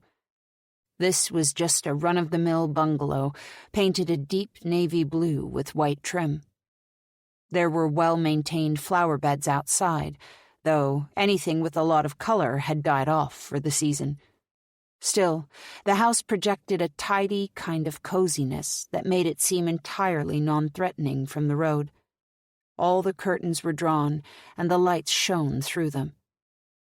Margot checked that she had her weapon on her and loaded, then pulled into the driveway, gravel crunching under her tires. There was a little beige Toyota parked there already, and a teal women's bike was leaned up against the garage door. A pair of boots were resting on the steps up to the small porch in front of the door, and though the outside light wasn't on, The glow coming from inside the house illuminated a Halloween-themed wreath hanging on the door, complete with little bats and witch hats. Margot realized it was time to start thinking about things like pumpkins and candy. They might not be close to town, but a lot of families drove around looking for any places that were decorated, and Wes was a fiend for any holiday. Though, perhaps, they might not have any kids stopping by this year. She didn't want to think about that depressing possibility. Instead, she knocked on the door and waited. After a moment, the inside door opened and a pleasant-looking woman appeared behind the screen. If she'd been expecting Margot, she didn't let it show. "Hello there," she greeted her sweetly. "Can I help you?" She was shorter than Margot, maybe just a little over 5 feet, and had dark hair with only a few streaks of gray, but looked to be older than Margot, if the lines by her eyes and mouth were any indication. Still, there was a warmth about her that put Margot's nerves slightly at ease. Margot knew there was something strange about this situation, yet there was something about Donna that Margot felt naturally soothed by. She realized, with some surprise, that Donna reminded her of her own mother. Margot pulled out her ID badge and held it up so the woman could see it. "I'm Special Agent Margot Phalen, and I believe you're Donna Gunther?" The woman smiled. "Well, sure I am, but FBI? That's awfully serious. I hope everything is okay." "Would you mind if I come in for a few minutes? It won't take long. I just wanted to ask you a few questions." "Oh, sure. Forgive me, though. The house is a bit of a mess." She opened the door and ushered Margot inside, directing her to a living room just off the entrance. Unlike Sam's house, this place felt warm and lived in. The throw blankets and couch cushions looked as if someone had just gotten up from their cozy seat, and the air smelled of something delicious, though Margot couldn't tell if it was dinner that was in the process of cooking or the lingering scent of what had already been eaten and cleared away. Margot took a seat in an armchair, and Donna sat down on the couch and fiddled with the crocheted blanket. "Sorry, you've got me a little nervous. I've never even spoken to a police officer, let alone an FBI agent. I hope everything is okay." "Yes, ma'am. Nothing to worry about. I actually work as part of a cold case unit with the FBI. We specialize in trying to resolve murders that may be linked to already imprisoned serial killers." Donna frowned. "I'm sorry, maybe I'm a bit silly, but how can serial killers in prison keep killing people?" Margot forced a patient smile. "These would be unsolved cold case homicides that we think the killers committed before they were imprisoned." "Oh, yes, of course," Donna mimed, knocking on her head as if it was empty. "Silly of me. Well, that certainly sounds noble, but I'm not sure how I can help." "We're currently working on the Ricky DeGraff case," Margot said plainly, then waited to see how Donna would react. There was a long moment of consideration as Donna took in this information and seemed to debate what she wanted to do with it. She stared at Margot with that same stoic resolve that Sam had only 10 minutes earlier. A face that said nothing, but said a hell of a lot in that nothing. Donna didn't speak. "I believe you knew Mr. DeGraff?" Margot said. She tried to keep her tone light and friendly. This was just a conversation, nothing more. She only wanted to know about Ricky. Once she had a feel for Donna, she could come back with more agents if it felt necessary. Right now, she wasn't entirely sure she knew how this would play out. Finally, Donna shook off the shadow that had crossed her features, and her warm smile was back. "Well, sure, yes, I used to know Ricky, but That was almost 20 years ago. I was newly single, finding my footing, and I started working for him as an assistant. How was he to work with? Margot wanted to ask about Sam, but she thought that was a surefire way to set this going down the wrong path. That question, and the accusation that went along with it, could wait. This is going to sound so strange of me to say, given everything that happened, but he was really lovely. Just a wonderful boss.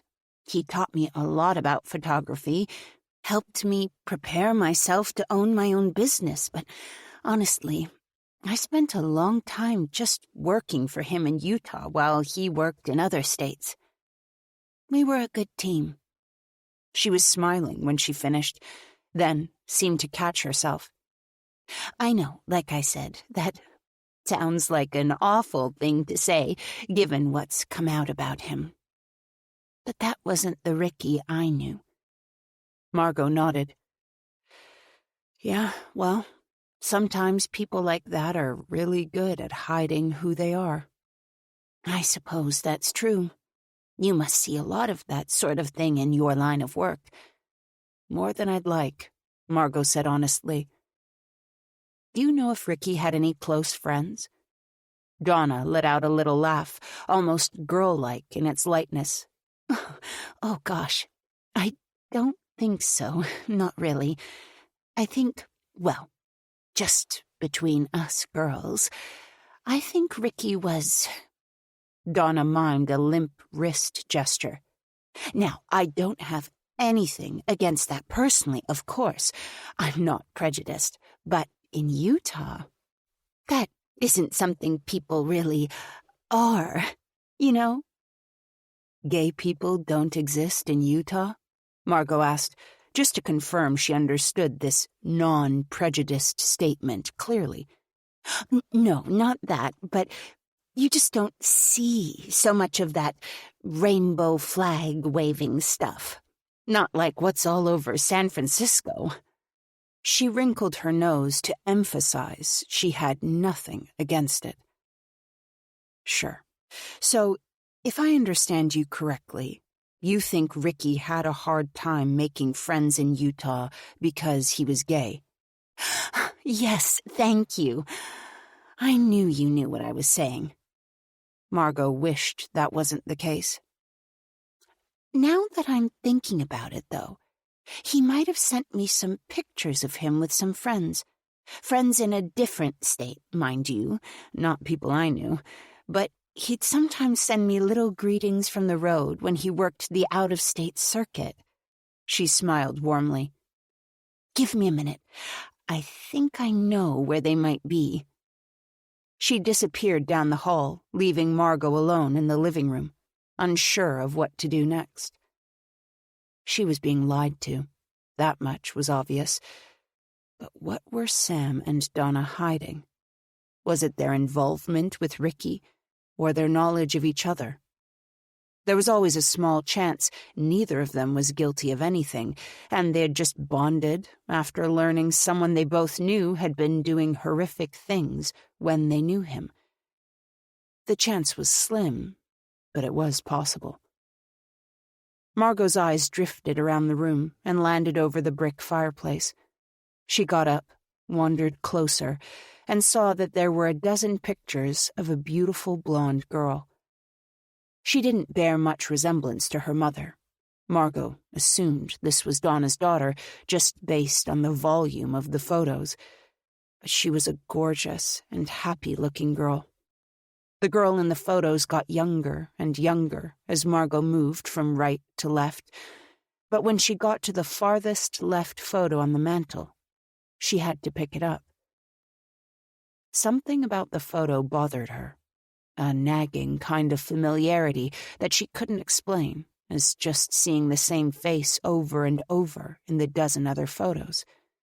A door opened somewhere in the house, then closed again, and Margot heard footsteps in the kitchen, which was just off the living room, an open doorway between them. "Mom, I'm home. Dinner smells great." She looked towards the kitchen entrance, where the fridge door opened, obscuring whoever was behind it, but showing Margot the clear face of the door itself. There, too, were more than a dozen photos, each of them of a different little girl. Smiling portraits, all with the same tilted head and soft lighting, blurring the features enough to make everything smooth. Margot recognized each and every one of those faces. She had been looking at them day after day for the last 4 months. Then Margot looked down at the photo in her hand and suddenly understood exactly why it looked so familiar. The sweet little blonde girl, who couldn't have been more than 2 or 3 years old in the oldest photo, was Rinnie Fawcett, the little girl who had been snatched from her own front yard while her mother worked inside. The girl they'd never been able to pin on DeGraff. The fridge door closed, and Margot watched as a blonde teenager straightened up and turned to come into the living room. The girl had a can of Diet Coke in her hand. She froze when she saw Margot, a bewildered expression on her face, but there was no doubt in Margot's mind who she was. "Who are you?" the girl asked. "Margot," was all Margot could think to say. Another door closed, and Donna's cheerful voice called down the hall. "Kelsey, baby, can you go to the garage and get us some more Cokes for the fridge, please?" But before the girl had a chance to respond or move, Margot turned to see Donna enter the living room. And she wasn't carrying photos. She was holding a shotgun and pointing it directly at Margot. 40. 16 years ago. Ricky DeGraff had never set out to kill anyone. It hadn't been his plan. But as soon as he felt those delicate throat bones crush under his palms, the moment he'd seen the light go out in that first girl's eyes, he had understood something about himself that he had never known before. Even though he hadn't planned to kill anyone, he realized he didn't mind the process of it. Killing someone might not be easy, but that was just because of the physical exertion it demanded. It was a lot of work to choke the life out of someone, especially a teenaged girl. The lesson he learned was not "don't kill," it was "choose easier victims." Of course, he never thought of them as victims. They were his beautiful dolls. They were all so lovely, so perfect, until they stopped being lovely and perfect. When they started to cry so hard snot poured from their noses and spit foamed in their mouths. When they sobbed and screamed for their mothers. When they pissed themselves. They were all his dolls until they reminded him how horribly human they were. How imperfect they could be, how loud and smelly and disgusting. Ricky didn't want things he had to take care of. He didn't even have pets because the effort of living up to the demands of another creature was not something he wanted to deal with. Each time he picked a new girl, he watched her, watched how she behaved, how she presented herself. Each time, he hoped she would be the right one, the one who could meet his expectations and be everything he wanted. And he didn't think he was asking for too much. Matilda was lonely, and she wanted a friend. He just wanted his new dolls to be good enough for Matilda. But half the time, once he had them, he realized they weren't even worthy of getting to meet her, let alone being her friend. Matilda was delicate. She was precious. Even now, he was ever so careful when he picked her up, remembering the way his parents had spoken to him. Support her head. Don't hold her too tight. Don't pick her up unless we're with you. They wanted him to be so gentle, as if she had been a real baby, a real thing that needed to be protected. And he had obeyed. Mostly. He remembered when he'd broken the rules once, remembered how he'd badly wanted to play with her one night and went to the place his parents kept her. He remembered the way she smelled. Even now, he'd never known what perfume or soap his mother had used on the doll's clothes to make her smell that way. Baby powder and a hint of something milky. A beautiful smell. He'd snuck in to hold her, but found that night that she was hard to position. Her head felt heavier than usual. Her body didn't fit easily in his arms, as if it were moving on its own, which was impossible, of course. It hadn't been Ricky's fault when he dropped her. He remembered the sickening thunk she had made when she hit the floor, the way she was still, then, still, like she was supposed to be. He'd checked to make sure she didn't look broken, and there were no obvious cracks. He put her back where he'd found her, worried the sound might wake his parents, and returned to his own bed. For a while after that, he felt very guilty. His parents never seemed to realize he had dropped her, but for a long time he wasn't allowed to play with Matilda, or even see her. His mother was very sad, and for months she didn't want to play with Ricky, and she barely got out of bed. He wondered if maybe he had broken Matilda, and his mother was sad because the doll was so fragile, and it was cracked now. He was sad along with his mother because he missed playing with her, and he missed playing with Matilda. And then, one day, when the house felt like a swimming pool that had been filled to the top with sadness, and no one inside seemed to know how to swim out of it, his mother came home smiling. She had a doll, and it was Matilda, but different. She had much longer hair now, beautiful brown hair, and she smelled different. She was cooler to the touch. But Ricky saw the way his mother held the doll and touched the doll. The way she smiled when she ran a comb through that lovely long hair, humming a song under her breath as she did it. It was Matilda and not Matilda, but he couldn't understand the differences enough to be bothered by them. He just knew things in the house felt lighter again, and his parents were smiling and talking to each other again. The sound of his mother's soft sobs didn't fill the house anymore. Things were good again, and so he was happy. And since Matilda had made them so happy, he promised he would never be careless with her again. He would never let anything happen to her.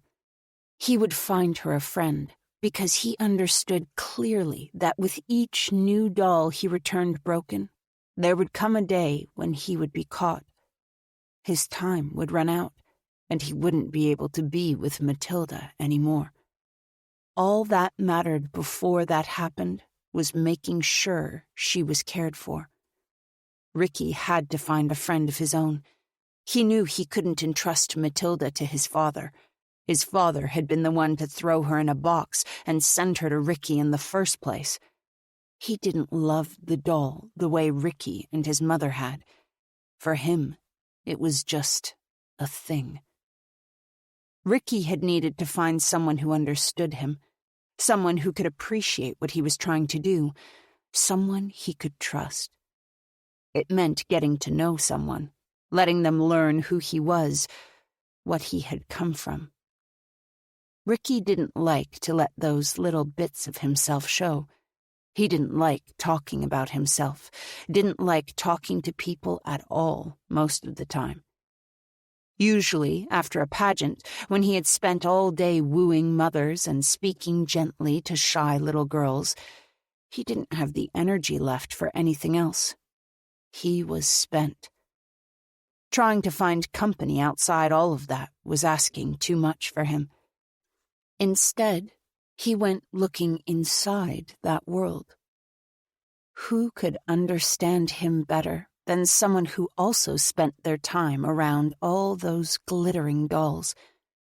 He put out an ad for assistance, for people who wanted to learn photography and about how to run a business like his. He immediately dismissed any men who were interested. He didn't trust men. But there were 2 women who applied who had potential. There was Sam, who was young and vibrant and a talented photographer. And there was Donna, recently divorced, in her 30s, with no photography experience, but desperate for a way to take care of herself. Her earnestness made Ricky like her immediately. Sam was more closed off, but if he was going to entrust someone with his secrets, he needed options. It helped that the women lived in different states, Sam in California, Donna in Utah. They could both work with him without ever needing to meet each other. He could test their reliability, but he could also expand the places he was able to work, if they both started working for him. They could cover more pageants at once. They could look for more girls at once. It hadn't taken long for Ricky to realize that Donna was the one. Sam was too independent, too motivated about her own goals. She took to the business well, but she wasn't right for his needs. Donna, though. Donna was different entirely. The photography was entirely secondary to her, and she didn't have a natural aptitude for it. Thankfully, most of the work of their photos was done by the lighting and backdrops. All Donna needed to do was point the camera and click, which she was more than capable of. What Ricky realized within months of meeting her, though, was that Donna was hungry. She was so needy for affection that she didn't care where it came from or why.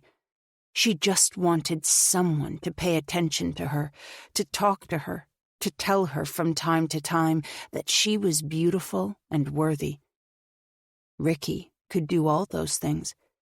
It was no different, really, from telling a hovering stage mom that her homely daughter was gorgeous. Donna was pliable, eager. She wanted to please him, wanted him to see her and talk to her. And it didn't take long for him to realize that yearning for connection was the precise thing he needed. She didn't even realize how deep she was in until she picked up the first girl and brought her to him. Because Donna, unlike him, wasn't going to turn any heads if she picked up a little girl walking down the street, and little girls weren't going to think twice about getting in a car with Donna. She had a pleasant appearance, but a largely forgettable face. She also had a great demeanor with children, something she honed during her time with him. She was soft-spoken and warm, and it made kids trust her immediately. Yes, Donna was the one he had been hoping for. And once she had brought the first girl to him, she seemed to realize that she was in too deep to back out now, so she yielded with almost shocking ease. Of course, she seemed to see things differently than Ricky. Where he was looking for a perfect friend for Matilda, Donna thought they were trying to create their own perfect family. She talked often about how, when they found the right little girl, they would all be happy together. Her, Ricky, the child, and Matilda. It was her inclusion of Matilda in these plans that let Ricky know she was the one to trust long-term. He told her she could look after Matilda for him because he knew she was the only one who could. And then Donna had brought a girl home, one who was too young as far as Ricky was concerned. But she coaxed, she pleaded, she promised. She said this one was so young she wouldn't remember anything else. She wouldn't fight them.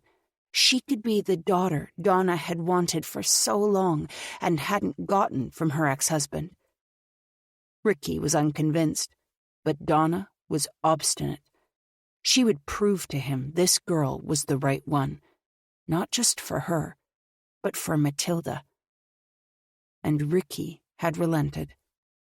After all, Donna never asked questions about why the previous girls hadn't worked.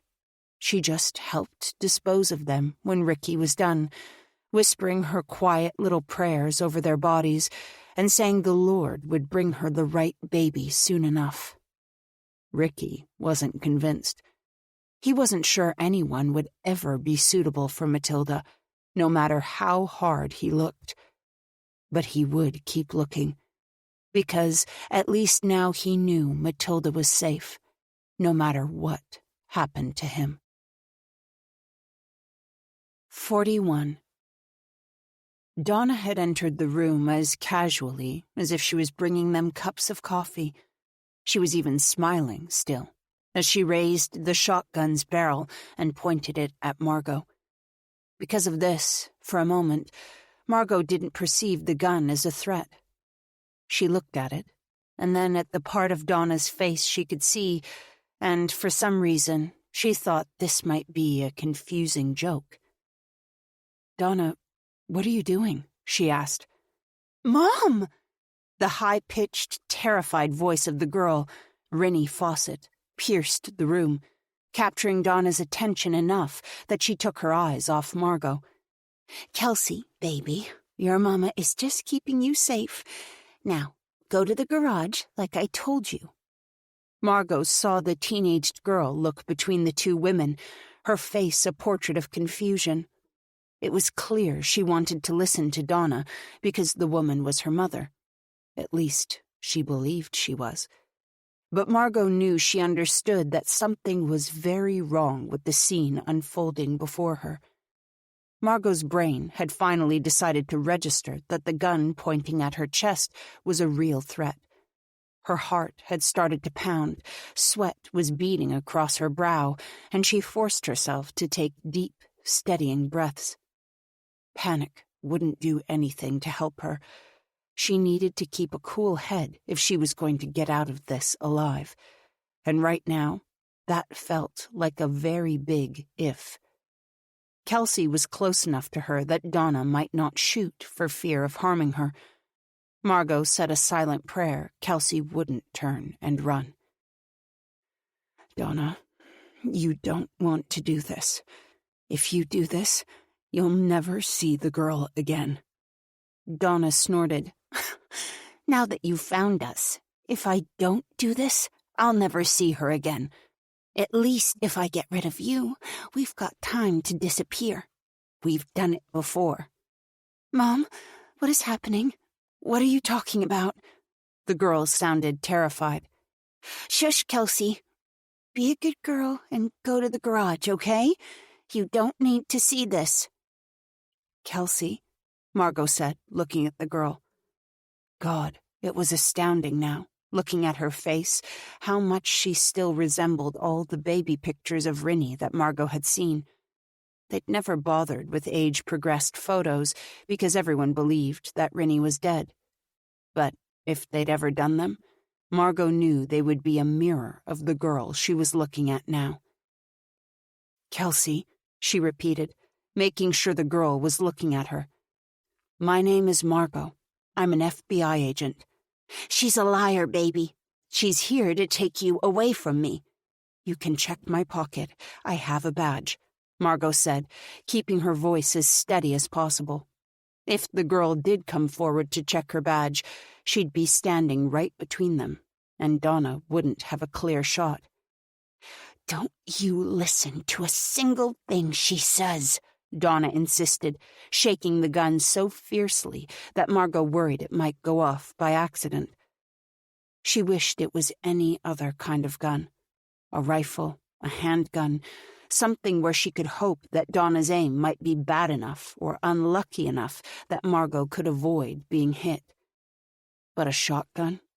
The buckshot couldn't possibly miss her from this distance. Margot had to think of a way out of this. She had a whole life waiting for her, a home she loved, Wes and her stupid chickens. She wanted very, very badly to wake up tomorrow morning to feed those chickens. As Margot watched Donna, she noticed the way the woman's hands were trembling. This was a woman who was moved by desperation, but not necessarily ready to pull the trigger. "Kelsey, do you have a cell phone on you?" Yes? I want you to pull out your phone, okay? I want you to look up a name for me. Maddie Moore. She couldn't just jump right to Kelsey's real name. The girl wouldn't accept it. She needed to lay a groundwork of belief. But she wasn't sure how much time she was going to have to do that. Don't do it, baby. Don't listen to her. But Kelsey caught Margot's eye, seeming to understand this situation wasn't right, that she needed an answer to what was happening that her mother was never going to give her. The girl pulled out her phone and tapped at the screen. Margot locked eyes with Donna, whose whole body seemed to be shaking with anger, her eyes filled with tears. "I won't let you do this to us," she said. "No one did this except you," Margot replied. What am I looking at?" Kelsey said. "Look at the fridge door," Margot commanded. "Her picture is there." "Those are the girls that Mom helped train for pageants," Kelsey said, though something in her voice belied a new doubt. "No," Margot said flatly. "Those are girls who were killed. Those are girls your mom helped someone kill." "Don't listen to her. That's a lie." "Kelsey, look up one more name for me." "Go outside!" Donna screamed, understanding she was losing control of the situation. She edged towards Kelsey like she might swat the phone out of the girl's hand, but she'd need to put the gun down to do it. "Just one more name," Margot insisted. "Then I think you'll understand. Just look up the name Rinnie Fawcett. 2 I's, a W in the last name." The girl looked hesitant. Margot could see that she knew that if she did what she was asked, things would never be the same again. But just looking at the scene in the living room, she had to know that was already true. Maybe some small part of her remembered that name deep in the recesses of her mind. She started to type on her phone. "Please don't do this," Donna screeched, her voice tight with panic and emotion. "Please." It was unclear which of them this was directed at, or if it was more of a universal plea. Kelsey was staring at her phone. "I don't understand." "That's you," Margot said softly. "That's you, right before you vanished from your front yard one summer morning, and no one ever saw you again." The pain and confusion on the girl's face nearly broke Margot's heart, but she prayed she'd done enough to convince Kelsey of what she was saying. "Your mom isn't your mom, Kelsey," she said softly, though there was no way to take the edge off a blow like that. "Your mom was helping a very bad man named Ricky DeGraff. You can look him up. He killed little girls, and your mom helped him find those girls. You were supposed to be one of them. I don't know why you're not." She recalled then what Ricky had said in their last meeting about why he could trust Donna. "I gave her everything." Then she looked at the girl, at the house decorated to show that a perfect, happy family lived there, the dozen photos on the mantel behind her. Of course, Ricky hadn't killed Rinnie. He'd let Donna keep her. It was his way to guarantee Donna would never betray him, because he'd given her what she wanted most. Margot felt sick to her stomach. Donna was crying, but she still had the gun pointed at Margot, and her trigger discipline left a lot to be desired. "Donna, put the gun down," Margot said, her voice impossibly calm, even to her own ears. "You don't want Kelsey to get hurt or to see something she shouldn't." Since the girl, who was also crying now, seemed as if she wasn't planning to go anywhere, Margot felt the slightest bit safer. But there was still a chance Donna would pull the trigger anyway. She'd done a desperate thing to get Kelsey. What was one more desperate thing if she thought she might be able to keep her?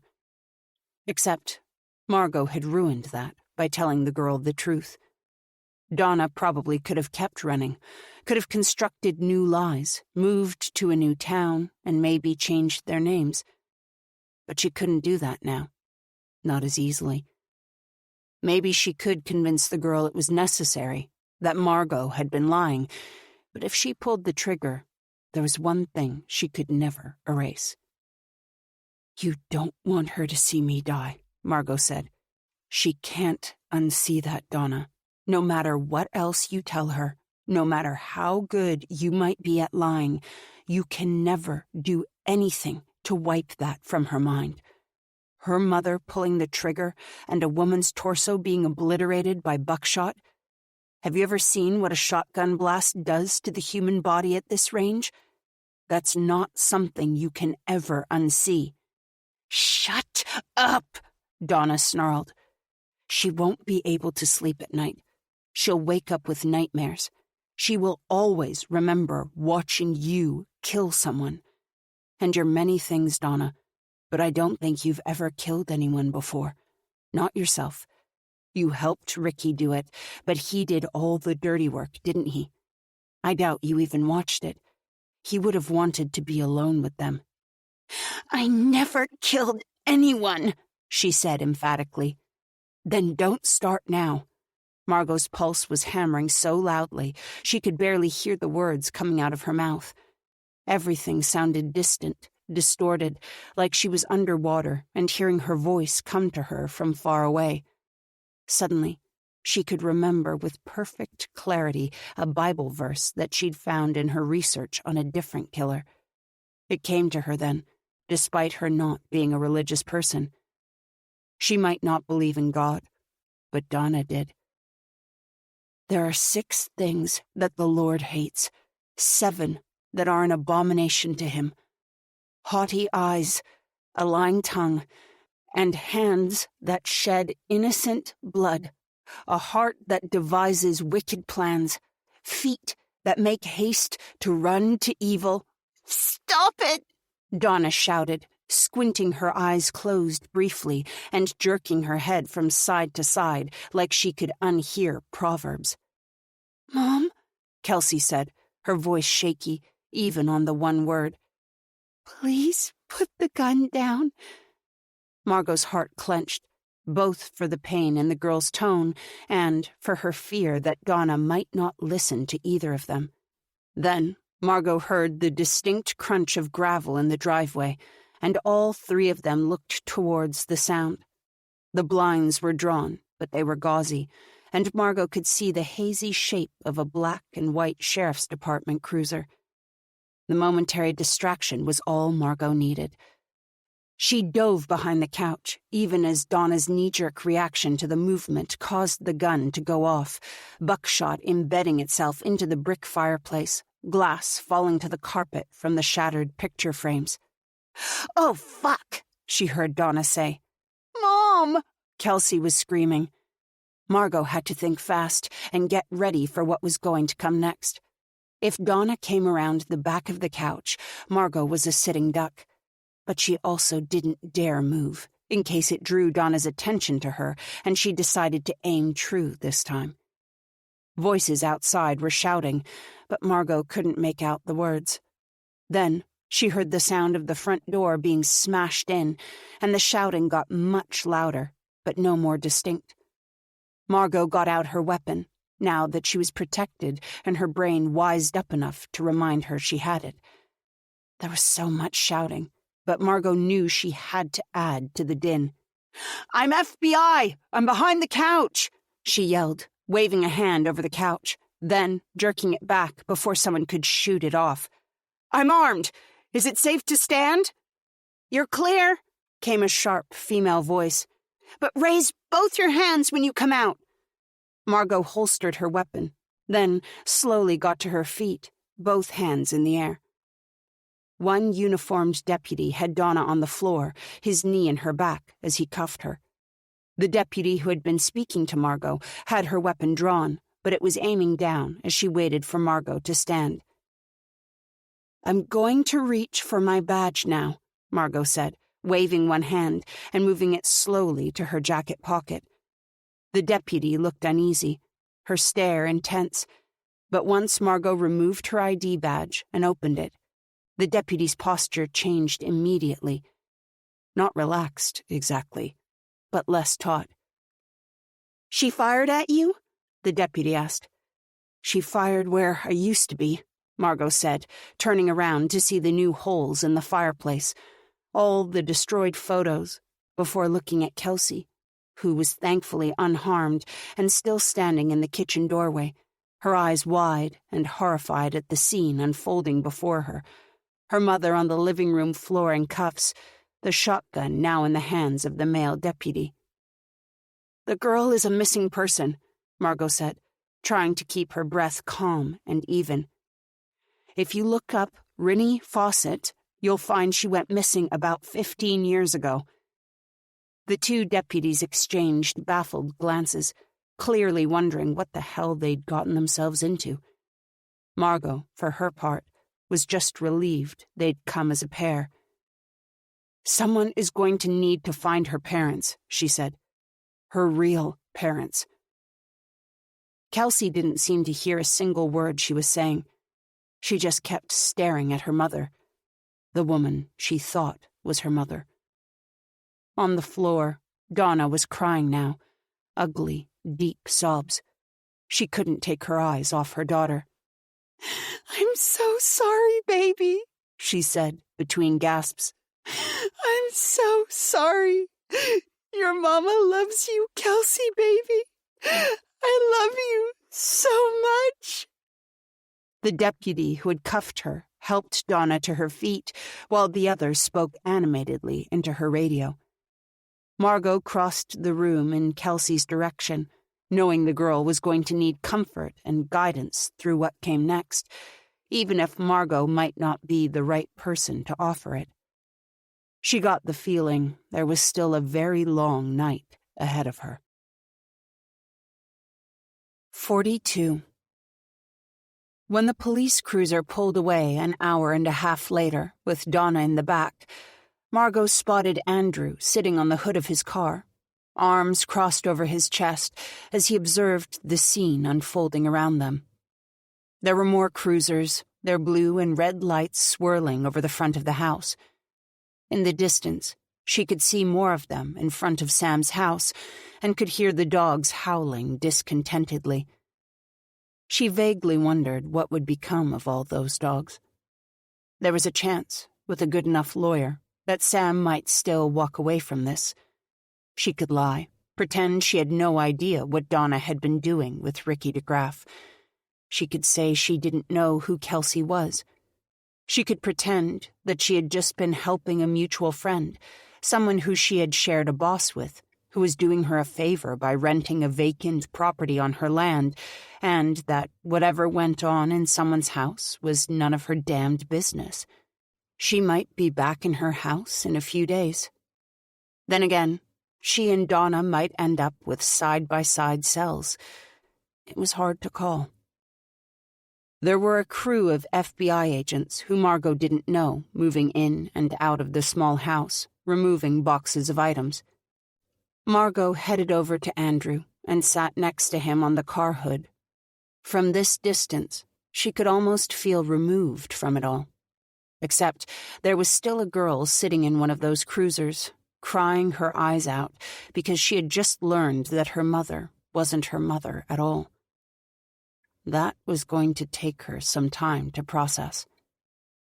Margot knew the local PD were trying to locate Rinnie Fawcett's biological parents, but it wasn't going to happen instantly. The girl was going to need to be taken in somewhere overnight, probably an emergency foster. Things were going to be very hard for her. That hadn't been the outcome Margot had been expecting when she had pulled into the driveway of the little house a few hours earlier. Andrew nudged Margot with his shoulder and then jerked his chin towards the scene. "I owe you an apology," he said, which was a sentence Margot was unaccustomed to hearing from him. "Why?" she asked, frowning. "I'm the one who told you to come here on your own. I never should have let you come into a situation like this without backup." Margot let out a little laugh. "We had no idea what this situation was going to be when you sent me here. We both thought this was just going to be a run-of-the-mill follow-up interview. I wasn't even supposed to be here." She waved her hand in the direction of Donna's house. What a fucking mess. An FBI agent exited the house. In her hands was a doll, clearly visible through a massive plastic evidence bag. "Guess that's her," Andrew said, watching the doll get loaded into the back of a van. "All of this because of that one doll. What a fucking mess," he added, echoing her earlier statement. She had pictures on her fridge, Andrew, of Maddie Moore, of so many of the girls, ones we'd been sure he couldn't be involved with. They were portraits, and she had them up there the same way I've got my nephew's school pictures on my fridge. She grimaced at the thought of it. Pictures we've been looking at for months. How could she look at those day after day, knowing what had happened to them? Because of her. I think, Margot, that we sometimes fall into a trap in this line of work of wanting to understand things better, of trying to uncover the why of some things to make them knowable. But we're talking about a man who killed children so his doll could have company, and a woman so desperate for a child of her own she was willing to steal one. I think it's okay to not understand that. We can know the why, and not have to be able to know how they justify it to themselves. This is a woman who was, and is, clearly mentally unwell. Things aren't going to make sense in these scenarios, no matter how much we would like them to. I feel bad for that girl, Margot said. Worse than if you'd learned she was just another photo on the fridge? She stared at the house, the people moving in and out, and dismantling the only life that girl could remember. And she thought about sitting next to Andrew in a very different car a very long time ago, as her mother collapsed onto the lawn sobbing, and her father was tackled to the ground by multiple federal agents, and she wondered if these scenes were really all that different. Margot thought. It wasn't an easy question to answer. I don't know, honestly. Her life is going to be so hard. She's going to get so much attention from the media. How do you get anything like a normal life after all this? Andrew must have been thinking the same thing she had, remembering their first meeting almost 30 years earlier. Maybe she doesn't get to have normal, but she's alive. And that's something, he said. They both continued to watch what was unfolding at the house. Andrew was likely in charge of this whole show in some capacity. He was certainly the most senior person on site, but no one bothered them with questions or seemed to be paying any attention to them in the least. We got a call from Alana and Greg right before all this kicked off, Andrew said, as if it was only now occurring to him to share this information. Oh? Margot was so tired, now that the adrenaline had worn off, that she wasn't sure she even cared what they had discovered at Ricky's childhood home. But maybe she was wrong. Maybe this final little piece would make everything make sense. Did they find anything? Andrew nodded, stuffing his hands in the pockets of his jacket, both to fend off the cold and likely because he wasn't sure what to do with them. We had the dogs there, a dig team ready, and a forensic anthropologist on site. You were pretty confident you were going to find something then, she said. Andrew shrugged. It seemed like a strong possibility, and I was starting to feel a little pressure on this one. The money guys don't love when we visit a prison more than once. Margot snorted softly. No doubt. They found a place in the yard that the new owners said had previously been a garden shed. They'd torn it down years ago. The dogs hit on the area right away. It didn't take them long at all to find the grave. Guess no one thought they needed to bury such a small body very deep. He pulled out his phone and handed it to Margot. She swiped through the pictures from the scene, which showed a delicately unearthed gravesite, where the tattered remains of a baby blanket were wrapped under a thick plastic sheet.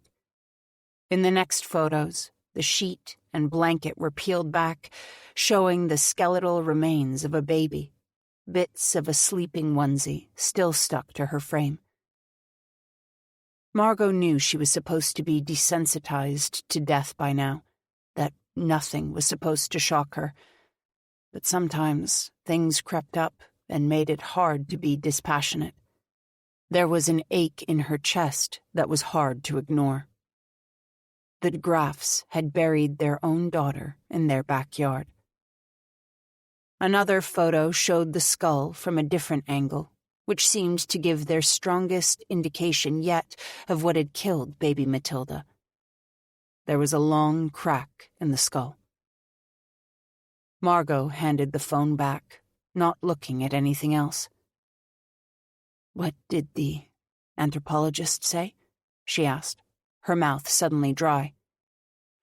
"We'll want an opinion from a medical examiner, I think, but the anthropologist was confident it was not an accident that caused the baby's death.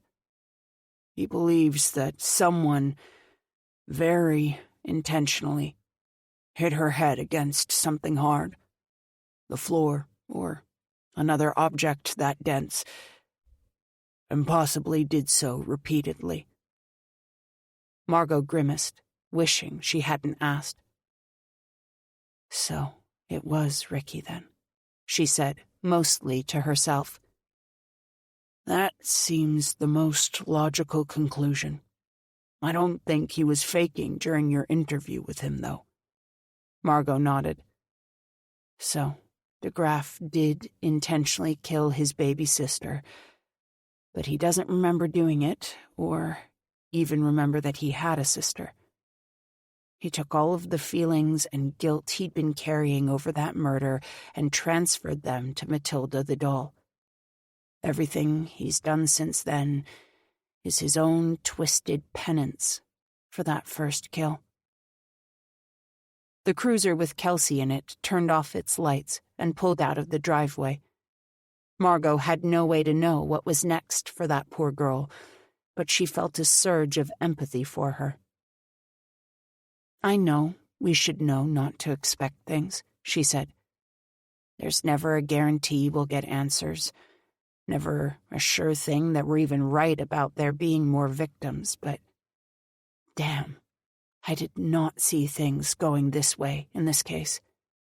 None of us could have seen this coming, Margot. Not even you. It's all—" He gestured towards the house, the people, the whole twisted mess of it. "It's beyond prediction, even when we do our best to predict the answers, you know?" "Can I go home?" she asked. "Yeah, take a couple days. You deserve it. We're back at it Monday, though." "New, horrible things to look at?" "Always." "Can't wait," she said, without bothering to fake a smile. At least, if she wanted to look for a silver lining, Rocco's was still open when she pulled up 40 minutes later. The chicken was hot when she got home, but Margot barely noticed. As soon as she pulled the car into her driveway and saw the familiar glow of lights on in her home, her hands began to shake. She was able to put the car into park and kill the engine before the trembling became too violent, and that was about the same moment she realized she was crying.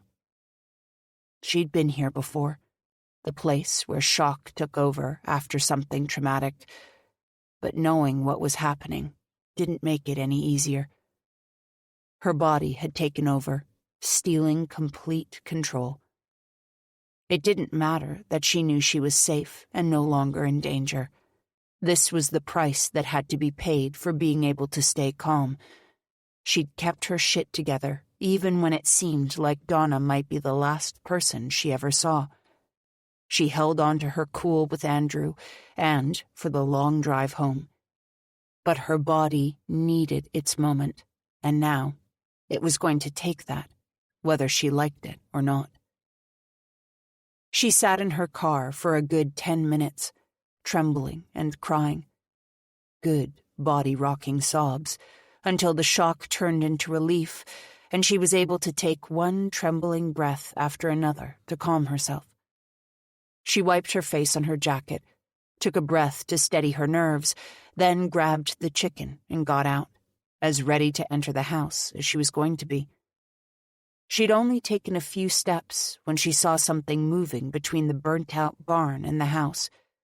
At first, she stiffened, wondering if this was some new threat, but it was too small. An animal, probably just a raccoon or possum. But she caught the silvery glint of an eye reflection from the light off the porch, and her pulse quickened. It couldn't be. She had been certain. She hadn't wanted to believe the worst, but the worst was all that had been left for her. Then, Lucy crossed the beam of light coming from the dining room window and made a beeline for her, meowing loudly, and Margot was almost convinced she was imagining it. Her brain had decided to invent some pleasant thing to reward her for her horrific night.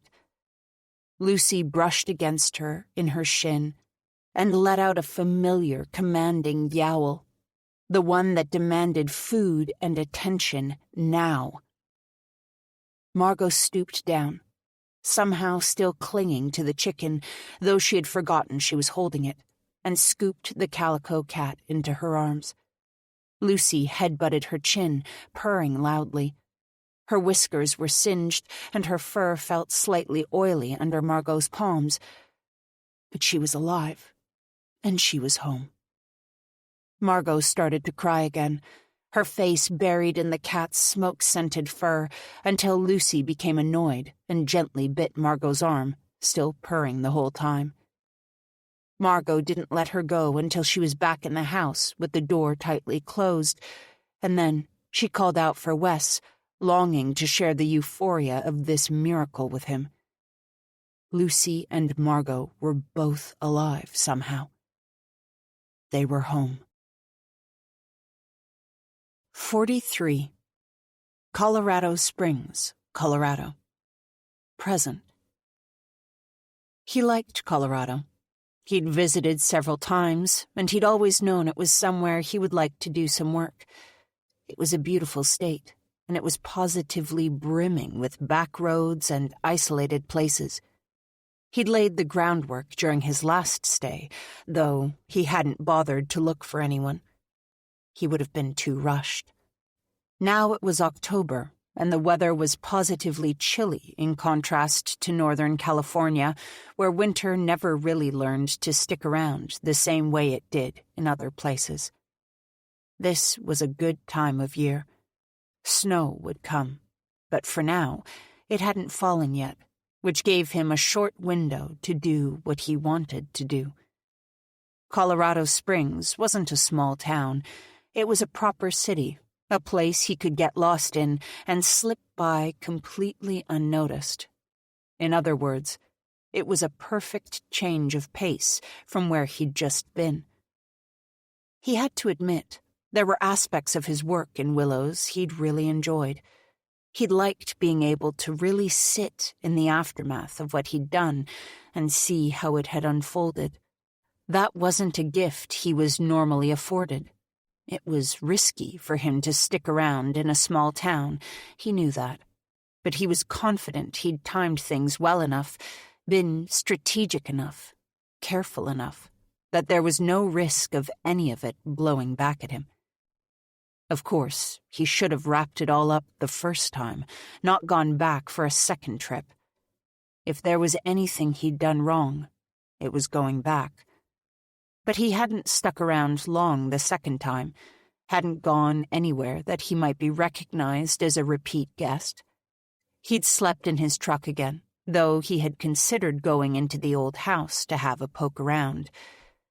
It was obvious no one had been there for a long time, and no one was likely to notice his disruption. But there was something about the place that had made him wary.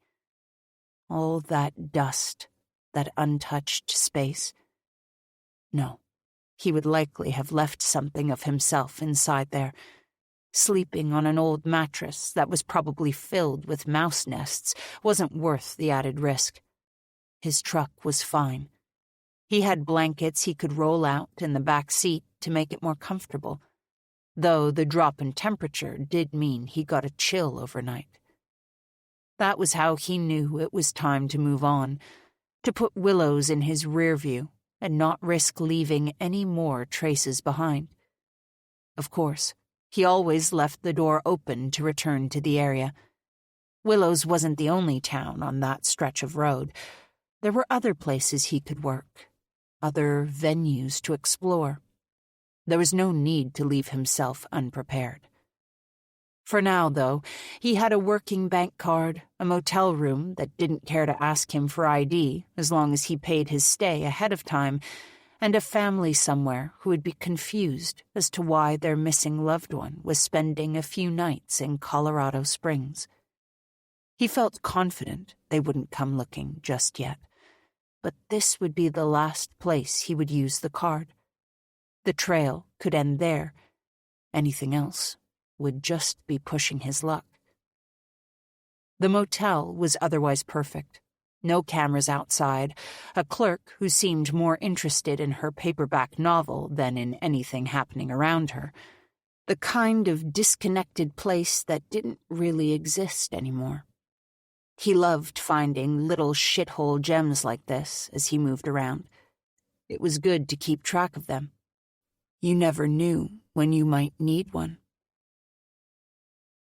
He had just finished taking a shower when his phone rang. He only turned it on for an hour a day, if that. Sometimes he'd leave it off for entire states. It was always off when he worked. Too easy to track that kind of data. He walked through the hotel room naked, confident, and picked up the phone. "Hey, little peach, how's my girl?" he asked, his tone husky, charming. "I've been trying to call you all day," a woman's voice answered. "Where are you?" "Tonight, Nevada. And you know I don't leave my phone on when I'm working. Is everything okay?" The woman sighed, a heavy, tired sound that was like the promise of a fight without the execution. She'd stopped asking him hard questions a long time ago, stopped picking fights she knew she would never win. "Brooklyn wants to say goodnight." "All right, put her on." There were some jostling noises, two voices in the background, then the sound of the phone being picked up off a counter. "Daddy?" came a small voice. "Well, hi there, little lady. You're up pretty late, aren't you?" "No," she protested. "It's just bedtime now, not late." I get my time zones mixed up sometimes. Did you have a good day today? How was school? "Good." She had that way about her, where she was bursting at the seams to share everything with them. But when they asked her anything, it was just one-word answers and no elaborations. Things were just good. If he asked what she learned, it would either be nothing or, I don't know. She was only 4, of course, so nothing seemed like a natural thing for her to be learning at preschool. Still, it tickled his nerves in an unpleasant way. She should be smarter than that. Better. She should be able to speak for herself, to make herself understood. He didn't have the energy to try to get more out of her tonight, though. That's good, baby. I'm glad to hear it. You're being really good for your mommy, right? Uh-huh. When are you coming home? Monday, he said. What do you want me to bring you? M&Ms, she said, as he knew she would. There might come a day she would demand specific things. A Las Vegas snow globe, a mascot of a teddy bear. Things where he'd have to be more careful when he lied about where he was. But right now, the only things she ever asked for could be picked up at a gas station 15 minutes from his front door. His wife never asked for anything. Not anymore. He suspected, at least to some extent, that part of the reason was because she knew he wasn't always where he said he was, and she didn't want to go to the effort of uncovering the lies. That was one of the reasons he liked her so much. She had learned not to be a problem for him. He said goodnight to his daughter, and a more tepid goodnight to his wife, and once the conversation was over, he turned the phone off and got dressed. It was late. Traffic was light. He'd done a little research on his last visit and knew that Pikes Peak College had both a massive student population and the best nursing program in the state. He also knew what time of night the buses started to thin out, leaving students who had stayed late at the library doing extra work to sit for long periods or walk home in the cold. He pulled onto the campus and cruised around, avoiding any areas that seemed too heavily populated. He needed somewhere dark, somewhere more isolated, where it was unlikely people would be hanging out in groups, and even less likely that someone might see him working. On the edge of a quad, the overhead light blinking on and off, he saw a girl moving slowly, her bag seemingly so heavy she was hunched forward in an attempt to shift the weight of it. He pulled up alongside her, rolling down his window. "Hey, you need a lift?" he asked. She stared at him, squinting across the dark sidewalk. From where she was, she could probably see the Pikes Peak staff badge and the familiar uniform of the janitorial staff. "Look, I'm just heading over to the Rampart Center to start my shift.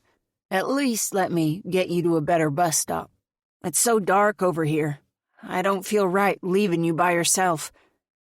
The girl looked around, suddenly reminded that it was indeed both dark and isolated here, and then let out a little sigh. "Sure, okay.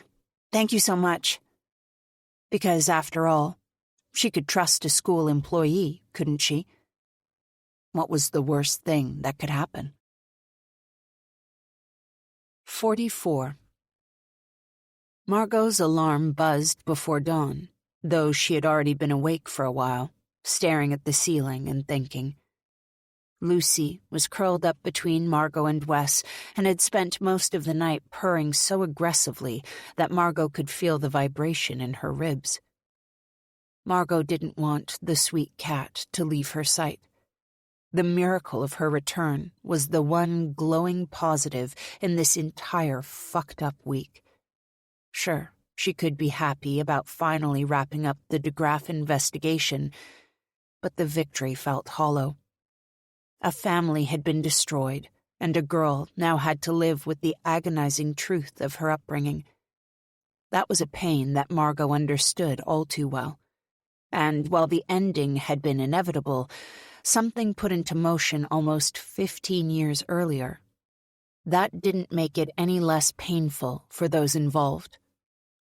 While Margot could never sympathize with what Donna had done because of the hideous, life-altering consequences of it, there was a part of her that almost did understand it.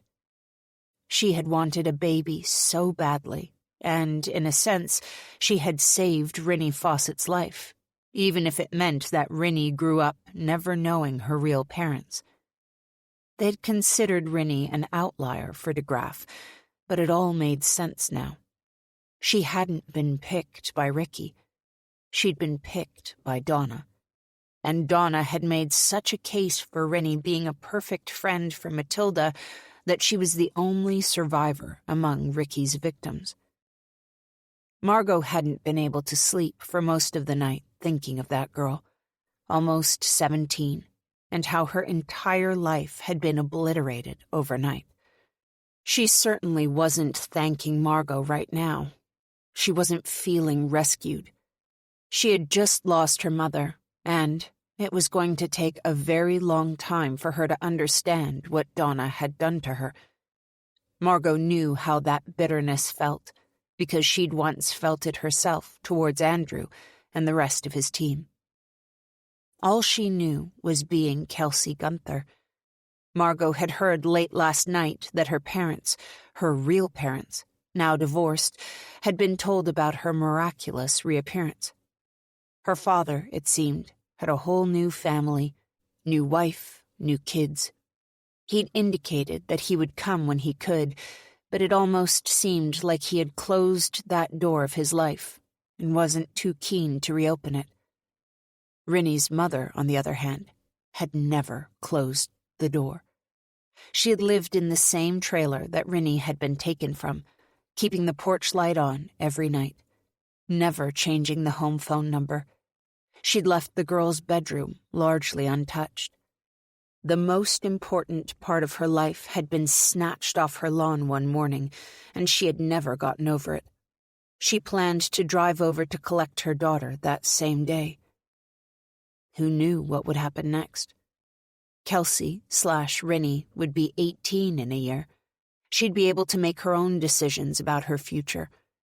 For now, though, she was a minor and needed a guardian, and that guardian would be her biological mother, a woman she barely knew who would love her so fiercely it would feel foreign. The horror story should have ended when they put Donna in cuffs and found evidence of Maddie Moore, sealing her fate and nailing Ricky DeGraff for one more murder. What they'd found was evidence of 6 more murders that they'd had on their periphery, but hadn't thought Ricky could be responsible for, because he had untouchable alibis for the time.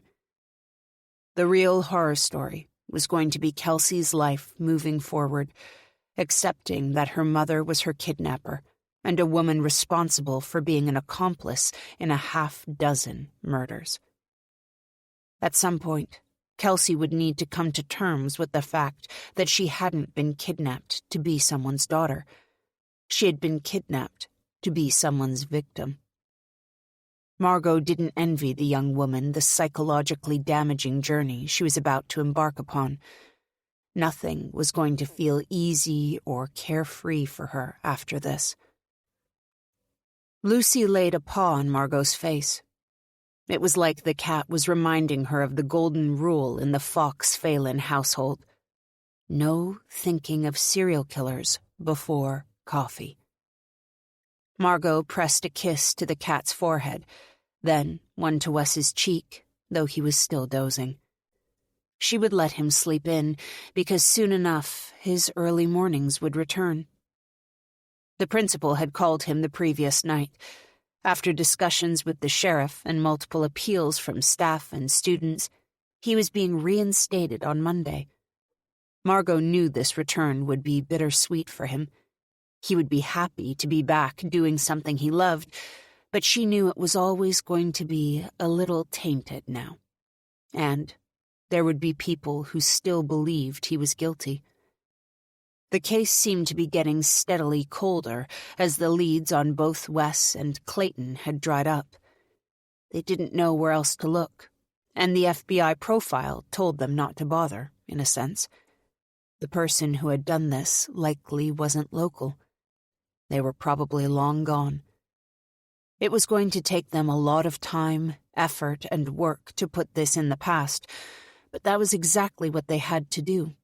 It wasn't Margot's case to solve, and, at least for now, no one was looking at Wes anymore. "You up?" Wes asked, his voice thick with sleep, his eyes still closed. "Yes, but you shouldn't be. Go back to sleep."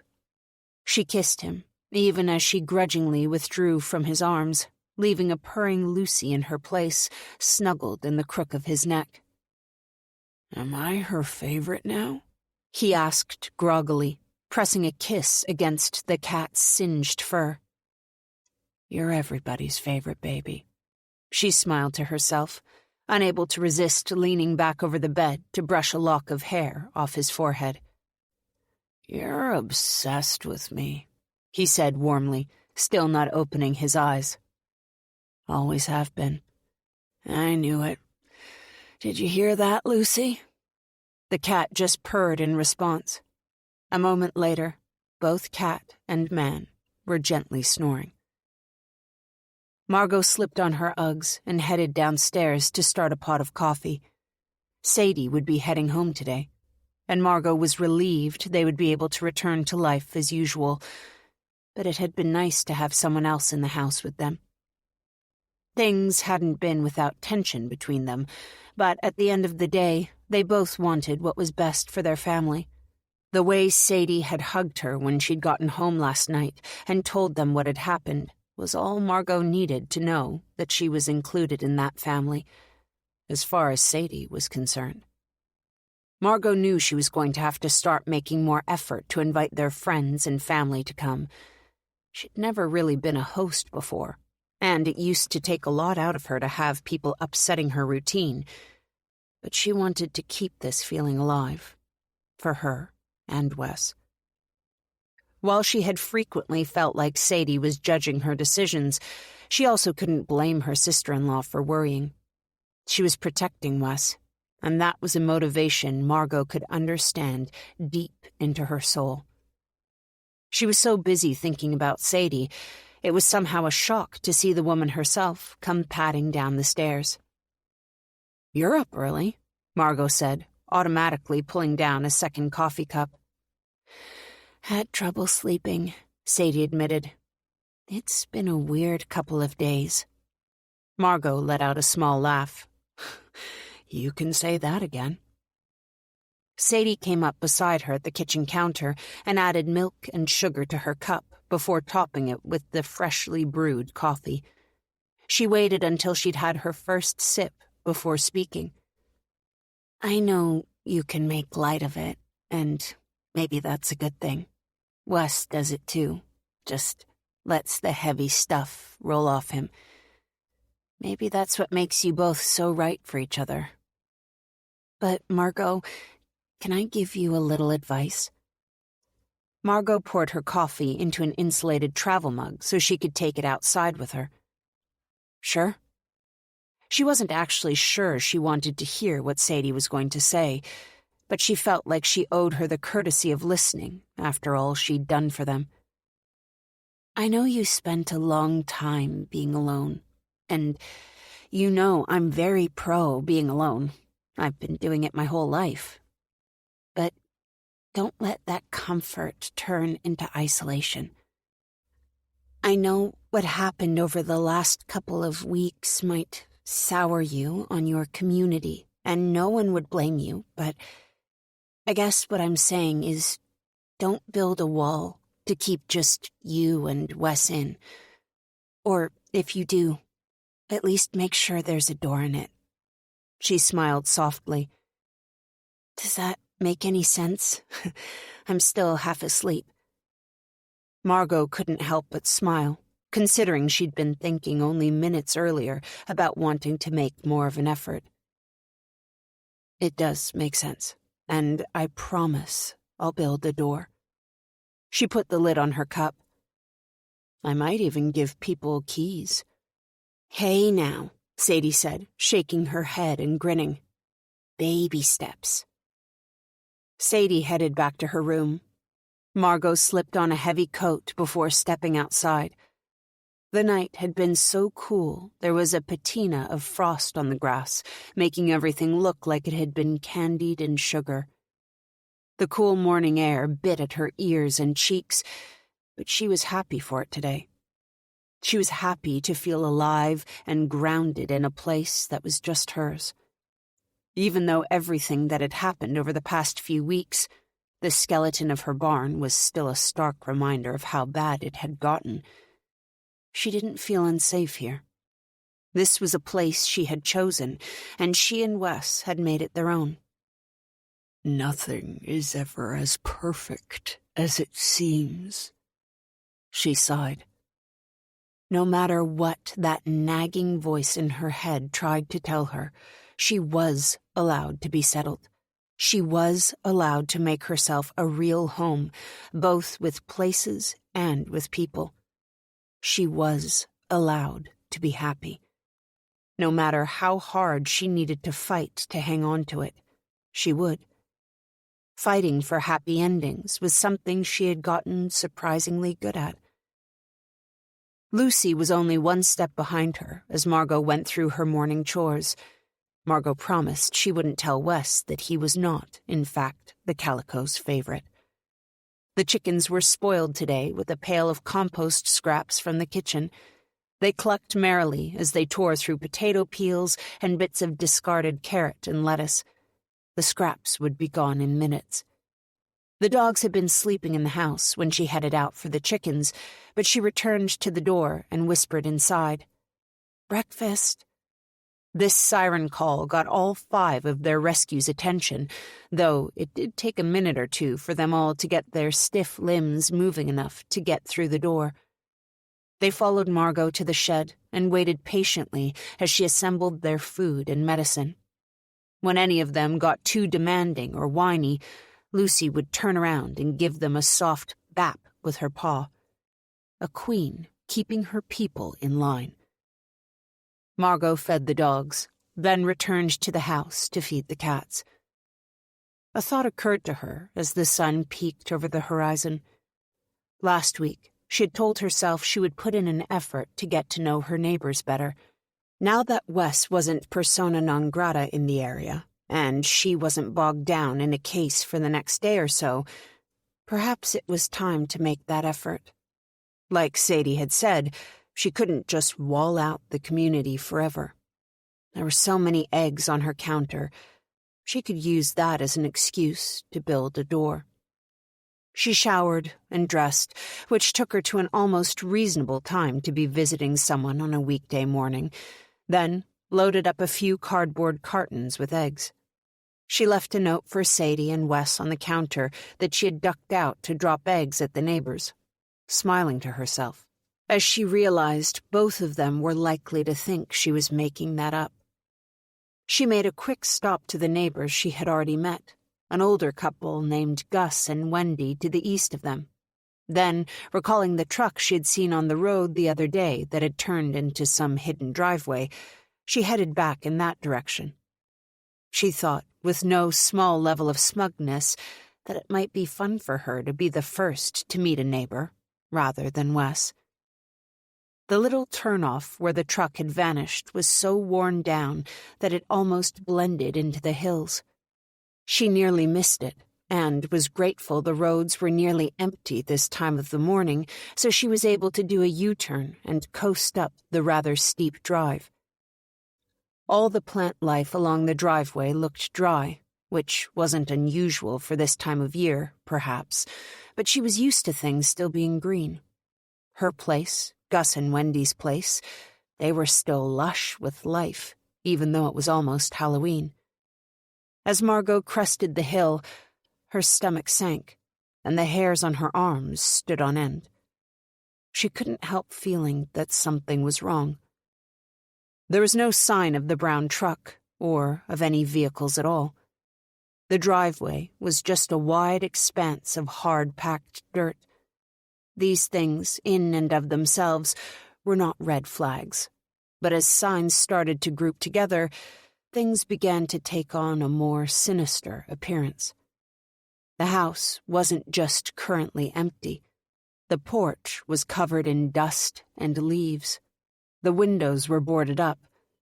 In the pens closest to the house, there were no signs of animals, nor that there had been animals in them in quite some time. No fresh dung, no remnants of feed. And there was no noise. On any farm or ranch in this area, you could hear their animals. Her chickens were audible the second she stepped out of the car. The dogs would kick up a fuss at the mere hint of a guest. When she'd visited Gus and Wendy, she could hear cows lowing in the background, even though she hadn't been able to see them. The air here was so quiet, she could hear each crunch of her boot heels on the driveway. This wasn't right at all. Maybe she'd picked the wrong driveway. There was a chance she had been mistaken. No, you know where you turned. You're in the right place. Ed's voice tickled the back of her brain. Normally, she ignored that voice, but right now, it sounded sensible. It was right. This was the place she'd seen the truck turn. There was no doubt in her mind. But there is no way anyone had lived here in years, let alone the last 2 weeks. Margot left her carton of eggs on the hood of the car and unlocked her glove box to retrieve her firearm. 5 years with the FBI, she never left home without it. She just didn't always wear it. She didn't think there was anyone lurking inside the house or in the woods waiting to jump out at her, but she also had no interest in leaving herself exposed and unarmed in case she was wrong. The memory of what had happened at Sam's place with Donna was too fresh. Margot wasn't sure anyone could ever get used to having a gun pointed at them, and she wasn't about to make herself an easy target. As she walked away from the car, she knew that if she was being smart, really smart, she would just get back into the car, turn around, and go home. Pretend she was never here, that her alarm bells had never been tripped. But now that she was here, she knew that was impossible. She did a loop around the driveway until she spotted fresh-looking tracks near the tree line at the end of the drive. While they had hardened over, it was clear they were new, because there were no other signs of tracks to be seen in the whole yard. They could only have been made when the ground was soft. The last time it had rained hard enough to soften the dirt this much was the night that Whitney had died. Beside the tracks, there were boot prints, big ones that headed in the direction of a path among the trees. This wasn't a forest by any means. The trees were skinny and spread out, the earth between them thick with dry grass. Margot followed the trail, keeping sight of the main house. She had once worked a homicide in Muir Woods, among the majestic redwoods where the trees were so huge and thick the sun barely penetrated to the forest floor. These trees were the kind that could survive months of no rain, spindly, but just alive. The boot prints were gone. The grasses were too thick and high for anything to make it down to the mud, but the path kept going, so Margot followed it, the hairs at the back of her neck standing on end. Her fight or flight chose the latter option, but she wasn't listening. There was something here. She didn't know what, but she knew if she turned away now, she might never know.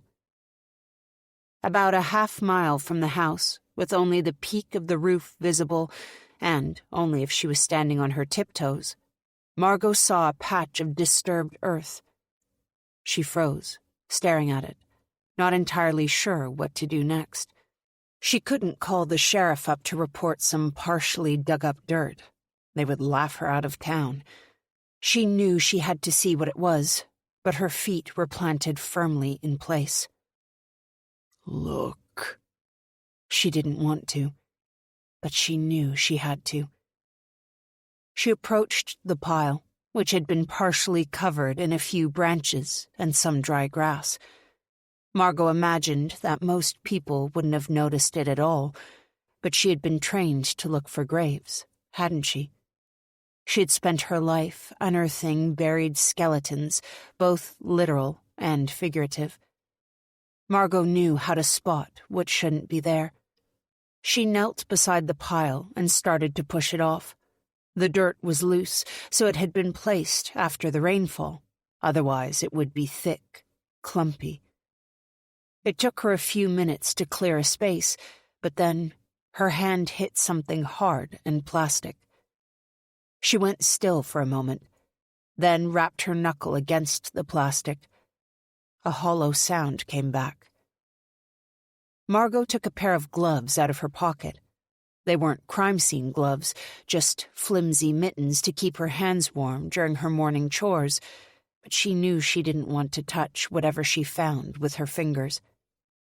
The plastic thing she had found, she soon realized, was a lid, which twisted off. She lifted it clear and peered inside, surprised by the depth. Someone had buried a large plastic bucket, a good 2 feet deep. But then Margot realized what was in the bucket, and she scrambled to her feet and took several steps back, her mind reeling. The bucket's contents on their own might have been innocuous, but together they told a story. There was a bundle of nylon rope, a roll of duct tape, a flashlight, a pair of rubber gloves, a packet of wet wipes, a knife. Margot's pulse hammered as she stared in disbelief. This was a kill kit. Most murderers would keep something like this in a duffel bag in their car so they could access easily if the situation arose. Many a foolish killer had been arrested because they'd been speeding or missed a signal, and an officer had seen their kill kit in the process of booking them. But this one was buried. It looked brand new, though, like it had never been used. Margot looked back at the packed-down grass, thought of the brown truck, of the treads in the driveway. Hadn't used it yet, or had used it and re-hidden it, to use again later. Margot pulled out her phone and realized her hands were shaking. She looked around at the spindly trees surrounding her, the dirt track back to the driveway. She was alone out here, but she couldn't help feeling she was being watched. She dialed the sheriff's office, and as it rang, she refused to look away from the hole in the ground, as if it might vanish if she did. "Willow's sheriff's office, this is Deputy Cassidy," a warm voice greeted her. "Flo," Margot said, her voice husky. "It's Margot. I just found something you guys are going to want to see." She gave Flo her location, then sat down in the grass beside the open bucket. That morning, she had believed that things were on the cusp of returning to normal, but even in the horror of what she'd found, there was a strange feeling of relief. She'd wanted something concrete to prove that Wes was innocent, and she felt absolutely certain she was looking at it.